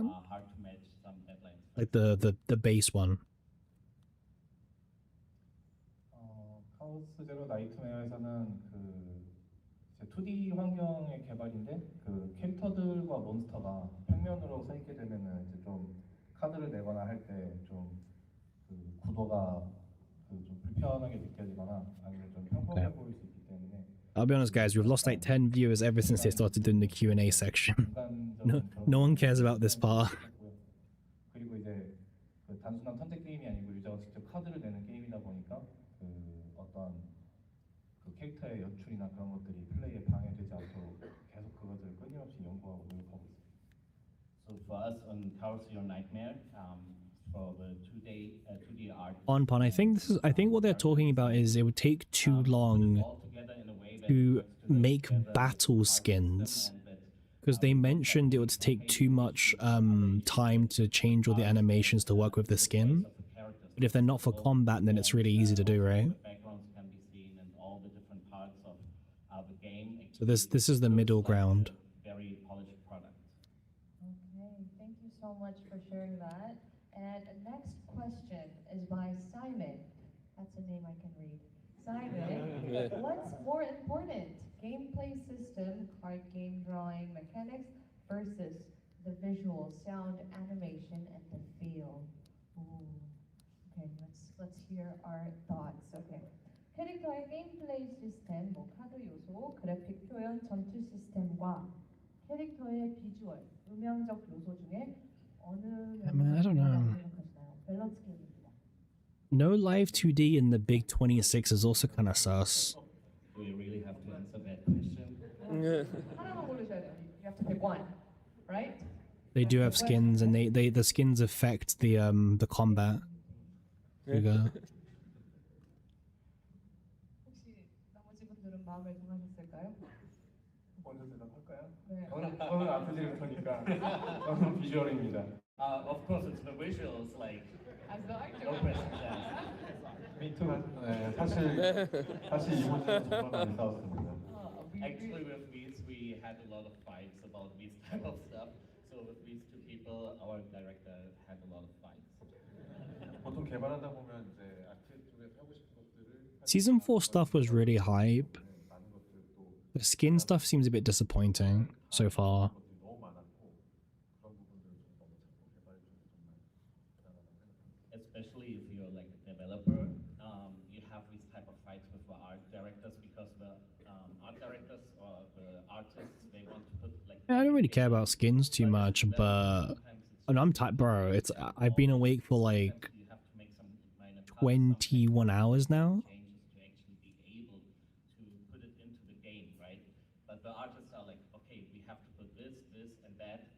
It's a good first step, yeah, I guess.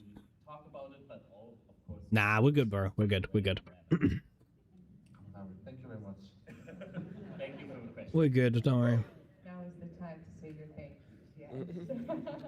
Oh, sorry. Thank you to these two guys. Yeah. I just want a bit more of an interesting question to be asked. Looking at me, so I was gonna be like, why are you looking at this direction? But you know, he caught himself.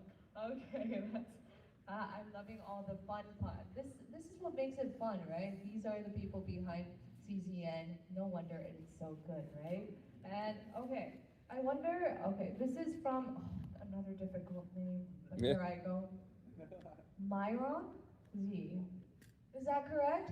Yeah. Okay, Myron Z. Ooh, how Okay, long does wait, it what's this take question? to plan a whole animation for a character? Brother, Oh, man. okay.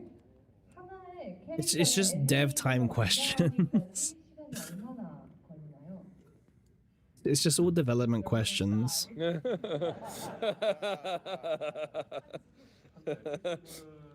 경우는 지금 8개월 조금 넘게 됐고요. 그다음에 카자나 같은 경우는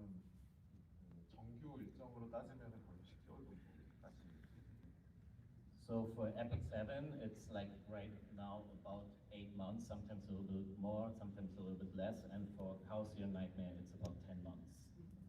Oh, jeez. Oh, that's even. All right, so make that season 7 for a male then, based on the old dev stream.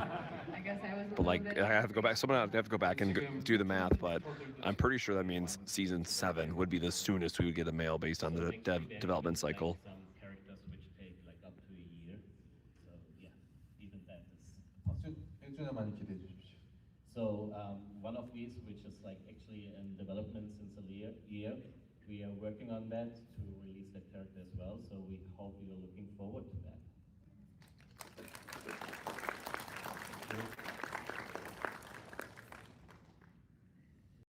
Just for reference, season 7 would be season 7 would be what, 4, 5, 6, 7. It would be like what, over a year away. So have fun. By Penny, what advice would you give to aspiring developers? Good question, right? Okay.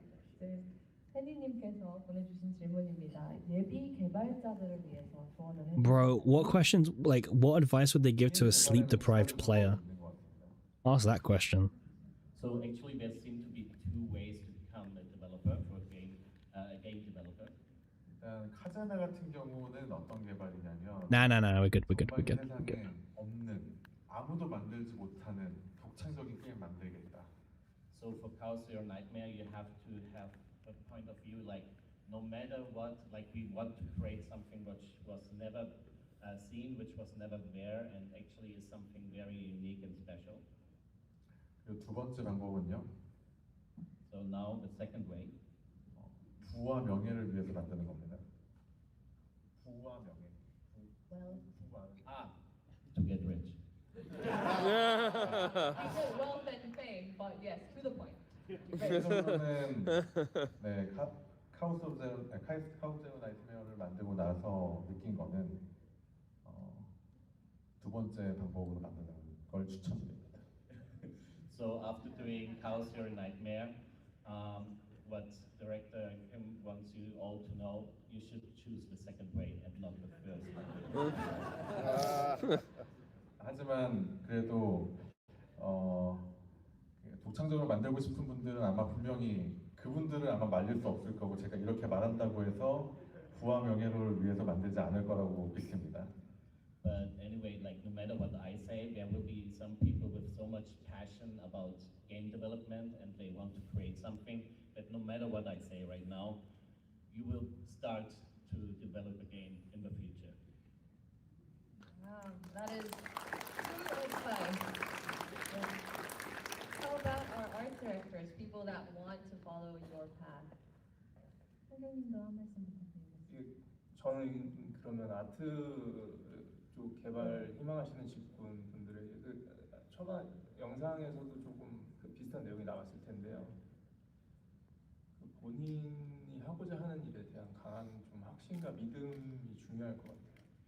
So if you want to be like an artist, I do not speak French, no. To artists who work like in video production or like actors or any ways of these, what you need is will, and you need also like the passion to do that all for a long time.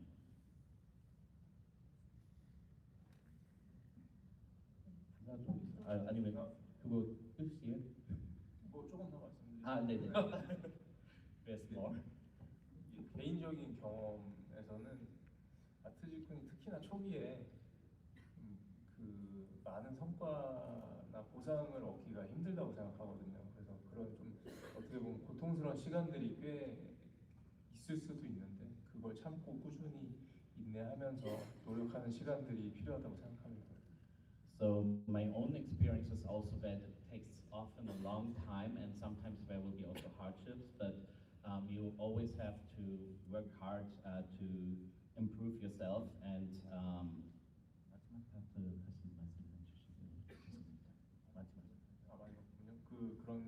그런 어려운 부분들을 참고 인내하고 끈기 있게 지속하는 노력이 필요할 것 같습니다. Okay, so no matter what, you have to go the whole way, even through all the hardships, and then at the end you can do it. 오래 기다리셨습니다. Waited a long time. 그 이제 아트 직군으로 이제 게임 개발에 기여하고 싶으신 분들 같은 경우는 이제 보통 이제 그쪽 길이 좋으니까 이제 시작하시는 분들이 많으실 텐데. So there will be actually a lot of people who are actually interested in game development or in art design. 근데 이제 그렇게 이제 열정에 넘쳐서 이제 하시다 보면은 그 너무 비주얼적인 측면에 매몰되는 경우가 있거든요. So actually, you could maybe go and go through the visual path. Sorry, one more time. 그러니까 그 비주얼이라는 거에 너무 본인이 심취해서. So you maybe take. Sorry, I didn't. You may get too fixated on the art itself. 그래서 이제 그 어쨌든 본인이 기여하고 있는 것은 이제 결국 게임이기 때문에 그 게임의 본질은 재미가 우선이거든요. The podcast next week. 살리고 싶어도 그 게임의 본질을 해치지 않는 선에서 해야 한다. 저는 그게 중요한. You mean that one? The stream next week? It's to showcase Faye and probably tease us about season 4. Yeah, it's Tuesday. Yeah. Everything they showed here about season 4, they'll probably show on the live stream as well, by the way. So don't worry.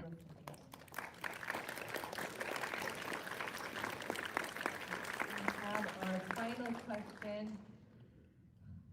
Maybe I'm not the best name caller in the room. Adina? Oh, almost had it. So close. Okay.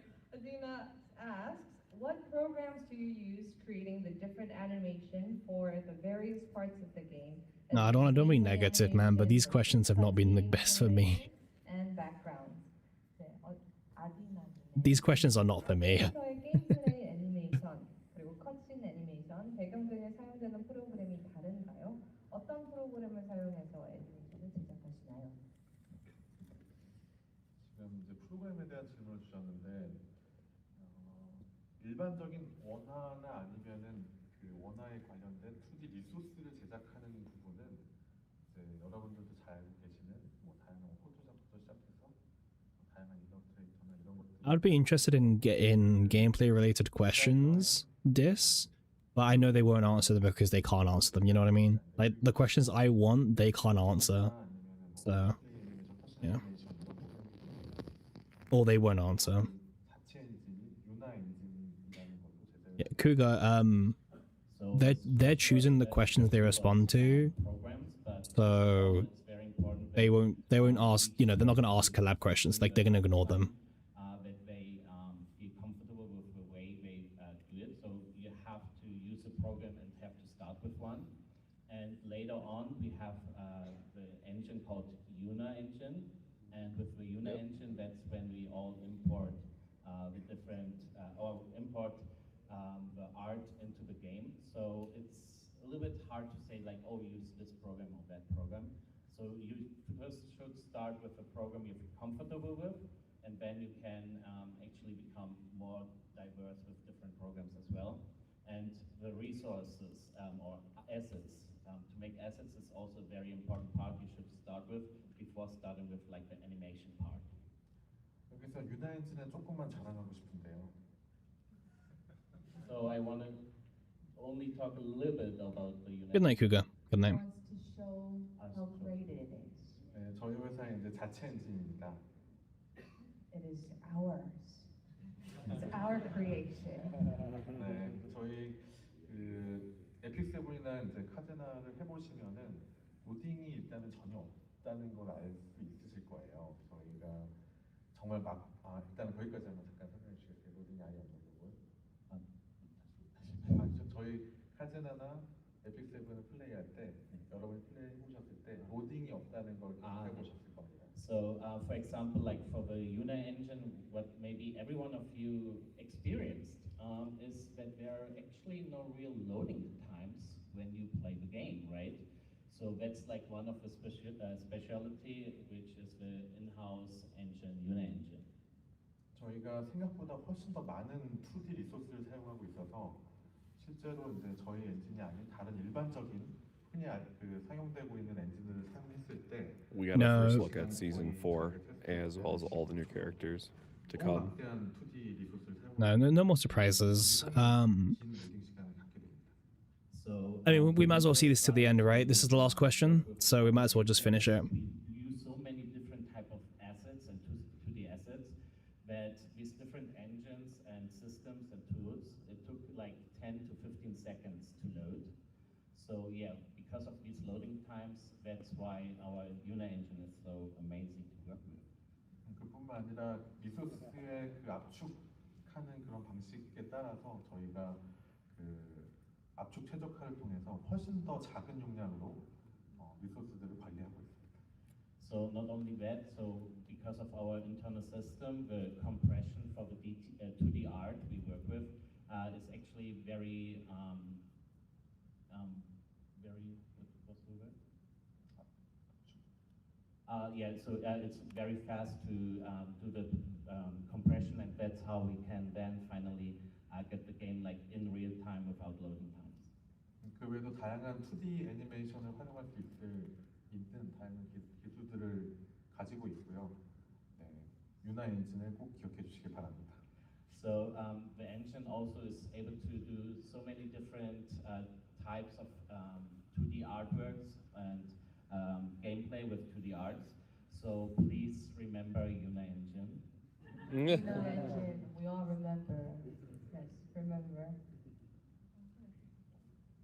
Okay, thank you so much to our wonderful guests and our speaker. They really shared their people's lives. Let's go. There is one thing that I would like to clarify. Our director Kim, when he was answering the questions about how long it takes for a whole animation of a character, he gave us a little spoiler. He said, please look forward to our 1-year anniversary new characters. Yeah, so I was like, oh, there must be more excitement in the crowd for this. So here I clarify. All right, well, Arthur, please. Yeah. Yay! Come on, Arthur, bring him home. I don't really feel like that really reveals much more. It is that time. Do you know what time it is? Yeah, the lucky draw time. Well, before you came in tonight, you guys all received a numbered ticket, right? Be sure to take it out. Check Alright, what's the prize? Is it another Serenial playmat? Draw a number each. If your number is called, please come collect your gift. We brought it from Korea to LA just for you. So, yes, ready? Ready? Okay, here we go. I didn't get a ticket because I was trying to set up for the stream, so. Let's go. Number I mean, there's actually quite a few people in here. 2. The power vested in Director Kim.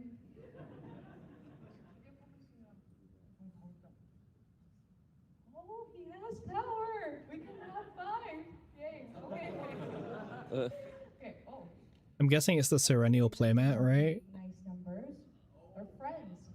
626. We have 626. Oh. Going once, going twice. Closed. Okay, next. 627. Oh. Did they go to the bathroom together? Are they gone? Okay. Well, there's a reason why he Well, picked 2. I'm glad to see the giveaway is going well. Here we go again. Drum roll. All right, take 2. Guys, visualize it. Manifest reality. We're gonna cheer for Tristan here. yeah. 562. For 11? I hear a lot of disappointment, but where's the excitement?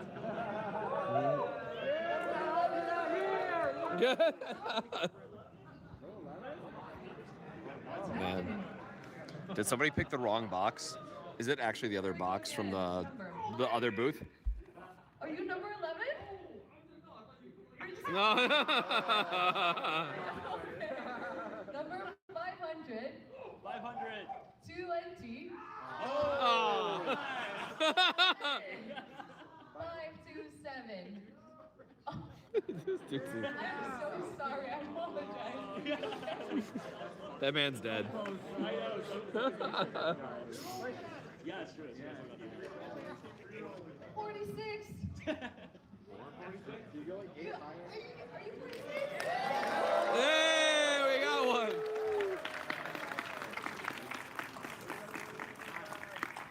It all meant something. The build up. I just want to see what the winner gets. Like, we're not going to watch all 5 personally, but I just want to see what they get.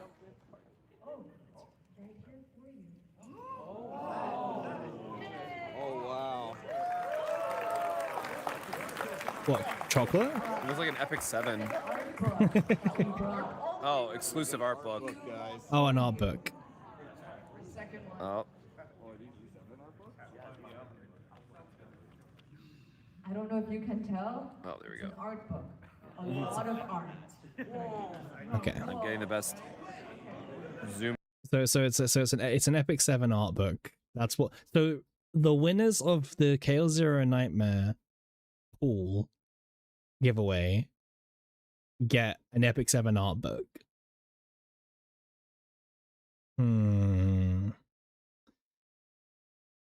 Yeah. I don't know.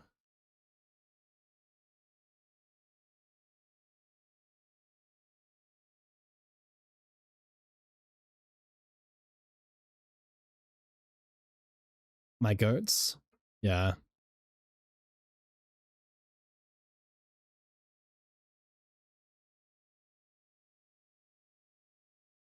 All right. But guys, what do you think of the stream? Like, how would you rate this out of 10? Because, like, don't forget, this isn't the big stream, right? The big stream is next Tuesday, right? This is like a preview. I would give this. I would give it. I think 6 is fair, maybe even 7, because it revealed quite a lot to us, right? Like, well, a lot is a big word, but yeah, you know what? I kind of agree with Ponpon's 5 actually. Like, I would say we got to see all of season 4's characters, what they look like, right? That's it. Skin system, but no battle skins.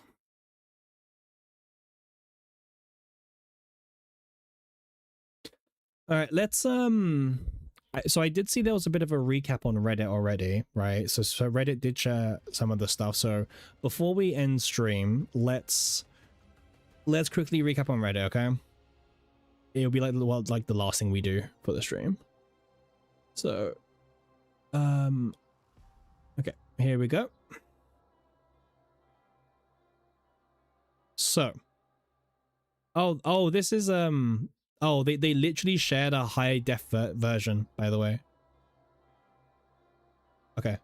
They just shared it on social media.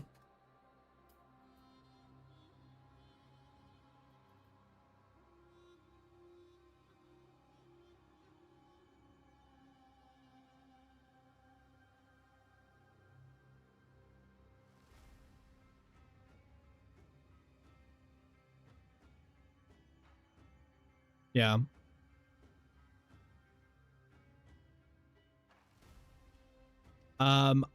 It didn't really warrant a censor, to be honest.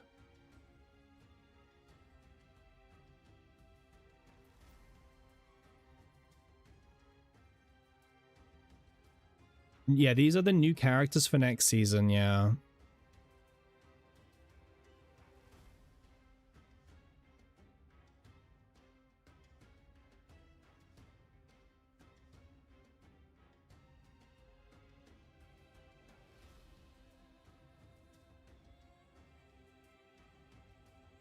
Yeah.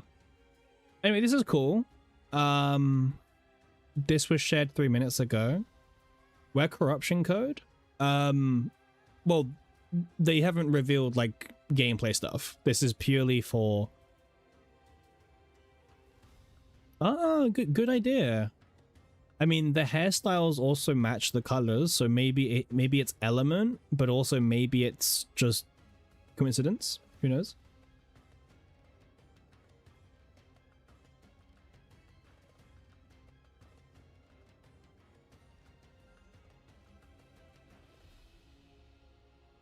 No, it was delayed. Corruption code was delayed. We knew that they pushed it back. At the start of season 3, they said that the corruption mechanic was pushed back. Who's the guy on the cube? Usually the middle is always a partner.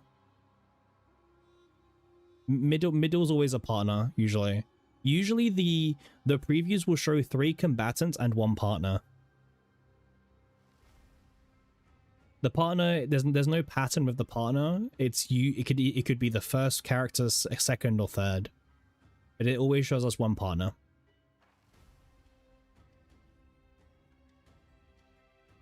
Yeah. Yeah, let's quickly recap. Let me just refresh Reddit very quickly. Yeah, okay. It's kind of cool. Arabelle might be limited. No. She's not like... What is limited about her? She's not limited, man. The next limited character will be the 1-year anniversary. Characters. They teased characters. We'll see. What's limited about Heidi Marie? She's the summer character. We know based on her lobby screen. She's the limited summer character. Same as Serenial is the limited Christmas character.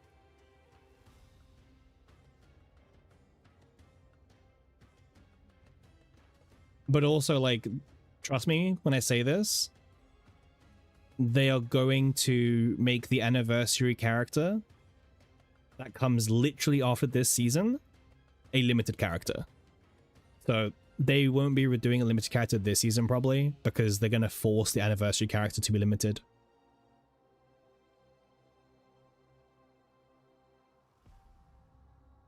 Yeah. Alright. Is Serenial... Nope, she's not Australian.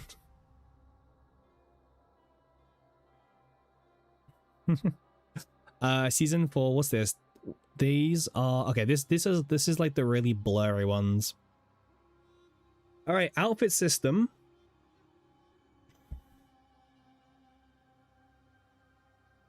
So, yep. So we saw this, right?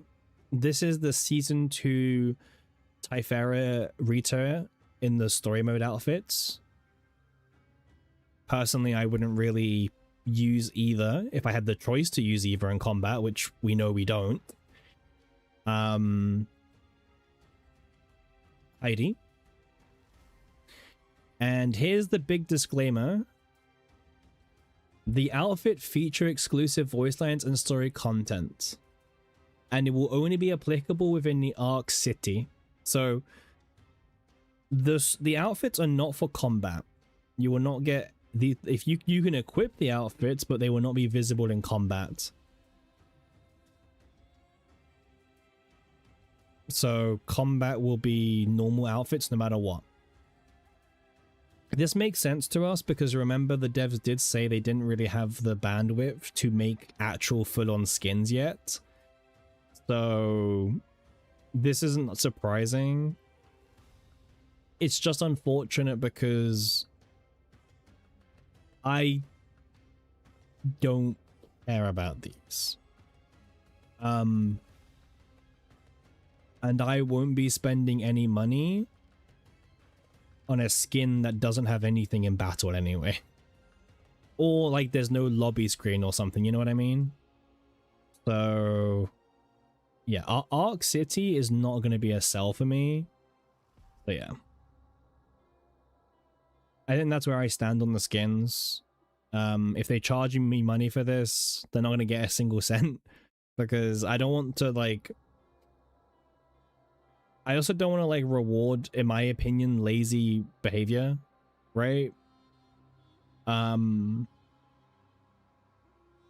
you guys do realize like if they really wanted to, they would just wait until they did have bandwidth to make these skins with battles. But they're releasing it now because, well, make some money from it. So yeah, I don't like this. I don't like this. Is the worst thing about the stream, I think. Kind of weird. Skins don't appear in battle? No, they don't. The skins are only for Arc City. So what they're saying, and not even the center, by the way. So wait, let me change back to the game.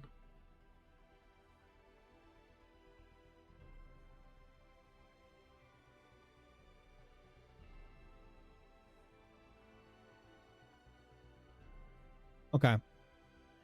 So what they're saying is if you go to the center, the skins will not appear in here. Okay?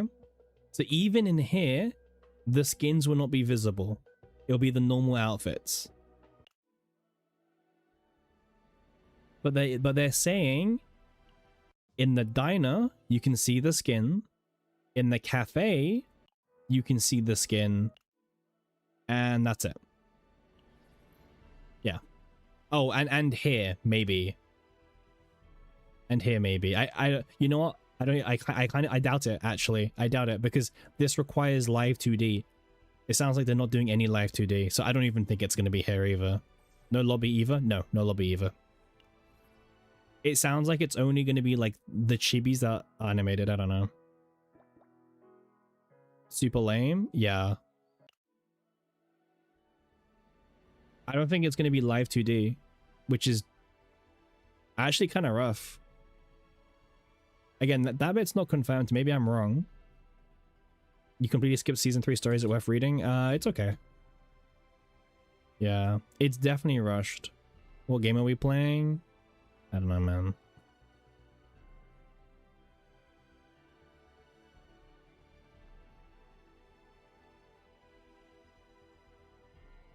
Why is this game so rushed? I don't know. It does feel really rushed, right?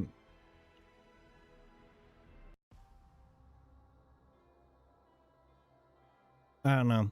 I'm trying to like think. They rushed it, and then like I don't know.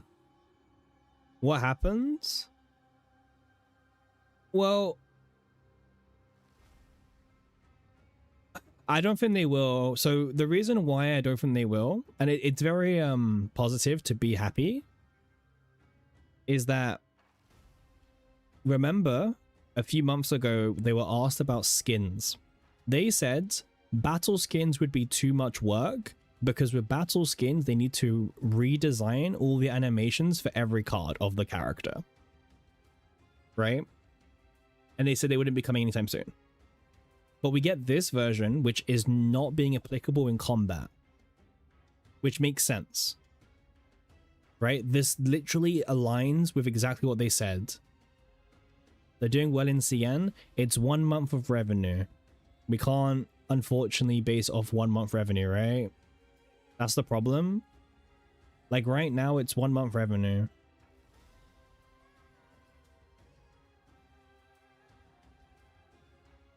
Yeah, it's the first month. The first month is always the highest. Let's check back in 3 months' time, 4 months' time. Be my dear, we get the outfits with Prism Film. Yeah. So, I don't know if you guys know this, but a lot of the big spenders in like there's a lot of Chinese whales who literally just played on global in the very beginning. You know?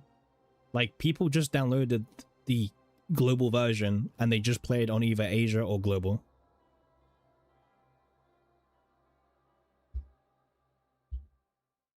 Hasn't CCN been fairly consistent since launch even before CN? Nope. It's been dropping revenue every single month, if that's what you mean by consistent.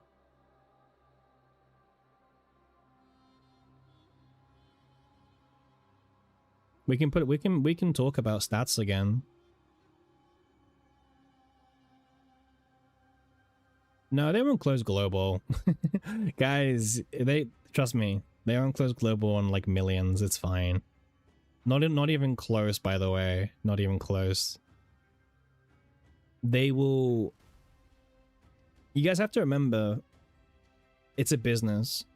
So when things start to decrease, right? They don't just like immediately EOS. They eventually start cutting team members to make sure that it meets the revenue. But you have to remember, Smilegate is a very, very successful company. They have a lot of money in the bank. Right? And they can... 9 hours stream? Don't even remind me, man. Do not remind me, okay? Do not remind me. Yeah, this is a 9-hour stream. By the way, if you're in stream right now and you're not followed, what are you doing? What are you doing? 9-hour stream? If you're not followed and you're watching, what are you doing?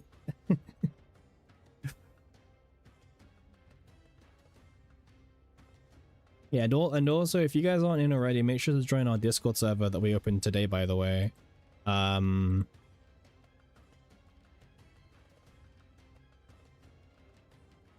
Yeah.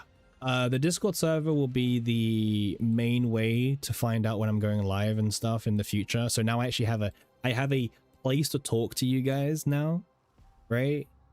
Which is going to help a lot, obviously. Now I can actually communicate with you guys and you guys will know when I go live. So just make sure you join the Discord server and yeah. But oh yeah, sorry, I pulled this up. Right. Yeah, so this was Serenial. Well, this was the remaining Serenial banner going into Naja. But yeah, the drop-off has been very consistent ever since. Remember that this peak here was because of the half-year anniversary, right? So May and April weren't really normal months. This peaked up towards the end of the month, and then this peaked up throughout the whole month, pretty much. So if anything, if you take out these 2 months, the drop-off is actually kind of consistent, right? Like, it seems like CZN is going to be a 1 million game, roughly, which is okay. If CZN makes 1 million a month, it's actually still a very successful game. Very successful. Like, guys, like, you don't need to be the top of the leaderboards to be successful, right? Like, you don't need to be number 1 on the leaderboard.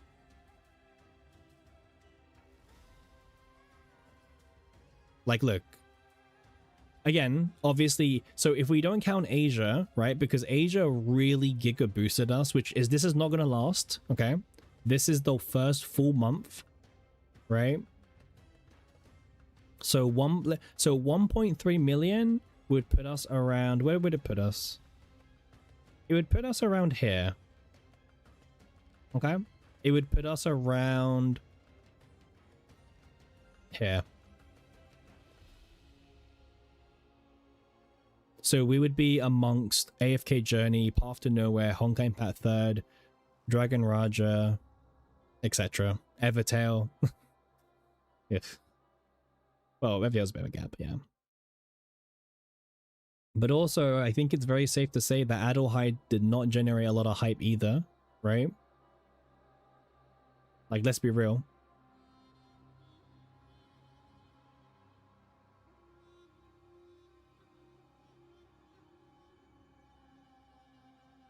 Well, we'll see, Thor, because we don't know how impactful the E6 Tenebria numbers really were. We will have to see on next month's revenue. But, like, if we're judging based on this, because this is a lot of the banner, this is not looking good. Looking good. The next 3 Season 4 characters are pretty hype. I think they do. I think they look more interesting than the previous seasons.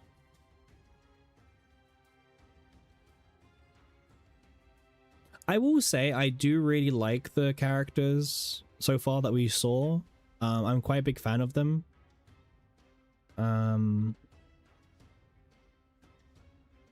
Oh, they shown us all this thing, yeah. Yeah, I mean, I quite actually like the designs of all of them. Making 4 stars. I'll be honest with you, making 4 stars in like most of these new gacha games is a really overrated thing. They don't really need to do them. Like there's no benefit for them to do it. Like zero benefit.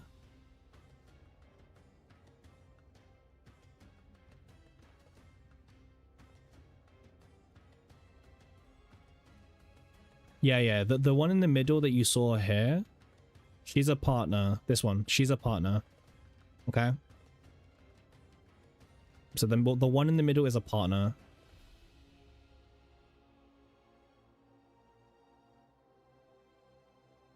Yeah, they don't have time to do a 4-star. You know, all that time is better off spending doing the next banner character. That's just the reality of this. Like, that time is just better spent elsewhere, realistically. Because, like, what? Do you want them to make a new 4-star and then put the 4-star inside a 5-star banner? What, and they design 2 units at once? Brother, they're struggling to design 3 units a season. Like, they don't need to design a full...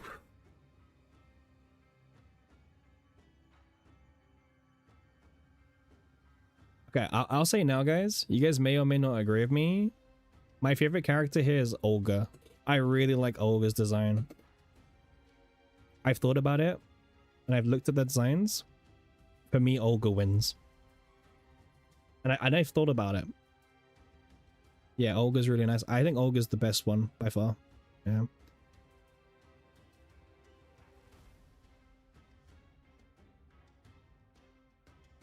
Hilde for you. Yep. Yeah, Olga's my favorite one for sure. Yeah, the scythe as well on Olga is really cool. Yeah, I think that's fair. I also liked Hilde, by the way. I think she is great. Like, look at, yeah. I will be honest, I don't really get the censor thing from the live streams. I don't get why they censored them. Well, no, I don't. No. There was way worse things being shown. Actually, you know what? I think Arabella couldn't been shown.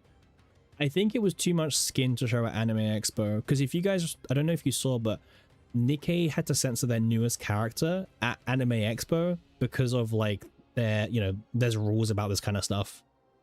So I think they had to censor. I think this is too much for Anime Expo.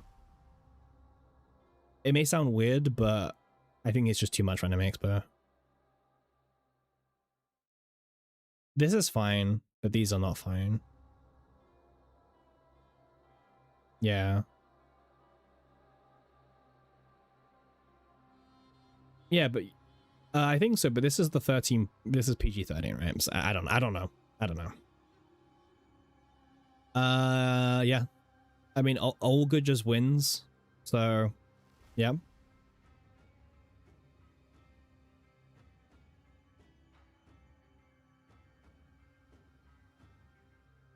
Olga wins. Listen, she's a very thick character in the thigh department, if you like her. Right? And then, yeah. Again, cool design as well.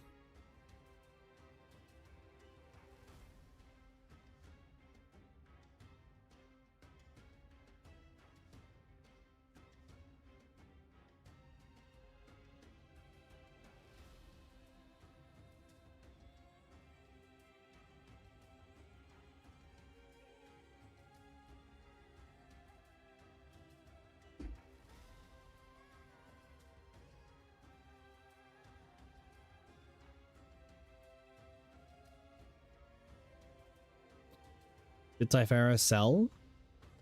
Yeah, Typhara did fine. But like, just fine. The problem is as well, guys, like, there was a whole thread yesterday about, like, there's nothing to spend money on. The game isn't hard.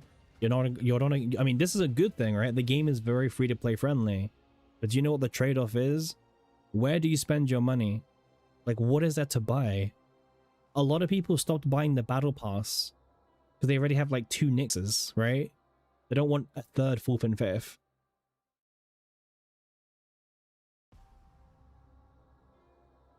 So this is a lot of reasons. That's why they're trying the skin idea.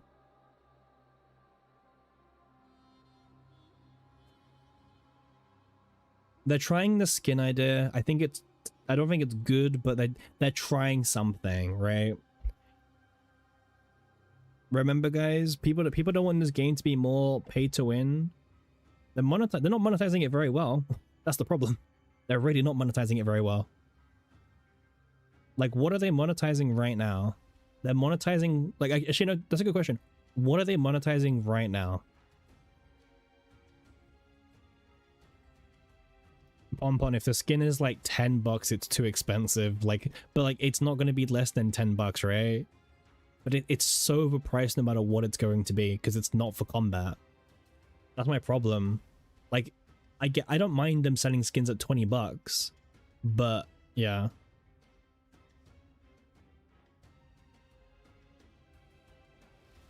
I mean, it's obviously not our idea to fix this, obviously. It's for them to fix. But like, we're passionate about the game, right? Like, that's the thing. We're not complaining, we're not whining, we're just passionate players for the game.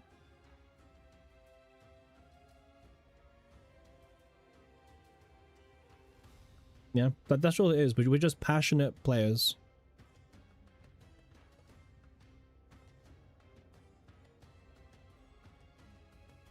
Okay, Thor, this is a good question because I don't play a lot of Hoyo games. Where do you think Hoyo does it? So, what do you think Hoyo monetizes better than CZN, where it doesn't make free-to-players want to quit the game? Like, what does Hoyo do to make money that CZN should learn from? Should CZN be more stingy? Should there be more dupes? Should the deuce be stronger? Hey, OTS, how you doing, man? Yeah, that's what we're kind of complaining about as well. Like, we were talking about that quite a lot today. About, like, I get why they're doing it.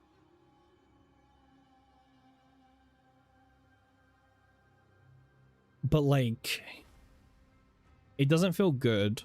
Because I'll be honest, man, a skin that only applies in Arc City, I'm not paying more than $10. I'm not buying it, first of all. But I wouldn't pay more than $5 for it. And you know it's not going to be $5. It's going to be like 15, probably. Or 10. Or 20, I don't know.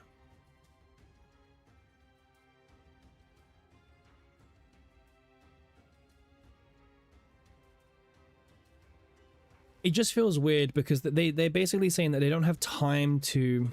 The thing is, do you guys want to know one thing? Like, if you actually want to make this skin sell a little bit more, right? And you don't want to do a combat thing, okay? Okay, fine. You don't want to do a combat skin because, you know, it's a lot of work. Why is there no, like, custom lobby with the skin? Right? We're buying it? What do you mean? Wait, Aries, you said the word we. What do you mean, we? Like, why doesn't the skins have this? Like, if the skins had a custom lobby, honestly, okay, fine. I can accept that. Good morning, Aries. How you doing? We've been going for 9 hours, by the way. It's like 5 a.m. here.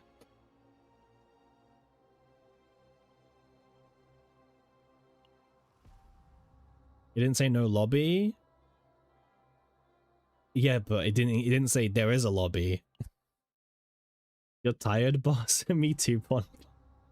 Me too. We'll make it to the end. But yeah, I don't know, man. If the skins had a special, like, background, I'd be a bit more excited for them. But the fact that you can only skin... We as we? You said you're not getting it? I disagree. Alright, Aries. So my stance about the skins is I won't be spending my hard-earned money on the skins. That's my stance, okay? That's my stance, to be very clear, okay? I mean, Aries, what do you think of the thing, by the way? So, because it's not combat skins. It's only skins that you can view in, like, the diner and the cafe. Like, what do you think? I know you buy everything, but like, I don't know. I'm disappointed a little bit. I don't like being disappointed because the game does a lot of good things. Do I think they'll do gacha skins? Eventually, maybe. But like, those gacha skins better be premium, Ponpon. Like, they better be like, you know, crazy animation in the lobby. Guys, I don't...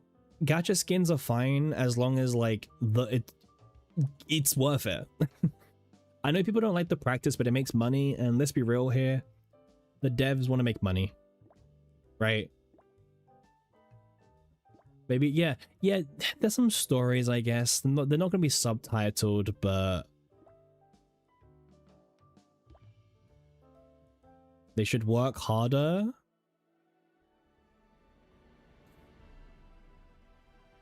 Maybe.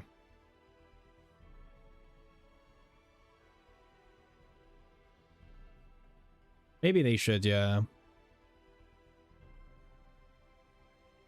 I think they work really hard. I think they're just really, like, stretched, man.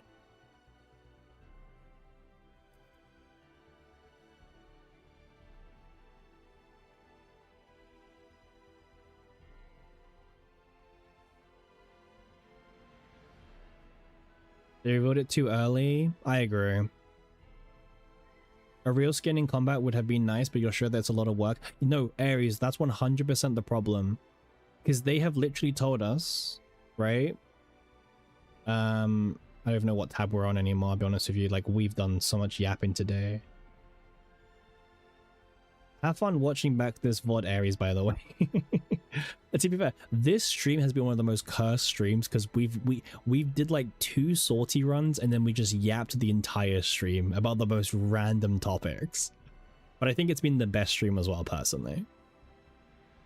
It's been the most like scuffed stream, but it's probably been the best stream as well. We also checked on Wendy stocks. We did, yeah. We checked. We had like a stock market analysis. But no, what Aries said is 100% correct. The devs already told us that they don't have the bandwidth to do full-on combat skins because of how much work it would take. So we already know that that's not happening right now. But they know that players want... Well, here's the thing. They have gone this. They've been, okay, players really want a skin. Let's release them a skin. We can't afford to do a battle skin. So let's test this out. Remember, guys, this is them testing the waters, right? They're doing this because they want to see, like, can they make money from this? Are players interested with this?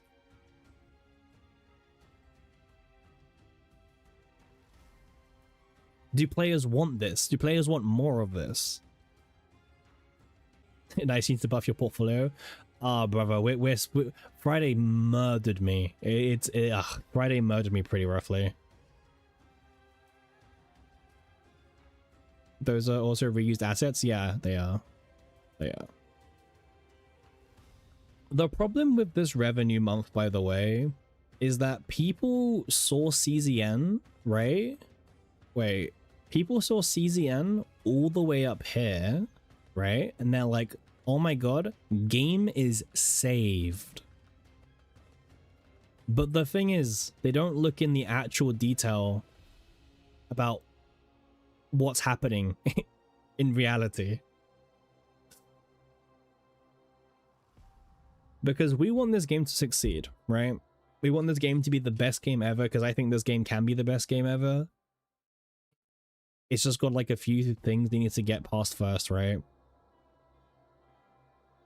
I'm very bullish about this game. I think this game has so much potential. And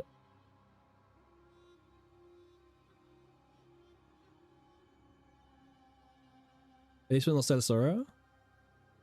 Yeah. It doesn't count PC, but I will be honest, don't look at the number, but look at the trend, if that makes sense, right? Like, ignore the number, but look at the trend. That's what I would say that you should focus on more. Because the actual numbers do not matter. Like, these are not correct. The only thing that will be slightly more accurate is the trend. You know? And this makes sense to me, right? Like, it was already on a downward trend, but then we got the half-year anniversary, we boom back up, and then we go back to reality. I actually knew a lot of games. I knew a lot of players who came back for the half-year anniversary. They played it for like 2 weeks, and then they were like, meh, the game hasn't really improved enough for me, and they left, right? Again, I'm still here. I love this game. But a lot of people who quit and came back realized very quickly that the game just isn't for them still.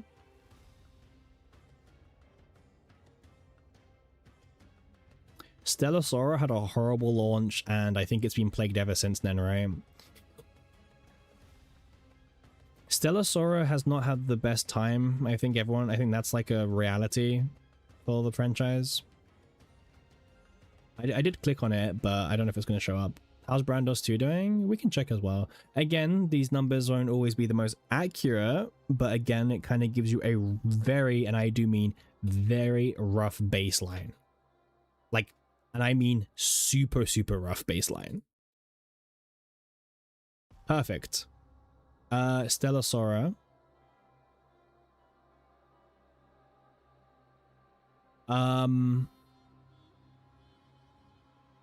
It's doing a lot worse. Bro, look at this red, by the way. Oh my gosh. You think the Asians left global and finally playing on their server? So if there was not a new server, the number would be higher for global? Maybe, Aries. Maybe. But I'm not fully convinced on 2 mil because Adelheid wasn't the most popular, you know? Guys, we're not gonna look at every single game.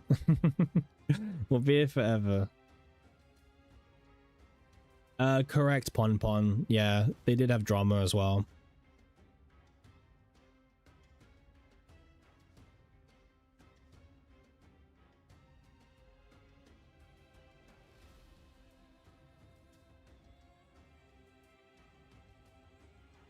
It did, for sure. Well, I will not be buying these skins out of protest, but it sounds like I'm going to be forced to buy them. Day one store was hell. What's the site link? Yeah, I can link you the site. Are you, which channel are you on? You're on Twitch. Okay. I mean, Brown Dust 2 doing better than CZN's not that surprising. Like, let's be real here.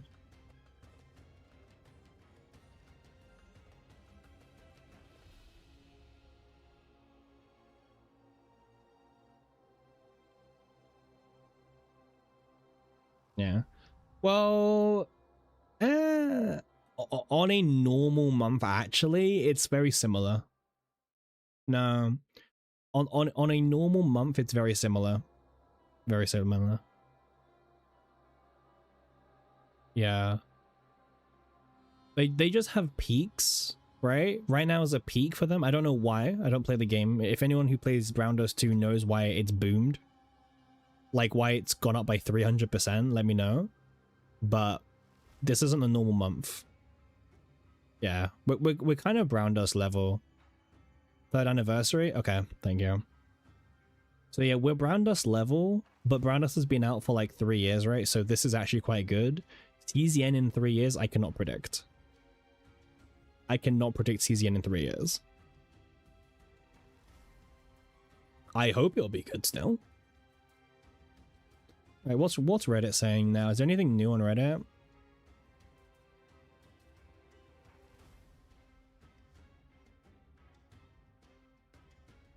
Oh, they're showing the thingy again. Wait, I want to see that again.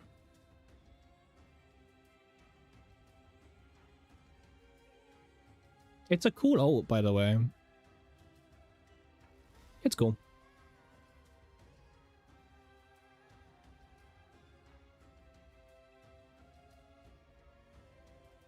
Absolute step on you vibes. Yeah. Hell yeah. That's what it's all about. Yeah, there we go. There we go. Okay. Yeah, it's summer and it's hot. People are extra horny. Yeah, true. Goon game still goon. This is like the craziest stream, man. Too goon? Nah, man. This is perfect goon. Nah, I know what you mean. I know what you mean.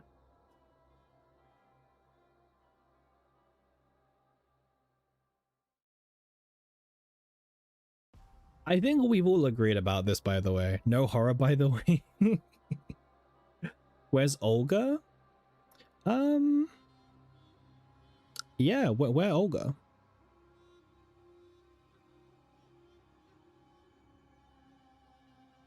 But I think we've all agreed on a few things, right?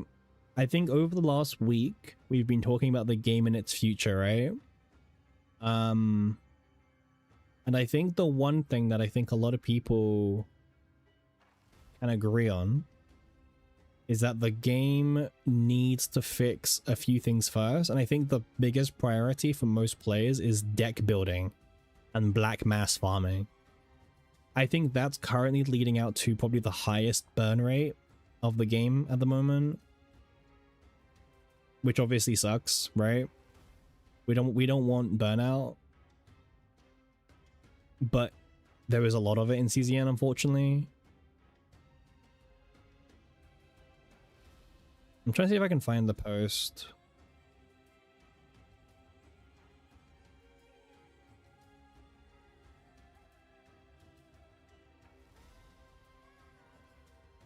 You're taking a screenshot? Oh. There was a Reddit post, man, that I literally linked it yesterday to someone. No, I don't think there's a seasonal character here, OTS, because the anniversary is after this season, and you best believe that the anniversary character will be limited. You can put a lot of money on that, you know?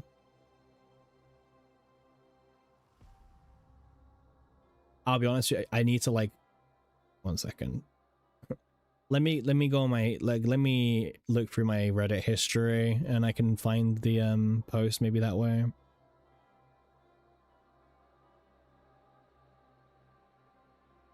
Yeah, what day is this? This is yesterday. Well, no, we're good. We're good, Pompon. We're good. Don't worry. We're good for a little bit, okay? And I do mean the word little bit. Oh. This is the post. Based on revenue, CN stonks up, global not stonks. Where's Korea revenue? Korea revenue is global. Remember, it's one server. It's one app, right? The revenue isn't server, it's app focused. So this is including Korea. But yeah, like, look at this, right? Like let's skim the comments. And Japan as well. This global is everything besides China. Everything. Makes sense. You spent more at launch than I do now. CN is enjoying the honeymoon period. Remember, it's down 75% compared to the half anniversary. So it was not a normal month. This player only splurges money on limited characters. Launch in CN was 5 million. Well, the first full month was like 5 mil. So this person here only spends money on limited characters. No, they're at season 3 already. The game isn't difficult enough, and rewards are tied to being in the top 1%. These are good things, but they don't encourage me to spend. Well, that's the problem, right? Right? This is all good apparently, but they don't encourage you to spend. But like, are we a charity? You spend a good portion from that global number, you're not even kidding. Aries, you need to fund more people. You need to send more money. Bump up those numbers.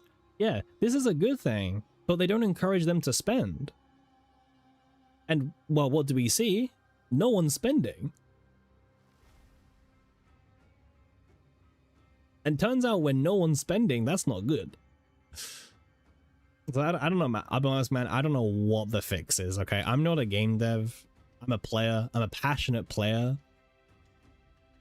Right? Yeah.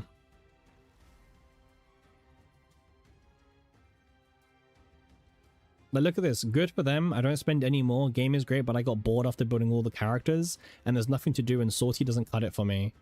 Let's carry on. I got downvoted for asking for harder content. The game is a cakewalk. There's nothing to do with your decks once you build them.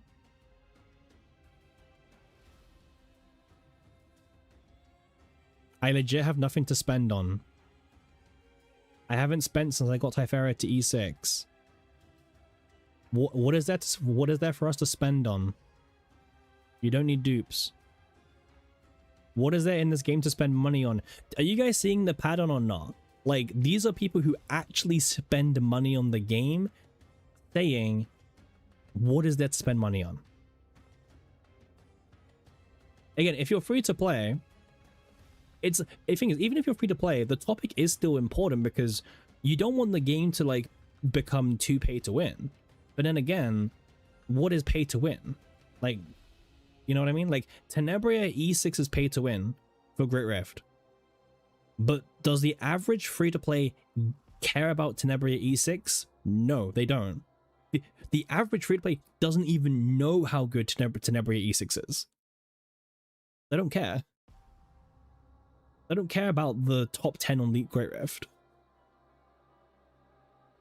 You know? The launch was a disaster. True. They've been apologizing ever since. Also true. A time must come when they put that shit aside behind and start making better monetization. Yeah, I agree. I agree.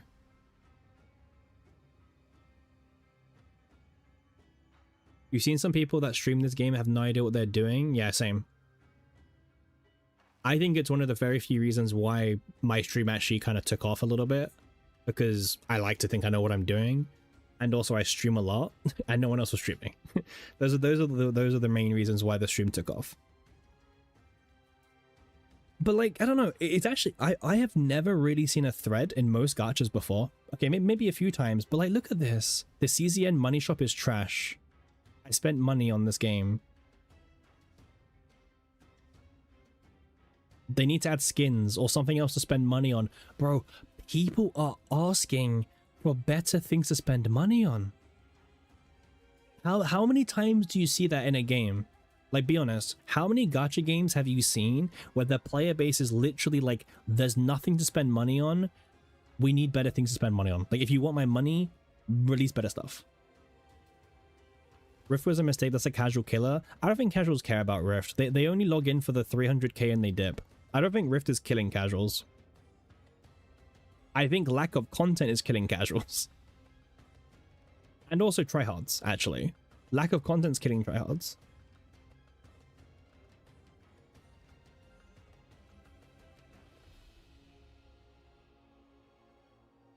Yeah. Well, tower, I guess, is technically what people say. Global about to drop even lower. Release character skins. Yikes. I still only buy the monthly pass. I think some people are going back to 7. Oh wait, well, what's these downvoted comments? To be expected. Oh, they're blaming the goon. The goon is not the problem. Ignore that comment. Censorship. Not gooner enough. Goon slop. Okay. Well, hard to say, but this is what happens when your game is too free to play friendly. Well, that's the thing. That's what we're trying to figure out. Like, what's the balance? Because I think everyone has said this, right? I think everyone would be okay if they sold skins, like full-on skins, right? I don't think anyone is disagreeing with that, right? Like, if they said we're gonna sell full-on battle skins from now on, I don't think anyone's upset, right?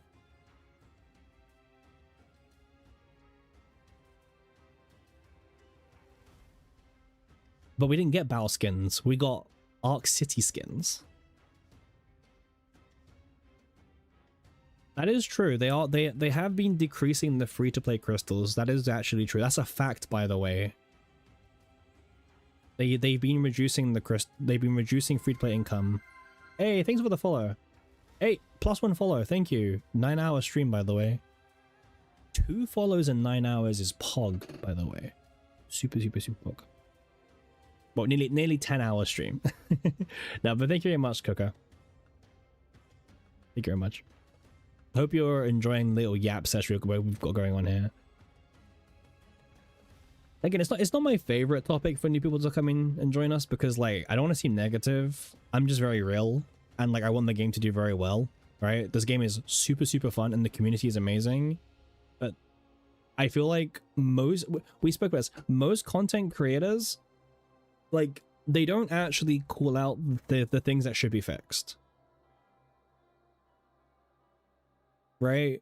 Like, most content creators don't actually call out the things that need to be fixed because most CCs are worried that by calling out the game properly, it will damage the working relationship with the devs moving forward.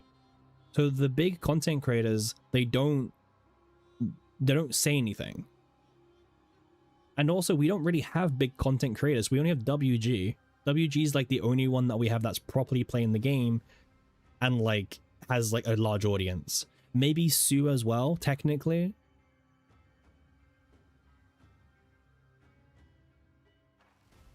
And like WG ain't gonna make a video about, you know, the topic, the future, and what CZN needs to do to improve. It's not what his audience wants to see. And that's fair, to be honest. You don't need to, you know, if you've got a good working relationship, you don't need to. We don't even get enough to guarantee one copy of each character, never mind partners. You're not free to play out principle. It just costs too much for you to justify. That's fair. I will have a voice, Pon. You'll be here. You'll see it. I'll have a voice.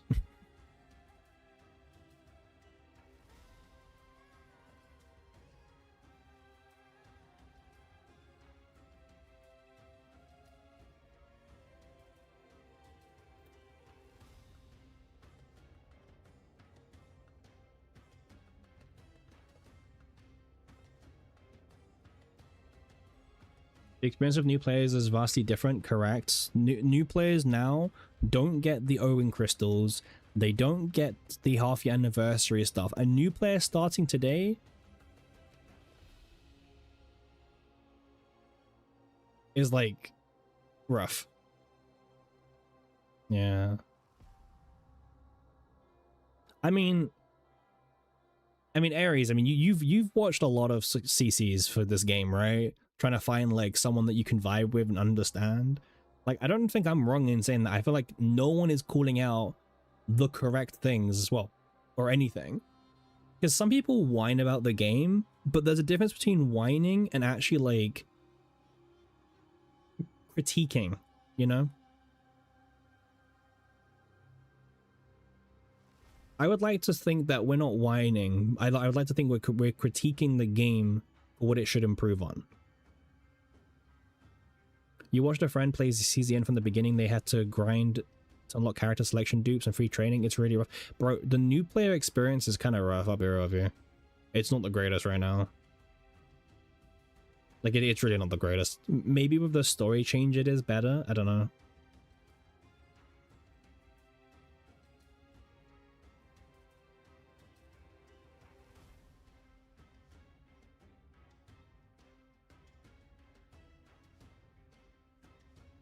Most of my friends who played CZN do not play the game anymore.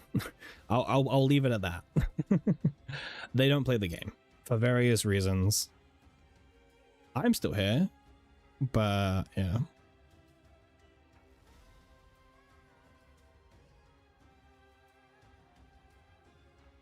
Just getting level 50 is a pain. Yep.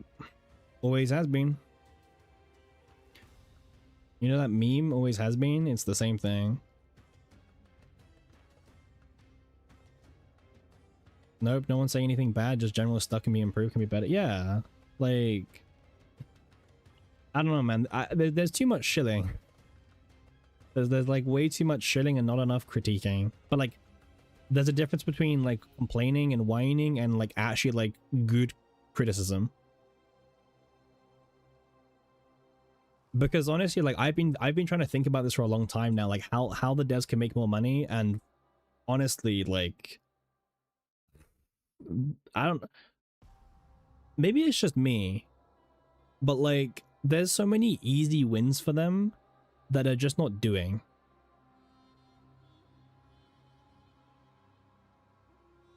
You know what I mean? Like let me pull up the in-game shop. Like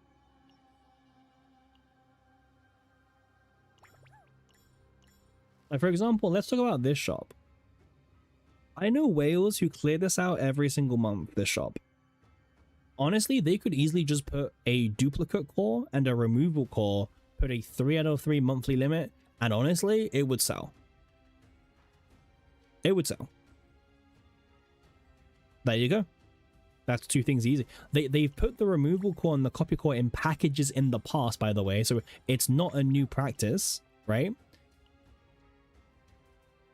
When Heidi's banner was here, they had the cores in a pack. But for some reason, they don't have them in any shop anymore, right? In season 2, there were a lot of my Japanese whales I follow were literally begging for them to add the old flashes into the shop, the paid shop, because they wanted to buy more. Honestly, just sell Black Mass while you're at it. I don't know. It would sell. Obviously, you need to improve it as well, but like, there's so many easy wins for them. Yes and no, because you're forgetting there's a group of players who actually want to build good decks and they don't care about Rift. Like, they just want to build the good decks for fun. Like, to test in tower, right? It's not only for Rift. Like, you gotta remember, there are players out there who want to min-max the deck, but they don't care about Great Rift. Because Great Rift shoehorns you into playing one playstyle.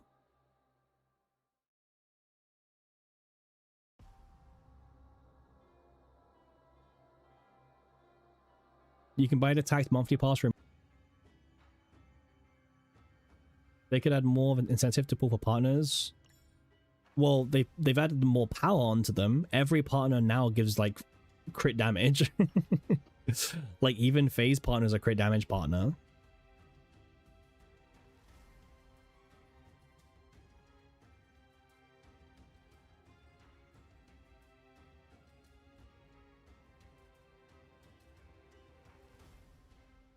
Yo, Snuff. It's way past your bedtime. Hey, Snuff. We've been streaming for nearly 10 hours, bro. We're not ending the stream in... it's gonna get to 10 hours, okay? I'm not ending the stream before 10 hours, okay? You're a mad lad? This has been a very crazy stream, okay? That's all I'll say. This has been a very, very crazy stream. A lot has happened on this stream. From talking about Love and Deep Space, to Anime Expo, to the stock market, to Wendy's, to AI in games, to... Bro, like, we could go on, like, today's been a crazy stream of just yapping. Pure yap. And do you know what the fun thing is? In all of this, in 10 hours, all we've done is 2 sorties today. We did 2 sorties. And they took like 90 minutes because we were yapping in the middle. Hey, Monster. Yeah, sure thing. They revealed season 4, basically. Wait, let me go here.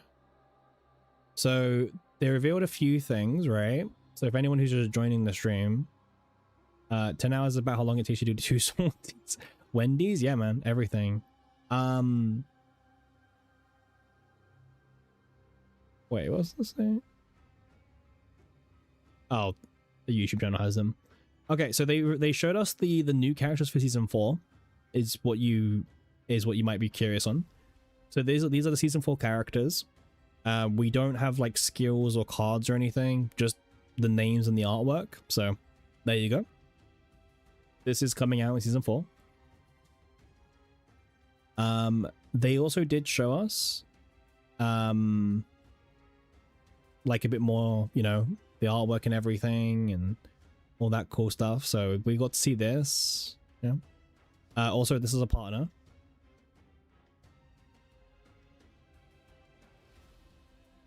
We also learned they're adding skins, but it might not be the skins that you think. So they're adding these skins. They're adding a Maid Hyde skin and also a Bikini Serenial skin. However, these skins are not going to be available in combat. These skins are only for the Ark City. So you know your little chibi model in the Ark City? Well, no, the fact is that not, yeah, I mean for now, but like the fact is it's not for combat. Like that's the fact. Like right now it won't be for combat. Yeah, the fact is unfortunately it doesn't work for combat, which sucks. But we know why it doesn't, because the devs have admitted that they wouldn't have the bandwidth to actually make the skins, right?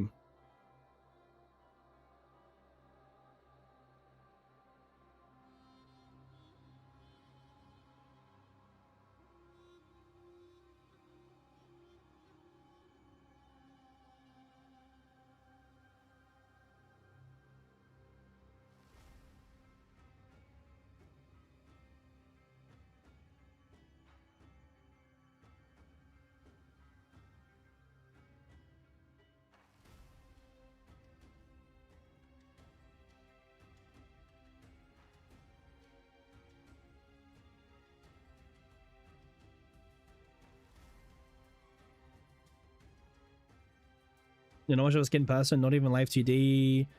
What happened to him? I'm here. Bro, I was yapping to. I was reading a Discord message. I'm still here. Don't worry, guys. I'm not dead. Like I'm still here. I told you we're staying here until we get to 10 hours on stream. Okay, 10 hours is the goal. We're 8 minutes away, so I'll end stream in 8 minutes. Maybe we'll see. Do you think season 4 skins will be even more Guna? Yes, but once again, they need to be like a lobby screen at least. These are season 4 skins. Well, yeah. This is coming out as an update. Yeah.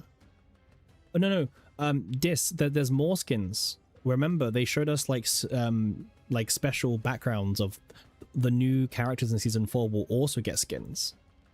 So there's more skins coming. But if the skins aren't actually like interesting, then yeah. Let me close this again. Alright, I've literally closed CZN now, so I'm just yapping now, for like 8 minutes or whatever. But they only showed us the silhouettes, by the way. So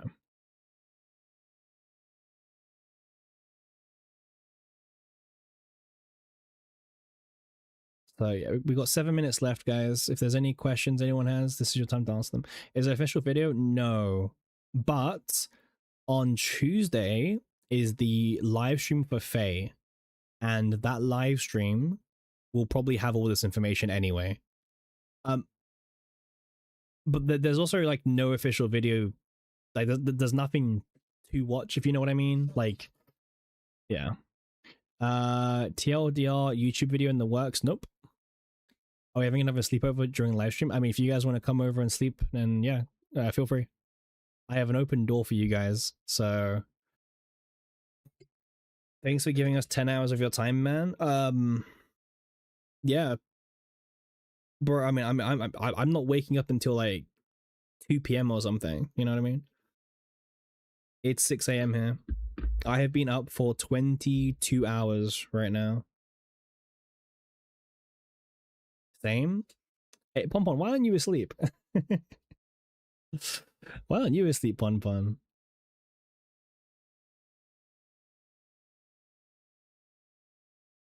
Oh, thank you. Yeah, I mean, we'll be back here tomorrow for sure. Now, will we be back here for a 10-hour live stream? Probably not. We probably won't do a 10-hour live stream tomorrow. But I say that, and we're still going to do it.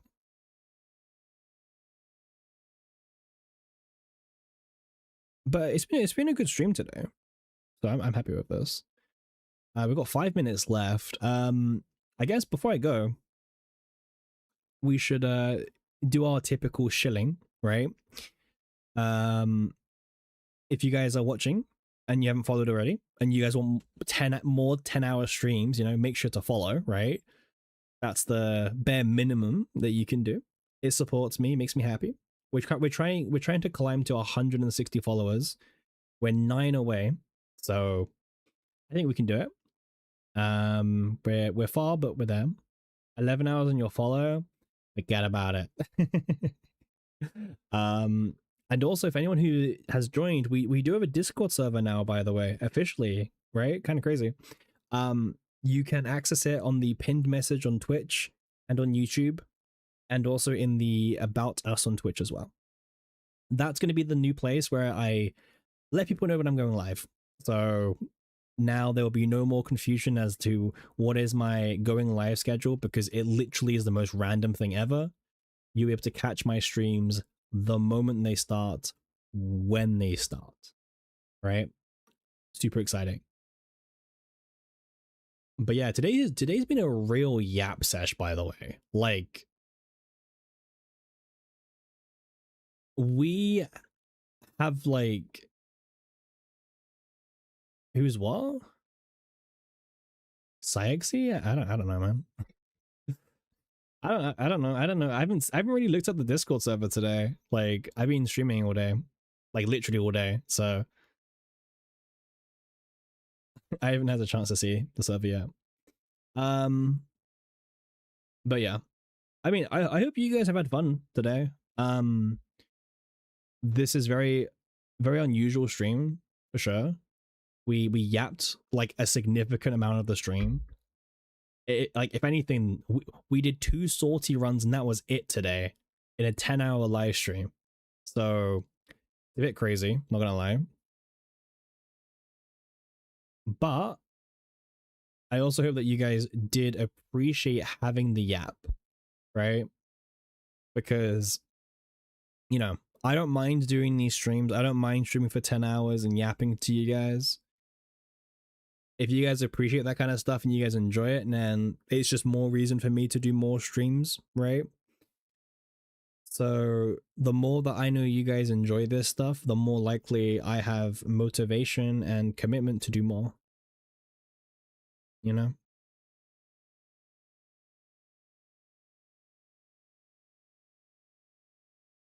But it's been a good stream. I've had a lot of fun today. It's been a very fun stream and lots of back and forth. And I think that's like the main thing. You know? I think it's important to have the back and forth that we managed to have as well. And like I said, we yapped about everything today. Everything. Sleep well. Oh wait, well, the stream's not ending, man. We've still got 2 minutes. Like, I told you, I'm not ending until it gets to 10 hours. Like, 10 hours is the cutoff point.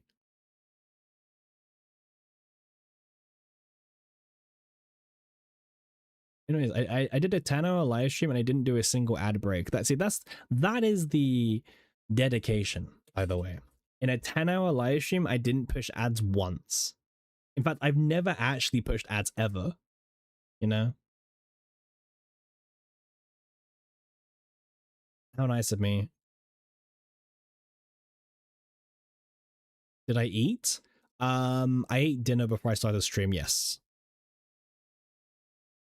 What new season 4 character am I most looking forward to? Olga. I think Olga is the best one for me. I think Olga looks the best. If you guys want to know my actual opinion, Olga's number 1, Hilde is number 2, Arabella's number 3. At the bottom. What time is it there? It's currently 6:14 a.m. in the morning. All right, 30 seconds to go. If you guys got any questions, you gotta yap them now before I head off.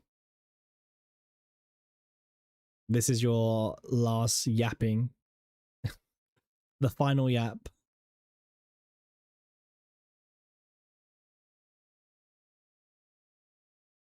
Crazy.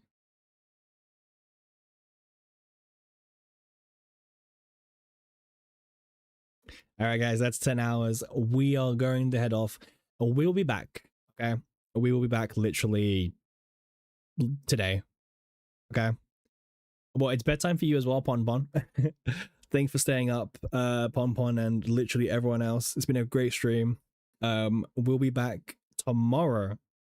So make sure you're in the server. Make sure you don't miss it. And I will see you all tomorrow, okay? Have a good night all. Night.